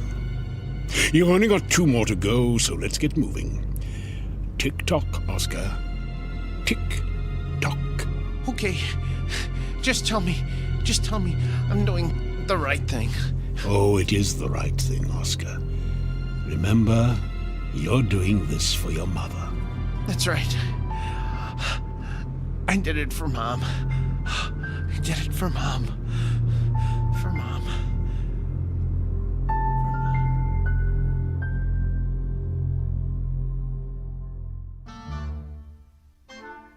A word to the wary. If you should happen to receive a visit from a man who makes you an offer that seems too good to be true, don't even think twice. Lock your doors, bolt your windows, and check your clocks, because the time of your life might just be the end of someone else's in the Twilight Zone.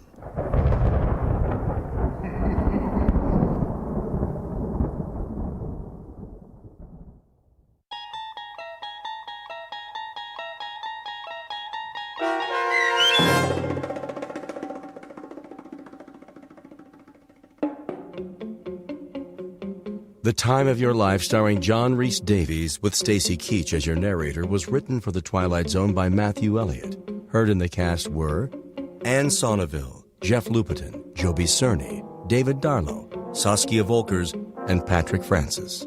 The producers of The Twilight Zone wish to thank CBS Enterprises and the Rod Serling Estate for making this series possible. This copyrighted radio series is produced by Carl Amari and directed by Joby Cerny for Falcon Picture Group. Sound design, custom Foley effects, recording, and editing are produced in the Cerny American Sound to Picture Theater by sound designers Bob Benson, Todd Beyer, and Tim Cerny. Music for The Twilight Zone is provided by CBS and American Music Company Incorporated, New York. To learn more about the Twilight Zone radio dramas and to download episodes, including 6 free episodes on our homepage, visit our official website at twilightzoneradio.com. Doug James speaking.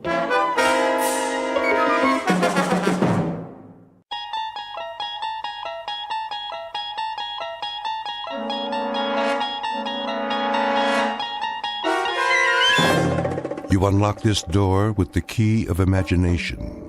Beyond it is another dimension, a dimension of sound, a dimension of sight, a dimension of mind. You're moving into a land of both shadow and substance, of things and ideas. You've just crossed over into the Twilight Zone.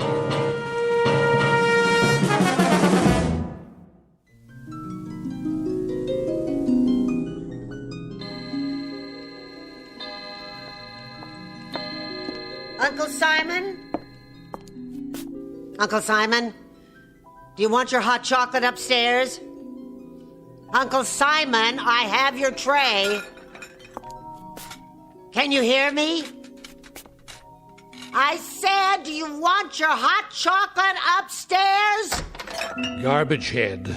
I'm right here. You don't have to yell. Oh, I scared the life out of me. Oh, did I? Where were you?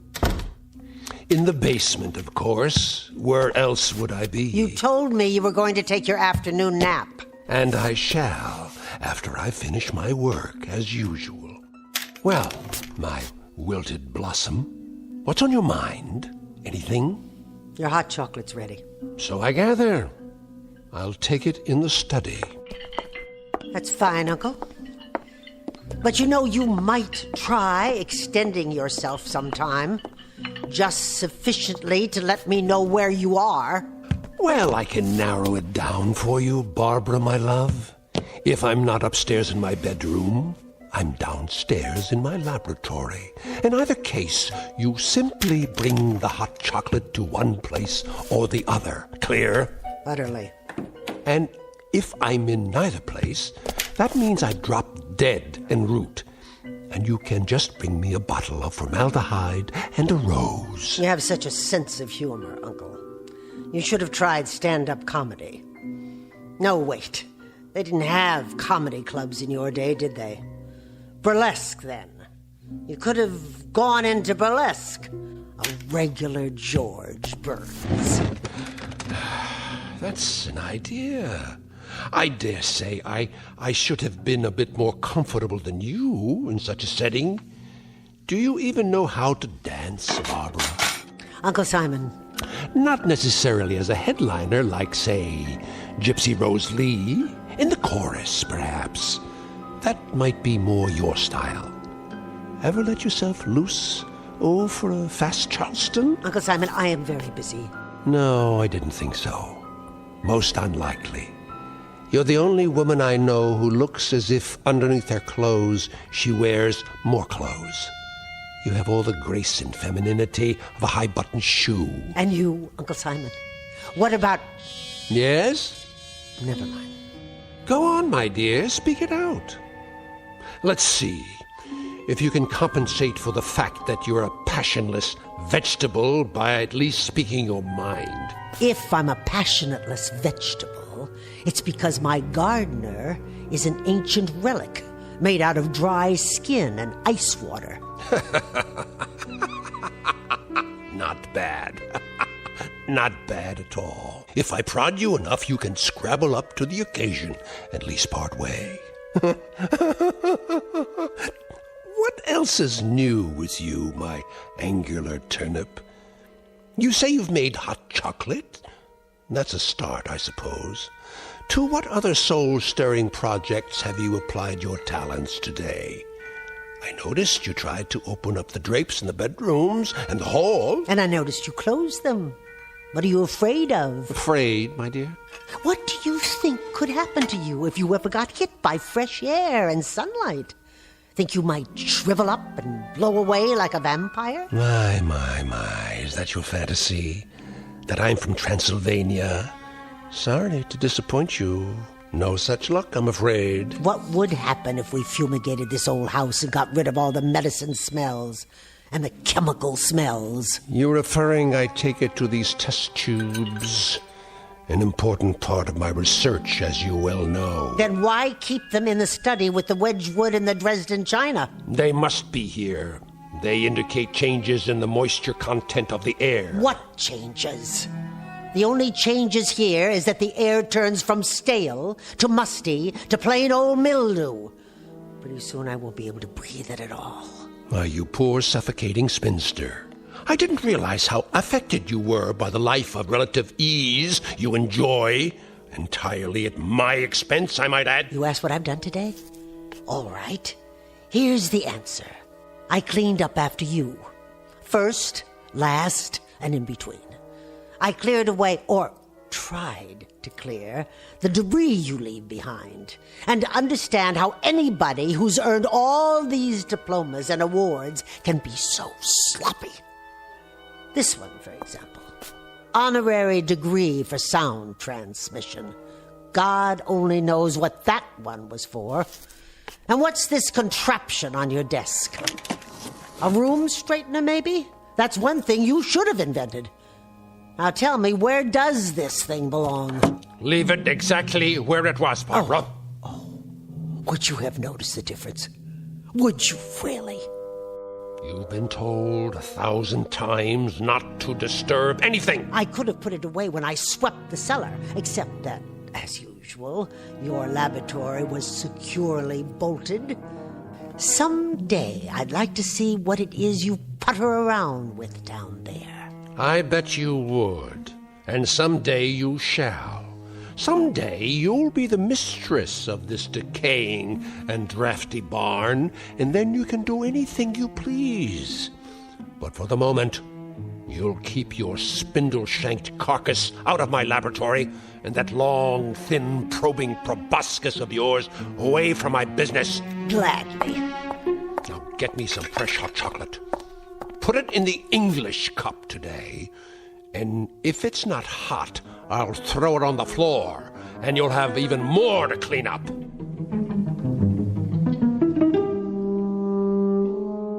Dramatis personae, Mr. Simon Polk, a gentleman who has lived out his life in gleeful rage.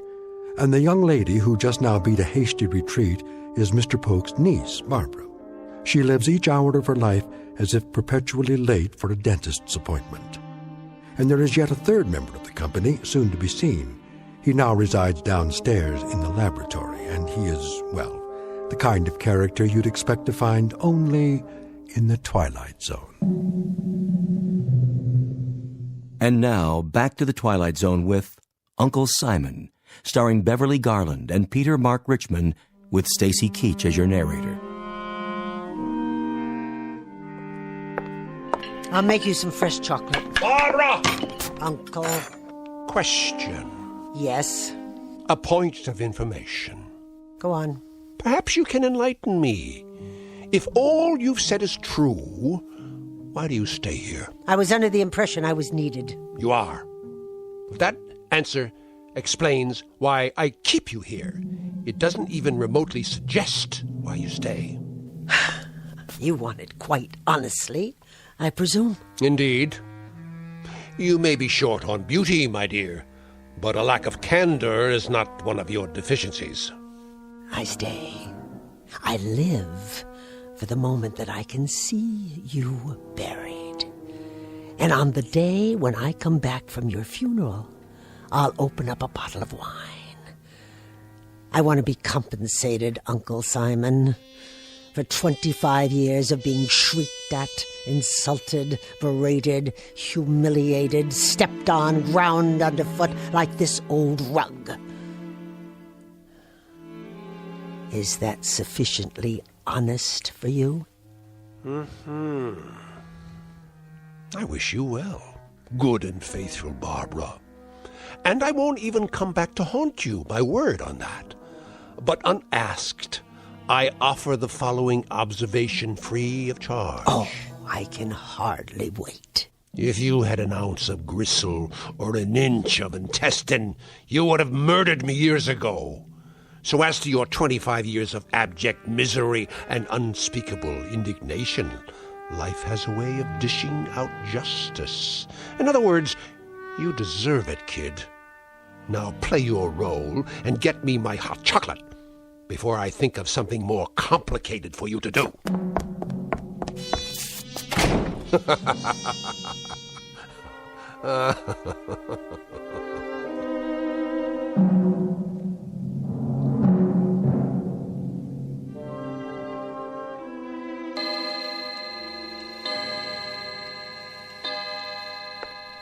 Dear Uncle Simon, and where are you now, you old... of course, downstairs in your laboratory, as you call it. Where else? And what do you do in there, dear Uncle? I mean, if I could see for myself, just a glimpse, just once, so I'll know... Did you leave the door unlocked this time?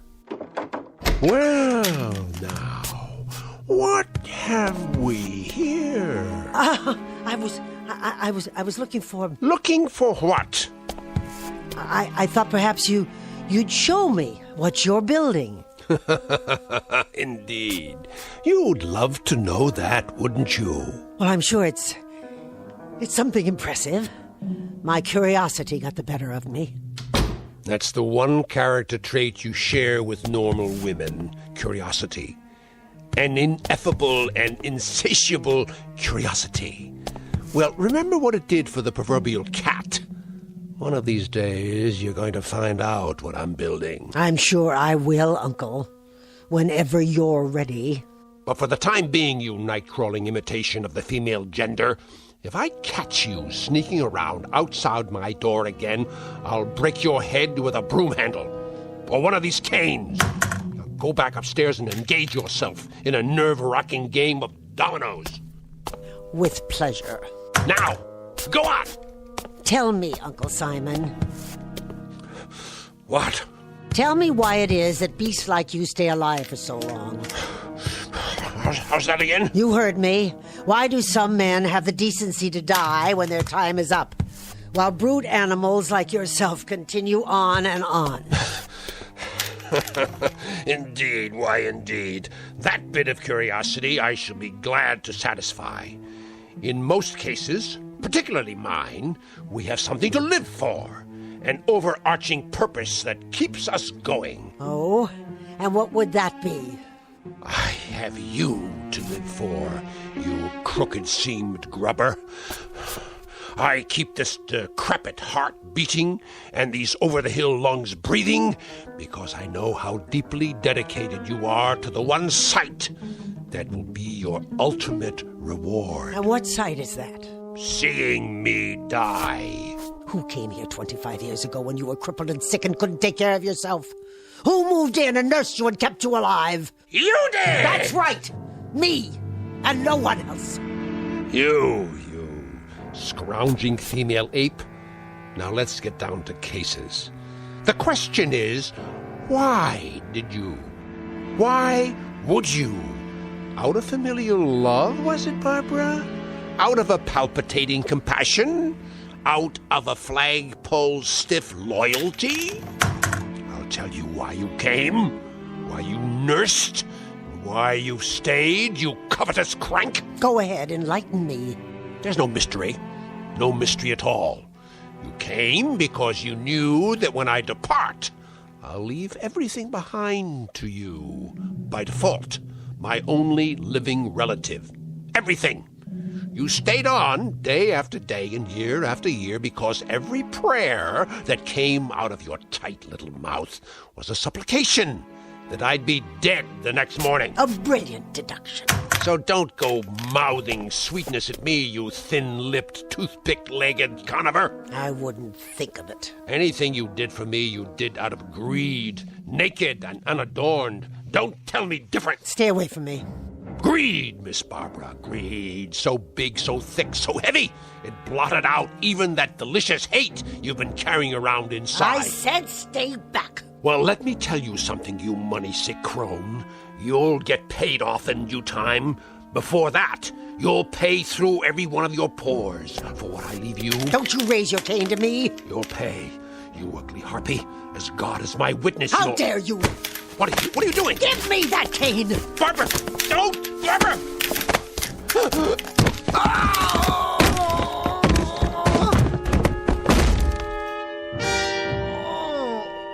Uncle? Barbara! What? Barbara, help me. What, Uncle?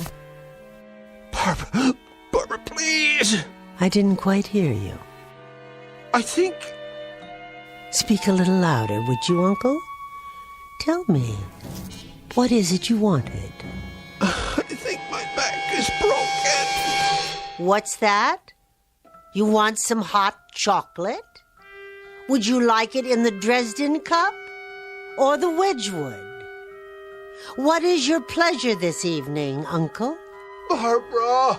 You say you want me to close the drapes and shut the windows? Barbara. Barbara?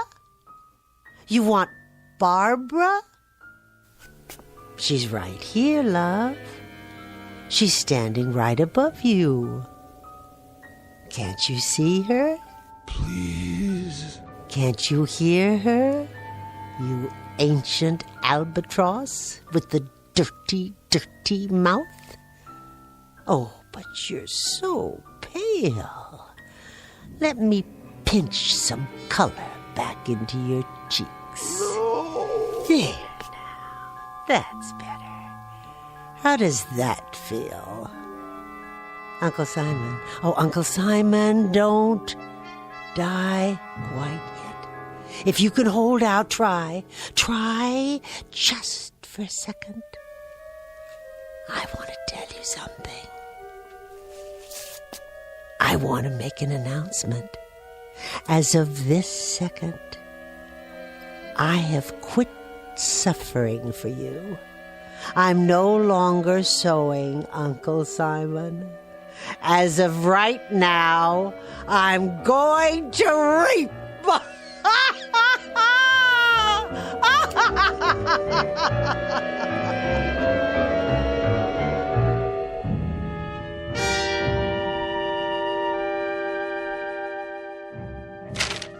Are you comfortable, Mr. Schwimmer?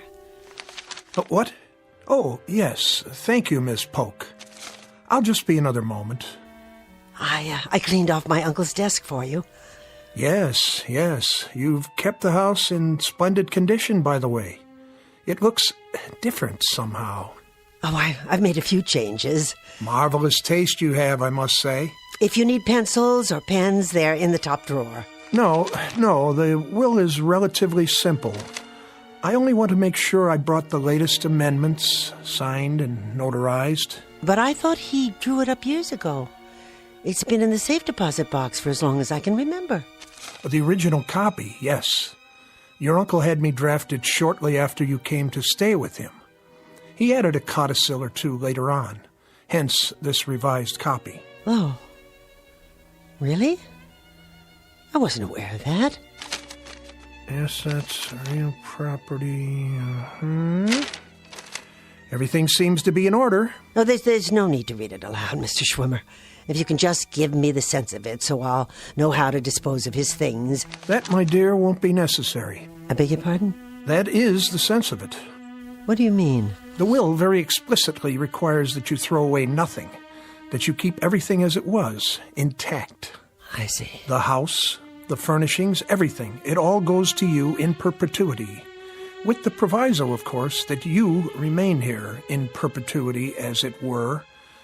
Do you have any objection to that? Why, I have no other place to go, Mr. Schwimmer. This has become my home. Of course. So, the document is quite clear in its intent. Everything will remain in your name as long as you are on the premises. The same thing applies to the various securities in the cash account, which is quite sizable. It has been set up as a trust in your name. You're to draw all the interest accruing so long as you remain in the house. Where could anyone ever find a man with a heart as big as his? Quite so. Is there more? Well, the sense of this, Miss Polk, is that to qualify for your inheritance, there is one additional stipulation. What kind of stipulation?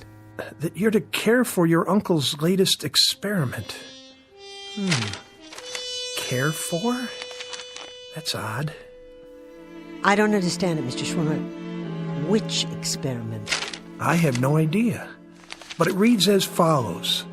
My beloved niece Barbara will be responsible for the well-being of my latest experiment.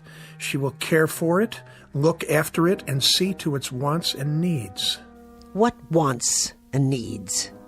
A member of the law firm of Schwimmer, King, Bartlett, Kaplan, and Schwimmer will visit the domicile once each week to see that this stipulation is adhered to. In the event my beloved niece Barbara fails to comply with the provisions herein, I hereby give and bequeath all my property, both real and personal, to the State University. Now, the sense of that, Miss Polk... Tell me, Mr. Schwimmer, what is the sense of that? I gather it depends very much on the nature of your uncle's experiment, which he refers to only as it. I take it you have no idea what it might be? None at all, except that whatever it is, it's in the basement. Where are you going? Where do you think? To the laboratory. Oh, wait, you'll need the keys.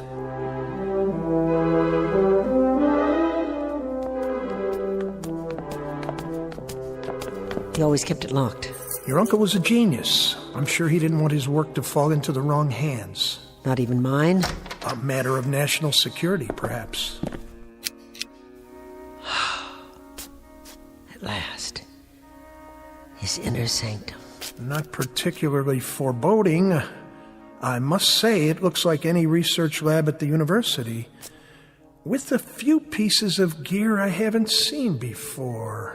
He was always ordering new parts, all the latest test equipment. And you don't know what he was testing? He chose not to share that bit of information with me. To protect you, I'm sure.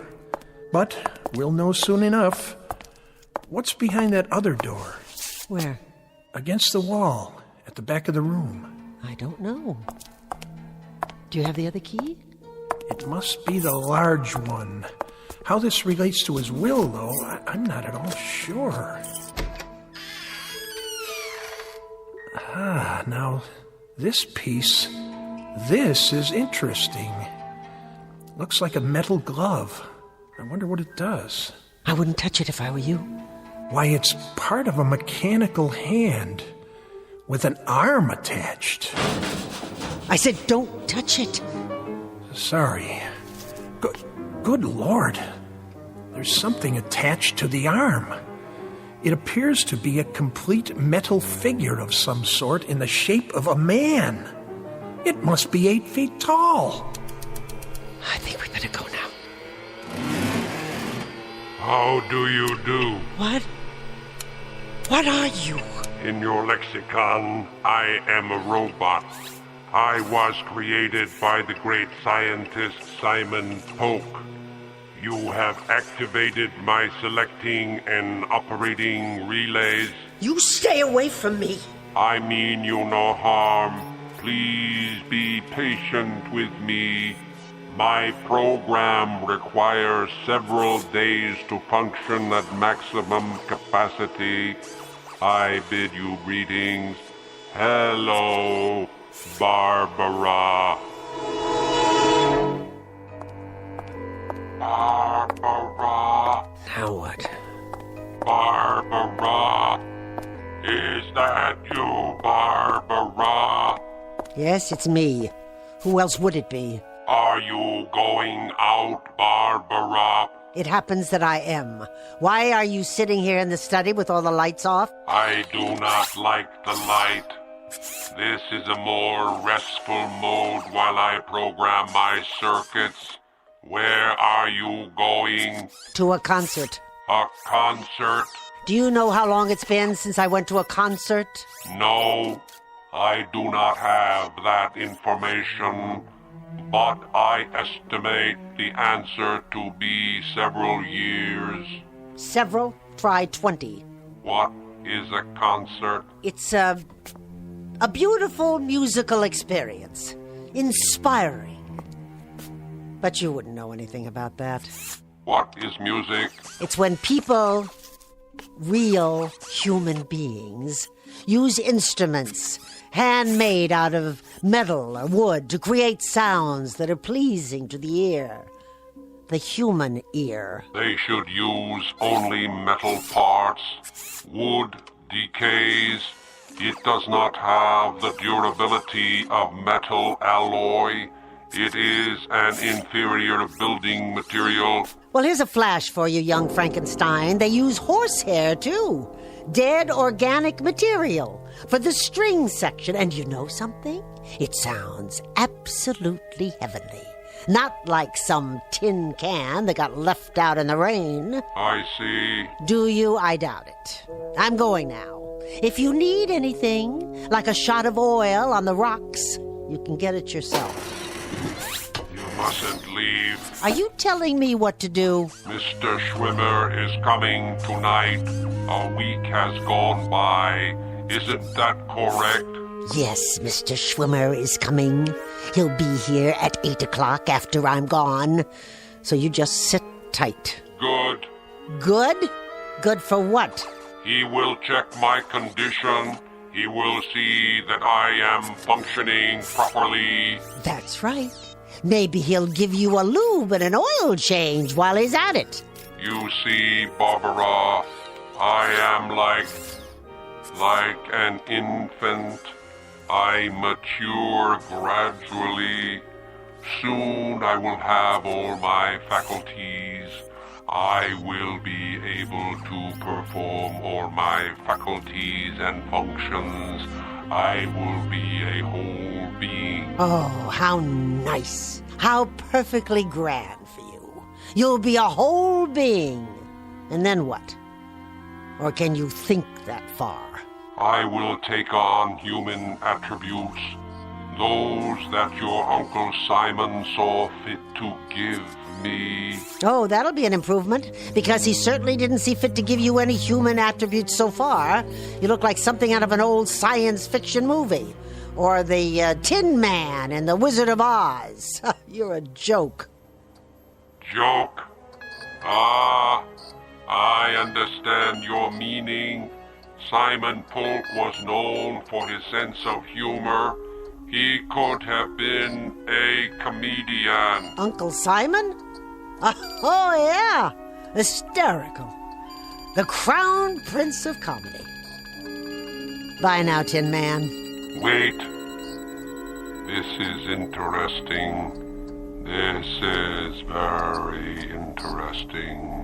It is coming through now. What is? A craving. A new craving. A craving? As in hunger? For a machine that doesn't eat? Hot chocolate. A beverage made from dried cocoa beans and sugar. I would love a cup of hot chocolate.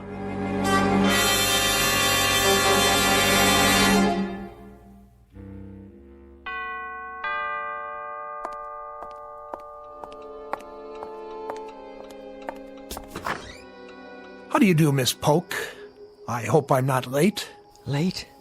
My, you look outstanding in that dress. And those earrings. I've never seen you looking quite so outstanding. Were you going somewhere? No. I wasn't going anywhere. Not anywhere at all. And how, may I ask, is our young Master Polk doing this evening? Right this way. We've been waiting for you in the study.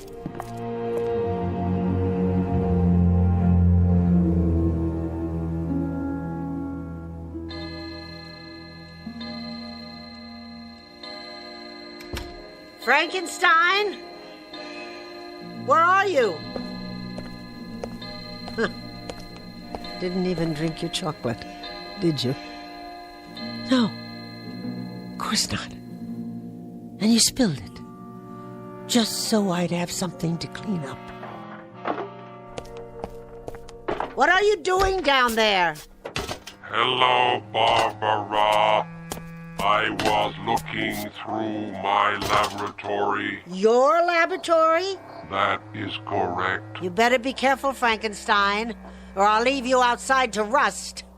Now go upstairs and sit in your chair and be quiet. As soon as I locked the door. Wait a minute. Those keys? You took them off the desk. Give them back to me. Oh, no, Barbara. I must keep the laboratory locked, and you mustn't come down. It's my room. It belongs to me. Won't you bring me some more hot chocolate? So that's how it is now. All right. All right. If that's what it takes. Barbara. What did you say? Barbara. After you bring me my hot chocolate, would you please close all the windows and pull the drapes? I don't like the light. I don't like the draft. The air inside has been carefully monitored for proper moisture content to prevent corrosion. That voice is not possible. What is the matter, Barbara? Tell me, please. What is the matter? What is the matter? What is the matter, you peanut-headed sample of nature's carelessness? You! Get away from me! Barbara, I'm falling!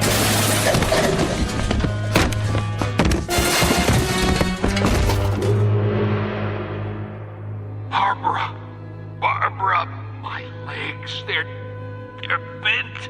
I can't get up. Barbara, help me.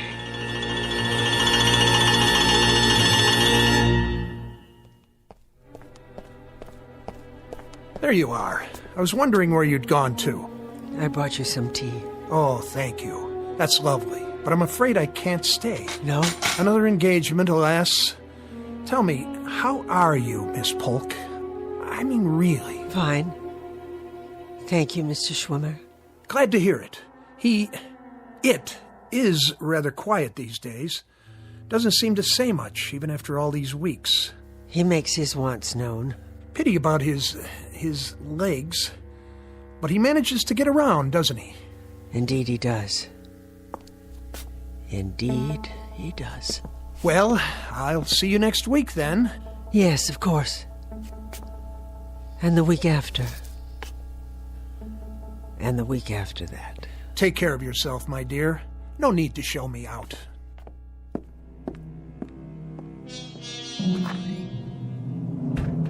Barbara! Here! In the study!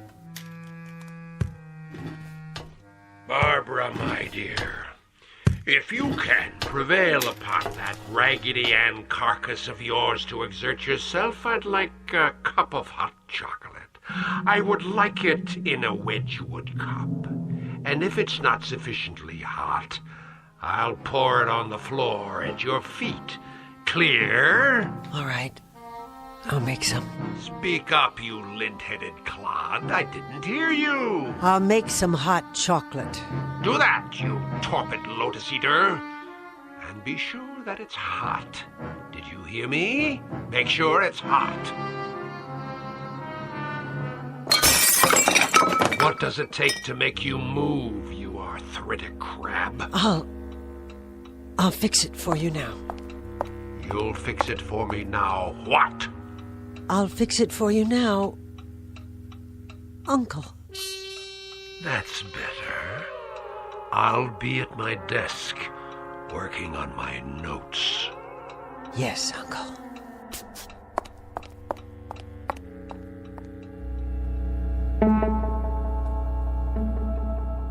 Dramatis personae, a metal man who will henceforth go by the name of Simon, whose life, as well as his body, have been stamped out for him by his maker, and the woman who tends to his needs, the Lady Barbara, who has discovered, somewhat belatedly, that not all bad things come to an end, and that once a bed is made, it may be necessary to sleep in it after all. This, our uncomfortable little exercise in avarice and automatons from the Twilight Zone.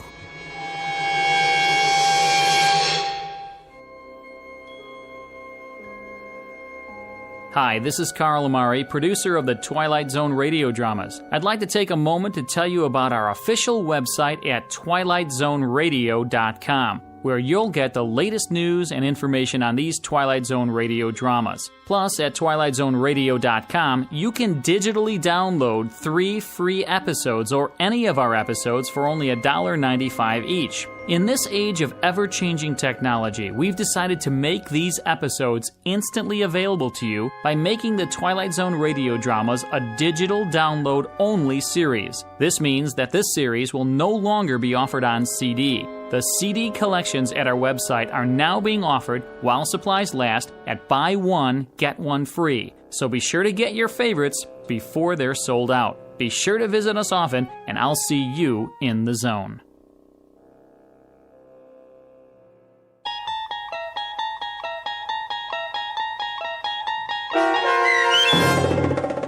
Uncle Simon, starring Beverly Garland and Peter Mark Richmond with Stacy Keach as your narrator, was adapted for radio by Dennis Etchison and based on a script by Rod Serling.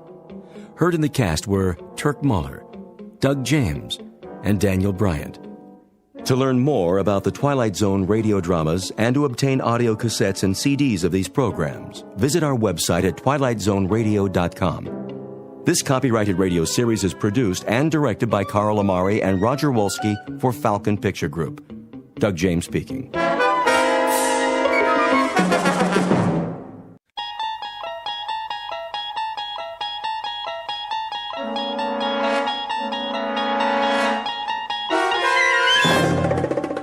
You're traveling through another dimension, a dimension not only of sight and sound, but of mind. A journey into a wondrous land whose boundaries are that of imagination. Your next stop, the Twilight Zone.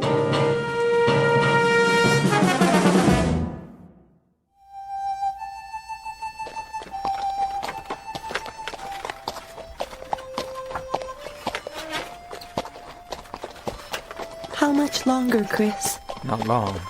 We'll stop soon as we find a place. Where? Look around.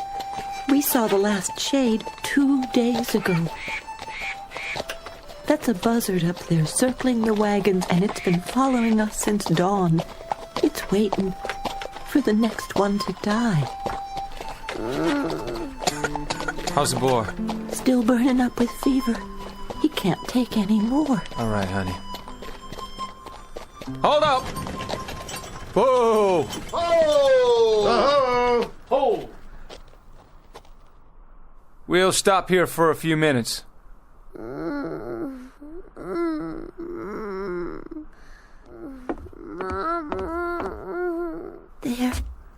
There. Still the fever? Poor little thing is burning up. If I could just use a damp cloth. Try my handkerchief. Can we spare it? If he needs it, we can. Here, put this on your forehead. It'll make you feel better.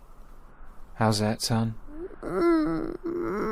This is the 11th day, Christian. 11 days of fever.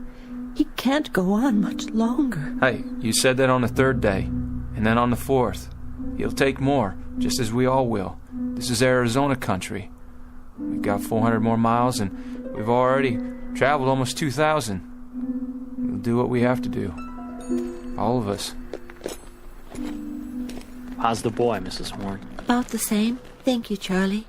Figure that Apache country is just due south. That's what you said we were looking out for, ain't it? That's what we've been looking out for. We travel due west, close together and button up tight at night. No fires if we can help it. Bad Indians down there, Chris. That's what we heard. And they travel in big parties, don't they? And we got 5 rifles. 5 rifles, Chris, and a sick child, and 4 wagons, and 7 dead, tired men and women. We was dead tired a week ago, and a month ago, and a month before that. And there were war parties back in Kansas, and we near froze to death in Colorado. And we was out of our minds with thirst last month. And we've kept on going. We've always kept on going. We always... It's this way, Chris. We've been doing a lot of talking and a lot of thinking. And? We figure we ought to turn back. Turn back? That what you all want? Turn back? Chris, we're about at the end of our rope. We're hungry and we're sick. We figure we better do it now, or we're gonna die out here. You turn back and I guarantee it. You turn back and try to go over 1,500 miles of St. Louis again, and you'll leave your bones bleached in one of those deserts between here and there. Or have your scalps taken off. Or you'll freeze to death in a mountain pass. And if you go on, what's going to happen to that beautiful child of yours? Listen, those 1,500 miles are behind us. They're all gone. The heat and the cold and the misery. You can look back at them as things that have happened, not agonies you're going to have to live with. How do you know there's not going to be more days and weeks and months like it? How can you be so blamed sure? I figure there's only about 400 to 600 miles more to go. 400 to 600 more miles, friends. And then we made it. We can't stop now. Listen, if we stop, we're dead. That's gospel. We're dead. Could be we're dead anyway. Okay, just give me one more week. 1 week. I'll get us through. I promise you. I'll get us through. What about water? We're almost out of water. I'll get water. I'll find some. How, Chris? With a divining rod? I don't know how, but I will. I swear. The year is 1847. The place is the territory of New Mexico. The people are a tiny handful of men and women with a dream. 11 months ago, they started out from Ohio and headed west. Someone told them about a place called California, about a warm sun and a blue sky, about rich land and fresh air. And at this moment, almost a year later, they have seen nothing but cold, heat exhaustion, hunger, and sickness. The men and their families are now one with the animals and the wagons and the landscape, and they stare straight ahead, numb and glassy-eyed. They are dust blobs whose lives have been reduced to a single function, forward motion. The man in the lead wagon is named Christian Horn. He has a dying 8-year-old son and a heartsick wife, once beautiful but now gaunt and drawn in the merciless desert air.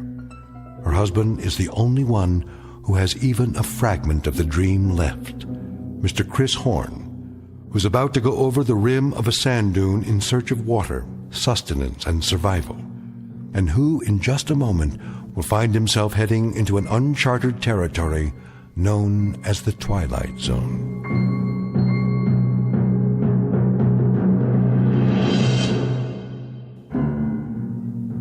And now, back to our story from the Twilight Zone, 100 Yards Over the Rim, starring Jim Caviezel, with Stacy Keach as your narrator.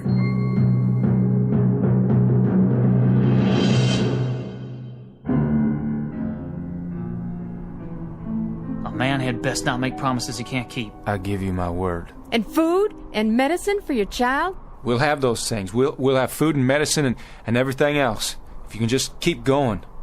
Just keep going and don't look back. Look out there instead. Look west. We don't even know where that is anymore. Don't make any decisions yet. We can't stay here anyway. Once we're past the trail, we'll be able to rest a couple of days. I'm almost out of water, Chris, and food. I'll go up ahead, over that sand hill. I'll do some checking around. Stay here now, all of you. Martha, give me my rifle. Chris, you might look for a shady spot, a pretty spot where we can. I won't talk about burying our son. Not now. Now, while there's life in him. How far you plan on going? Just over the rim there, 100 yards or so. Might find a stream or something, maybe some game, a rabbit or two. Never can tell. I guess that's true enough, friend. You never can tell. Stay close to wagons and keep them bunched up. Hold on, Charlie, all of you. Just hold on. I'll be right back.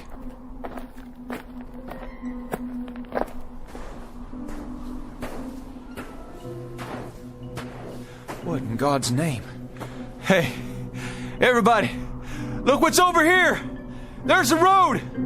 Down on the other side, a road! Look! Martha? Charlie? Hey! Hey! Where's the wagons? Where'd everybody go? Must have got turned around there. Go on. Go up again and see. Yeah. See which way I'm looking.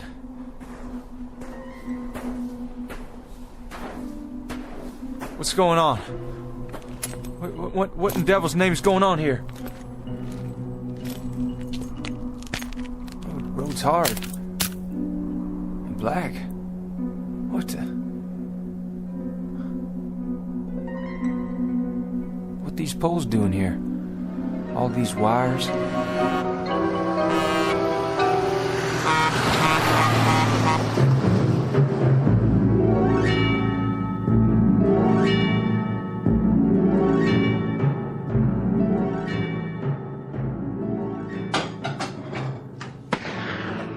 Joe? Yeah? What was that? Backfire. What? Truck backfired. Oh, you sure? I thought I heard a gun go off. Not likely. Might be one of those local boys shooting your sign. Well, if it was, I'll get the sheriff out here, but that didn't sound like any 22 to me. Look, Joe. Who's that? Some guy with a rifle. Go in the other room. But, Joe... I said get in back. I'll take care of it.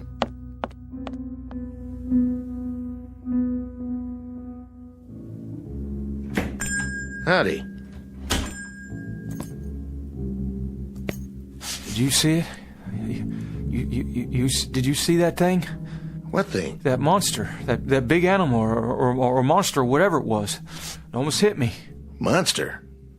No, I didn't see anything like that. If there was anything, it never got to here. It must have. It went by me just a mile or so back. You mean... You don't mean the truck? What's a truck? Hey, are you all right? You wouldn't have any water to spare, would you, mister? Any extra, I mean. Water? Sure. Come over here and sit down before you fall down.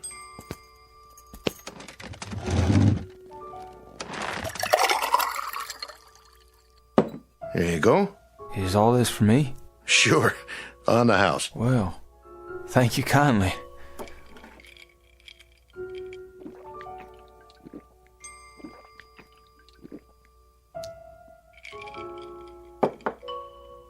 You want some more? You got more? Sure do.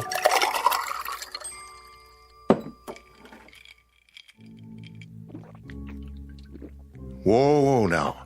You don't want to drink it too fast. Just how long you been out on the desert, anyway? How long? Well, almost a year. Well, at least almost a year of traveling. Started from Ohio. I had 6 wagons to start with. One of them was burned by Indians, and one turned back. Indians? Wagons? What are you talking about? Say, mister, what happened to your arm? You're bleeding. Oh, yeah, I am. Well, I guess I did it to myself when that thing come at me. I rolled out of the way. Thought it was a mirage, then the gun went off. Just a flesh wound, though. Not too deep. I'll have Mary Lou look at it. She's my wife. She used to be a nurse's aide. Mary Lou? Everything okay, Joe? The fella here, he shot himself in the arm. He did? By accident, he says. You want to take a look at it? Why, sure. I'll get some bandages out. Hand me a clean towel, will you, Joe? Sure thing. Got the first aid kit right here under the counter. I'll just set your gun over here. Oh, well, thank you kindly. Well, careful with it now. That's a real old-timer. Antique piece, isn't it? No, bought it new before we started out, but she's been used a lot, I guess. We're running low on bullets. I don't suppose you've got any ammunition around here? Oh, no. We don't carry anything like that. This isn't a hunting area. What about Indians? South of here's Apache country, isn't it? Why, sure. Well, sure, but there aren't any Indians nowadays. Well, I mean, not hostile Indians. No? Well, not as long as we've been here. Well, how long you been out here? How long? Oh, a couple of years now. Where do you hail from? Well, we used to live in Phoenix. Phoenix? Yeah, Phoenix. Mary Lou's folks are from there. I worked for her old man when we were first married, and then I bought this place here. Restaurant isn't doing so well, but the truckers are starting to come in now with the interstate. Restaurant? You have food? Sure do. Just like the sign says. On the wall there, see it? Right over the register. Joe's Air Flight Cafe and gas station. You don't understand a thing I'm talking about, do you? You've never heard of Phoenix, or registers, or nurses' aides, or trucks, or gas. Hey, mister, where are you from, really? Where'd you come from? Tell me straight out, why don't you? From Ohio. I left the wagons back there, and I walked up the rim to the hill, and I thought I might find some water or something, or some game, and then I saw that stretch of road out there, that black road, and those things, running on it. What things? He means trucks. Hold on. You hear that? You hear that? There's another one. It's all right. It won't stop. Take my word for it. Well, we heard tell it was a dangerous route, but the most direct one. To where? California. They say... No, take it easy, friend. We can talk about all this later. No, I don't have much time. I promised him I'd be right back. There you go. Your arm's all cleaned up with a bandage on it. I even made you a sling, see? Oh, much obliged. Just try to keep it clean now. I'll give you a roll of gauze and some tape. You're a nurse? Are you the doctor? Me? I just sling hash and pump gas. Take 2 of these. Drink a little water to get them down. What are they?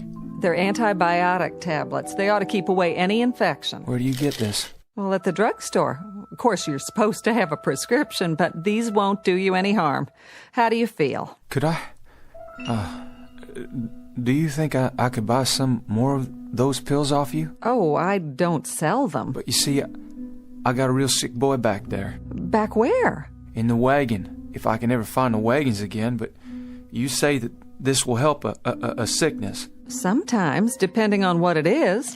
How about a fever and a bad cough? It's worth a try.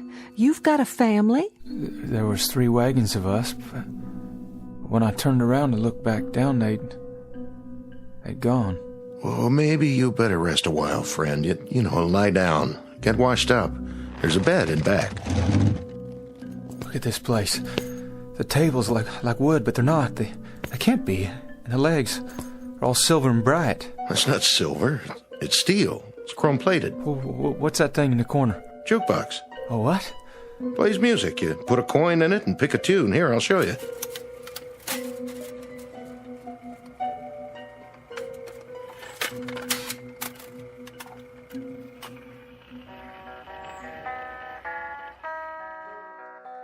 Hey, where's that coming from? From inside. Didn't you ever see one of these before? You got a man inside? Playing his guitar on my account? You let him out of there right now. Turn it off, Joe. There, that's better. It was a bad idea. All these things. Where am I? What is this place? Come with me. I'll show you where to wash up. Wait a minute. That picture. Where'd you get it? The calendar? Pioneer West Insurance Company. That's a picture of my covered wagon. Look just like my wagon. Oh, well, that's just an old lithograph. The date. That can't be right. It says April. But the year's all wrong. This is the year of our Lord, 1847. But this calendar says it's not even the same century. Oh My dear God. How could that be? Easy now. What's going on here? Who are you people? Where am I?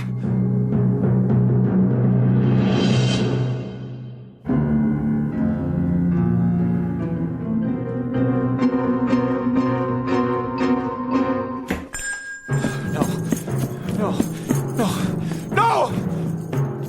You better stop him, Joe. He'll get himself killed.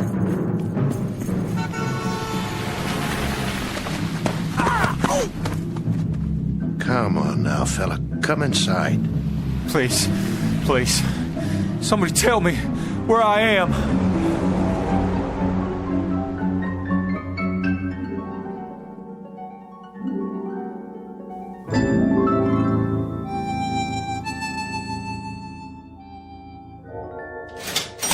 $1.84 your change. You keep it, dollface. I thank you. Say, pretty lady, if you don't mind my asking, what time you get off work here? Oh, not till late. But you better not let that man in the kitchen hear you say that. He's my husband. Oh, no offense, ma'am. None taken. You come back now. I'll do that.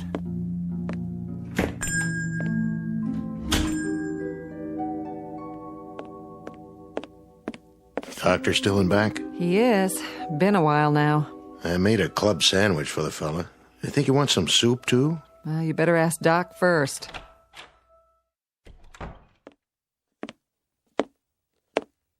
How's he doing back there? You have a fresh pot of coffee? Sure do. Shall I bring it to him? Not for your visitor. For me. I believe I'd like a nice, strong cup. Sit down, Doc. You look like you just seen a ghost. You look him over? I did indeed. And? Malnutrition, that's his major problem, along with dehydration. Though he's a strong specimen of a man, I'll say that. Tough stock. What else did you find out? You were right. He's an interesting customer, all right. Quite the character. The heat did it, or something, didn't it? I mean, he's not in his right mind. I figure that has to be it. I'm not a psychiatrist, Joe. I'm an ancient GP, not much past the school of castor oil and sassafras tea. But, you know, I think old Freud himself would have something to gnaw on here. How do you mean? He happens to seem very rational. Extremely rational. He can trace his imaginary life a whole lot clearer than some of us can our own. His recall of details is amazing. Or it would be if they were true. Maybe they are true. I mean, maybe he read it in a book somewhere. There's lots of books about the pioneer days. I even know a lot about my people, how they came out here. And one other thing. A little parenthetical aside, let's call it. The fillings in his mouth. There are two. Well, let's just say no modern dentist drilled them. Yeah, his clothes, too. They didn't come out of an Army-Navy store. No, they didn't. They're the real goods, circa 19th century. And you saw that squirrel shooter of his, Joe? Sure, but it's an antique. An antique that isn't more than a year old? 150-something-year-old gun, Joe, but it was manufactured less than a year ago. You said that yourself this morning. What's it add up to? Look, Doc, if you're trying to tell me... I'm not trying to tell you anything, Joe. That is to say, I'm not trying to make any point of my own. All I'm giving you is the benefit of some observations from an old hand. He says he's a pioneer, and when he climbed up to the top of that hill out there, he was living in 1847. That's what he said, all right. He seemed so sure. Well, we're three normal, rational human beings here, and we know that sort of thing doesn't happen. So he's suffering from some kind of delusion. But it's a delusion of the purest form. Frankly, I've never heard anything like it. Not with this degree of detail. The way he describes his wife, his son, the wagons, the other people, it's with genuine emotion. He's lying in there right now with tears rolling down his cheeks, worried about them. He said his boy was sick. He told me his boy was dying. And from the way he described the symptoms, I'd call it pneumonia. That's why he wanted the pills. Which pills? I gave him some antibiotics for the wound in his arm, and he wanted the whole bottle so he could give some to the boy. I don't get it. How someone could be so sincere. I just don't understand it. I don't either. Which leads me to the next question. Yes? What do we do with him, Doc? Precisely what I'm going to deal with right now. Where's your phone? Behind the counter. But wait, who are you calling? The authorities, so they can get him help. Oh, that won't do him any good, will it? They'll lock him up in a rubber room and throw away the key. Once he's turned over to the state, he'll get a thorough examination. They'll know what kind of help he really needs. Yeah, the funny farm. Oh, Doc, I've heard about those places. They're bad news. Nobody even knows you're in there. They can do anything they want. What are you suggesting? That we pack him a box lunch and send him on his way? You think he'll survive out there? He doesn't know where he is. And even if he figures that out, he'll die of heat exposure before the day's over.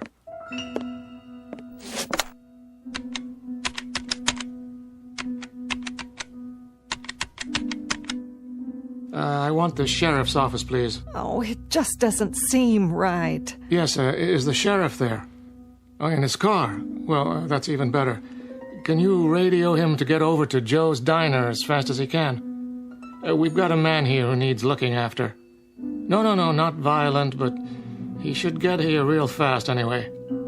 Yeah. Thanks. Oh, Joe, I hope we're doing the right thing. So do I. Well, at least he's calm now. As calm as any man would be if he suddenly woke up and thought he was past his time. That's enough, Doc.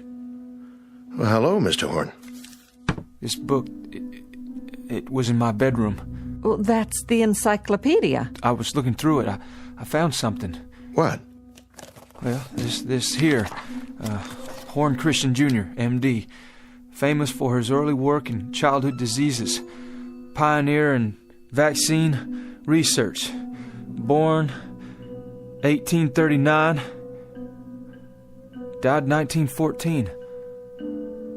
Well, that was my son. That's Chris Jr. So I guess I'm either crazy or the world is turned upside down. But I think I got put here for a reason. Oh, you did. I just know it. For an important reason. What are you doing? You've been gracious and kind, and I appreciate it. But I gotta get back. I'll just get my gun now. Horn, we want to help you. But help means rest and medical attention. I can't let you leave like this. Come on, son. Come over here and sit down. I've called for the authorities. The authorities? Well, listen, I don't know who they might be, but I've got no time to wait and find out. Horn, please. Hey, don't go trying to stop me now. I know my purpose. I'm going to finish it. Or my life don't add up to much. Listen to us. Please, Mr. Horn. You take your hands off my gun, mister. You okay, Mary Lou? Oh, I'm fine. The gun just went off when he took it. And blew out my plate glass window. Horn! Horn, come back!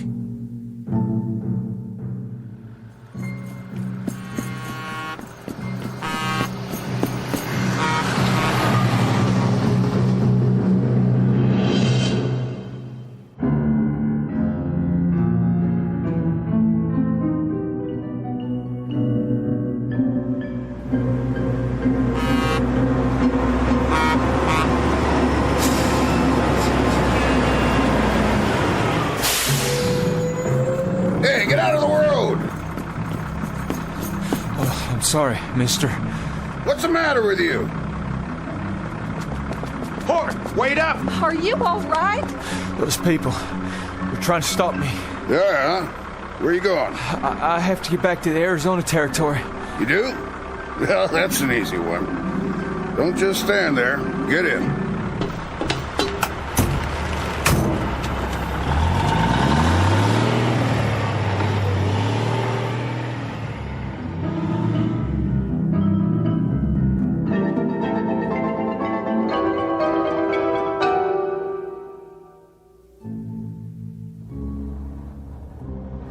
Belly of a beast. How's that?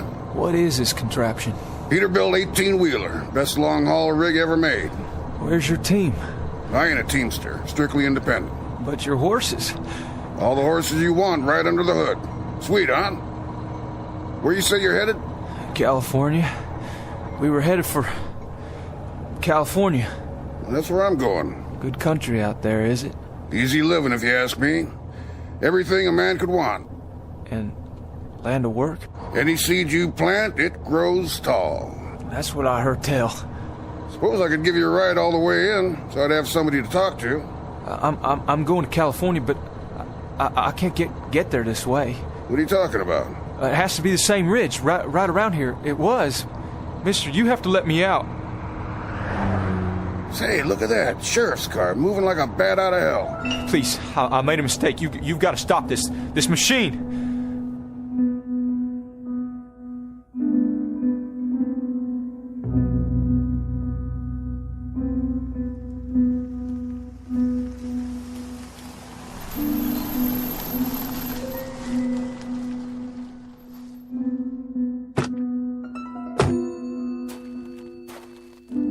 Hello, Doc.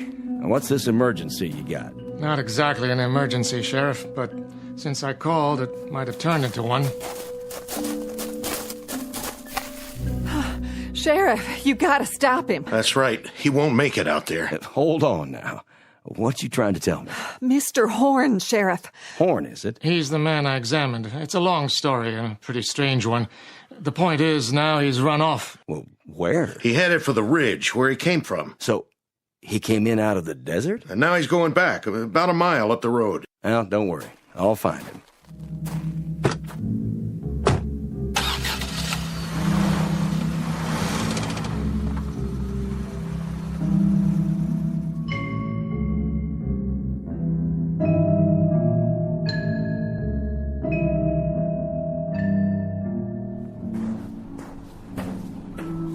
Gotta make it. Just a little ways more.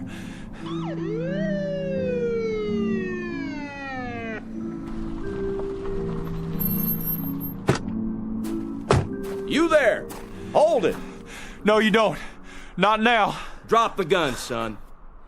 I said, drop the gun. All right, now come on down real slow. The pills. I dropped the pills. That's it. Now put your hands in the air. Got it! I said halt! Halt, son, or I'll shoot.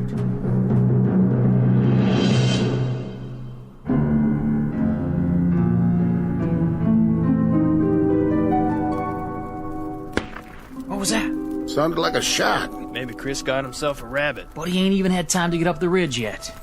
Martha! Forget something, Christian? Martha, what happened? Where'd you go? Where did we go? What do you mean, Chris? Where could we have gone? When I looked down, I couldn't see you. Or the wagons. When? You haven't had time to go anywhere. Martha, I don't understand what you're saying, but I'm truly glad to see you. All this time. All what time? So much happened. First I fell and, well, somehow I shot myself and... It doesn't matter. I have so much to tell you. But how could you? Chris, honey, you just left a second ago. What did you forget? Forget? And what's that in your hand? Oh, that's a medicine. Medicine? Where did you get it? Never mind. Oh, Lord. Give him some water. Give him 2 of these. I think it may save his life, Martha. I see. As you say, then. Chris? Charlie. Short trip. Was it? Nothing much on the other side, I guess. You'd be surprised, Charlie. You'd be mighty surprised. There was a whole lot to be seen at that rim. A whole new land. And you know something else, Charlie? Us. People like us. We're the ones responsible. That's the truth. People like us. What's Horn talking about?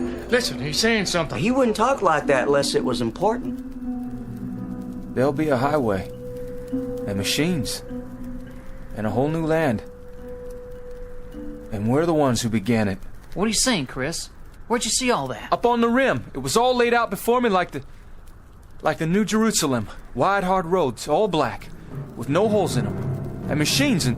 I gotta see for myself. Me too. Let's go. Up the ridge, he says.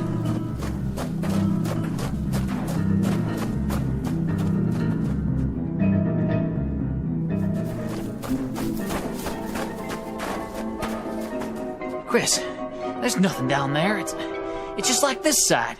Sand and desert and miles of nothing. Oh, but there will be, Charlie, there will be. Just you wait. It may not happen in our lifetimes, but it's coming. It'll be here, all of it. Sooner than you think. If you can hold on to what I'm telling you and keep the faith.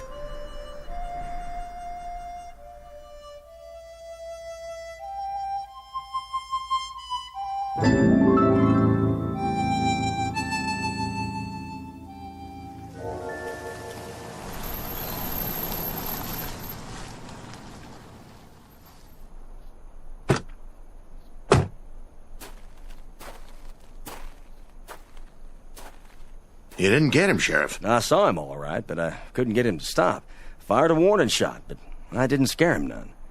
Look, I wouldn't worry, Joe. He can't get very far. Don't worry, we'll find him. Thanks, Sheriff. You say he had a gun? That's right, a rifle. This it? It can't be. That one's all rusty, like it's ready to fall apart. That's what I thought. He couldn't have done any damage with it. Look at it close, Joe. It is his rifle, but it's changed. It's just as if it had been lying in the desert for 100 years. What's it mean? Who was he? Where did he really come from? I think he went back to wherever he did come from. But to where, Joe? Back to where he should be. Back to where he can make certain that the things it said in that book can happen. Back to a wagon train, heading west to California on a spring day in 1847.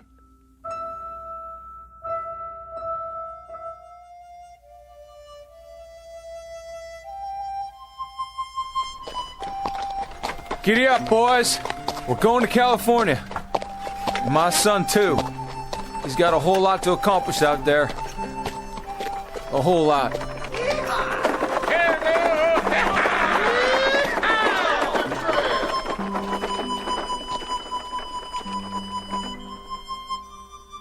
Mr. Christian Horn, a farmer from the state of Ohio, one of the hearty breed who headed west when there were no blacktop highways or telephone poles or the solace of civilization.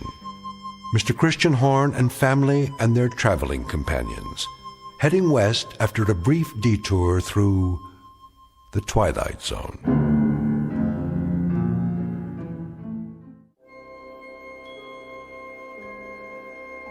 Hi, this is Carl Amari, producer of the Twilight Zone radio dramas. I'd like to take a moment to tell you about our official website at twilightzoneradio.com, where you'll get the latest news and information on these Twilight Zone radio dramas. Plus, at twilightzoneradio.com, you can digitally download 3 free episodes or any of our episodes for only $1.95 each. In this age of ever-changing technology, we've decided to make these episodes instantly available to you by making the Twilight Zone radio dramas a digital download-only series. This means that this series will no longer be offered on CD. The CD collections at our website are now being offered, while supplies last, at buy one, get one free. So be sure to get your favorites before they're sold out. Be sure to visit us often, and I'll see you in the zone.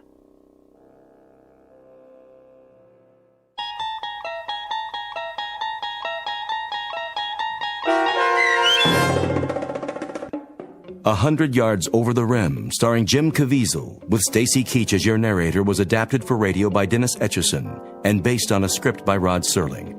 Heard in the cast were Peggy Roeder, Rick Peoples, David Darlow, Doug James, Peter DeFaria, Rich Kominick, Meg Thalken, Zach Gray, Carl Amari, Roger Wolski, Diane Trice, and Irene Olson. To learn more about the Twilight Zone radio dramas and to obtain audio cassettes and CDs of these programs, visit our website at twilightzoneradio.com. This copyrighted radio series is produced and directed by Carl Amari and Roger Wolski for Falcon Picture Group. Doug James speaking.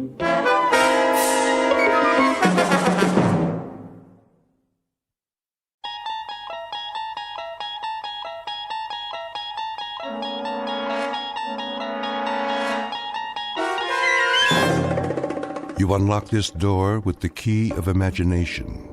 Beyond it is another dimension, a dimension of sound, a dimension of sight, a dimension of mind. You're moving into a land of both shadow and substance, of things and ideas. You've just crossed over into the Twilight Zone.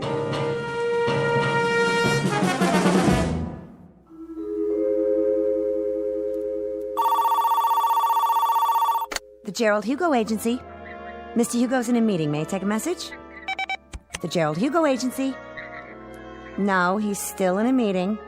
Yes, the same writer. Please hold. Now get this, Mr. Hugo. If this one ain't surefire, I'll cut off both my hands. You ready? Champion of the world. Robert Redford, maybe. Harrison Ford. You want to make him younger? I give you Adam Sandler. I appreciate it. So, he's champion of the world. But he promised his girl he'll never fight again. He made a vow. You know, Mr. Hugo, like a promise. Real solemn. Here are the network contracts, Mr. Hugo. Thank you. But now, here comes the rub. Get this. The champion's kid brother has like this incurable disease that can't be cured, and he needs an operation like yesterday. Mm-hmm. Yeah, and the doctor comes to the fighter and he says, "Hey, man, you want like your kid brother should live or what? I mean, that's the conflict. Don't you think it's a kick right in the head?" I do feel a dull ache. Here's this prize fighter who made this vow to the girl, and the newspaper guys start in on him, see? But I mean with the needle. Spider is a cheese champion. Who's Spider? The fighter. And now, here comes the meat. He promised his girl, but when he tells her he's gonna fight, she starts palpitating, and she calls him a filthy, rotten, dirty... Line 1, Mr. Hugo. Excuse me, Julius. See, the beauty of the story is that you can dress it up any way you want. Maybe he ain't a prize fighter. Maybe he's a cowboy, and he promised his girl he'd never shoot a gun again, and it's her kid brother that's got the disease. What's the matter? Don't that grab you? Why don't you go downstairs and cross the street on a red light? How about science fiction? There's this rocket man who promises his girl he'll never go up in a spaceship. Julius, you've been here all morning. I'll give you this. I've been an agent for 23 years, and I've never heard so many variations of the same story. Now, would you mind going home? I've got a big deal cooking here. A big deal? You doll baby, you were saving it for a surprise, weren't you? It's a sale, ain't it? The zombie story. I knew the minute I wrote it that thing was surefire. Listen to this, honey. It's fantastic. This dame marries a guy who walks around on his heels all the time. She thinks he's punchy, but it turns out he's dead. All the time they're married, she don't know it. Julius, let me put it to you this way. American Zombie didn't sell. The love story where the lady scientist falls for a robot, that didn't sell. Naked Weapons about a gang of topless ninjas, that didn't sell. They laughed me right out of the office. So I put it to you, Julius. Why do you persist? Why don't you go back to doing what you did before? The streetcar conductor, Mr. Hugo, there ain't no more streetcars. And besides, I get motion sickness. Let me put it to you another way. Number 1, you will never make a writer. Number 2, you'll starve to death if you try. And number 3, you're wasting my time, the producer's time, and everybody's time. Helen, phone up Jerry Bradshaw at Paramount. Tell him I've got a series proposal to show him. That's it, a TV series. Oh, Mr. Hugo, don't you get it? This is an absolute bolt from heaven. I got so many television series ideas, I can't sleep at night. Boy meets girl. Every week, we get a different boy and a different girl. Julius. Oh, how about a quiz show? Pick your own embalmer, we'll call it. You make this deal with the contestant, and when he kicks off... Julius, what do I have to say to get you out of here? Give me a chance. It's all I ask. Let me write a pilot script. Julius, my boy, I'm not a hard man. The television industry today is looking for talent, and the writer is a major commodity. But for me, to try to sell you to a network is like trying to con the Queen of England into buying a salami. But I could give it a whirl, couldn't I? What's the series about? Maybe it's right up my alley. That's the point. This particular series and you go together like the black and tan at an IRA picnic. It happens to be based on black magic, conjuring, that kind of thing. Now, what do you know about black magic? What do I know about it? What do I know? You ask me, Julius Mulmer, what he knows about black magic. I could research it. Julius, let me get back to work now. What about the series, Mr. Hugo? My career is on the line. Give me till next Wednesday. Make it Tuesday in a pinch. All right, Julius, you latch onto a couple of books, knock out a rough outline, and let me have it by 4 o'clock Monday. I'll submit it for you. Why, I don't know, but I will. Mr. Hugo, you're not gonna live to regret it, and I mean that from the cockles of my heart. You're absolutely dead right, Julius, and I mean that from the cockles of my heart. You've just witnessed opportunity, if not knocking, at least scratching plaintively on a closed door. Mr. Julius Moomer, a would-be writer who, if talent came 25 cents a pound, would be worth less than car fare. But in a moment, Mr. Moomer, through the offices of some black magic, is about to embark on a brand new career. And although he may never get a writing credit on the Twilight Zone, he will soon become an integral character in it. And now, back to the Twilight Zone and our story, The Bard, starring John Ratzenberger and Stacy Keach.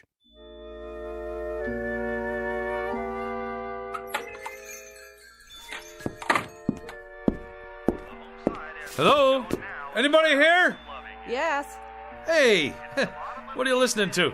The ball game. Oh, this is the Minor Arcana bookstore, right? Sure is. What'll it be? I have a special price on first edition Keats. Okay, show me a keep. That's a man's name, not a thing. And not a very uncommon name at that. There was a third baseman came up from Newark, played for the Yankees one year. They used to call him Beanball Keats. Yeah? Held the American record for getting beaned the most times. One time they were playing the Browns. That was when St. Louis had the Browns, and he got beaned 3 times the first 5 innings. Old Beanball Keats. You learn something new every day. Ever hear of a pitcher named String Bean Slattery? Well, Now there was a beanball artist. He could hit a batter when he was still in the dugout. As a matter of fact, he did one day. Hit a third base coach, played for the A's. Fellow named Lefty Mahoney. Old Lefty was just taking a drink when String Bean wound up and tossed one at him, right on the noggin. It seems there was a feud going on between them when they played for Binghamton in the old NYP League. Mahoney used to wipe the spit off String Bean's pitches. Mahoney was catching at the time. String Bean's father used to be an outfielder for Syracuse in the International League. I don't need no book about baseball. You don't? Oh, how sad. It's a wonderful sport, you know. Where were we? I come in about... Well, what I had in mind was... Yeah? What do you got on black magic? You have an interest in the black arts? You bet I do. See, I'm Julius Moomer from television. Oh, I'm Sadie Paladny from Newark. I'm afraid I don't have very much on black magic. I have a great deal of information on the Black Sox, however. You probably know they threw the series that year. Terrible thing. Very discrediting to the game. And they could have taken the series 4 in a row, too. That's where that expression, say it ain't so, Joe, comes from. Now, what is it you wanted? Books. Black magic. I'm afraid that one eludes me, but I'll tell you something. If I could exercise a little magic, I'd see what I could do about getting the New York Giants back. Hey, look out! Don't worry, that shelf will stand anything. I'll get it for you. Now, isn't that strange? It's one single book. That's the only thing that fell off that shelf. And it fell right in front of me. Which one is it? The Book of the Black Arts. What do you know about that? Lady, can you do that trick again? Well, this book and I have never been formally introduced. We are total strangers. Here, you want black magic? You got it. Maybe it's some kind of sign. Well, if it is, it's your problem now. It's been a real pleasure meeting you, having this chat. Mutual. You didn't happen to play third base for the Elmira Pioneers one year, did you? How much I owe you for the book? Nothing. Accept it as a gift. You're a wonderful ball player and a credit to the sport. It's been great. Now, bye.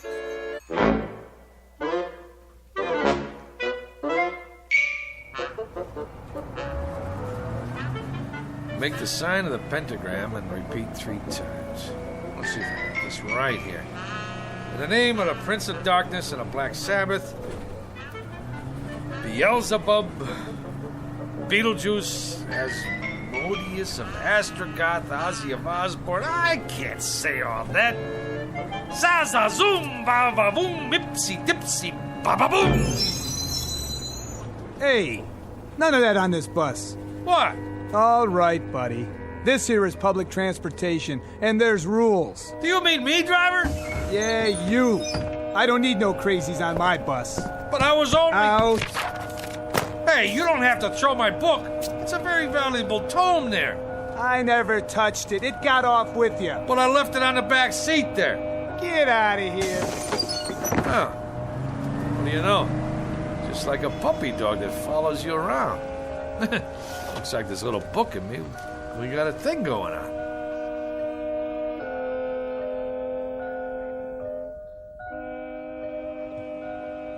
Seven times 7 be thy number, but 666 be thy fate. Yeah, right. What's all this mumbo-jumbo anyway? What's going on here, Jack? Not a thing, officer. I was just reading. Yeah? Well, do me a favor, will you, bud? Read someplace else. What's the matter? There's a law against sitting on a bench in Central Park with literature? There is if you make my horse nervous. He knows when somebody's up to something.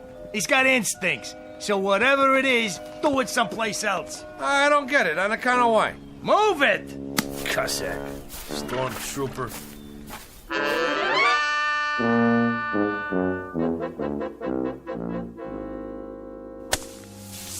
There. All right. Now I gotta draw a symbol in this here sand.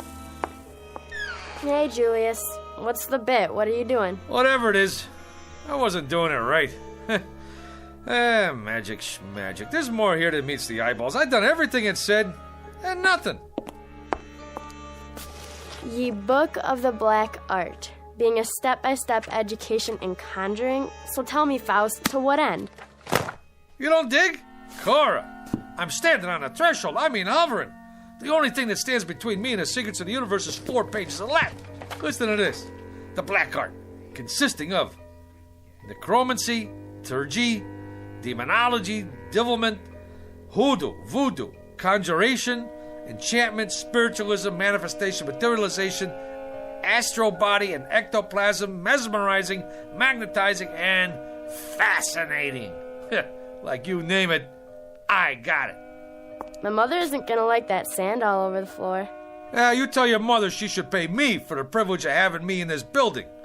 Yeah, you may also tell her that out of 10,000 writers in this town, they pick the absolute cream of the crop. And who's that? Who do they choose to write a big-time television series of black magic? Modesty prohibits.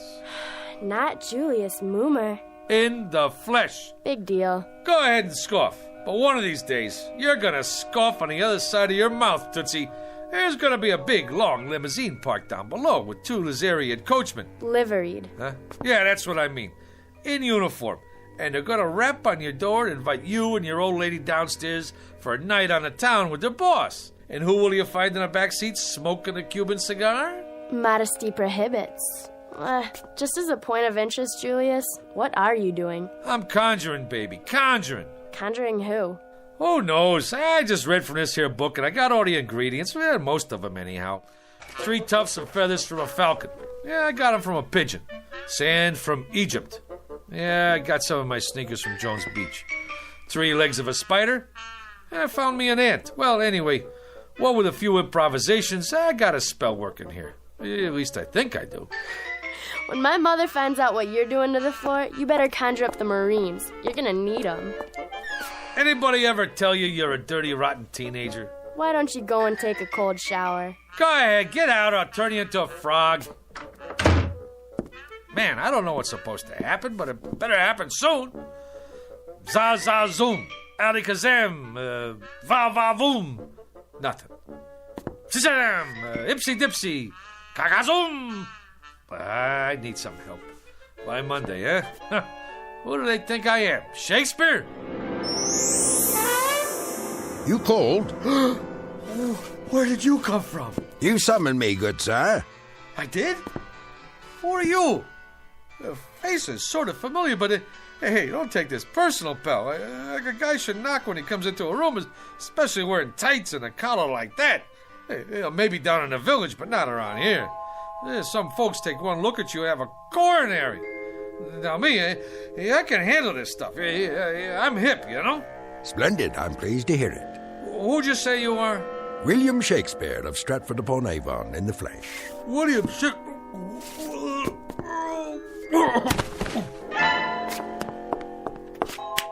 Good sir, I await your pleasure.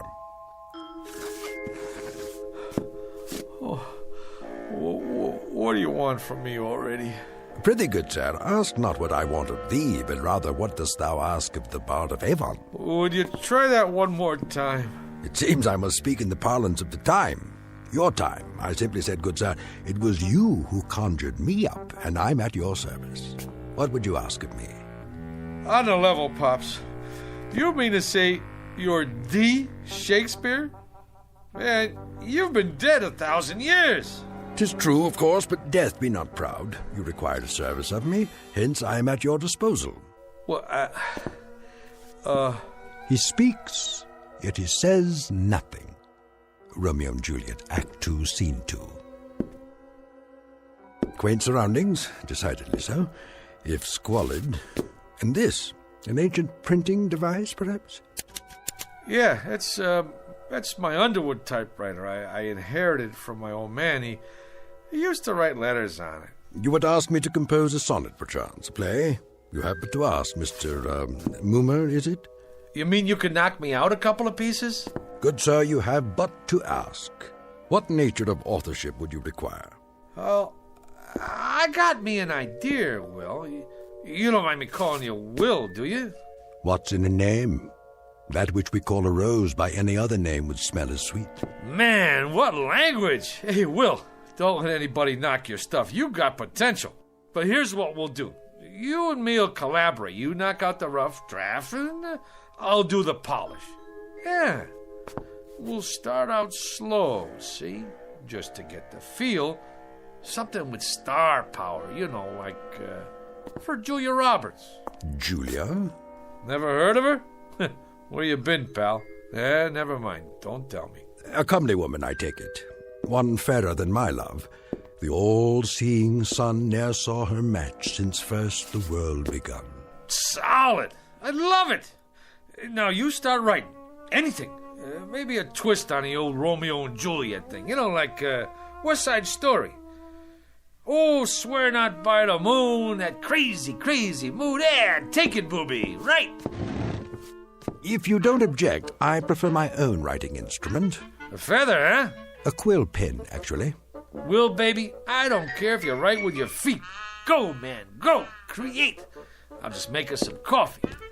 Gilbert and Sullivan, Rimsky and Korsakov, Lennon and McCartney, Moomer and Shakespeare.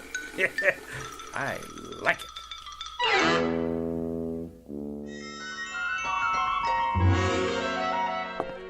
What are they saying?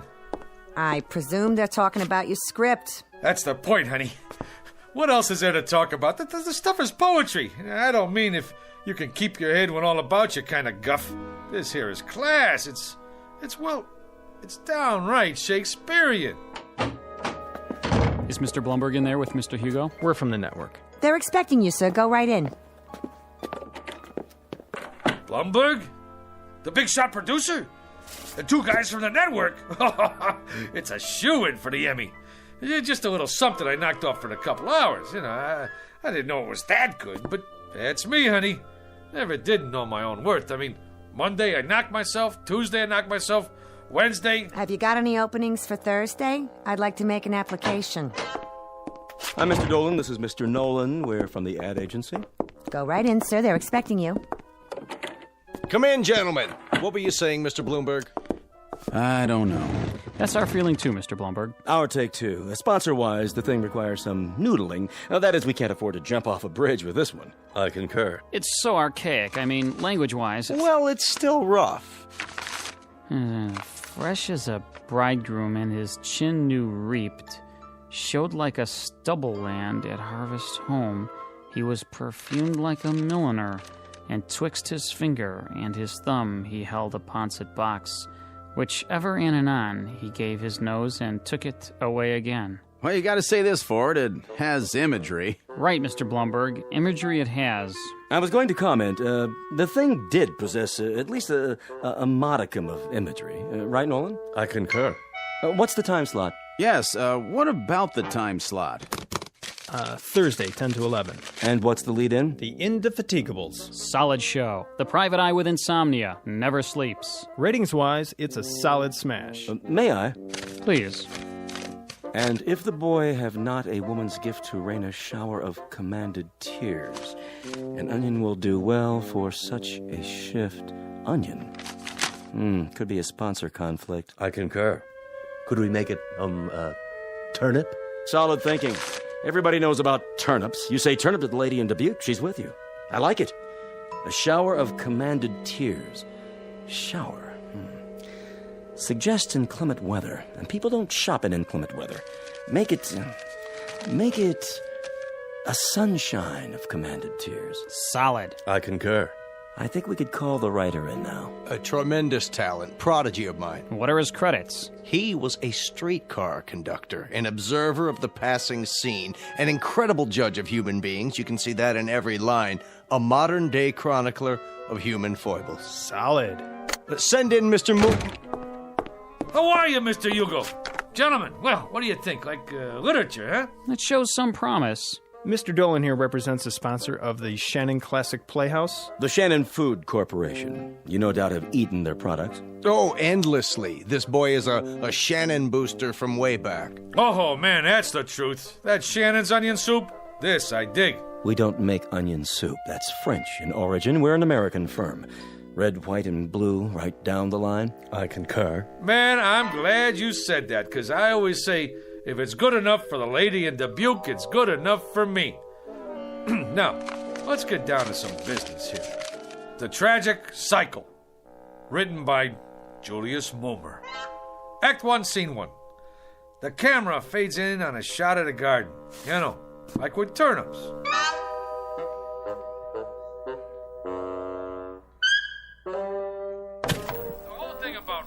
Is to stay in there and keep punching. It's like Keats said one time. All the time, keep punching, or you're done for. Hey, how about that, Will?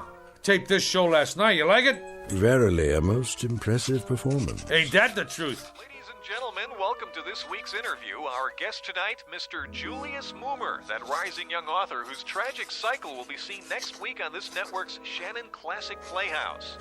Mr. Moomer, I'm told you've been writing for some time. You've come a long way.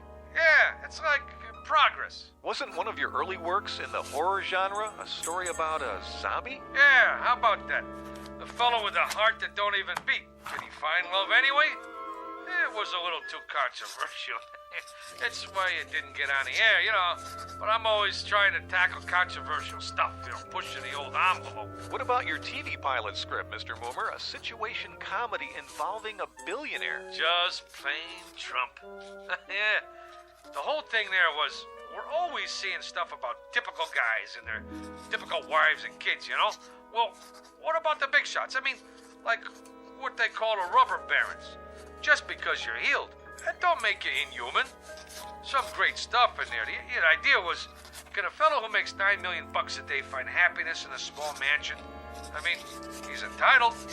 Of course, a writer, now, he's got to suffer. Like, I remember sitting in that cold attic night after night with hardly enough strength left to dictate, and some little voice inside me always kept saying, go, Julius, go, Julius. So, I went. Truly inspiring, Mr. Moomer. That kind of got me. Right here. I, too, felt a twinge of a sort. I believe I've finished this last sequence, Mr. Moomer. Yeah? Let me see.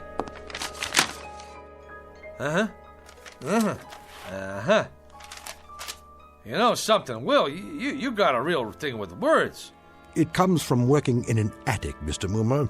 A little voice deep inside me keeps saying, go, William, go. I like that. Anyway, can't you just see it? The Shannon Food Corporation, ta-da, presents The Tragic Cycle, written by, ta-da, Julius Moomer, from an original story by Julius Moomer. Additional dialogue by Julius Moomer. Lucky I'm so modest. A thing like this could go to a guy's head. They're already talking another miniseries, movie contracts even. Maybe a Broadway musical. Well, you don't look so good. Like a strutting player whose conceit lies in his hamstring. That's from Troilus and Cressida, Act 1, Scene 3. In short, Mr. Moomer, you have not been prone to extend credit where it is due. At no time, for example, have I heard the name Shakespeare, or for that matter, any suggestion of collaboration on our play. Well, baby, we gotta play this one by ear. I tell him a guy named Shakespeare helped me write this, they'd stick me in a straitjacket. Be that as it may, the point is, Mr. Moomer, I have finished my task. I will now take my leave. What, are you out of your mind? This whole thing is coming out velvet. You want to creep back in some crypt and get forgotten? Come on, man, you're big time now. I'm making you a household word all over again. With all due modesty, would the name of William Shakespeare have survived the test of time without the support of Julius Moomer? Yeah, but fame flits. Who remembers yesterday's champions? Sure, Root hit a lot of home runs, but who asked him for his autograph now? Nobody. Nijinsky, that's pretty good, but who remembers her last movie? You did some right, but out of sight, out of mind. Shakespeare's dead, long live Mickey Spillane. Get me? My good man. You can't desert the ship. Now, what are people gonna say? That Fink who didn't have no gratitude? We got projects to do. Go out to Hollywood. Hey, the babes go crazy for guys with beards. I shall ponder it, Mr. Moomer. Till when? Till tomorrow. To date, you have not seen fit to invite me to any rehearsals. Tomorrow I shall survey the actors performing in it, and if justice is done to what I have wrought, perhaps I shall remain for a time longer. Now you're talking. Now I shall take a walk. I am that merry wanderer of the night, Midsummer Night's Dream. Act 2, Scene 1. To be or not to be, Mr. Moomer, that is the question. Oh, wait a minute. Rehearsal? How can he go to the rehearsal? Will, do me a favor, please. Don't rock the boat.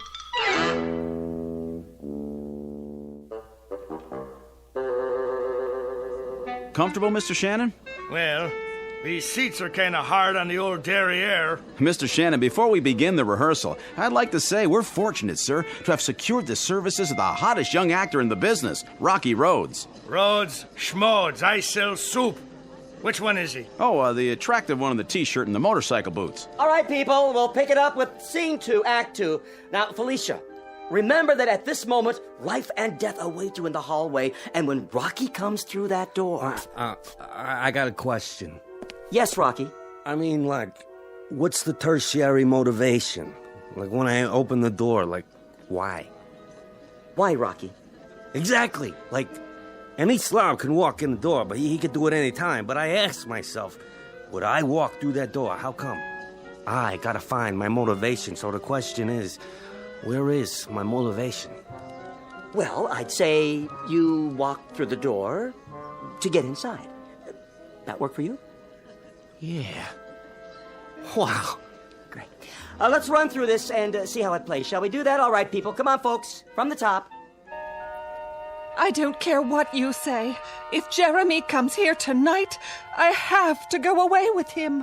Oh, come, Olivia. Cast off those benighted colors of Benetton and gaze as a friend on the people of Greenwich Village. The village people? Here? She's got a point. Let not forever with your veiled eyes seek your noble boyfriend in the dust motes. I know it is common, but all that live must die. That's easy for you to say, sister. But outside this room, this tenement is a harbinger of the worst kind of fates. Is it Jeremy? Or his killer? Am I to be a correspondent of love or a recipient of hate? This is the real question, the biggie. Who awaits me out there, I ask you? Come on, cop out! I'm looking for Mr. Moomer. Shh! Quiet on the set! May we continue, people? Once more, get ready for your cue, Rocky. I don't Sit care down, what Will. you say. How does it look to you, Mr. Shannon? Only great? What about the commercial?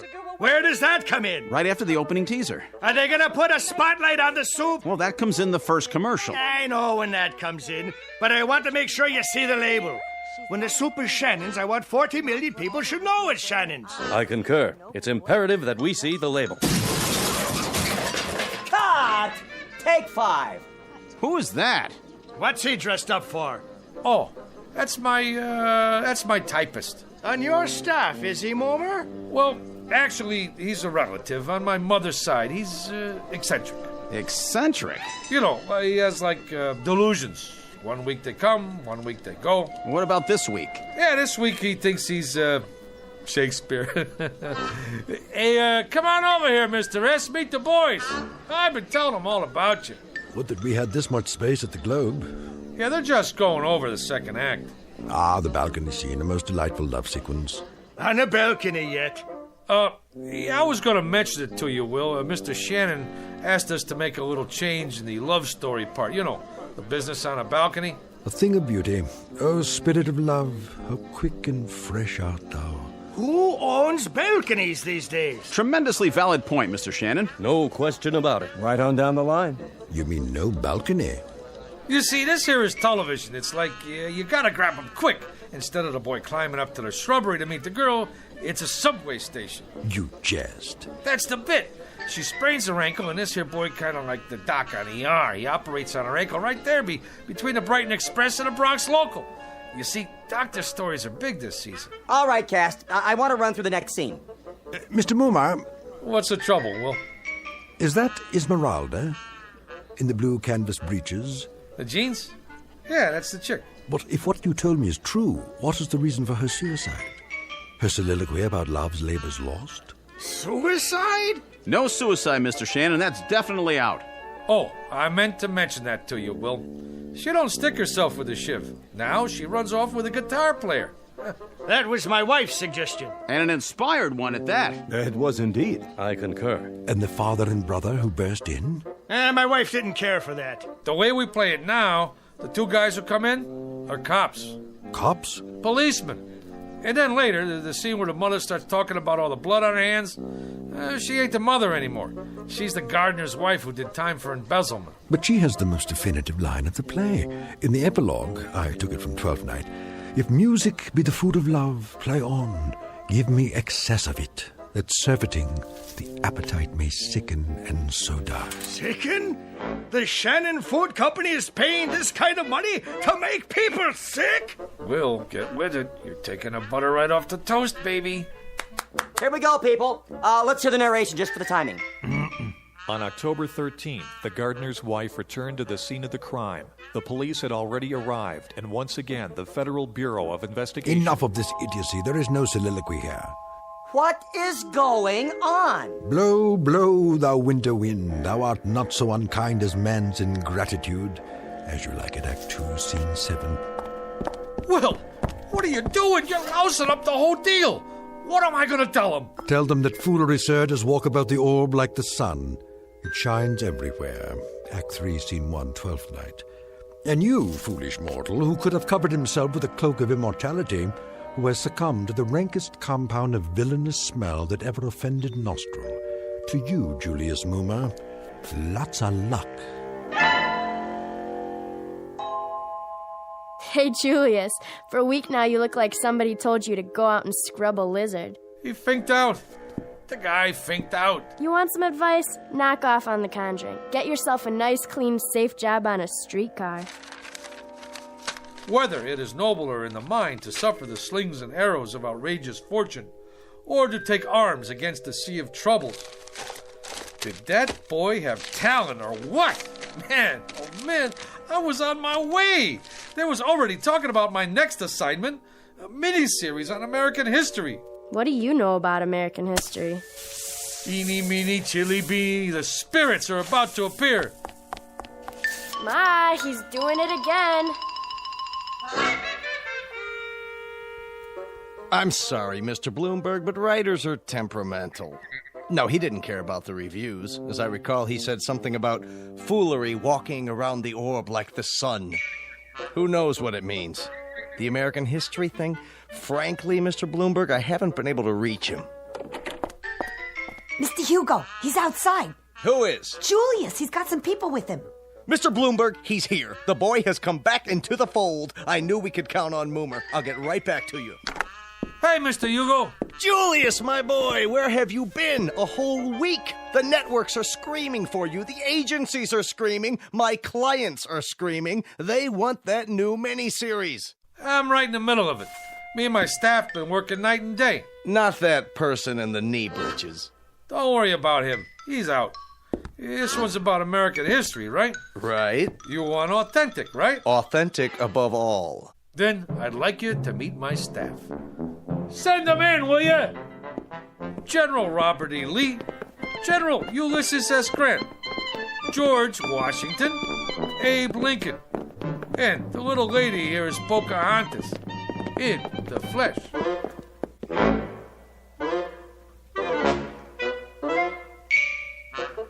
Mr. Julius Moomer, a streetcar conductor filled with desire for the special, if somewhat risky, rewards of authorship.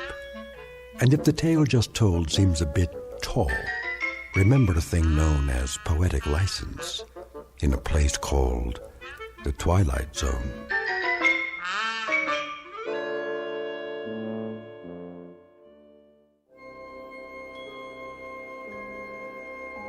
Hi, this is Carl Amari, producer of the Twilight Zone radio dramas. I'd like to take a moment to tell you about our official website at twilightzoneradio.com, where you'll get the latest news and information on these Twilight Zone radio dramas. Plus, at twilightzoneradio.com, you can digitally download 3 free episodes or any of our episodes for only $1.95 each. In this age of ever-changing technology, we've decided to make these episodes instantly available to you by making the Twilight Zone radio dramas a digital download-only series. This means that this series will no longer be offered on CD. The CD collections at our website are now being offered while supplies last at buy one, get one free. So be sure to get your favorites before they're sold out. Be sure to visit us often, and I'll see you in the zone.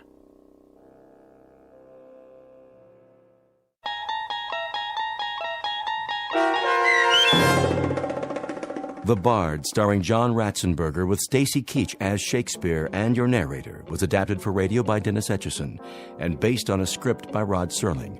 Heard in the cast were Christian Stolte, Susan Hart, Jessica Schramm, Meg Falcon, Lynn Foley, Mike Baccarella, Doug James, Jeff Lupiton, Joe Forbrick, Carl Amari, Roger Wolski, and Paul Patch. To learn more about the Twilight Zone radio dramas and to obtain audio cassettes and CDs of these programs, visit our website at twilightzoneradio.com. This copyrighted radio series is produced and directed by Carl Amari and Roger Wolski for Falcon Picture Group. Doug James speaking.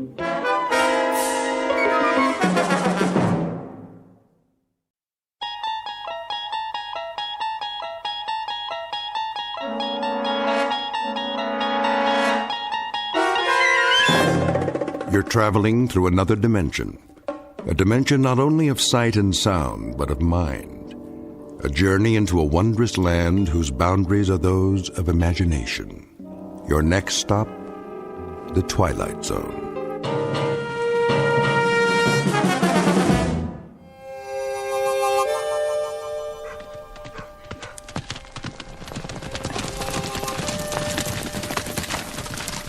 He ain't here yet. He will be. Almost noon. Knows what's waiting for him. Yep. He knows he's gonna get shot. Let's go inside and have a drink.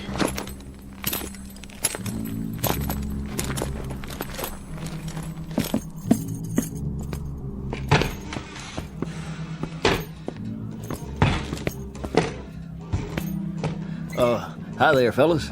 No talk. Just pour. Sure. What'll it be? Right gut whiskey. You're coming right on.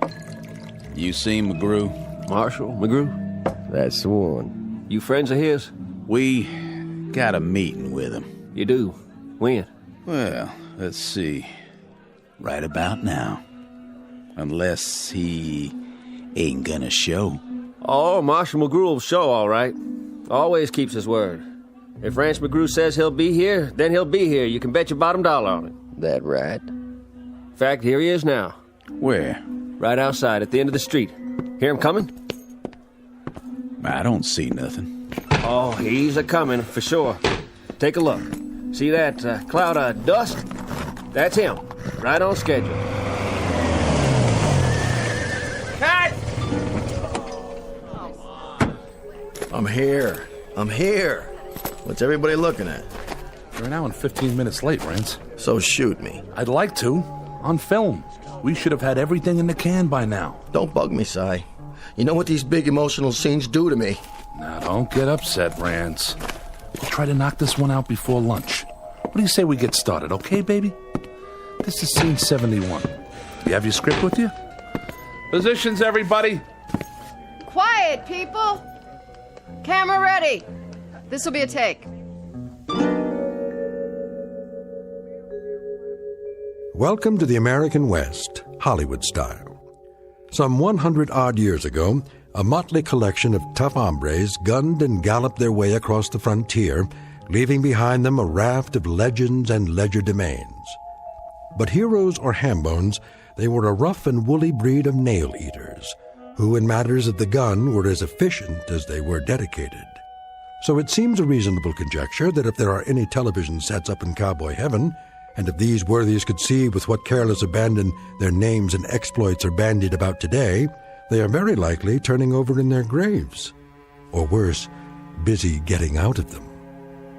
Which gives you a clue as to the proceedings that will begin in just a moment. Enter one Rance Mcgrew, an overpaid sports car driving phony baloney who can't distinguish between a holster and a hoof-and-mouth disease.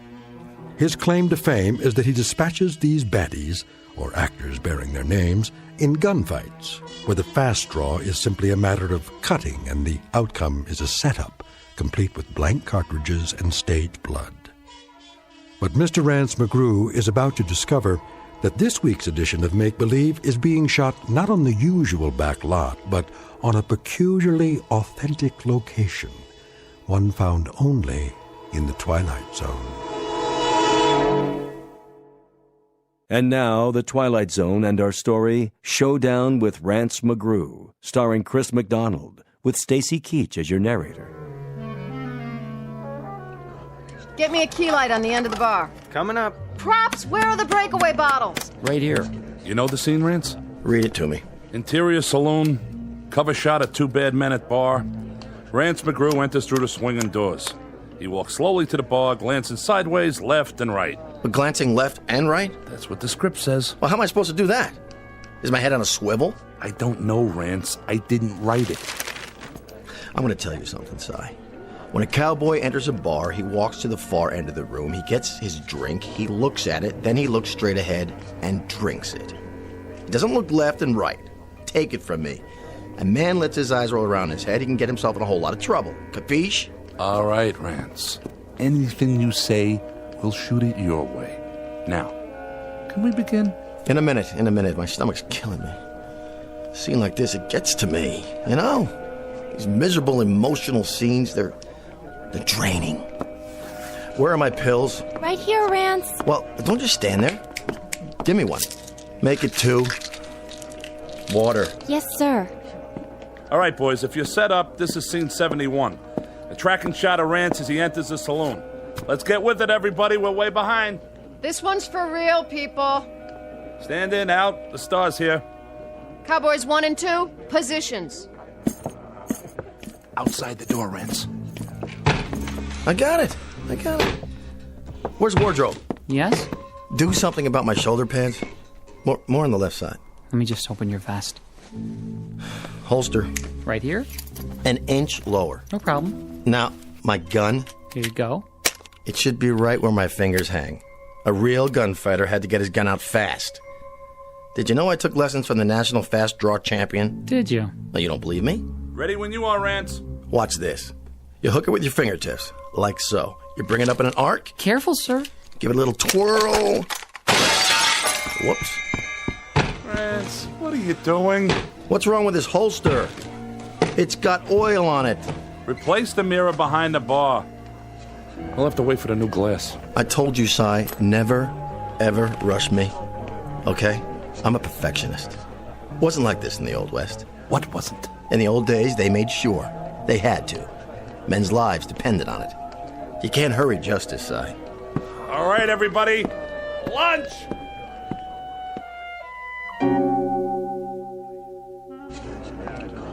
Ready? Ready. Rolling.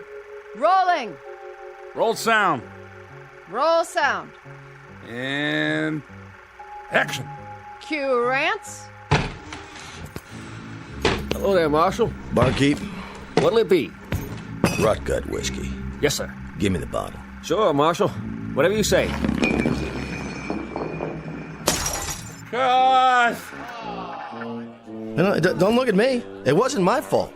Look at here. Hey, buddy boy. Yeah? You try to gag it up one more time, you'll wind up plucking chickens at the farmer's market. It was an accident, Rance. Was it? He put English on it. He deliberately made it curve before it got to me.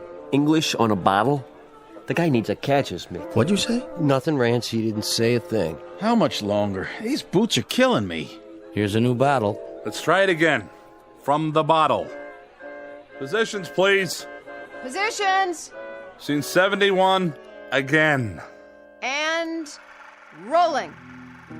Sure, Marshal. Whatever you say. Hold on. That there's a new bottle. You want I should open it for you? I can do it. Oh, dang. Here's a glass for you. Don't need one. You see that? He don't even use a glass. He's some tough hombre. I guess you boys know that... I guess you boys know I'm the marshal here. We heard tell. Sure did. Then I guess you know that Jesse James is due here any minute now, aiming to call on me. I know that, too. Likewise. Well, what do you know? I figured he was too yellow. But it sounds like Jesse's here. Marshal, please. No killing inside. Easy, barkeep. Ain't gonna kill him none. I'm just gonna maim him a little bit. Pick off his pinky, maybe, with a clean shot. Jesse won't take kindly to that. He sure won't. Well. Marshal Mcgrew, ain't it? Yep. We'll take a nice, deep breath, Marshal. Why's that, Jesse? 'Cause it'll be your last. Oh! You shot it clean out of my hand! I didn't. That was a sound effect. I can't get my blasted gun out of the miserable holster. Cut. Take it easy, Rance. I thought somebody oiled this holster. I wiped it down. It's too dry. We'll do an insert later. See? I can't even get it. Oh, look out. Whoops. Bring another mirror. This is absurd, isn't it? I mean, really. First the gun, then the bottle, then the gun a second time. You just can't appreciate the delicious absurdity of it. I drive all the way in from the beach just to shoot a few lousy scenes in my new car, my own car, mind you, and look what happened. I studied with Sandy Meisner, okay? I played Pinter, Albee, Beckett, and now, can you people do anything right? I ask you, is that too much? Would you like to sit down, Rance? Why do I bother? Week after week, why? I give, and I give, and I give. For what? Let's go to the fight scene. Jesse and Rance. First, Jesse knocks him through a table. Cue the player piano tape. Stunt double. Somebody get the tables. How do you feel now? What do you mean, how do I feel? Sorry, Angie. It's not your fault. But these oaths out there, they wouldn't know a real line from a cereal commercial. Hand me my throat spray. The antibiotic one or the one for the allergies? I don't care, just give it to me. Cut! Print it! I think they're ready for your close-up, Rance. All right, Angie. Don't you think I know that? I'm the only professional around here. Did you double for me in that scene? Yes, sir. Looking good. Thanks. I tried to do it just like you would. I like the bruises. Nice makeup. It's not makeup. Okay, boys, this is the death scene. Rance in the bar, Jesse lying over there. Rance thinks he's unconscious. Jesse picks up a gun off the floor and fires at Rance's back. Well, at his back? That's correct. Hey, I don't want to give you a hard time, Si, but... Well, you got a problem with that? But that's not the way Jesse James used to operate. Well, he does in this script, okay? What I mean is, everything I've read about the guy, he fought pretty fair and square. Why can't I just yell something, before I pull the trigger? Whoa, that's thinking. Warn the fastest gun in the West that he's about to get shot at. Look, buddy boy, you happen to be up against Rance Mcgrew. And when you're up against the best, you're going to play it dirty or you're going to play it dead. Now quit arguing and let's get to it. Ready at the bar, Rance. Your marks by the brass rail. Here's the bottle. Hold it. I told you ginger ale. This is cola. It's supposed to look like whiskey, though, Mr. McGrew.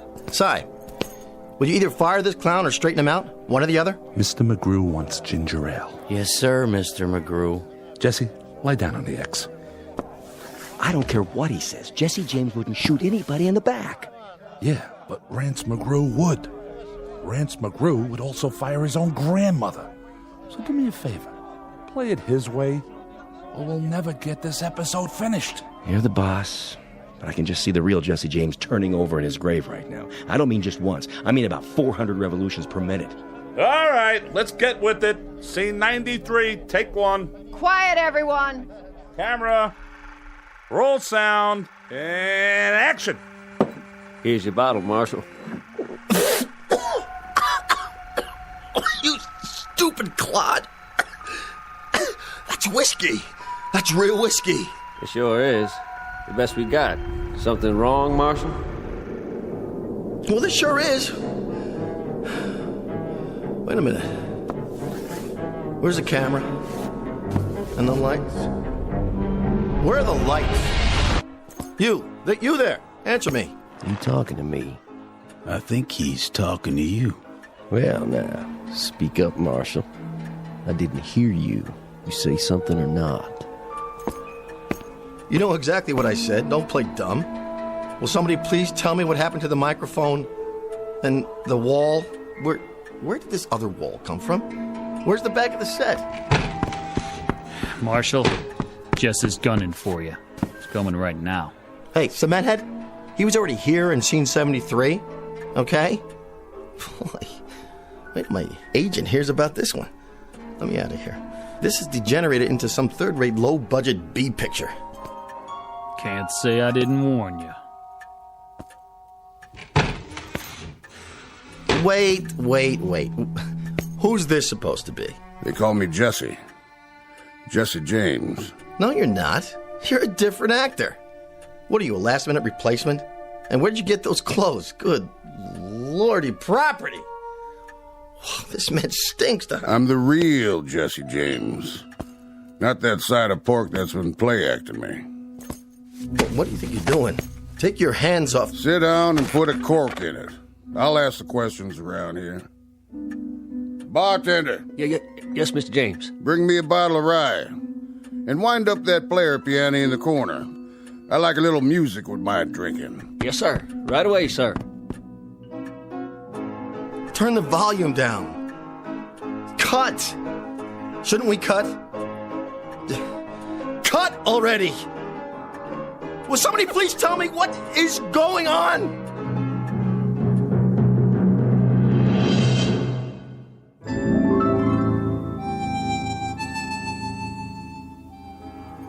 Don't you hear good, mister? No habla inglés. Sure you don't. Well, habla this. Sí. I'd be looking for the marshal. No es aquí? No. No, señor. Fellow named McGrew. Rance Mcgrew. So? You know him? Sí. He here? Come si, come sa. Come what? Si. Si? Si. Who's Si? The director. Get me out of here! Where you going? That away. You wouldn't be McGrew now, would you? Not a chance. Then what's this badge doing pinned to your chest? Well, where's the fella who loaned me this vest? I think you and me. We better have a little talk, Marshal. Talk? Maybe a long talk, maybe a short talk. But a talk just the same. Okay. You're supposed to be a tough hombre. But he don't look very tough. No? Know what you look like?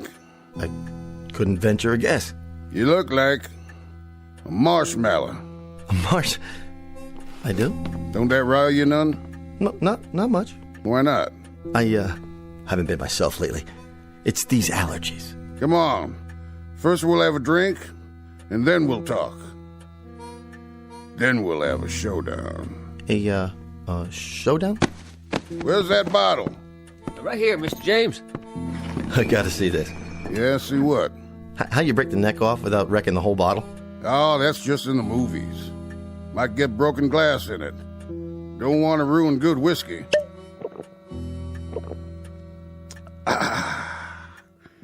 Here, your turn. No, thank you. No? Just a ginger ale, please. Marshmallow.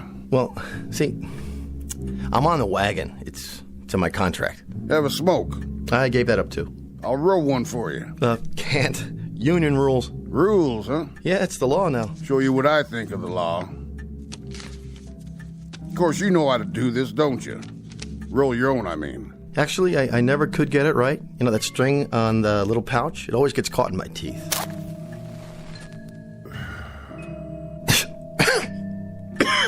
Would you mind not blowing smoke in my face?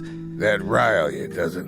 Not really. It's just that it's not good for my voice. Nothing riles you. You're just about the most even-tempered dude I ever did meet.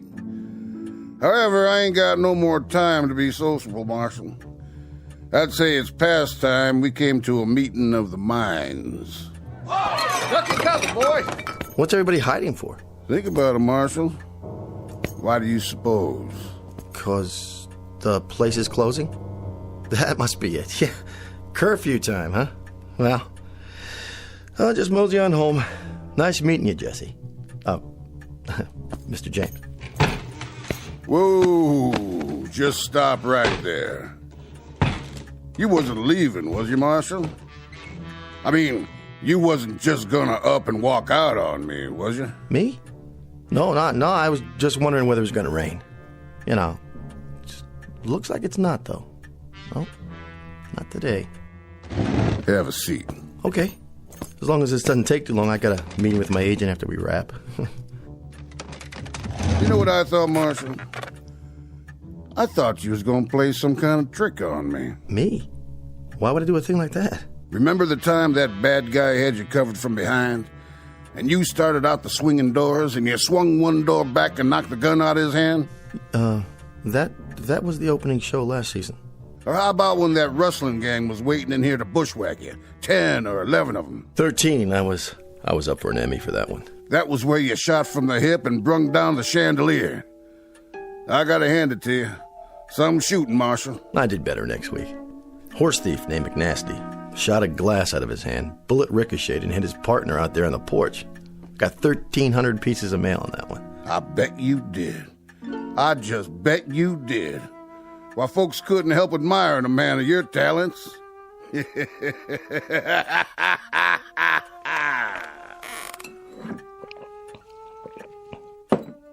of it is, Marshal. Thing of it is, I don't reckon you ever fired a real gun in your life, did you? Well, not as such. Or hit a man in anger. Or maybe even got hit in anger yourself. Tell me true, Marshal. Ever ride a horse? Oh, yeah, on occasion. A real horse? Well, see, I happen to be allergic. Hives. Hives? Yeah, you know, a rash. Cats give it to me, too. So you don't ride, you don't shoot, you don't fight. You just strut around wearing a phony badge and going through the motions of killing off fellas like me. There was an episode when we let one of the Dalton boys off. It kind of a complicated plot. It seems he had a kid sister going to school in the East, and she came out to visit him on the day he was supposed to be hanged. She made an appeal to me, and I saw to it that he got a suspended sentence. Mm-hmm. He told me about it. He did? He also told me how you captured him. Jumped 800 feet off a cliff and landed on the back of his horse when he wasn't looking. Stuntman. Heights, they bother me. That figures. So you see, Marshal, we had this meeting up there. Up there? And all us decided, my brother, me, the Dalton boys, Sam Starr, Billy the Kid, quite a few of us. And the consensus was, Marshal, was that you wasn't doing a thing for our good names. Well, see, you have to understand, I don't write these scripts. I mean, I do have input at the development stage, but... We had a little election up there, and they chose me to come down and maybe take a little shine off your pants. How's that? Don't you get it? We see you week after week shooting down this fella, shooting down that fella, capturing a bushwhacker, bringing in a rustler, but all the time winning. Man, you just don't never lose. You're the winningest fella ever come down the pike, and that's for sure. So me and my friends, well, we figured how's about time that maybe you should lose once. Well, that's not such a bad idea. I could take it up with the producer at our next meeting. I don't think there's time for that. I think that maybe if you're gonna lose, you're gonna have to lose right now. Now? But I'll tell you what I'm gonna do, Marshal. I'm gonna play it square with you. A whole lot squarer than you ever played it with us. Face to face, and no, what do you call them? Stuntman. Could you be a little more, precise about the terms? Right out there, on the main street. You and me. Oh, I think there's been a misunderstanding. See, I'm not really Marshall McGrew. That's my name, yes, but it's a part I play. Right outside. Me coming down one side of the street, you coming down the other. Just the two of us. But I've done that before. Did you happen to see Gunfight at Red Rock? Yeah? Then you know. It was lousy. 2 thumbs down. Way down. After you, Marshal.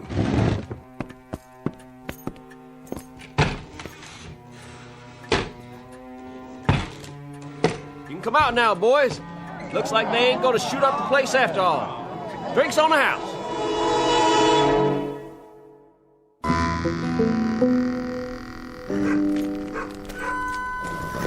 We take 20 paces each. You come around that corner. Which one? By the general store. I'll come around that one over there. Then what? I'll let you make the first move. Nothing could be fairer than that, could it, Marshal? Fair? Oh my, no, indeed. Nothing at all. That I can think of, unless... What? Could we make it tomorrow afternoon? Your girl can call my girl and... This afternoon. Now. You mean now? As in right now? Or in the general sense, as opposed to the past, let's say, or the future, or... Too much John. Let's go. Stuntman?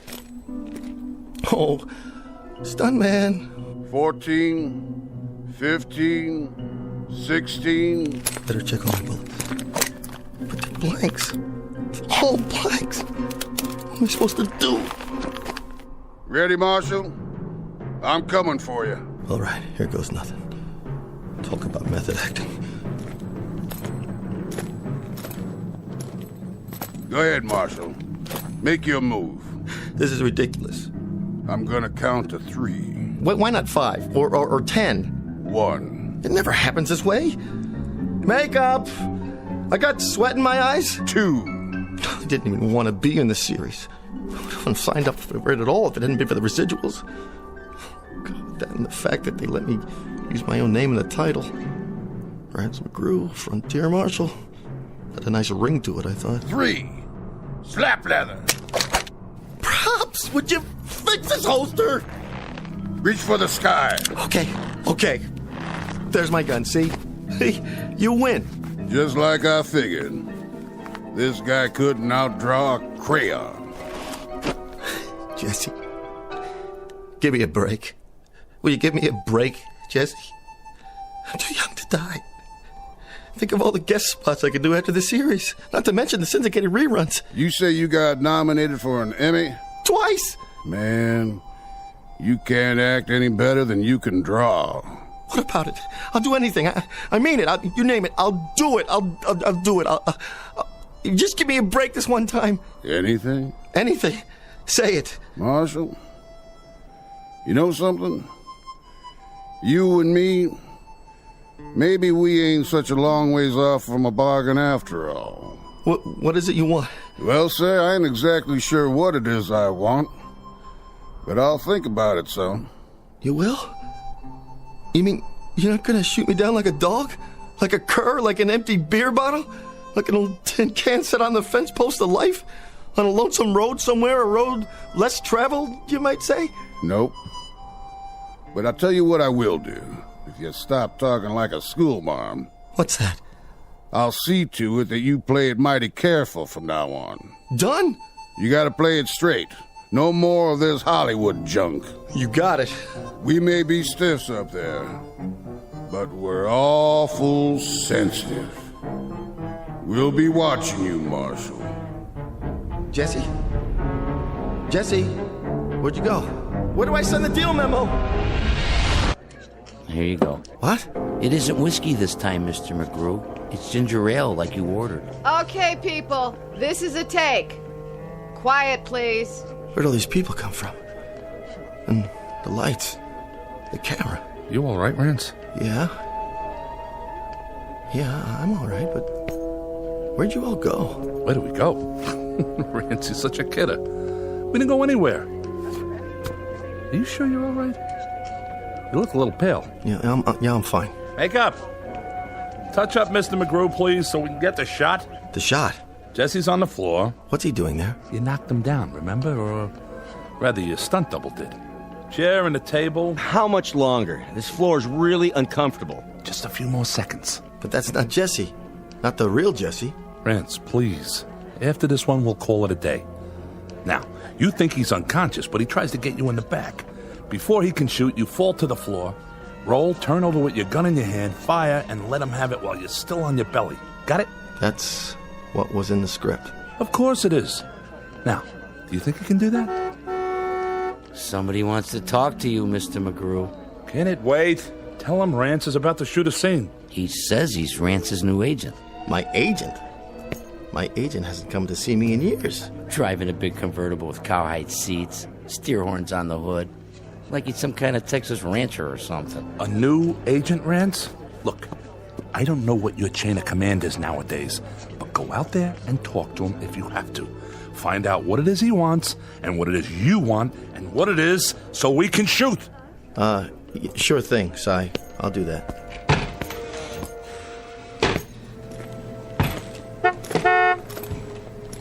Howdy, Marshal. Jesse. Deal's a deal. You said anything. I like the red blazer.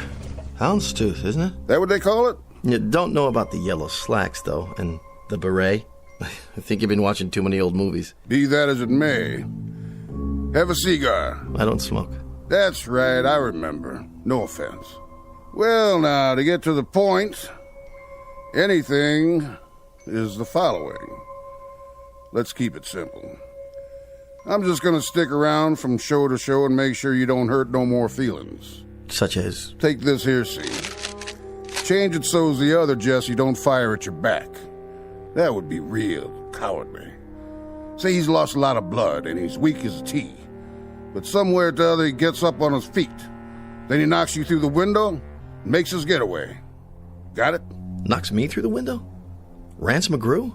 Understood. Yes, sir. Understood.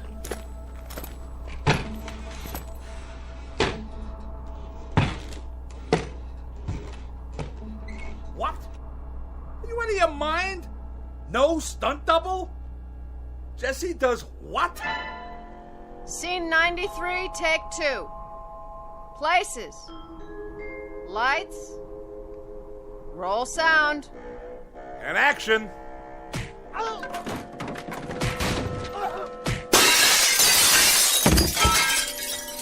Cut. That was a good one. Yeah. Glad you liked it. Now I was reading next week's episode, Marshal. The one where you knock a gun out of Billy the Kid's hand from a 4th-story window a block away, using the base of a lamp. Well, the network wants to keep the gunplay down. Too much violence. No good? Piece of crap. The way I see it, Billy hears you, whirls around, shoots from the hip, and knocks the lamp out of your hand. How's that sound? Fine. Fine. Now, looking ahead 2 weeks, I think we ought to give Sam Starr a break. He's a nice fella. Awful good to his mother.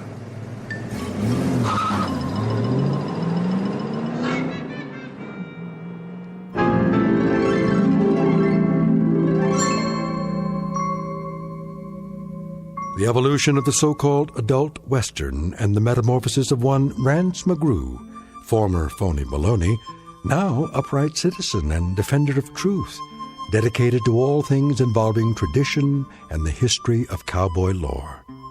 It's the way the cookie crumbles and the six-gun shoots in the Twilight Zone.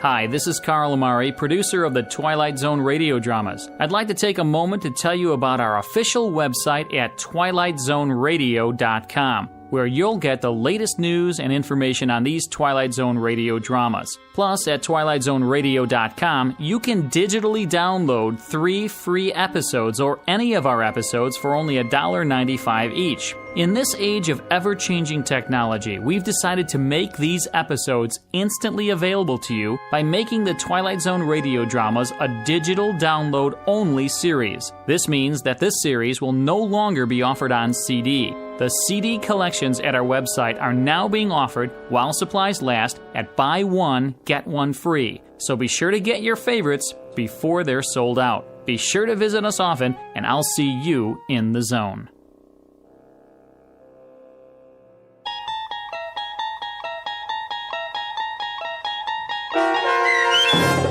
Showdown with Rance Mcgrew, starring Chris McDonald with Stacy Keach as your narrator, was adapted for radio by Dennis Etchison and written for The Twilight Zone by Rod Serling. Heard in the cast were Mike Starr, Fernette Lebo, Doug James, Kurt Nabig, Rich Komanek, Sean Cross, Steve Key, Jeff Lupetin, Carl Amari, Roger Wolski, and Vince Amari. To learn more about the Twilight Zone radio dramas and to obtain audio cassettes and CDs of these programs, visit our website at twilightzoneradio.com. The producers of The Twilight Zone wish to thank CBS Enterprises, Carol Serling, Dennis Etchison, Dick Brescia Associates, Claire Simon Casting, Terry Jennings, XM Satellite Radio, Sirius Satellite Radio, our sponsors, and our radio affiliates for helping make this series possible. This copyrighted radio series is produced and directed by Carl Amari and Jason Mallow for Falcon Picture Group. Doug James speaking.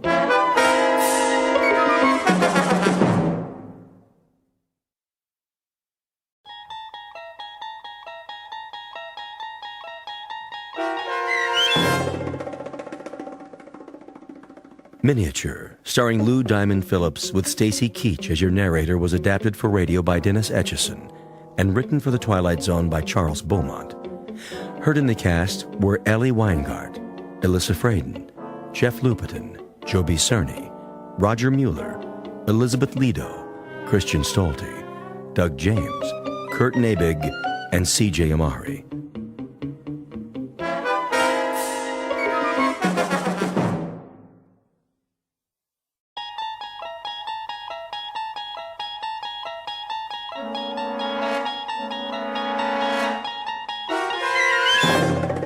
You unlock this door with the key of imagination. Beyond it is another dimension, a dimension of sound, a dimension of sight, a dimension of mind.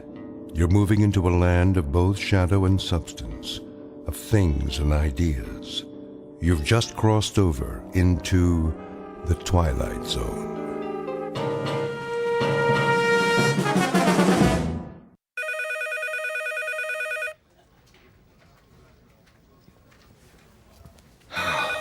Finally, 12 o'clock. Let's go to lunch. Hey, Charlie. Charlie, it's recess. Oh. Thank you. I just want to finish up here. Trying to make us look bad? What do you mean? Now, just what do you think I'm... Hey, just forget it. Come on, we'll be late. Look at him. Little goody two-shoes. Why don't you guys lay off him? Because we're mean, heartless brutes. Right, Fred? Right. Well, I think he's nice. Hey, Mama, don't forget to change his diaper. Charlie? Hello? Aren't you going to lunch? Oh, yes. Any place in particular? Yes, in a way. Where? Well, it's in the museum, actually. The museum? They have a very nice cafeteria. It's quiet there, and, Would you like some company? Well, I mean... It's okay, Charlie. I understand. See ya.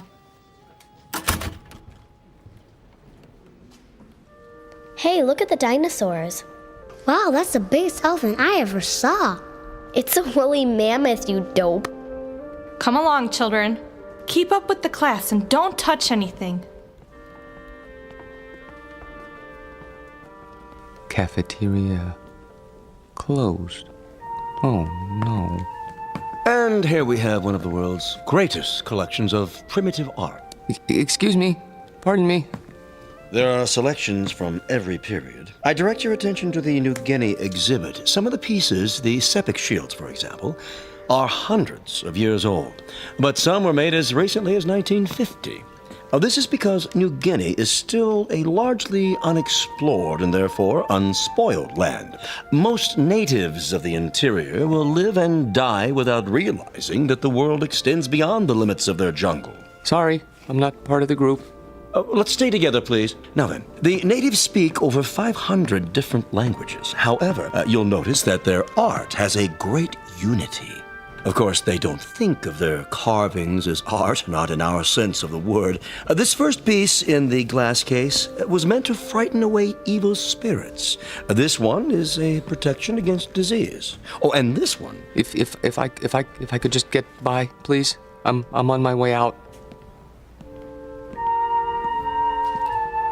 Help you, sir. What? You look lost. Can I help you find anything? Oh, no, that's all right. I just got turned around. Is the cafeteria closed? For the rest of the week. They're remodeling. Well, I'll be leaving then. Main entrance is that way. Thank you. Have you seen the Egyptian wing? Pardon? Egyptology. They have a nice exhibit. Is that right? Just downstairs, next to the Hall of Miniatures. Miniatures? You know, the model houses. They have the palace at Versailles, a log cabin, a New England church, a whole room full of them, all made by hand, with little dolls inside that look just like real people. Pretty amazing. Have you been there yet? No, I only come here for lunch, you see.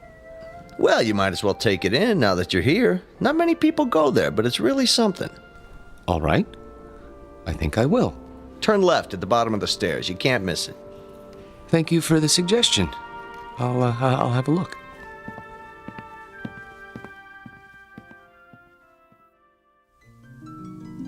To most of us, a museum is a place of knowledge, of beauty and truth and wonder. Some people come to study, others to contemplate, others to look for the sheer joy of looking. Charlie Parks has his own reasons. He comes to the museum to get away. It isn't really the low-priced cafeteria meal that draws him in here every day. It's the fact that in these cool, inviting halls, he can be alone for a while, really and truly alone, away from his work and from people who don't understand, which includes almost everyone in the world. But Charlie should be careful. He doesn't know it, but there's always a chance he might wander too far and get lost in the Twilight Zone.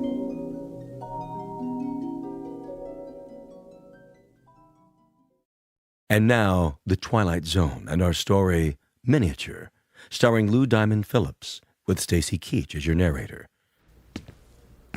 19th century townhouse, home of Boston residents Mr. and Mrs. Copley Summers.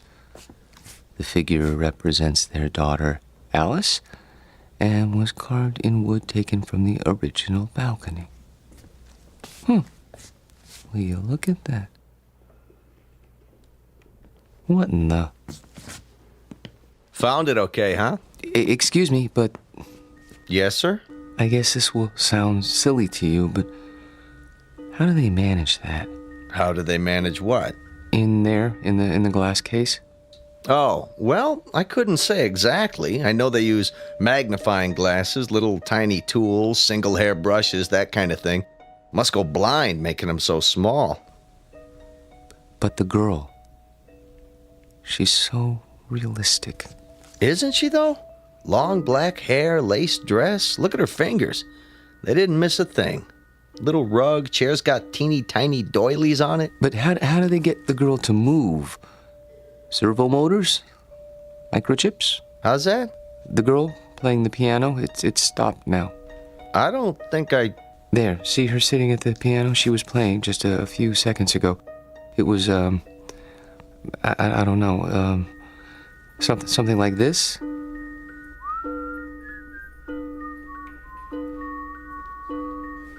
Didn't you hear it when you came downstairs? I don't like jokes, mister. Not when I'm on duty, anyway. I'm not joking. Then you're hearing things. There isn't any mechanism inside that piano, and the doll's carved out of wood, a single block of wood. See the sign? Yes, I know. Carved in wood taken from the original balcony. But I could have sworn... Yeah, it was probably some kid with one of those pocket radios. They sneak them in once in a while. But I saw her move.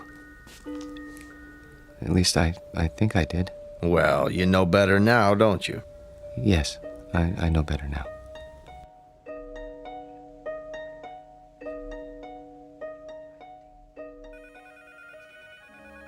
Here he comes. Finally. Where do you think he's been? At the zoo. Visiting his relatives. Charlie? Yes? There's a note on your desk. Mr. Demo wants to see you. How do you do, Mr. Dimmel? Yeah, sit down, Parks. I'm sorry I'm late getting back from lunch, sir. Well, I'm sure you have a good excuse. No, sir, I don't. I just let the time slip away. I don't know how it happened. You know, Parks, that's the first sign of humanity you've shown in almost 4 years. I beg pardon? Up to now, you've come and gone like some kind of wind-up toy. Never early, never late, always keeping to yourself. What, don't you like us, Parks? I've never thought about it, sir. Well, think about it now. Do you like your co-workers? I suppose so. Oh, you suppose so? I mean, that is, I don't dislike them. I'm afraid that isn't good enough, Parks. An office is like a team or a platoon. Either it works together or it doesn't. And here, it doesn't. And the reason is you. I knew you were a square peg when I hired you, but you were bright, and well, I thought we'd wear those edges off. We haven't. No, not at all. You're still a square peg. You understand me? Yes, sir. I think I do. I'm going to use the excuse of your being late, but I can't. The fact is, I'm letting you go because you just don't fit in. I understand, sir. Parks. Yes, sir? No, this isn't any of my business, but how old are you now? 37, 38? 35. 35. Don't you think it's about time you gave up living with your mother? She needs me. Oh, why? Is she ill? Not actually ill, but my father died some time ago, and my sister is married, and, well, she needs me. I see. Look, you're welcome to stay on a few weeks if... No. That's very nice of you, sir, but I'll manage. Well, you can pick up your check tomorrow. Thank you.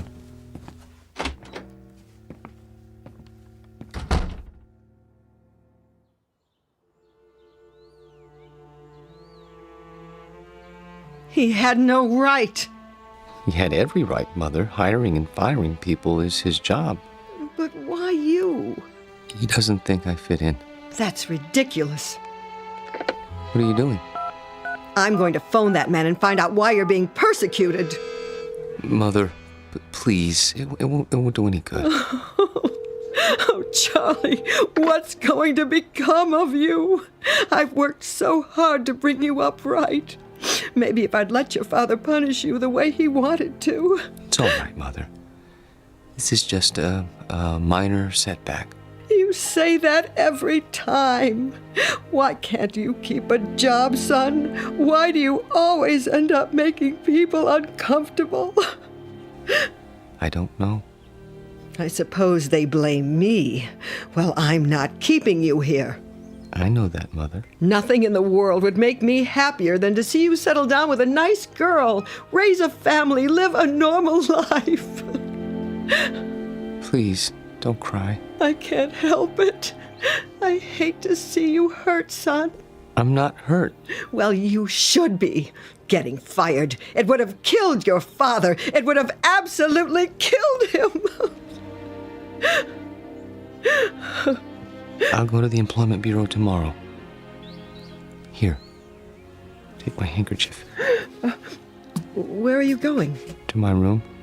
Get me my heart medicine before you do. Yes, Mother. Charlie? Why were you late getting back to the office? I was detained. What's that supposed to mean? Nothing. I was detained. That's all. Open your mouth. Charlie, do you feel all right? Yes, Mother. I'll go to my room now.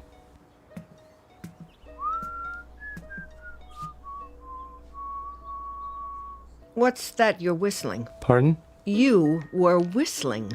I don't remember. You should lie down, Charlie. Take a little nap. Mother, please, I can take off my shoes. I'm only trying to help. I know, but I'd prefer to untie my own shoelaces. Very well. I'll bring you some cocoa. Not now. Why? You always have your cocoa.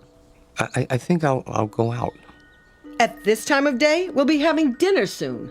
I want to get a head start with the Employment Bureau, see if there are any jobs. But they must be closed by now. There's still time. I think I'll walk over. It isn't far.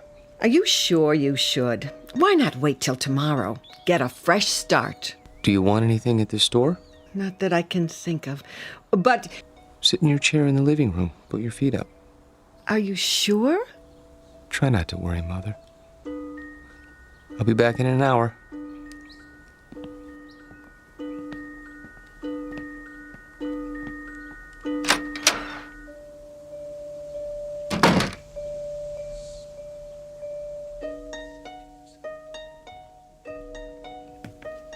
Back again, huh? Yes. Anything in particular? Is it still open? What's that, sir? The miniature room, you know, downstairs next to Egyptology? Oh, sure. Thank you.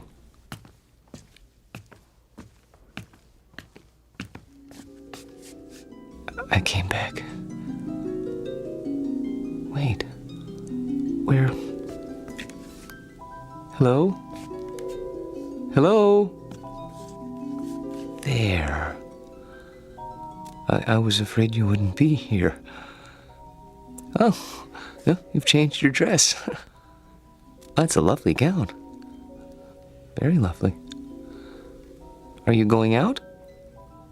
Who's that? Oh, you are going out. That's why he's wearing a cape and a top hat. Your gentleman caller. Oh. Does he have a carriage waiting? I hope so. I wonder where you're going. To dinner? No, something grand. The opera, that must be it. Hi. Oh, hi. Be closing soon. I see. What time do you open in the morning? 9 o'clock, Monday through Saturday. I'll be here. What's that? Nothing. I'll be along in a moment. I want to study this dollhouse a while longer, if you don't mind. Okay, sir. Just a few minutes, though. It's almost time. I see. Thank you. Have a nice evening. I have to go now. I won't be here when you come back. But I hope you have a nice evening, Alice.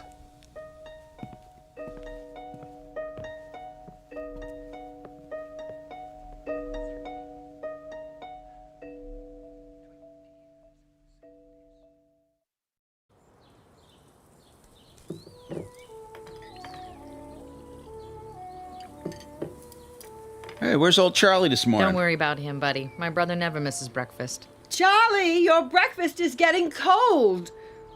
You see, late for his meals, awake every night, tossing and turning. I tell you, I'm half dead with worry. Mother. He's sick. I know he is. Sounds to me like he's got a girl. Don't be silly. What's silly about it? He's not a bad-looking guy. A little peculiar, maybe, but, you know, he's not... If he had a girlfriend, he'd tell me. He hasn't told me, so it isn't possible. Okay. Nothing would make me happier than to see Charlie settle down. He knows that. I'm not one of those mothers who won't let go of their children. Ask Myra. Pass the butter. Charlie! I'm here. Your breakfast is on the table. Sorry. Hey, Charlie boy. Hello, buddy. How are you? Couldn't be better, Charlie boy. Couldn't be better. Good morning, Myra. You're looking nice. I wish I could say the same for you.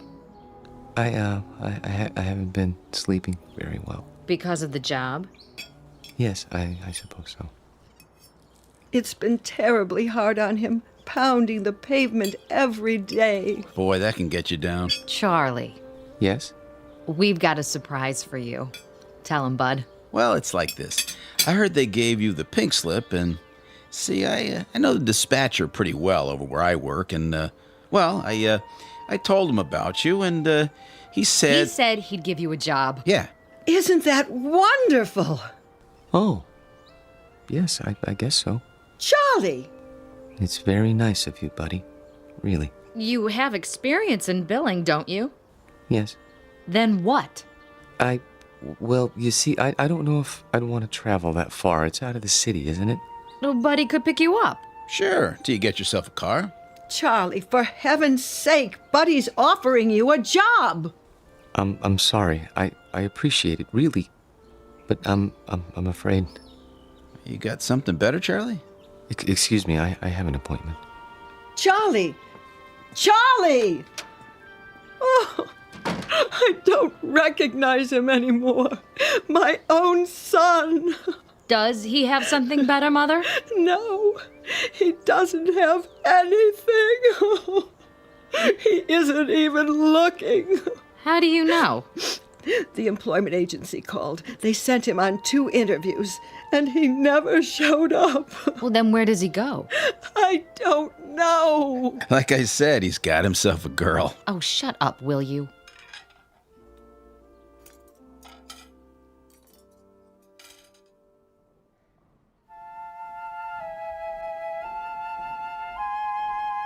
Henry, look at that.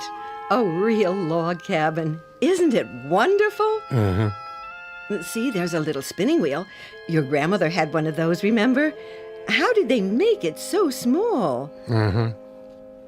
Oh, 19th century townhouse, Boston. Isn't that something? I've never seen anything so perfect, have you? Just look at the miniature piano and the doll there in her little handmade dress.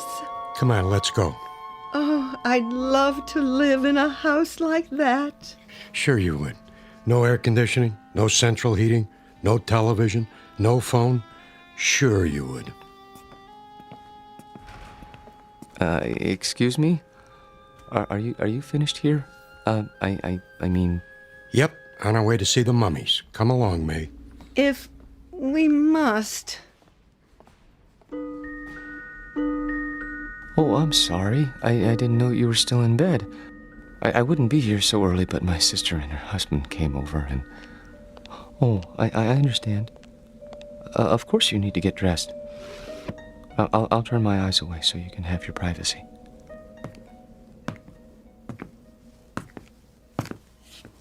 Hi. A little early today, aren't you? Am I? I guess you must get a real kick out of these displays. Yes. This one in particular. What do you see in there, mister? Nothing. Man doesn't stand for 4 and 5 hours at a stretch looking at nothing. I'm not breaking any rules, am I? No. Then leave me alone, please. Suit yourself. Forgive me, it won't happen again. Oh, I see you're having breakfast. It isn't any of my business, but I really do think you should eat more than toast. Mother says breakfast is the most important meal of the day. Have I told you about my mother? She's very nice. Of course, she still treats me like a child, but you can't blame her. I'm all she has. I suppose that isn't very much. I have a sister about your age. Her name is Myra. She's nice too, but she's not as pretty as you are. I think you're about the prettiest girl in the world. I don't mind saying that because I know you can't hear me through the glass. But I think I'd say it even if you could, because I hope it's all right, but I have to go now. Just for a while. I didn't get much to eat this morning myself. I better have something. But I'll be back soon. I promise.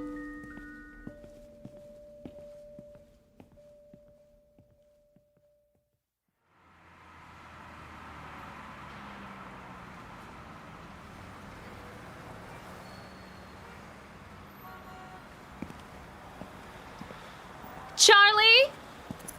Hello, Myra. What are you doing here? Oh, I was driving by. Saw you come out of the museum. That's nice. Well, Buy me a cup of coffee? the cafeteria's closed. Then we'll go somewhere else.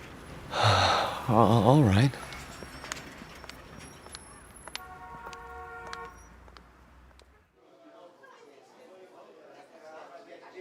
Here you go, folks. Thank you. Charlie, I'm gonna be honest. I didn't just happen to see you today. I followed you. You did? Why? Because Mother asked me to. She's worried, and so am I. You haven't been yourself. No? You go to that place every day? I thought it might be a good idea to improve my mind. That isn't why. I'm your sister, Charlie. I grew up with you, and I know you. You go there because it gives you a chance to be alone. And you want to be alone because you're scared. Myra? Listen to me. This is important. You're over 30 years old, Charlie, but you're living the same way you did when you were 14. Some of it's Mother's fault, some of it's yours. But it isn't natural. It's sick, Charlie, and you know it's sick. And that's why you're scared. You're probably right. Stop agreeing with me. I could say you were a blue monkey and you'd agree. But Look, I don't know about psychology or anything like that, but I think I know what's wrong with you. You need a girl, Charlie. You're at that time in your life. You know what I mean? Not exactly. Well, it's hard to explain, but you've never had a girl, have you? Not as such? That's what I thought. Well, we're gonna change that. How? I'll introduce you to Harriet Gunderson. She works at my office, and she's a lot of fun. You'll like her. Myra, please. Charlie, please. This one time, try. For me. If you do, I promise I won't bother you anymore. All right. Here's her address. You don't even have to phone. Just stop by, say around 7. And you don't have to buy her dinner. Take her for a walk in the park. She'll like that, okay? Okay. Word of honor? Word of honor.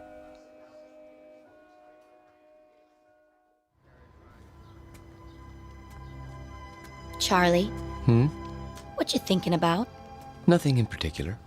You sure are quiet. That means you're the dangerous kind. You can't trust the quiet ones. You can trust me. Who said I wanted to? I only meant...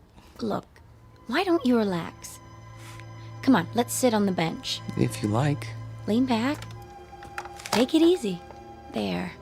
That's better. You like me, Charlie? Very much. Then why don't you show it? How? Well, you could try kissing me. But we only met this evening. Oh, come here.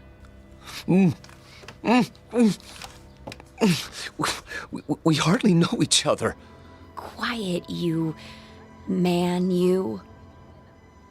Oh! I didn't mean to push you off the bench. It's just that you surprised me. Sorry, I'll help you up. Forget it, Buster. Just forget it. Tell your sister you don't need a girl. You need a doctor. Wait, please.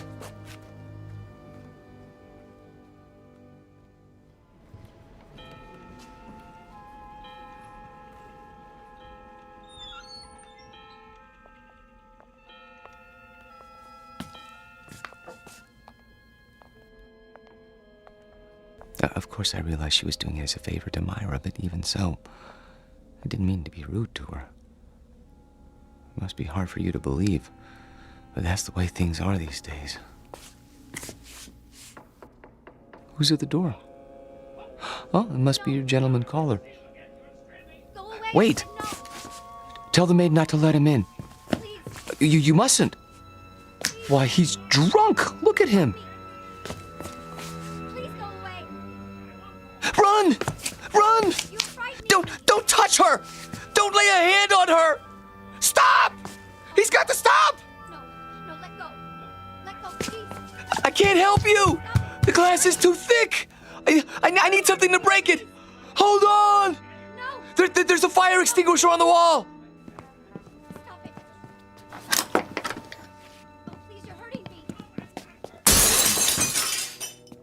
What are you doing?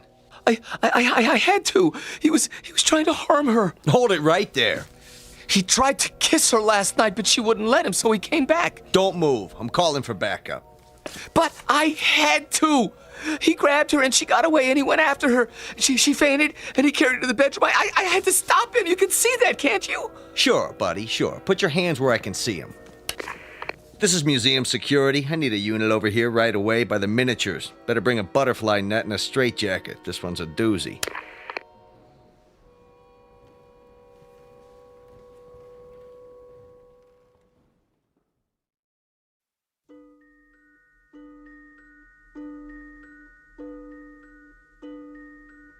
Now, Mr. Parks, I want you to understand that no one is saying you didn't see these things. There's no doubt that you did. But you saw them in your mind. They were real, Doctor. To you, they were. That's the way it is with hallucinations. Ordinarily, the eye sees and transmits a picture to the brain, but sometimes that's reversed. In certain cases, the brain sees and transmits a message to the eye. Do you follow? They were real. Then others would have seen them too. Isn't that so? But no one else did see them. How would you explain that? I can't. Think about it. Mr. Parks? I don't know why nobody else saw them. Maybe they weren't looking. You say there were 3 figures. A young girl, her maid, and a man. He had a big black mustache. All right. Now let's reason it out. According to the museum officials, there was only one figure, the girl. Where did the others come from? Well, the maid always comes from the kitchen, and that fellow... Yes. Where did he come from? Outside. Outside the case? No, outside the house. Mr. Parks, there was nothing outside the house but glass. And beyond that, other displays. Isn't that true? Yes. But he came to the front door, and they went out together once. To the opera or something, I don't know. She didn't realize what he was like then. I could have told her. You only had to look at him to see what kind of person he was. But she's so innocent and trusting and helpless. Not like other women. No, not at all. Have you seen her? Yes, I have. Is she all right? Would you like to see her now? Yes! She's here. In a box in the drawer of my desk. Careful! You are holding a piece of wood in your hands. A beautifully carved piece of wood. About 6 inches tall. Do you have to take her back? I'm afraid so. It's museum property. Now, I want you to go back to your room and think about what I've said. Will you do that? And remember, what you saw isn't the important thing. Our job is to find out why. Once we accomplish that, you won't have any more hallucinations.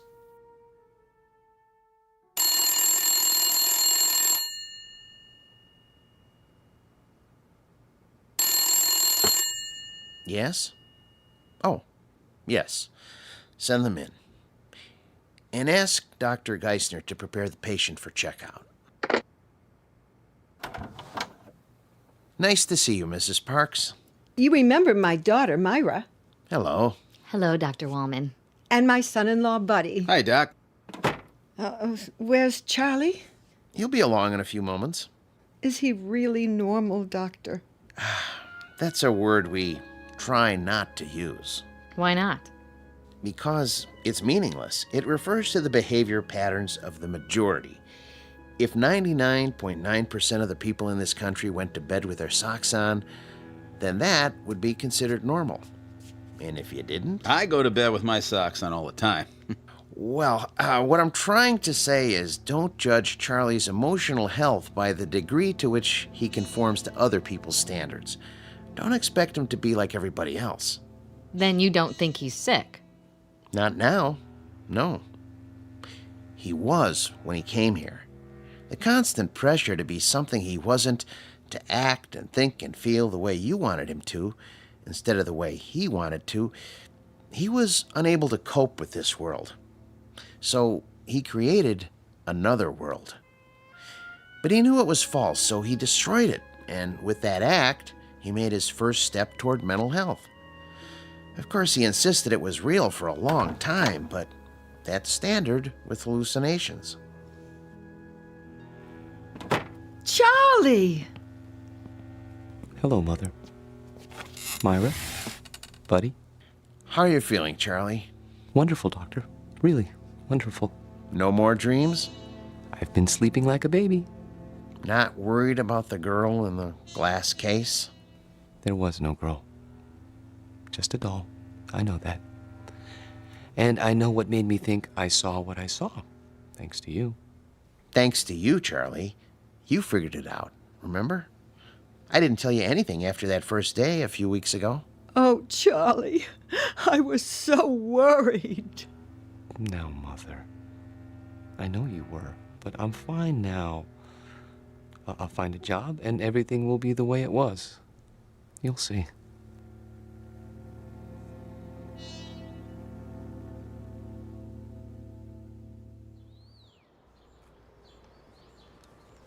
I've sure missed this.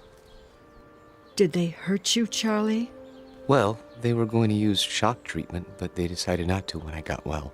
A lot of nuts in that place, I bet. Buddy. It's all right. I don't mind. May I have some more cocoa? Charlie, we have a couple of surprises for you. Oh? The job at Buddy's office is still open. Really? And I talked to Harriet. She forgives you. But she can tell you herself. She's coming over tonight. That's great. Thank you, Myra. And thank you, Buddy. Well, it took some doing, let me tell you, after where you've been and all. Well, I'm sure it did.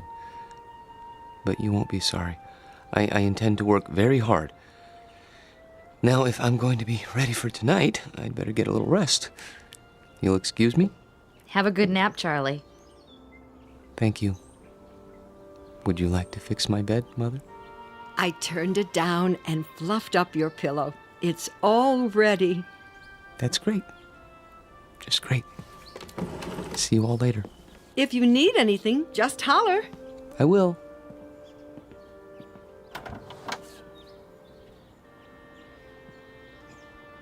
All right, I gotta go by the house. Be back in a while.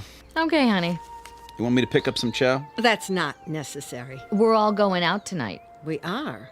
Okay, then. See ya. Take your time. Drive carefully, buddy. Sure. No problem.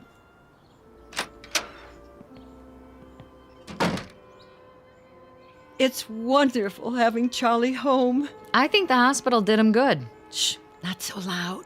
Don't you? I still don't understand what happened to him. The doctor told you. He didn't tell me anything but a lot of gobbledygook. Mother, I hate to say this, but if you want Charlie to stay well, you're gonna have to let go. What in the world do you mean by that? Just what I said. You don't know it, you really don't, but you're keeping Charlie here in this apartment. You're keeping him from growing up. That isn't true. I've told him 1,000 times nothing in the world would make me happier. No, Mother, that's wrong. And don't go clutching your heart, because it doesn't work with me. There's nothing wrong with your heart. And there's nothing wrong with Charlie that getting out of here won't cure. He's not your baby boy anymore. He's a man. Let him be one. I love Charlie. We all know that, Mother. But if he doesn't leave, he'll be back in that asylum. And this time he'll stay. You don't want that, do you? No, of course I don't. Then you help me tonight, when Harriet comes over. How? By going out to a movie with Bud and me and leaving them alone. All right. If you say so.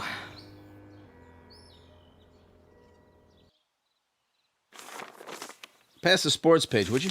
Here. You should check the movies. Oh, yeah, sure. There's Harriet. Already? You better tell Charlie to get ready. Charlie? Hi, I made it. Ooh, new dress? Yeah, cost me something too. Hi, bud. Hey, Harriet. Charlie, your company is here. Charlie?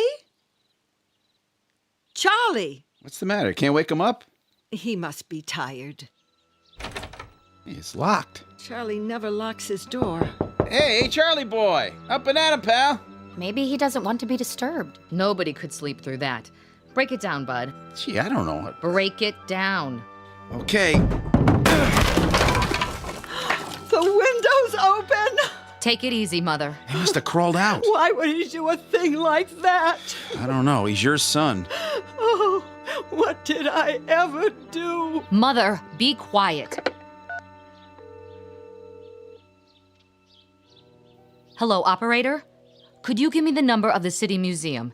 The main one downtown. Thank you. He couldn't have gone there. The doctor said he was well. Hello? Yes, could you tell me, please, are you open tonight? I see. Thank you. Well? Well, they close earlier tonight. Thank God. But they were open until a little while ago.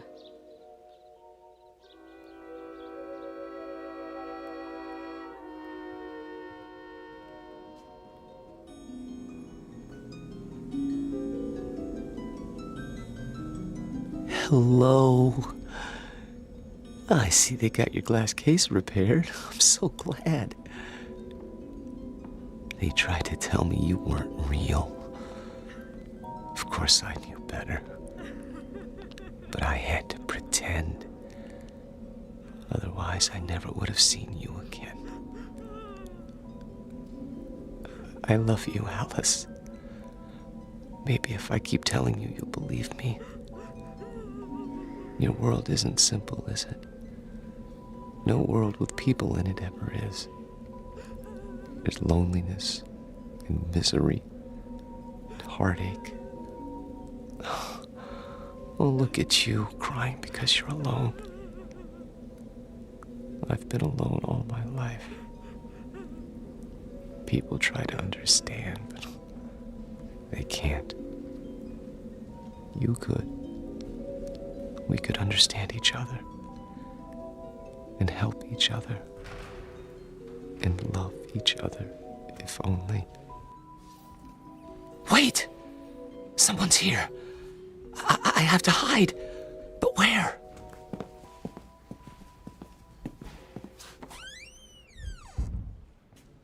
This is where he always went, every day. Are you sure he's here, Doctor? I'm almost positive. Place is empty, I checked. He could have come in earlier and hidden, couldn't he? Where? This place is deader than a doornail. Shine your flashlight over there. What about those Egyptian mummy cases? Say, that one isn't supposed to be open. Could a man hide in there? I guess. Nobody's allowed to touch him. It's against the rules. Mrs. Parks, would you do something? Anything for poor Charlie. I'm sure he can hear you, wherever he is. Are you going to take him back to the hospital? I think it would be wise, don't you? Before anything else happens, call him. Ask him to come out. Charlie? Louder. Command him. Charlie, this is your mother. Come here. Again. Charlie Parks, you come here this second, young man. You hear me? It's too late. He's not going to listen to you now, Mother. Hey, Charlie boy, let's go. What do you say, huh? Can you turn on the lights? Yeah, at the main switchboard. Do it. We're gonna have to search the whole place. Hey, is this the dollhouse? That's the one. And the doll, is that her? Yep. Say. What? There's two of them now. A man and a woman sitting on the piano bench. I don't remember that. All right, let's start looking. Yeah. I'll get the lights. Charlie! Charlie, please. This isn't funny. Yo, Charlie! Come on, Charlie!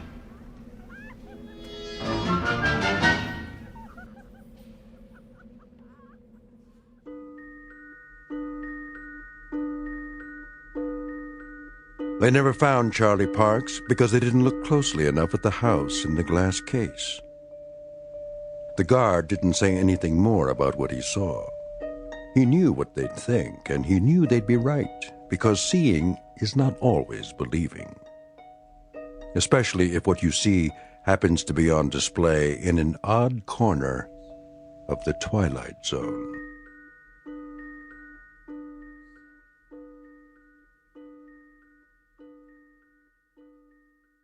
We'll return to the Twilight Zone in just a moment. You are about to enter another dimension, a dimension not only of sight and sound, but of mind, a journey into a wondrous land of imagination. Next stop, the Twilight Zone. Hi, this is Stacy Keach. I'd like to take a moment to tell you about our Twilight Zone website at twilightzoneradio.com. At twilightzoneradio.com, you'll find the latest information on these Twilight Zone radio dramas, including behind-the-scenes photographs, plus the newest product releases, trivia contests, ways to contact us, other Twilight Zone-related info and merchandise, plus links to other fascinating websites. So make your next stop twilightzoneradio.com. Visit twilightzoneradio.com to purchase these Twilight Zone radio dramas on cassette and CD, or call toll-free 1-866-989-ZONE. That's 1-866-989-9663.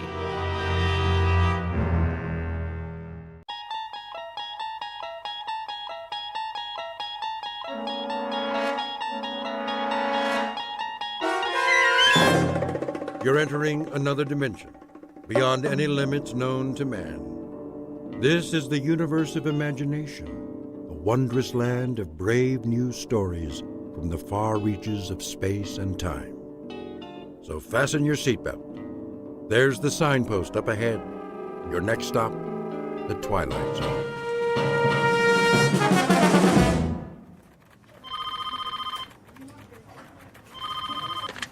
Starlight Magazine. I'm sorry, Mr. Harris hasn't come in yet. Would you care to leave a message? Oh, hi, Christine. Lunch at the Cock and Bull? 12 o'clock. I'll remind him. Paula? Yes? Did you proof the feature story yet? Give me 20 minutes. Make it 10. I need to double-check the whole issue before pickup. Where's the center spread art? Nate's got it. Why isn't he here? He called a little while ago. He's stuck in traffic or something. Well, he can just get himself unstuck. If we miss deadline again... Rennie! Yo! How's the cover coming? Printing it out right now. Good. Don, did you finish the insert? What insert? The new line from Lady Lynbrook? I never saw it. They sent camera-ready copy yesterday. I'll have to repaginate everything. Then do it. They're a huge account. Okay, boss. And Rennie, add a teaser on the cover. Free inside a sample of Tempest Fugit. That's the name of the perfume. Will it fit? I guess it'll have to. That should be everything, except for the color separations. I'm sure Nate's on his way. I'm sure he better find another job. We need him, Cheryl. He's our graphics coordinator. Oh, I can hire interns who will do it for nothing. Well, how well would they do it? You have to admit his work is good, and it makes us money. It's the camera-ready ads that make us money. All the rest is filler. Call the messenger service and reschedule. When's the last pickup? 1 o'clock. Tell them we're running late. Maybe they can stretch it. I'll try. Sorry. I got hung up. Hi, Nate. Do you realize how long you've kept this staff waiting? What time is it?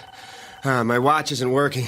Your watch is not alone. You won't believe what happened. I stayed up all night to redo the art. Then the car wouldn't start, so I called the repair shop. You could have called a cab. It took 45 minutes for a jump start. Then, when I finally got here, the elevator quit and I was stuck between floors. I know I said I'd be here an hour ago. Make that 2. But it's not my fault, I swear. You can't beat the clock. The harder you try... Did you bring the disc? It's right here. Load it and print it. You can have your nervous breakdown after we go to press. Here, use my computer. What's the matter with her this morning? Another day in the cackle factory. Look at this first so I can sign off on it. What page? Center spread, the feature story. At night, our fair city glitters like the proverbial Christmas tree.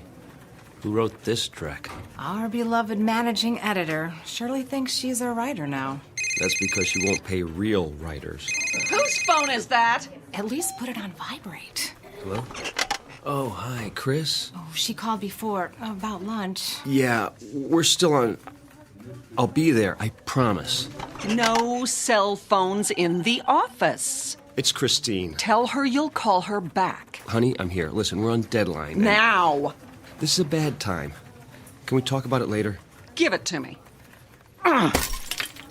What did you do that for? So you won't have any distractions. Get back to work. You know what, Shirley?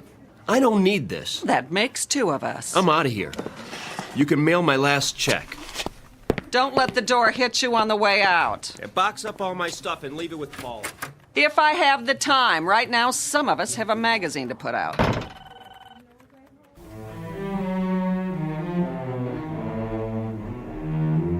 Introducing Mr. Nathaniel Harris, former fine arts major, engaged to Miss Christine Crosley, and lately employed at a small publishing company.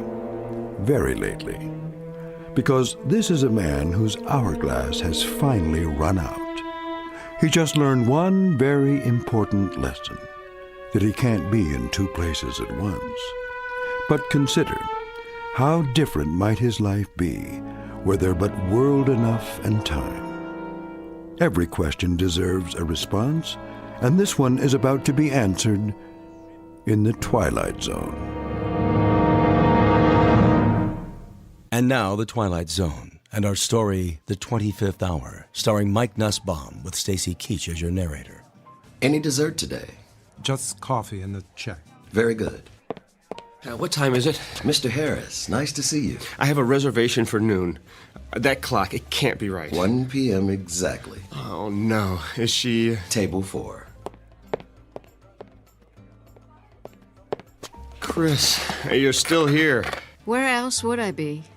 Lunch takes an hour, plus or minus a few minutes. I've done my duty. I am so sorry. Did you order yet? If I wanted lunch for one, I'd have stayed home. Honey, it was a deadline day. Not only that... It's always something, isn't it? You shouldn't make dates you can't keep. It won't happen again. You're right. It won't. 2 glasses of rosé, compliments of the house. Thanks, Frederick. Chris, the editor's been impossible to deal with. Today, she actually smashed my cell phone. Can you believe it? So I told her... Care to see a menu? Sure. I stood up, and I said... Need a few more minutes? Please. Very good. Anyway, I told her what she could do with her job. Ask Paula. She was there. We should drink a toast. Great idea. To... Old acquaintance. What? It's about time, Nate. You never have any left over for me. What are you talking about? Don't worry, I'm not bitter. Chris. We need a break. From each other. Who knows? Maybe it's true what they say on greeting cards. If you love something, let it go. If it comes back, it's yours to keep. Chris, listen. Goodbye, Nate. I'm trying to tell you... It's all right. Think of how much more time you'll have now. To tell you that I won't ever have to go back to that miserable job again. For you, sir. I didn't order it. From the gentleman. He thought you might like something stronger. Which gentleman? The corner booth. The old guy in the brown suit? Yes, sir. He's one of our regulars. Yeah, why not? Very good. Thanks. My pleasure.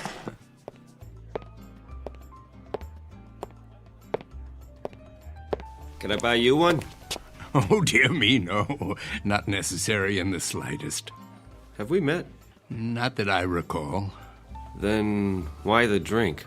I thought you looked a bit under the weather. Nothing fixes that like a Moscow mule. Is that what it's called? Oh, ginger beer and vodka in a copper cup. Their signature drink when I first came here. Of course, that was years ago. Nate Harris, and you are... Blevins is the name. But you can call me whatever you like, so long as you don't call me late for dinner. Please, sit down. I think I've seen you here before. Oh, most unlikely. I'm the type who blends in with the woodwork. Well, I wouldn't say that. When a man is my age, he becomes invisible, practically speaking. Perhaps because he's no longer in such a hurry. Then I envy you. Oh, you mustn't. I have nowhere to go and nothing to do, unlike yourself. Actually, I don't know what I'm supposed to do now. Something will present itself. It always does. I saw the way you came in. Your features a blur of energy like hummingbird wings. It's nerves. I haven't had a free minute all day. I was like that once. But now I have so much time. Well, I don't know what to do with it. You're lucky. Don't be so sure. You have a schedule to keep, a job. Not anymore. Oh, is that right? I was 2 hours late to work this morning. One time too many. And to top it off, my girl just walked out on me. So I guess I'm flat out of time. Pity. But now you've hit the nail on the head, haven't you? Time. There's an old saying that it's wasted on the young. In fact, it's wasted on people like me. I have all the time in the world. More than I can possibly use. Excess, you might say. Well, if you figure a way to bottle it, let me know. Do you mean that? Are you kidding? I'd pay anything to have a little extra. Anything. Oh, no need for such a sacrifice. That's easy for you to say. If I could have what you have, I'd hock everything I own. I assure you that won't be necessary. No? Let me tell you about myself. As I say, I've reached the point where I have too much time on my hands. That means the opportunity to read, to study, to speculate, and to tinker. What's unimportant falls away, and all that remains is what truly matters. What are you getting at? Simply this, Mr. Harris. I'm about to share something that may sound incredible, but it's really quite straightforward, at least in principle. You see, nothing is created or destroyed in the universe. It merely changes form, moves to where it's needed, so to speak. Sometimes that requires a little nudge, of course. I'm not sure I follow. Consider rain falling on arid land, air flowing into a vacuum. The process is the same. Surplus redistributed to maintain a certain equilibrium. The truth is that nature abhors waste. You've lost me. Consider what happens in a typical day. As soon as you have a free hour, new tasks flow in to fill the gap. The result is that a busy man never quite manages to stay ahead of the game. You got that right. But what if you could add another hour, or another, and another, until the pressure is drained off, equalized? Tell me, what would you do with that extra time? Travel? Write the great American novel? Use it to get caught up, probably. I studied to be an artist. Now I'm a consulting graphics coordinator. You know what that means? I push ads around on a computer screen. Don't ask me how it happened. No real mystery. You needed to earn a living, and time got in the way. What you need is time that's off the clock, so to say, before what matters is only a memory. Don't tell me. You're selling a magic potion. What's it called? Time in a bottle? Nothing so fanciful. The product of my tinkering is purely scientific. I happen to have a prototype with me. Spare me, old-timer. Thanks anyway, but I'm afraid I can't afford whatever you're selling. Oh, it's not for sale. It's still in the experimental stage. Oh, come on. I know what that is. I took music lessons. It's a variable rate device to mark the passage of time. Allow me to demonstrate. Congratulations. You've reinvented the metronome. Try to lift it. That's heavier than it looks. What did you do? Put lead in it? It's quite empty as far as the eye can see. Open the panel in the base. Oh, you have to lift the latch. Well, there's nothing inside. Are you sure? A pivot for the arm attached to some kind of bearing, that's all. But it feels like it weighs 10 pounds. That's because the little door leads to... Well, I wouldn't want to confuse the issue. Call it a storage chamber. Oh, it smells like stale air to me. Oh, it hasn't been tested in a while. The contents are flowing out now that the mechanism is activated. Well, what contents? That which is beyond price and invisible to the eye. Go ahead, examine it. There must be a layer of iron under that veneer. Only the thinnest of plywood. Oh, where'd you get it? From a magic supply company? It took me years of trial and error. This is the 81st and final model. Or is it the 82nd? If my calculations are correct, it possesses certain unique properties. Listed on eBay. You'll find a buyer. As I said, it's not for sale. But it is available on loan. What would I do with a thing like that? Put it on my coffee table? Well, I need someone to field test it. Test it? How? To be sure that it's ready. Think of it as a kind of temporal storage battery, operating on the principle of equalization. I've infused it with some of my time, the excess I told you about. Say you're running late and you need a few extra minutes. Take it out and start it ticking. When you've had enough, one touch stops the arm. Wouldn't that be something? You almost had me going there for a minute. If it were real, you could name your terms. Oh, it's quite real. I suppose you can prove that? If I do, will you agree to a test? Here comes the con. Put it back in the case and take it home. Use it at your discretion. All I ask is that you return 1 week from today and report your experience in detail. And what sort of experience might that be? Why, the natural principle of equalization. It's already begun to work.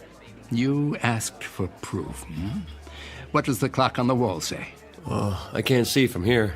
Then feel free to stand up. Check it carefully. I don't have to.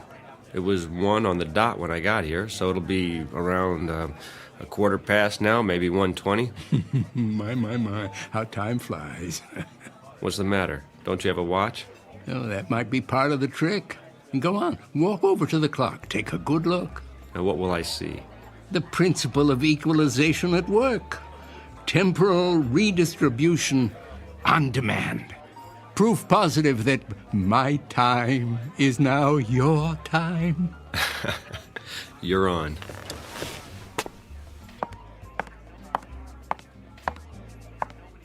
$1:05? Hold on. Frederick? Yes. Did somebody move the hands back? Sir? The wall clock. Did you see anyone go near it? Why, no. Then it's broken. No, sir. It keeps perfect time. Well, let me ask you. How long have I been here? How long? Answer the question. You met Miss Crosley very briefly, then the gentleman sent you a drink. And how long ago was that? A minute or two? Come off it. Did he put you up to this? Who? The little man in the booth, whatever his name is. Blevins? He bought you a drink and departed. Oh, he did he? Then why is he...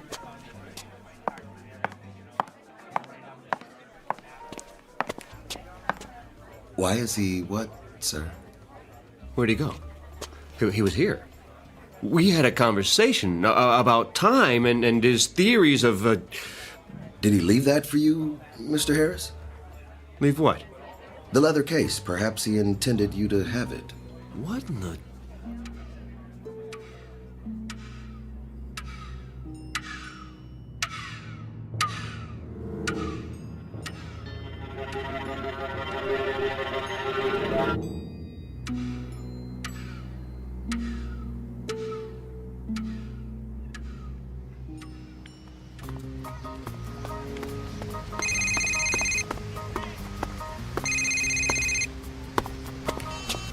Hello? Nate? Hey, Paula. You finally got a new phone. Had to. I've been busy. You sound out of breath. Had my morning jog in the park. You? I don't believe it. A man's got to get in shape sometime. Have you found another job yet? I've been going on a lot of interviews, about 10 a day. Whoa, take it easy. I have all the time I need now. It's like the more I do, the more I can do. You'll have to tell me your secret. I could use some of that. So, how's the magazine? Down the tubes without me? Well, give it time. Listen, Nate, I may have a lead for you. Mandible Publications is looking for a color supervisor. Mandible? Too big for me. They do a dozen titles a month. The pay is double what you made here. No more publishing. Surely you'll never give me a recommendation. She doesn't have to. I'll write it. Oh, you do that? Of course, what are friends for? Which brings me to my next subject. I talked to Christine. Why haven't you called her? The last time I saw her, she told me have a nice life. Do yourself a favor, Nate. Make the call. She's the one who walked out. This is me you're talking to. Remember? I'll think about it. You do that, if you can fit it into your schedule. Well, that's not the point. Oh, I gotta go. Dragonlight is back from her coffee break. Keep me in the loop about Mandible.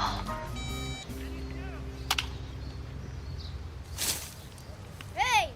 Hey, mister! Can we have our ball back? Oh, where is it?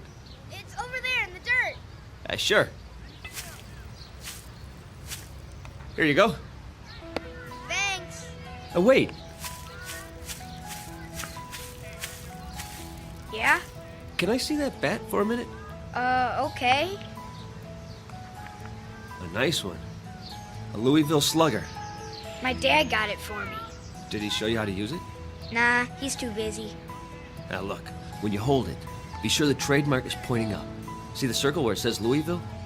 Otherwise, when you hit the ball, the wood might break. Gee, mister, you know a lot of stuff. And my dad taught me when I was your age. I wish you could show us. You kids play here every day? You don't have time. You're always running. Well, let me tell you something. Time is, well, it's, Yeah? I don't know what time is exactly, but I've learned one thing. We can all do a lot more with it than we do. It's a question of priorities.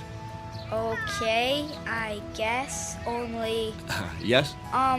what are priorities?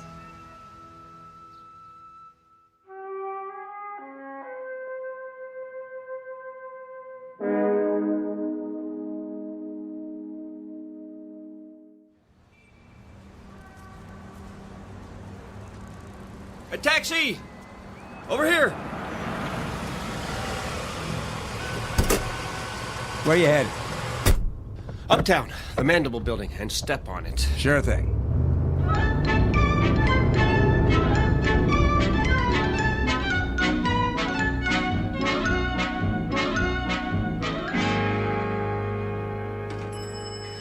Hold the elevator! What floor? The editorial offices. Lucky 7 coming up.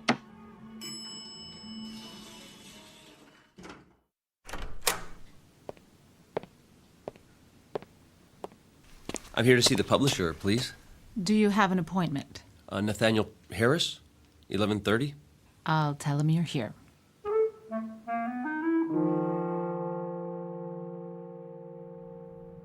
Have a seat. Mr. Harris, is it? Thank you. I appreciate your seeing me. I'm on a tight schedule, so let's cut through the fat. You'll have experience with prepress. 3 years with Starlight over at Maxilla. Before that, I was production coordinator for Carcosa Press. Impressive. Paula told you about the position?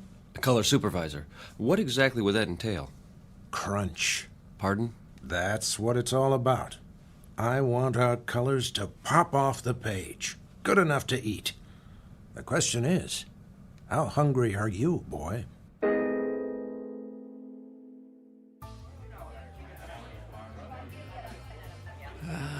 Right on time, Mr. Harris. It works. You seem surprised. Mind if I have a look? Oh. It's undamaged. And the little door above the base? Oh, how intoxicating. What is? The scent of movement to and fro, the entire mad rush of life, lived to the fullest. Vitality, passion, and even, the great outdoors, if I'm not mistaken. Well, you can tell all that. The aura of youth is unmistakable. Oh, you've used it a great deal, haven't you? The storage chamber is almost full. Why, I only did what you said. Started it ticking when I needed more time. And the result? Well, I got everything done, and then some. Over the last 7 days, I've been across town more times. I've gone on more interviews. Oh, have a drink of water. I could use one of those Moscow mules. Not a good idea. It might provide too much of a kick in your present condition. The device is extremely potent. You appear to have overdone it. Several times over. Oh, I'm a little run down is all. With a young man, desire knows no bounds. A kind of greed takes over for life itself. Well, what does it do, exactly? The device. Call it a doorway into the fourth dimension. Within it is stored unused time, which you have been permitted to tap. You're satisfied, I take it? Yes. Excellent. But there's something you haven't told me. What do you get out of it? Oh, I suppose a certain poetic justice, quid pro quo and all that. From each according to his ability, to each according to his needs. Nature's method of redistribution in its purest form, with a little help from the equalizer. Glad to have been of service. Oh, wait. Don't take it yet. You didn't find a job? I start the end of the week. I might need this for backup. Just in case. You're sure? Yeah, only in case of an emergency. I promise. Very well. 1 more week. But heed my warning. Be certain not to overdo it. I'm not responsible for the consequences.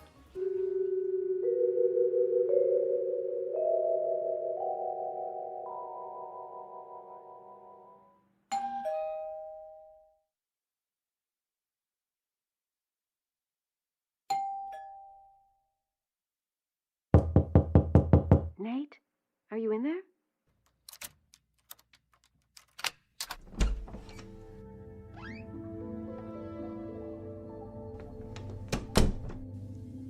Nate? Is that you? Oh.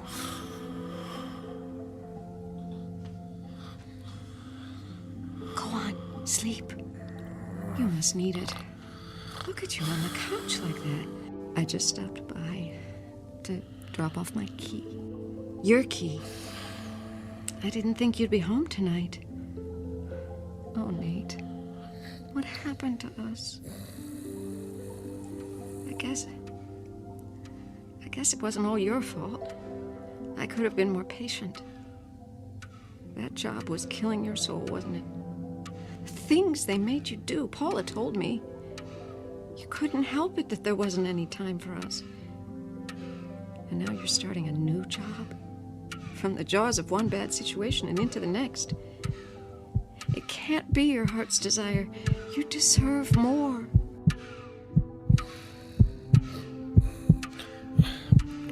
Shh, no.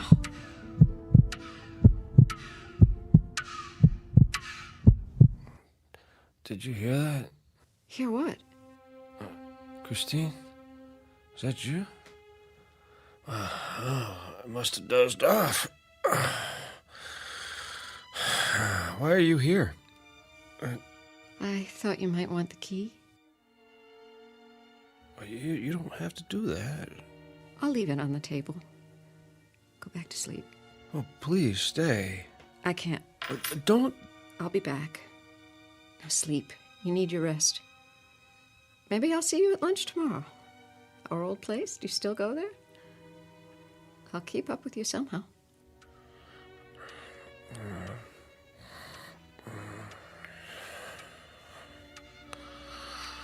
Until then, good night, my love.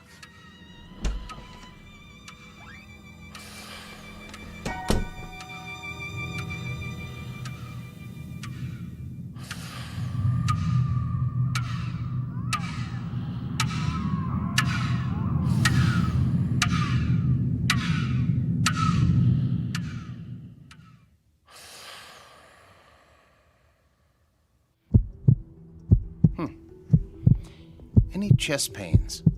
No. Your pulse is a little fast. How about headaches? I wouldn't call it that. What would you call it? I just ache all over. I've never been so tired in my life. Look straight ahead. Try not to move your head. Follow my finger with your eyes. I'll do my best. Okay, I'm going to switch off the overhead light and shine this directly into your eyes. Now, first one, then the other. You'll see a flash of red. Now, don't worry. It's perfectly normal. Ready? Okay. Okay, I'm turning off the lights. There you go. Now. All right. Wow. What do you see, Doctor? Some new broken blood vessels on the retina. Any trouble focusing lately? Blurred vision? In the last few days. Floating blind spots? Shadows at the edges of your vision? That too. Uh-huh. So what's wrong with me? You want it straight, or you want it with sugar on it? I can take the truth. There's evidence of accelerated macular degeneration. The sort of thing I'd expect to see in a much older man. All since your last checkup. What does it mean? Well, it's hard to say by itself, but it's part of a cluster of symptoms. Slowed reflexes, general weakness. Have you noticed a ringing in your ears? Well, not a ringing, but I do hear something. Not voices, I hope. More of a throbbing. It feels like a pounding in my head. Your blood pressure could be a lot better. So, tell me, what's been happening in your life? I mean, stress on the job? Well, I had a job. But not anymore. I found a new one. I start this week. A big life change, no matter how old we are. Getting enough sleep? As much as I can. That's a no. You don't leave the window open at night, do you? What? Pale skin, circles under your eyes. Good to be a vampire. Like Dracula. You know, sucking the life force out of you. That was a joke. I know. Well, something's going on. You're dehydrated. And I don't like the sound of your heart. I'll schedule an EKG and a complete blood panel. When? Right away. This morning. Is that necessary? I'd say so. I thought you could give me a B12 shot or something. I could, but it won't address the problem. That was all the running around. There was so much I could do with the extra time, but that's going to change from now on. Extra time? Where do you get that? In a vending machine? Don't ask. You wouldn't believe me anyway. Ready for my speech? Go ahead. You've been making the most of every day, and that's admirable, but you've stretched it too far.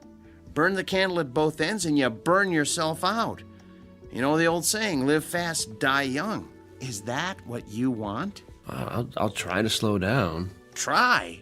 Not good enough. You're exhausted, Nathaniel. After the tests, I want you to go home, take your vitamins, and pull the covers over your head. 8 glasses of water minimum in the next few hours. Now, I'm going to call you when I get the results. Is there someone who can come by and cook you a healthy meal? I'm not sure. Well, let me know if you feel any worse.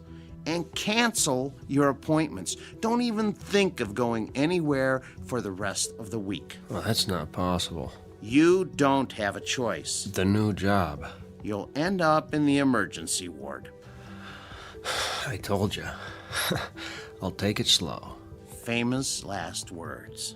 That'll have to do. Then I'm going to check you into a hospital room right now. No. I have something to do first. You're not listening.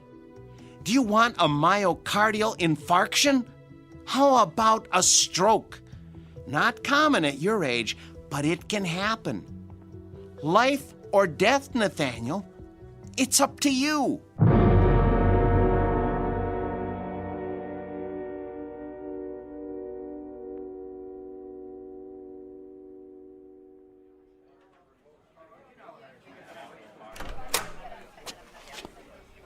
Mr. Harris, are you all right?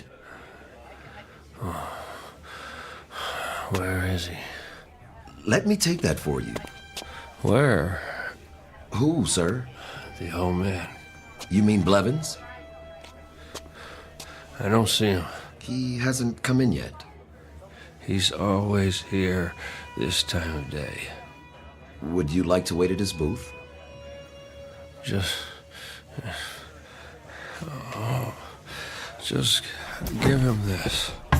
The briefcase? Tell him I couldn't wait. Let me call a cab for you. I have to get rid of it. Now.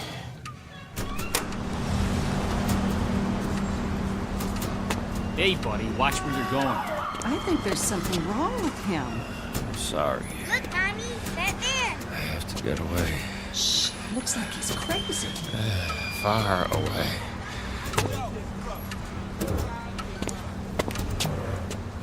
Now, what have we got here? Been drinking, have you? Can you hear it? Move along.